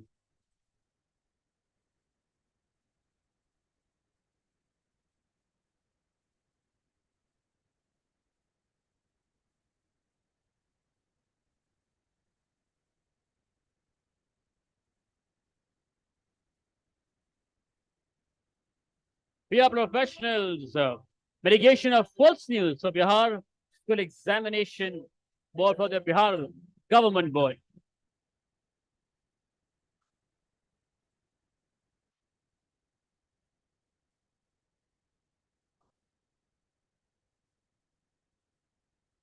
Everybody for them, please.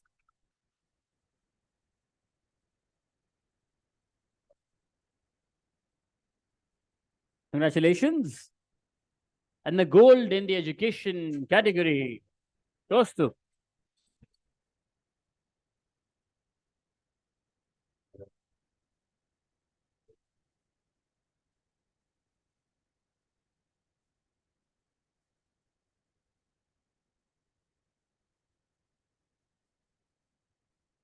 Media Mantra for a pathway to learning. Lovely professional university.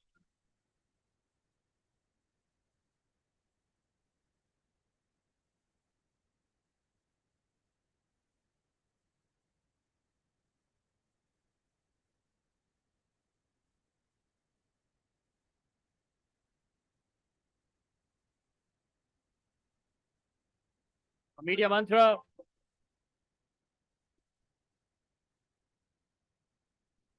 Congratulations.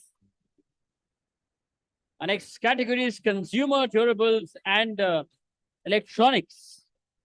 The silver in this first, please.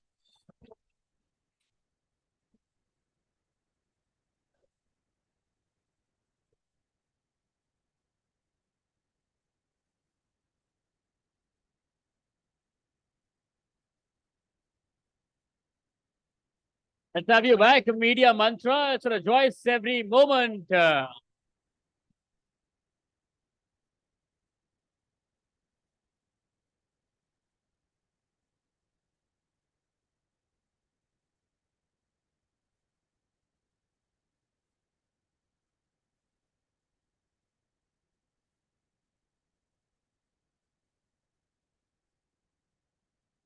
Again for Media Mantra, please.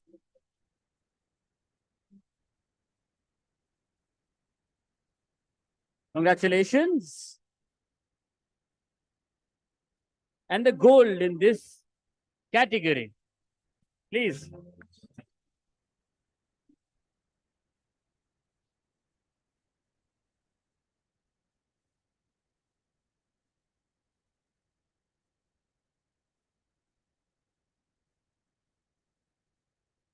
Let's have you back. It's Media Mantra again.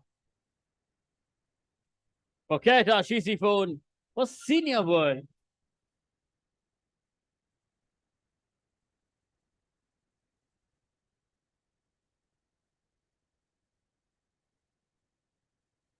You're all completing a 10,000 steps mark here, no? The entire team.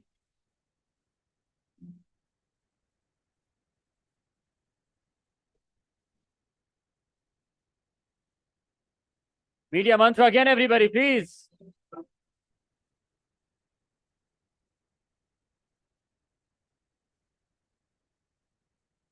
Congratulations. May now request Shruti Arora from BW Businessworld to please join us on stage and help us present awards. Aaiye.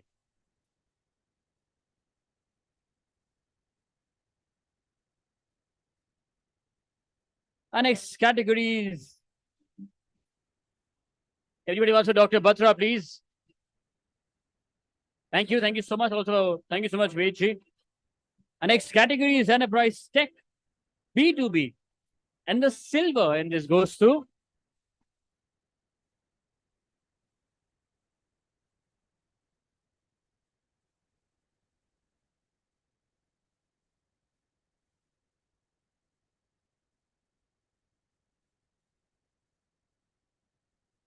fifth edition of Newsmaker reports for most visible companies and startups 2023. Wiziki.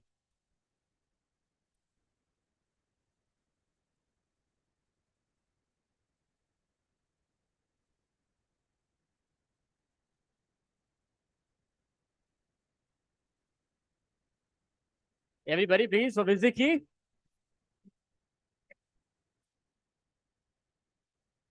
Congratulations. Hoshi, sir. Please.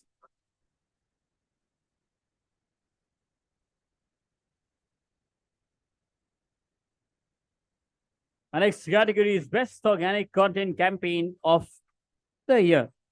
First, we have the silver in this. Please.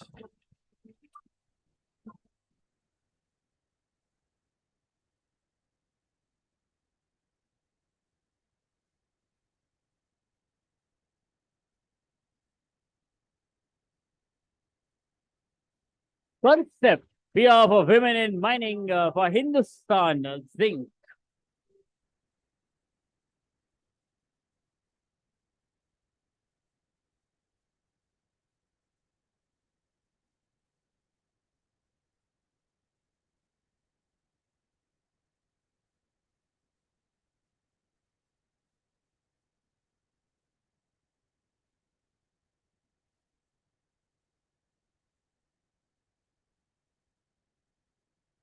For concept PR, everybody, please.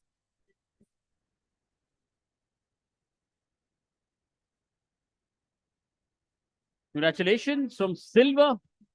We now go on to the gold in the category of Best Organic Content Campaign of the Year. Please.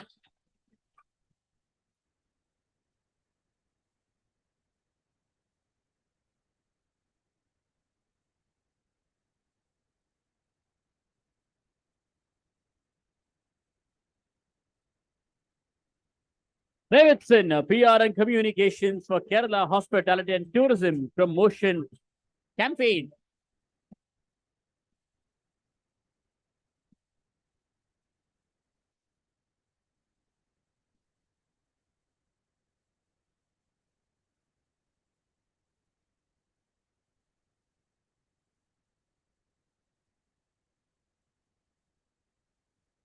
For Davidson, PR and Communications, everybody, please.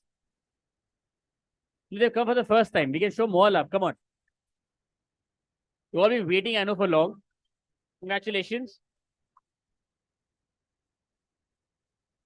How does he maintain his cool? I thought fitness you meant. Cool also. He's asking that auntie feeling cold.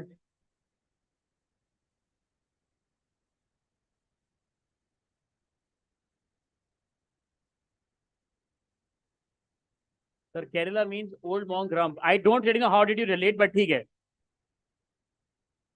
but तो थोड़ी देर में आते हैं. अभी पहले खत्म इसको खत्म करते हैं. Okay. Well, the bronze in the Best Organic Content Campaign of the Year goes to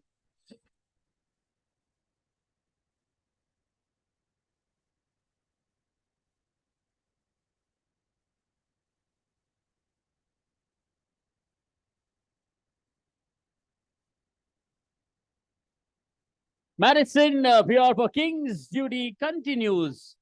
This time for Euroflex.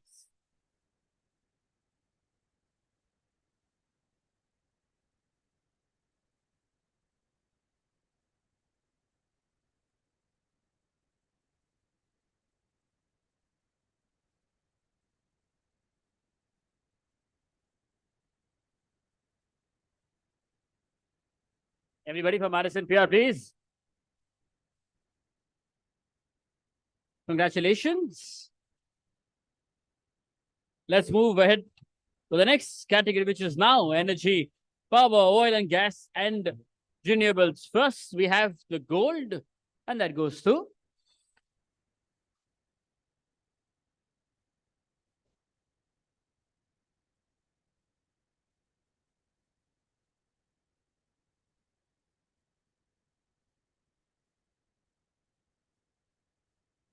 Advocators, the PR for Green Yodha, a sustainability drive by Schneider Electric.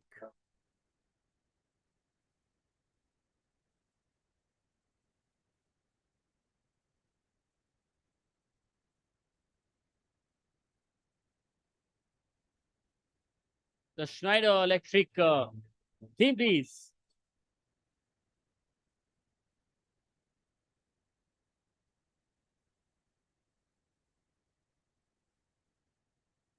For them, please.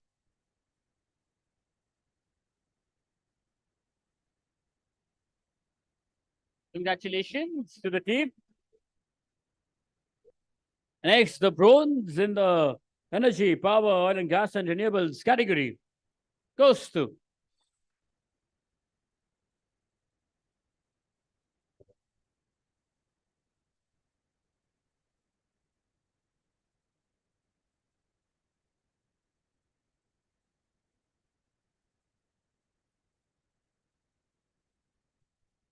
we are professionals of energy, power, renewables from Ministry of Power.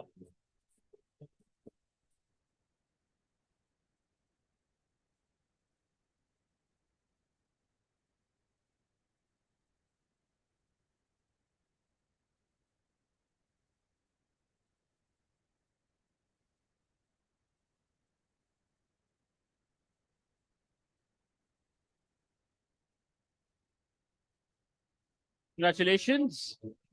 Thank you so much, Doshi sir. Thank you. Thank you. May I please request Soumyajit Singh Gupta, Associate Vice President, Sales and Partnerships, BW Businessworld, to please join us on stage and help us present the awards. Aye. For him as well, everybody.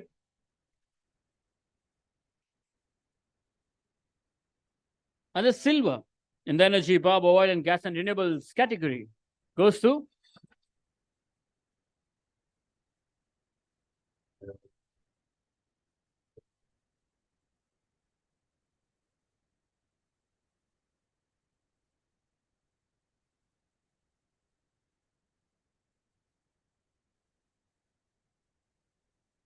we are professionals, renewing power horizons, Jindal Stainless and Renew, GSL.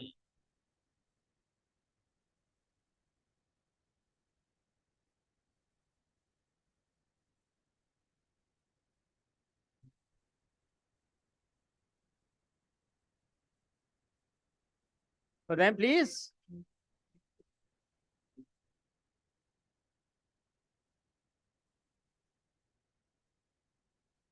Congratulations.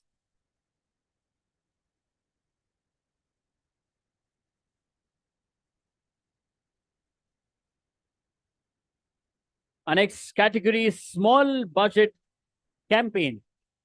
And the gold in this category goes to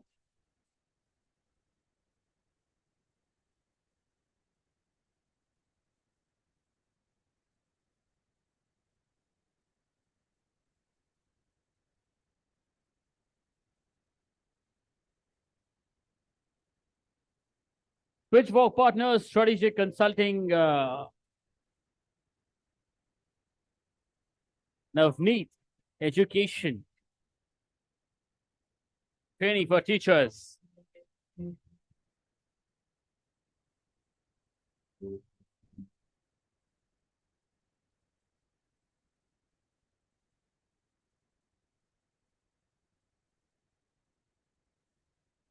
For them, please.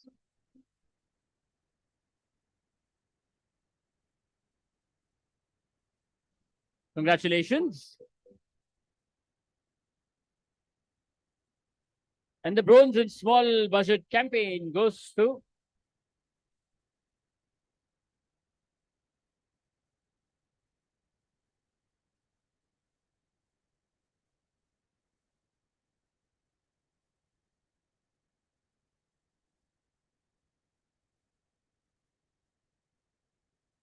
Concept Public Relations India for Guardians of the Heart, Manipal Hospital.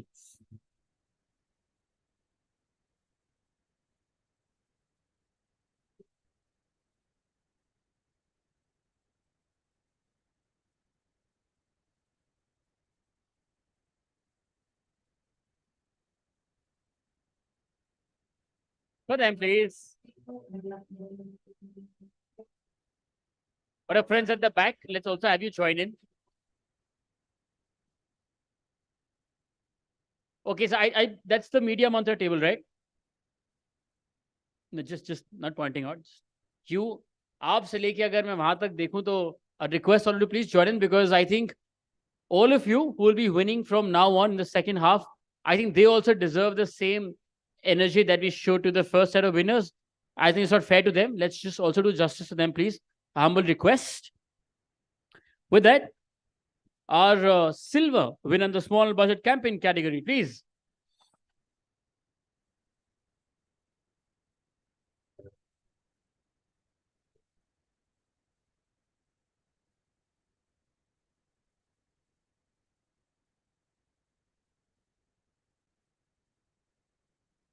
Teamwork Communications Group, I am a masterpiece.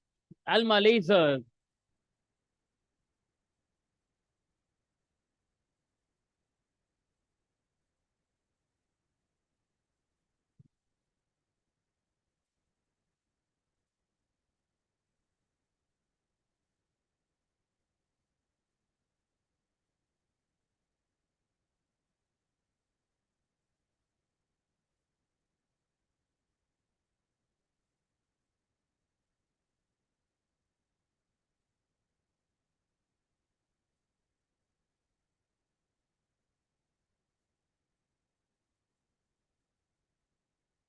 Congratulations. With that, we move ahead with the next category, which is Reputation Crisis Management Campaign.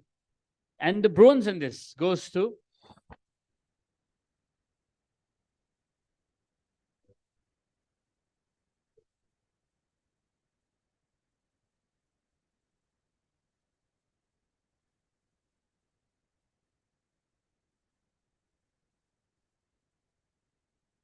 Media Mantra, India's first street racing league, putting India on the global motorsports racing map. Indian Racing League, IRL.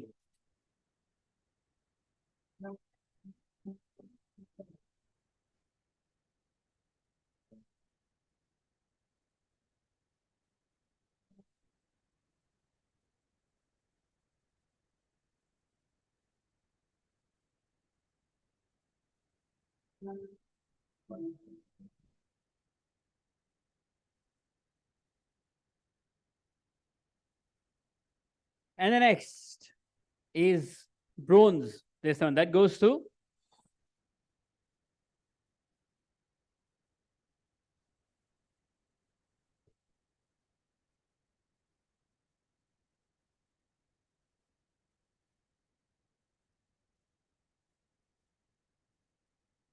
we are professionals. Canada Visa Suspension Crisis Management, BLS International.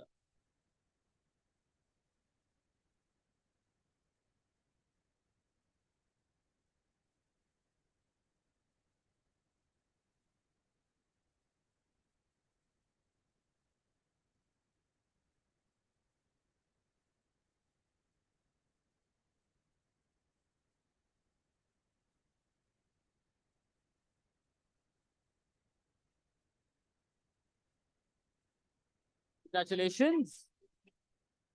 With that, may I please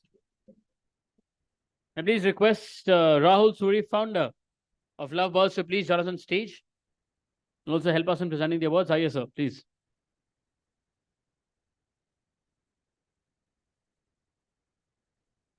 And the gold in Reputation Crisis Management Campaign goes to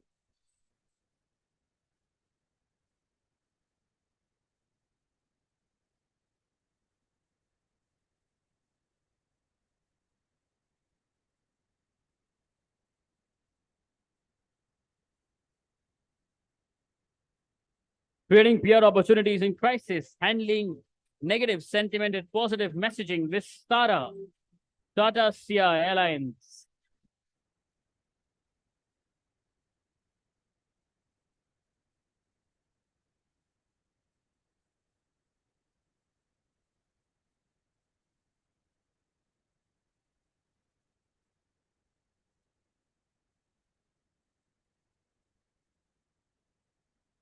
Congratulations.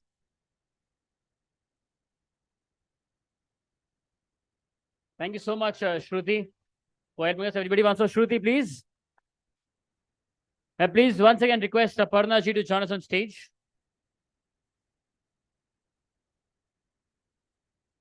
Aye, ma'am.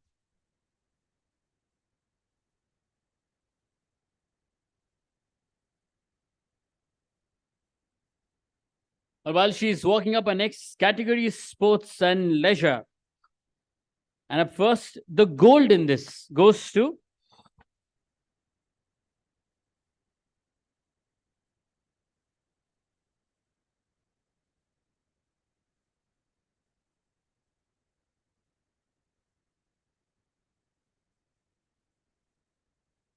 PR Hub Integrated Marketing Communications for INBL Basketball Game Promotions for Indian National Basketball League.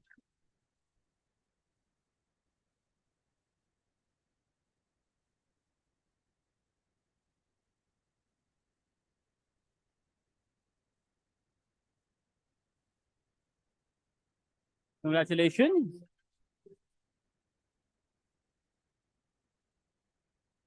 And next is gold.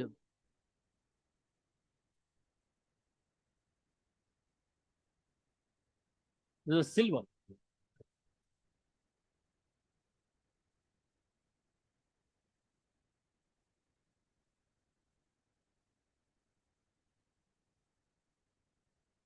Media mantra for India's first street racing league, putting India on the global motorsports racing map. Once again for IRL.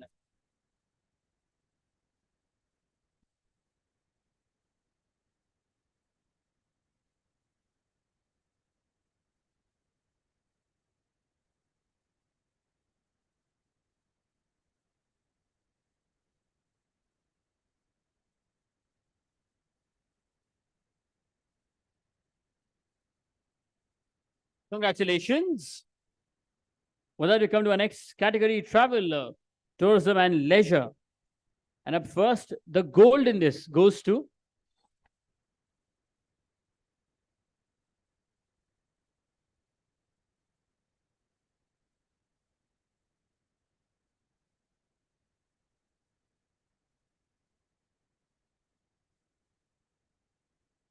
Fan Communication for Romance of Rajasthan. Rajasthan Tourism.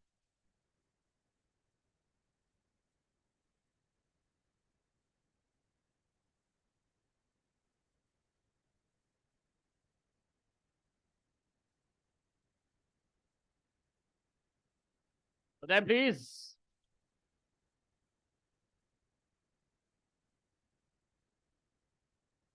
You were saving energy for this, no?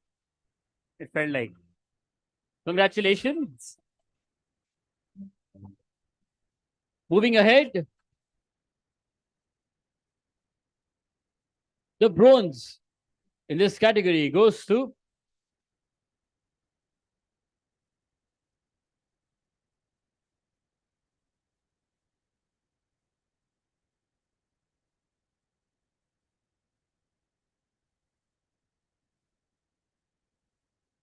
Gentlemen, India inside cricket with Yuvraj Singh only on Air PNB.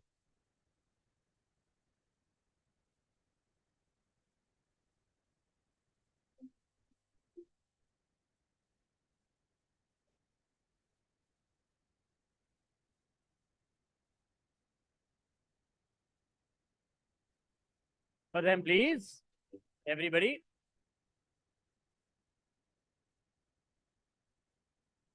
Congratulations. Another silver in travel, tourism and leisure. And that goes to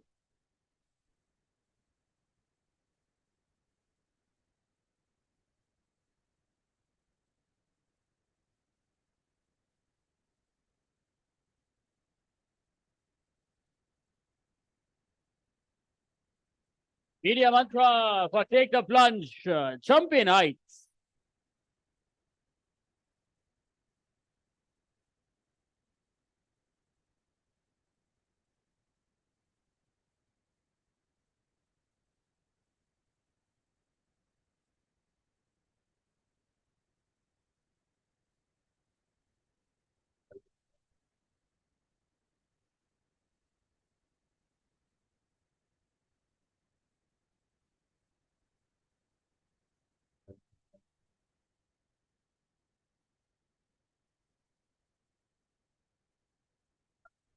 Congratulations. Our next category is FMCG, personal care. And the gold in this goes to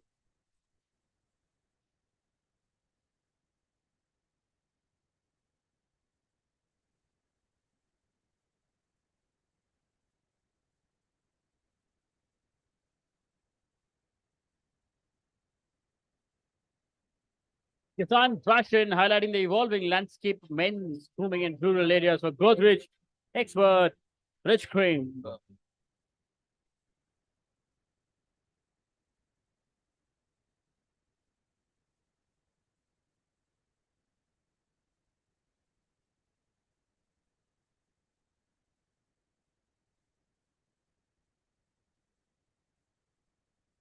Congratulations. The next award is in the category of mobile handsets and accessories, and the silver in this goes to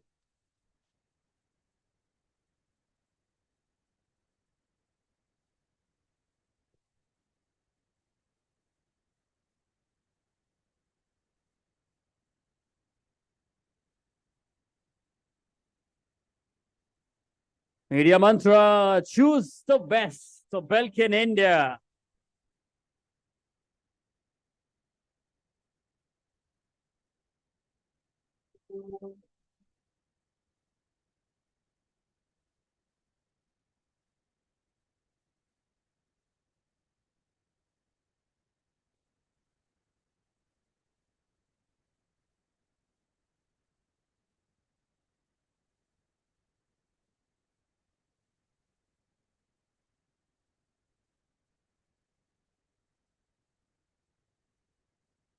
Congratulations. Our next category is real estate and construction. First, the silver goes to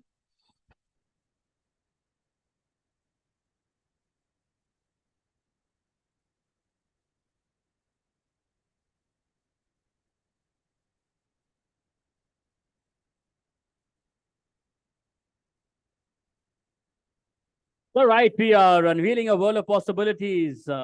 Goyal Ganga Developments.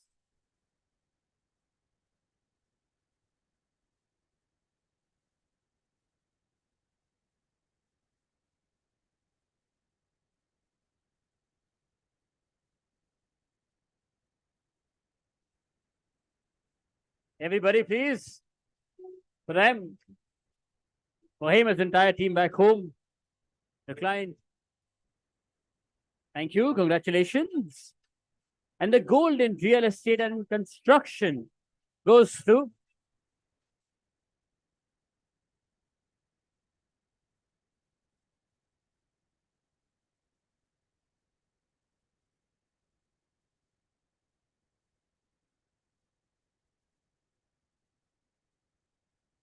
Select Brand and Corporate Communications team for We Inclusive, taking D&I to the next level for Godrej Properties.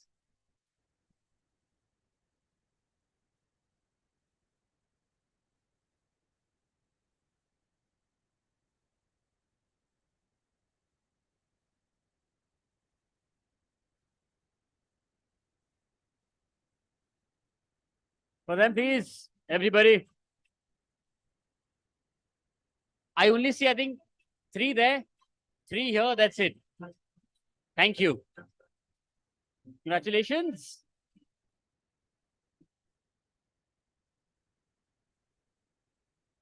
Our next category is regional communication campaign. And first, the gold goes to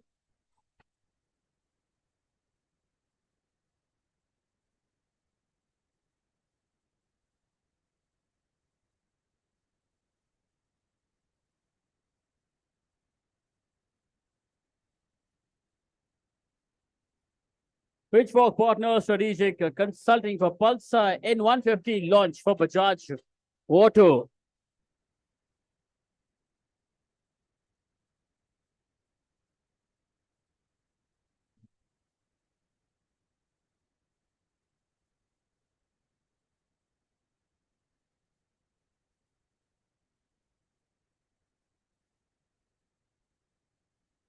We also have the birthday boy,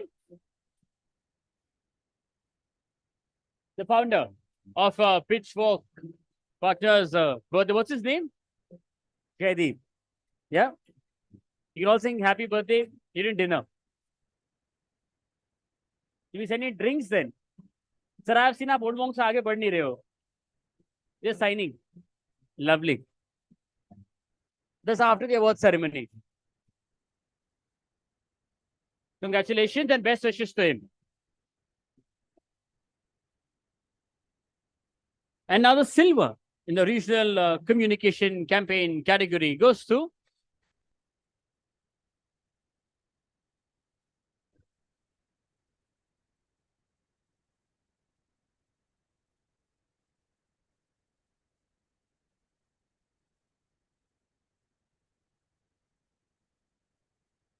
for those industries, corporate branding communications for Kisan Fashion, highlighting the evolving landscape of men's grooming and rural areas. Godrej expert, Rich Cream.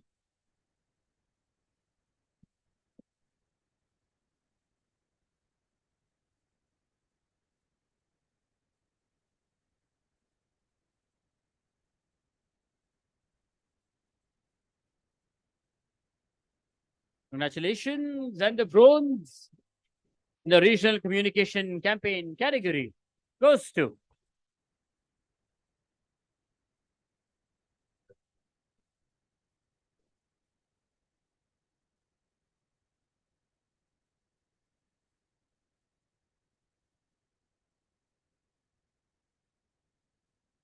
Ad Factors PR for celebrating dual milestones, PNB Housing Finance.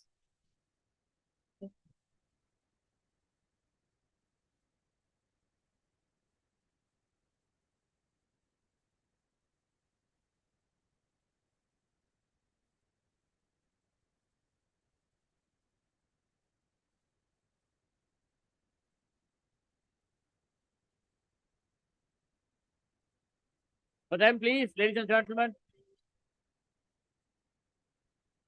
Everybody for them, please. Thank you. Congratulations. Yeah, really, we should sort of divide tables. कि अगला number आपका है, उसके बाद अगला number आपका है. We should do that.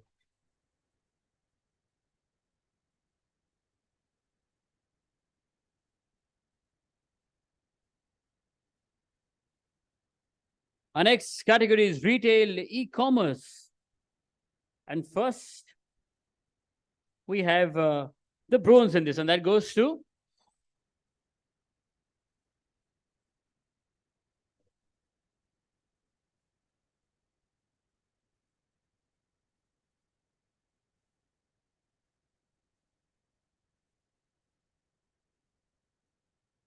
the right PR, Mr. Mantra for space.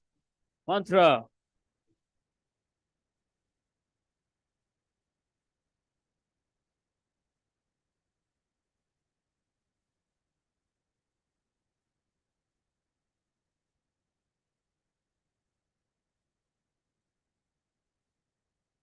Yes.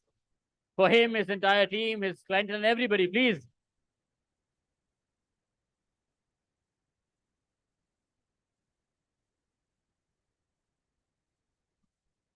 Congratulations. And the gold in retail and e-commerce goes to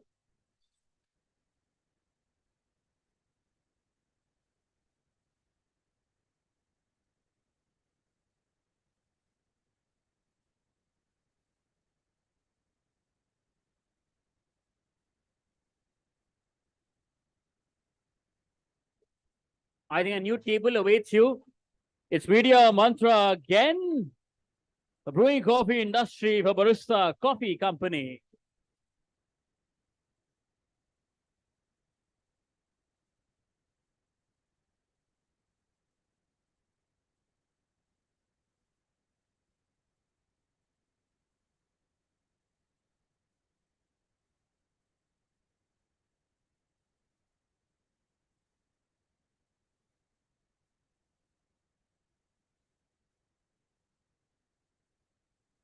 A Media Mantra, please.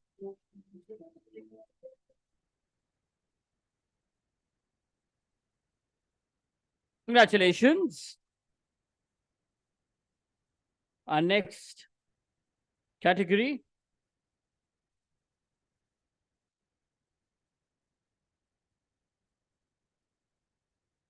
is integrated PR marketing campaign. And the gold in that goes to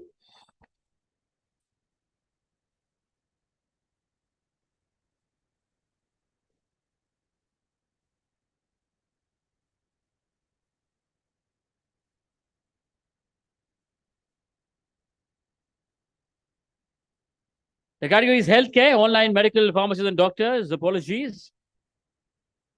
And the goal goes to teamwork communication. Make can cure for Apollo Telemedicine Networking Foundation.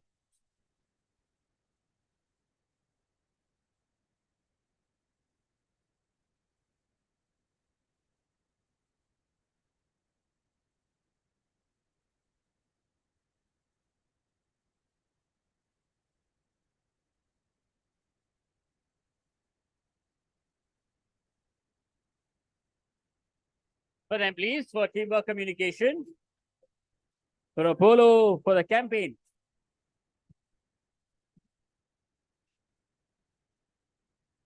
Congratulations. And a silver in this category goes to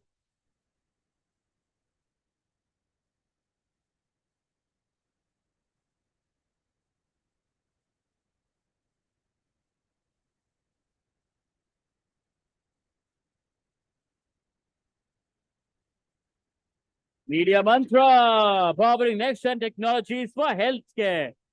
Predomix.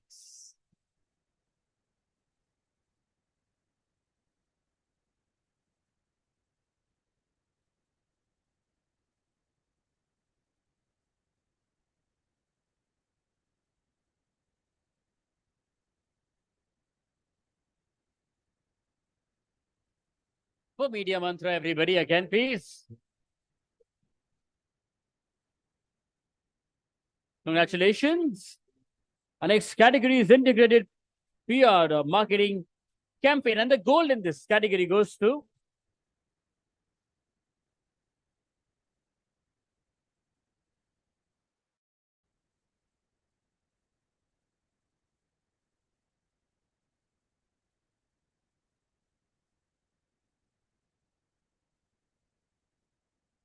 Value 360 Group, the lap of luxury where experience meets thrill with Audi India.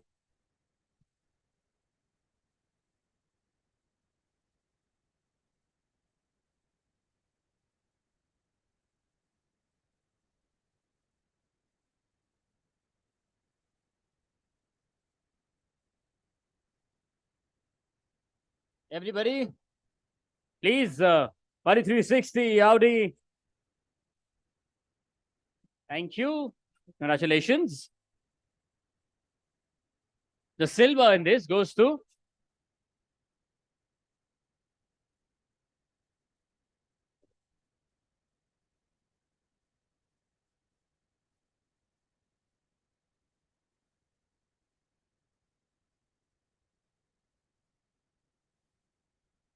Har Ghar Tiranga, Viacom 18 Media.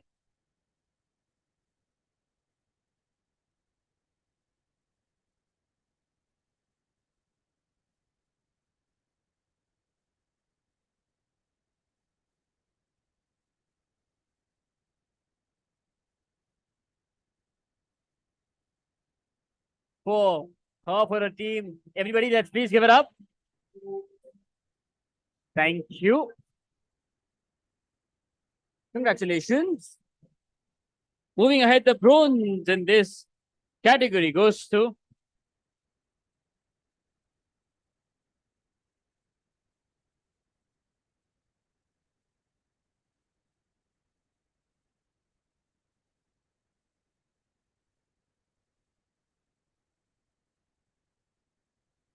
Media Mantra, India snacking samosa sing.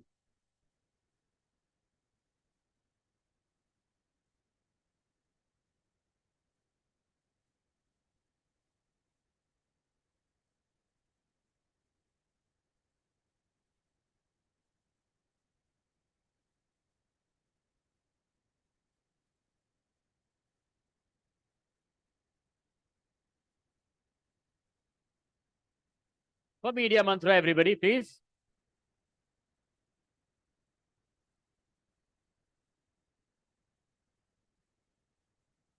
Congratulations. Our next category is media and entertainment. And the silver. And this goes to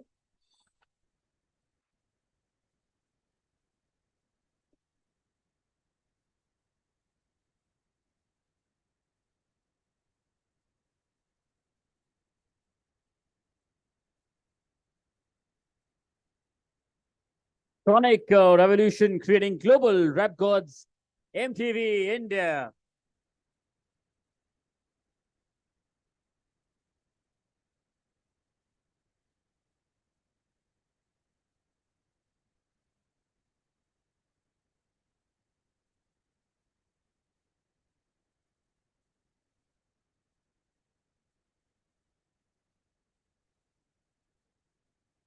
For them, please, for MTV India.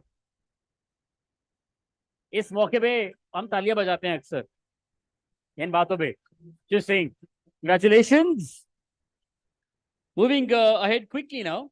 Our next category is internal communication campaign. First, the bronze. And that goes to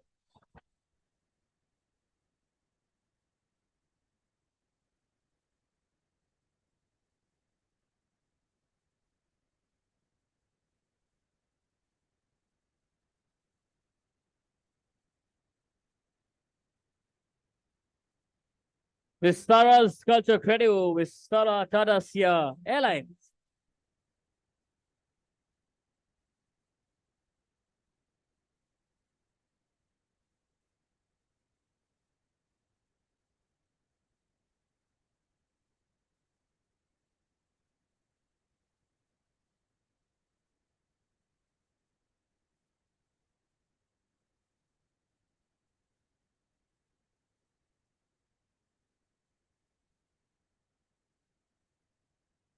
Congratulations.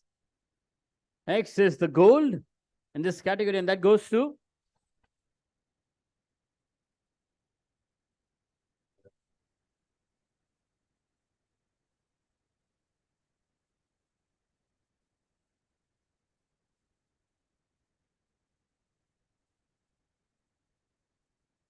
Pitch for partner solution consulting for Stride with Pride. Tata Motors.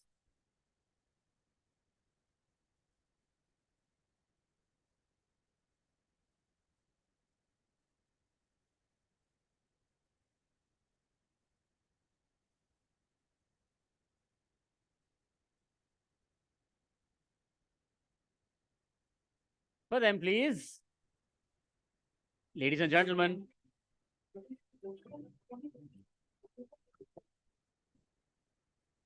Congratulations. And the silver. And this goes to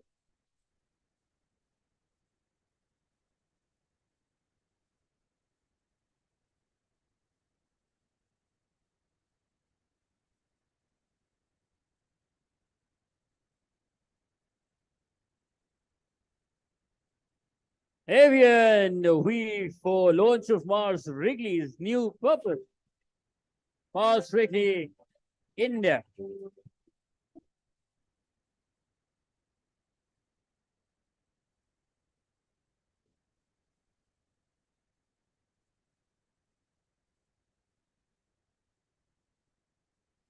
For them, please, they've consistently been clapping for everybody. I think they also deserve it.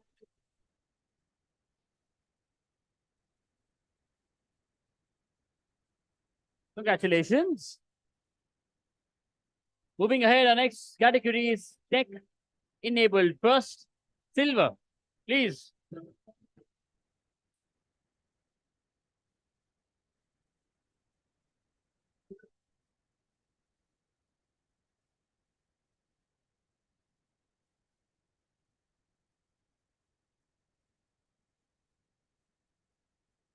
Godrej Industries, corporate branding communications for sensational experiences using mobile polygon technology.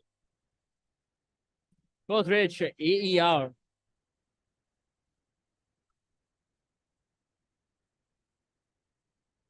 Do we have anybody?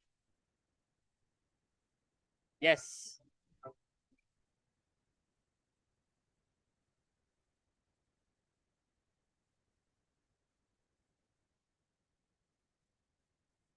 Everybody for Godrej again, please. Congratulations. Now the goal in tech-enabled category goes to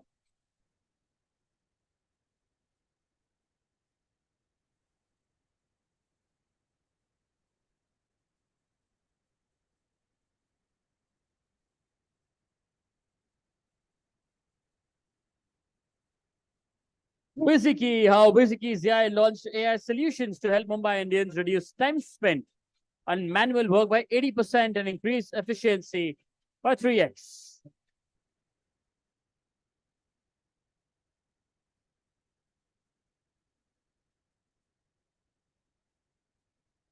Everybody, please, for Wiziki.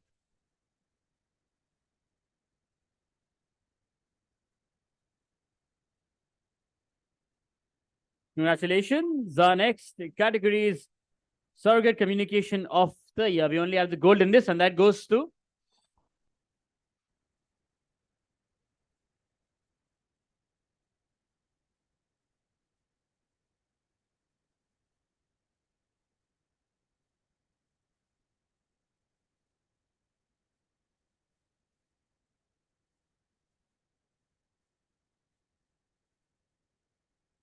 Photos Industries, Corporate Branding Communications, again, for cracking down on danger, the toxic and illegal mosquito repellent incense sticks.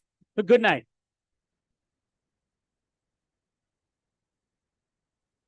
Not the good night that you're expecting. A few more to go. For them, please, everybody. Thank you. Congratulations. Okay. And now down to our last few. Well, this is in the specialized category. First is Corporate of the Year. We only have a gold in this, and that goes to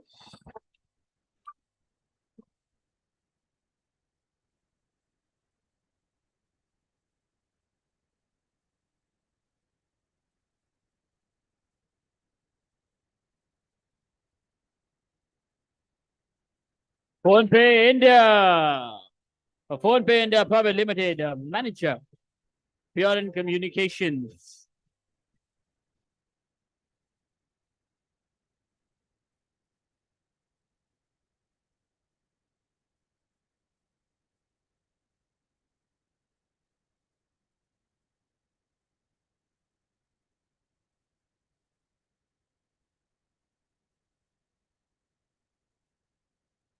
Congratulations, and thank you so much, Aparna ji.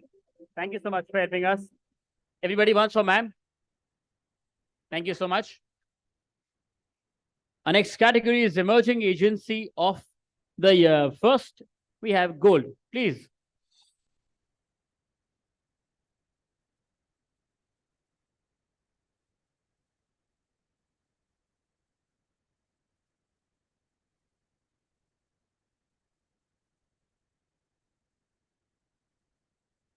Comes credible Raman Dhal with us to receive the award.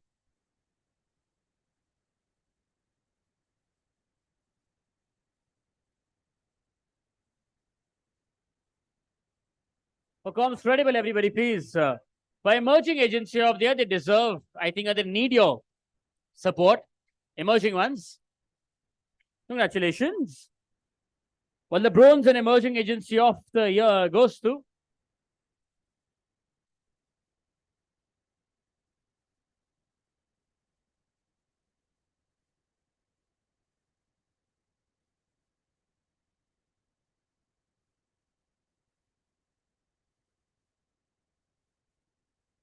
Adcraft Communications. We have with us Abhinav Kumar Singh to receive the Bronze for Emerging Agency of the Year.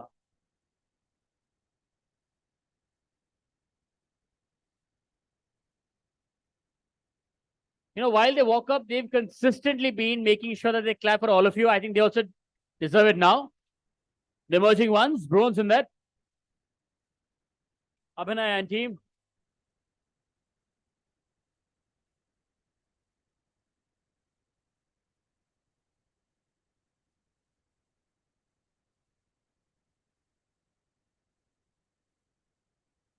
Congratulations.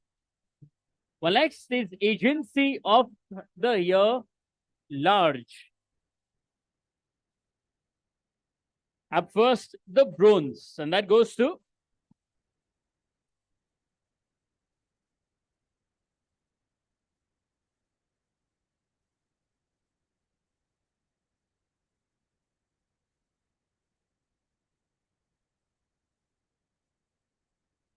Fan Communications, Miss Shilpa Kumar and her team joining us to receive the award.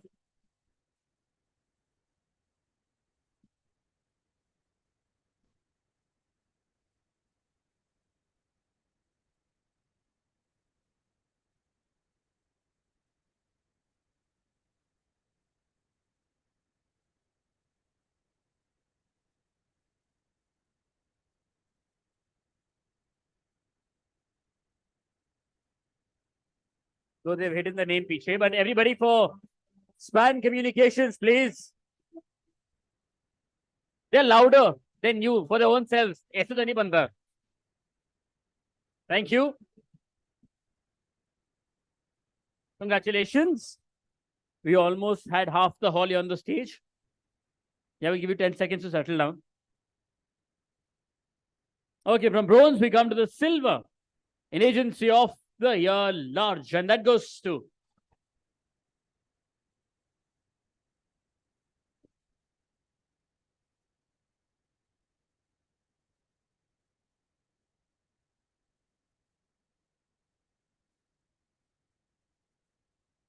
Media Mantra.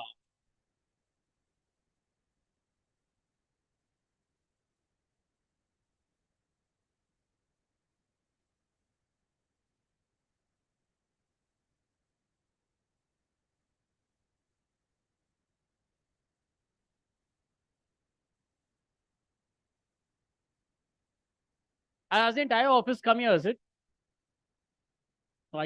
Stern, no. Nahi? No, that's good.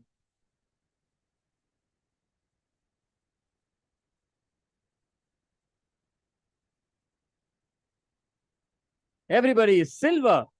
Agency of the Year Large, please. Let's hear it for them. They've been consistent in coming up.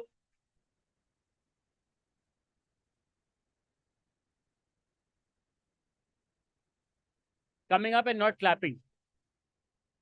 So that applies to almost half the hall today. It's okay. Congratulations to all of you. Congratulations. And now for the Golden Agency of the Year Large. And that goes to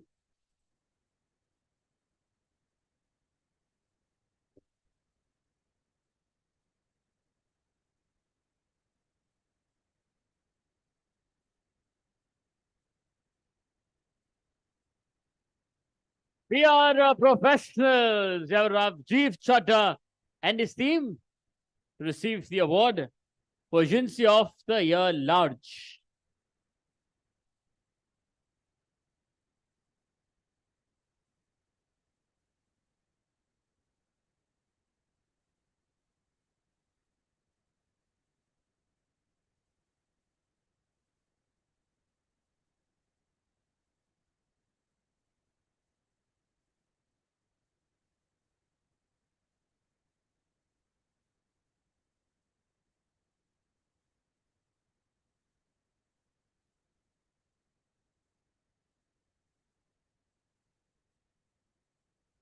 Everybody for Agency of the Year Large, please.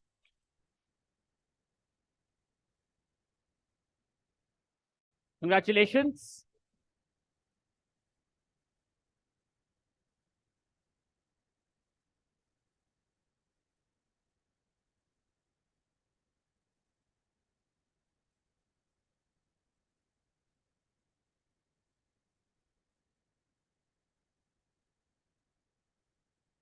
Congratulations.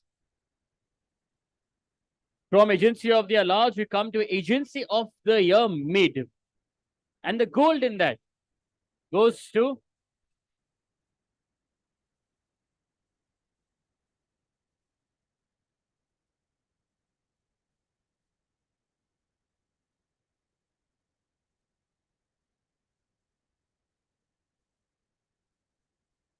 It's PR Hub Integrated Marketing Communications Agency of the Year, Mid. Can we have the team on the stage, please? PR Hub. We have anybody from PR Hub? Yes, we have. Please, please, आइए.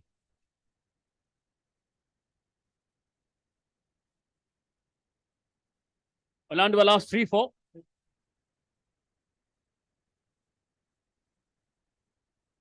Everybody, please, for Agency of the Year Mid. Let's have all the large ones also clap for them. Let's soon be there. Congratulations. Agency of the Year Mid, bronze goes to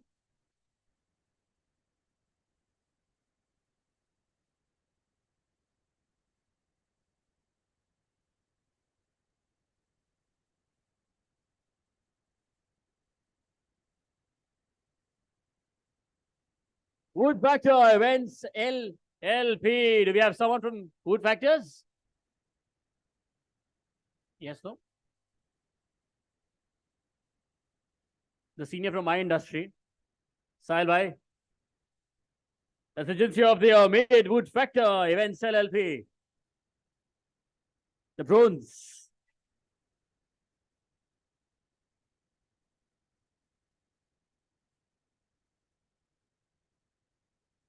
Everybody for them, please. What happened to all the large ones? Where did they go? They're here. Thank God.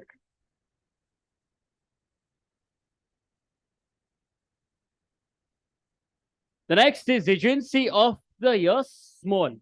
You'll have a gold in this, and that goes to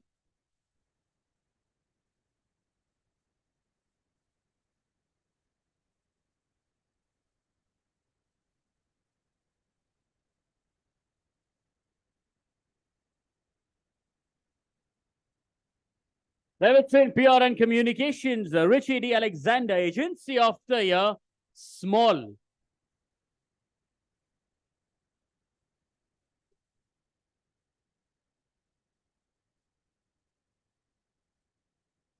All our friends from the middle and the large ones, please. Let's give it up for Agency of the Year Small, gold.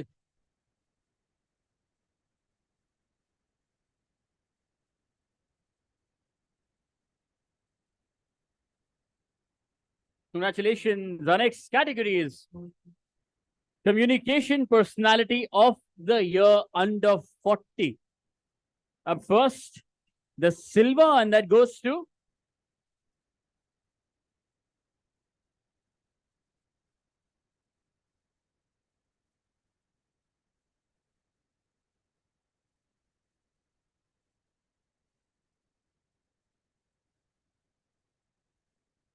Pratibha Paul, founder, Dharma Media Consultants, Communication Personality of the Year under 40. Everybody, once for her, please. I think she deserves a bigger one. She's a Communication Personality of the Year under 40.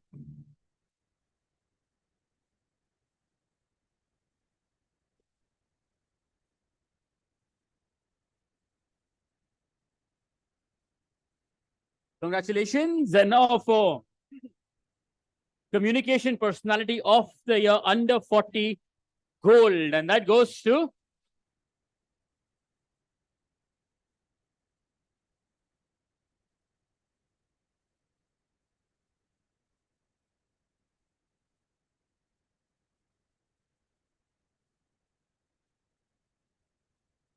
Dina Pawar, Executive Vice President, Concept, PR, Communication Personality of the Year under 40 gold.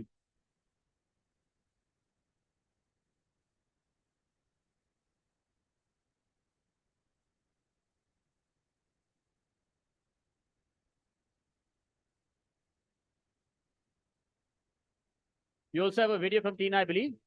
Can you play that? Hi, folks. A very good evening, and I hope that you are all enjoying the conference today. My apologies, the weather got in the way of my travel plans, and I was unable to make it today. But I really wanted to take a moment and thank the entire Business World team, especially the eminent jury members, and especially Dr. Batra for this honor. I'm really proud of the Concept Group ecosystem and the platform that it presents. And it has enabled me to build one of the finest BFSI practices in the country. The Communication Personality of the Year, thank you very much. And I hope to rub shoulders with all of you very soon. Have a great evening. Congratulations to Tina. And from under 40, we come to under 30, Communication Personality of the Year, down to the last two categories. Well, the bronze in Communication Personality of the under 30 goes to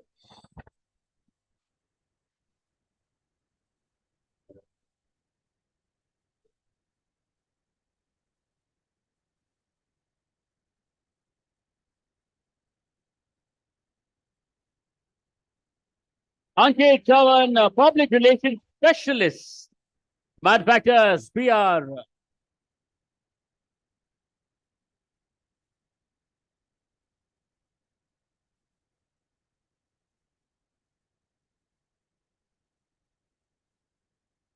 Everybody for him, please. Communication Personality of the under 30, bronze. Congratulations. And the gold in Communication Personality of the under 30, that goes to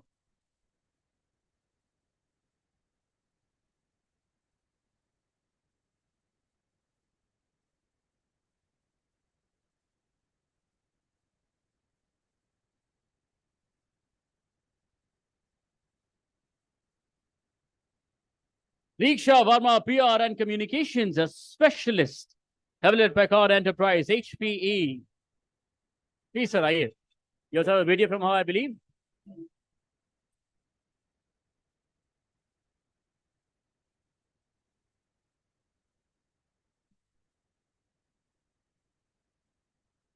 Everybody for Communication Personality of the under 30. Is receiving the award on behalf of Diksha. Can you play the AV, please? Hello, everybody. I am absolutely stoked to win BWXL Communications Personality of the Year Under 30 Award. It's truly humbling to get recognized amongst the industry's best. Heartfelt gratitude to all who have contributed to my journey. Hope you're all having a great time. Cheers. Congratulations to her. And now for Communication Personality of the under 30, silver goes to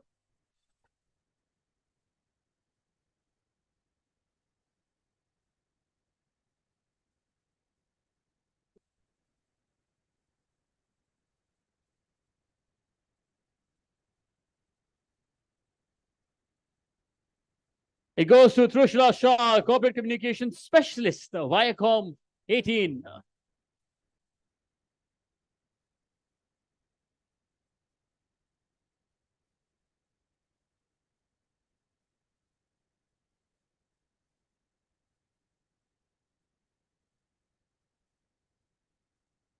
Everybody under 30, Corpcom Specialist, silver. Let's please hear it for her. Even louder. Come on, she's worked really hard. Congratulations to you. And now to our last category, Communication Team of the Year. First, the gold goes to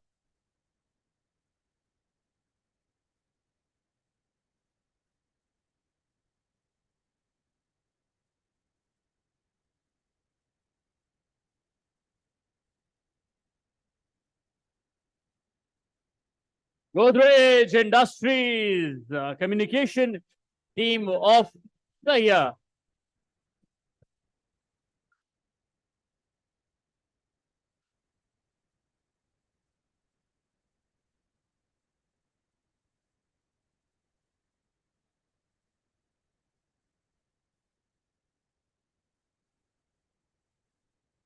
Everybody for them, please.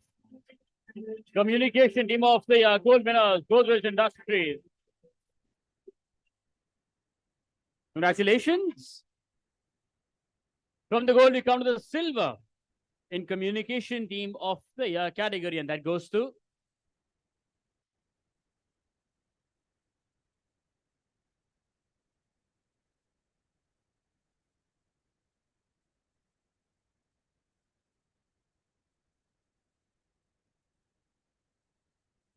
Schneider Electric.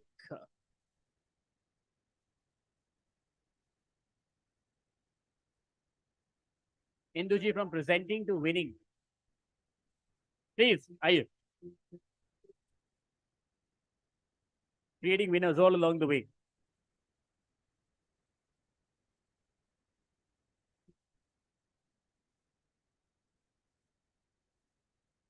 For them, please. Schneider Electric. Communication Team of the Year, Silver. Congratulations. And now because this is the last one, from gold to silver, we'll go back to a gold again. And that goes to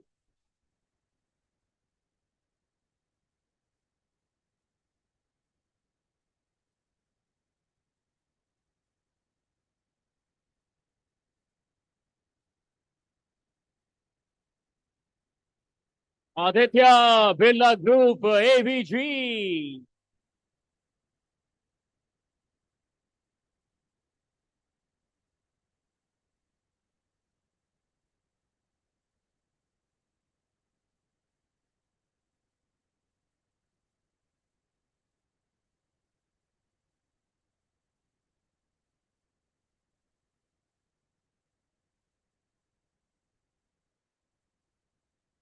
Thank you so much to all our presenters. Yes, thank you. And with that, we come to an end of the awards ceremony as well. A request to all the winners, please join us on the stage along with your trophies for a group picture. And collectively, congratulations to all of you. Winners, please, aye, with your trophies on the stage. And after that, let's celebrate with dinner and drinks. And then let's also welcome the weekend. Thank you. Winners, please, aye. My name is Aditya Malik. Been a pleasure. Winners, please.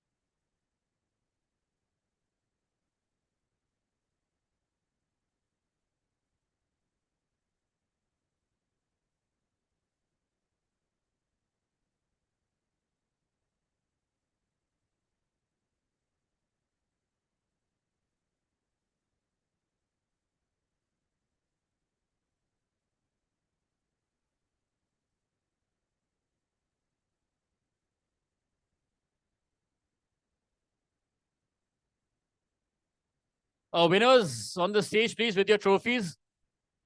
A humble request. And you can carry them to dinner then. We have last 15 seconds. After that, we'll assume that that's all that we have. Yeah.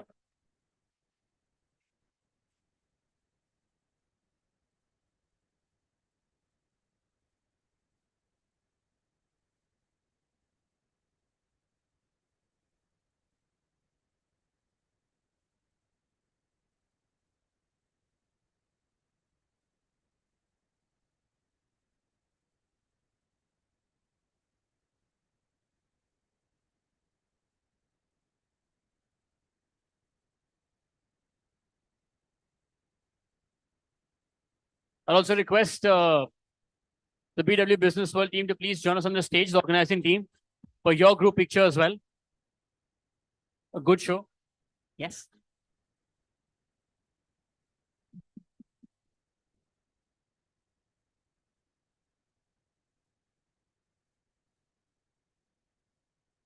Congratulations. Enjoy your dinner. And the Business World team on the stage now, please.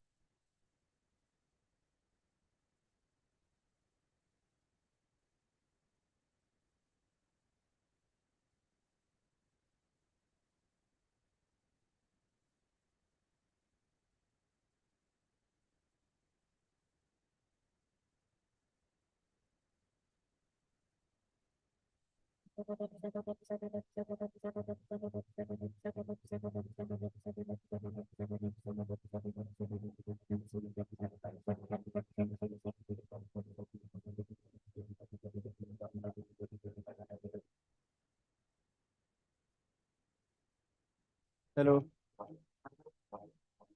May we please have the BW team on stage, please?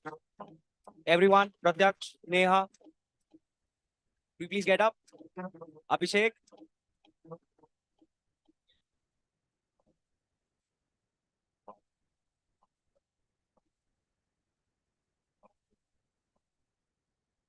Sajad, Hoshi sir, Aparna ma'am, can you please have you on stage, Shruti?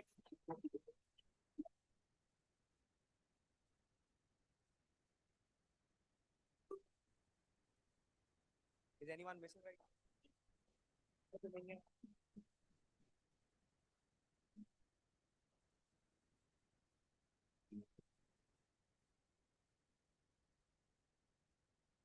Devika, Swamiji, can we please have you on stage?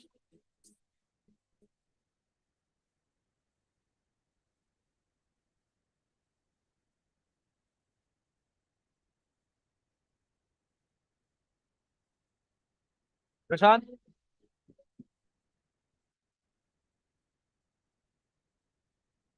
Malik, Kamlesh, can we please have you?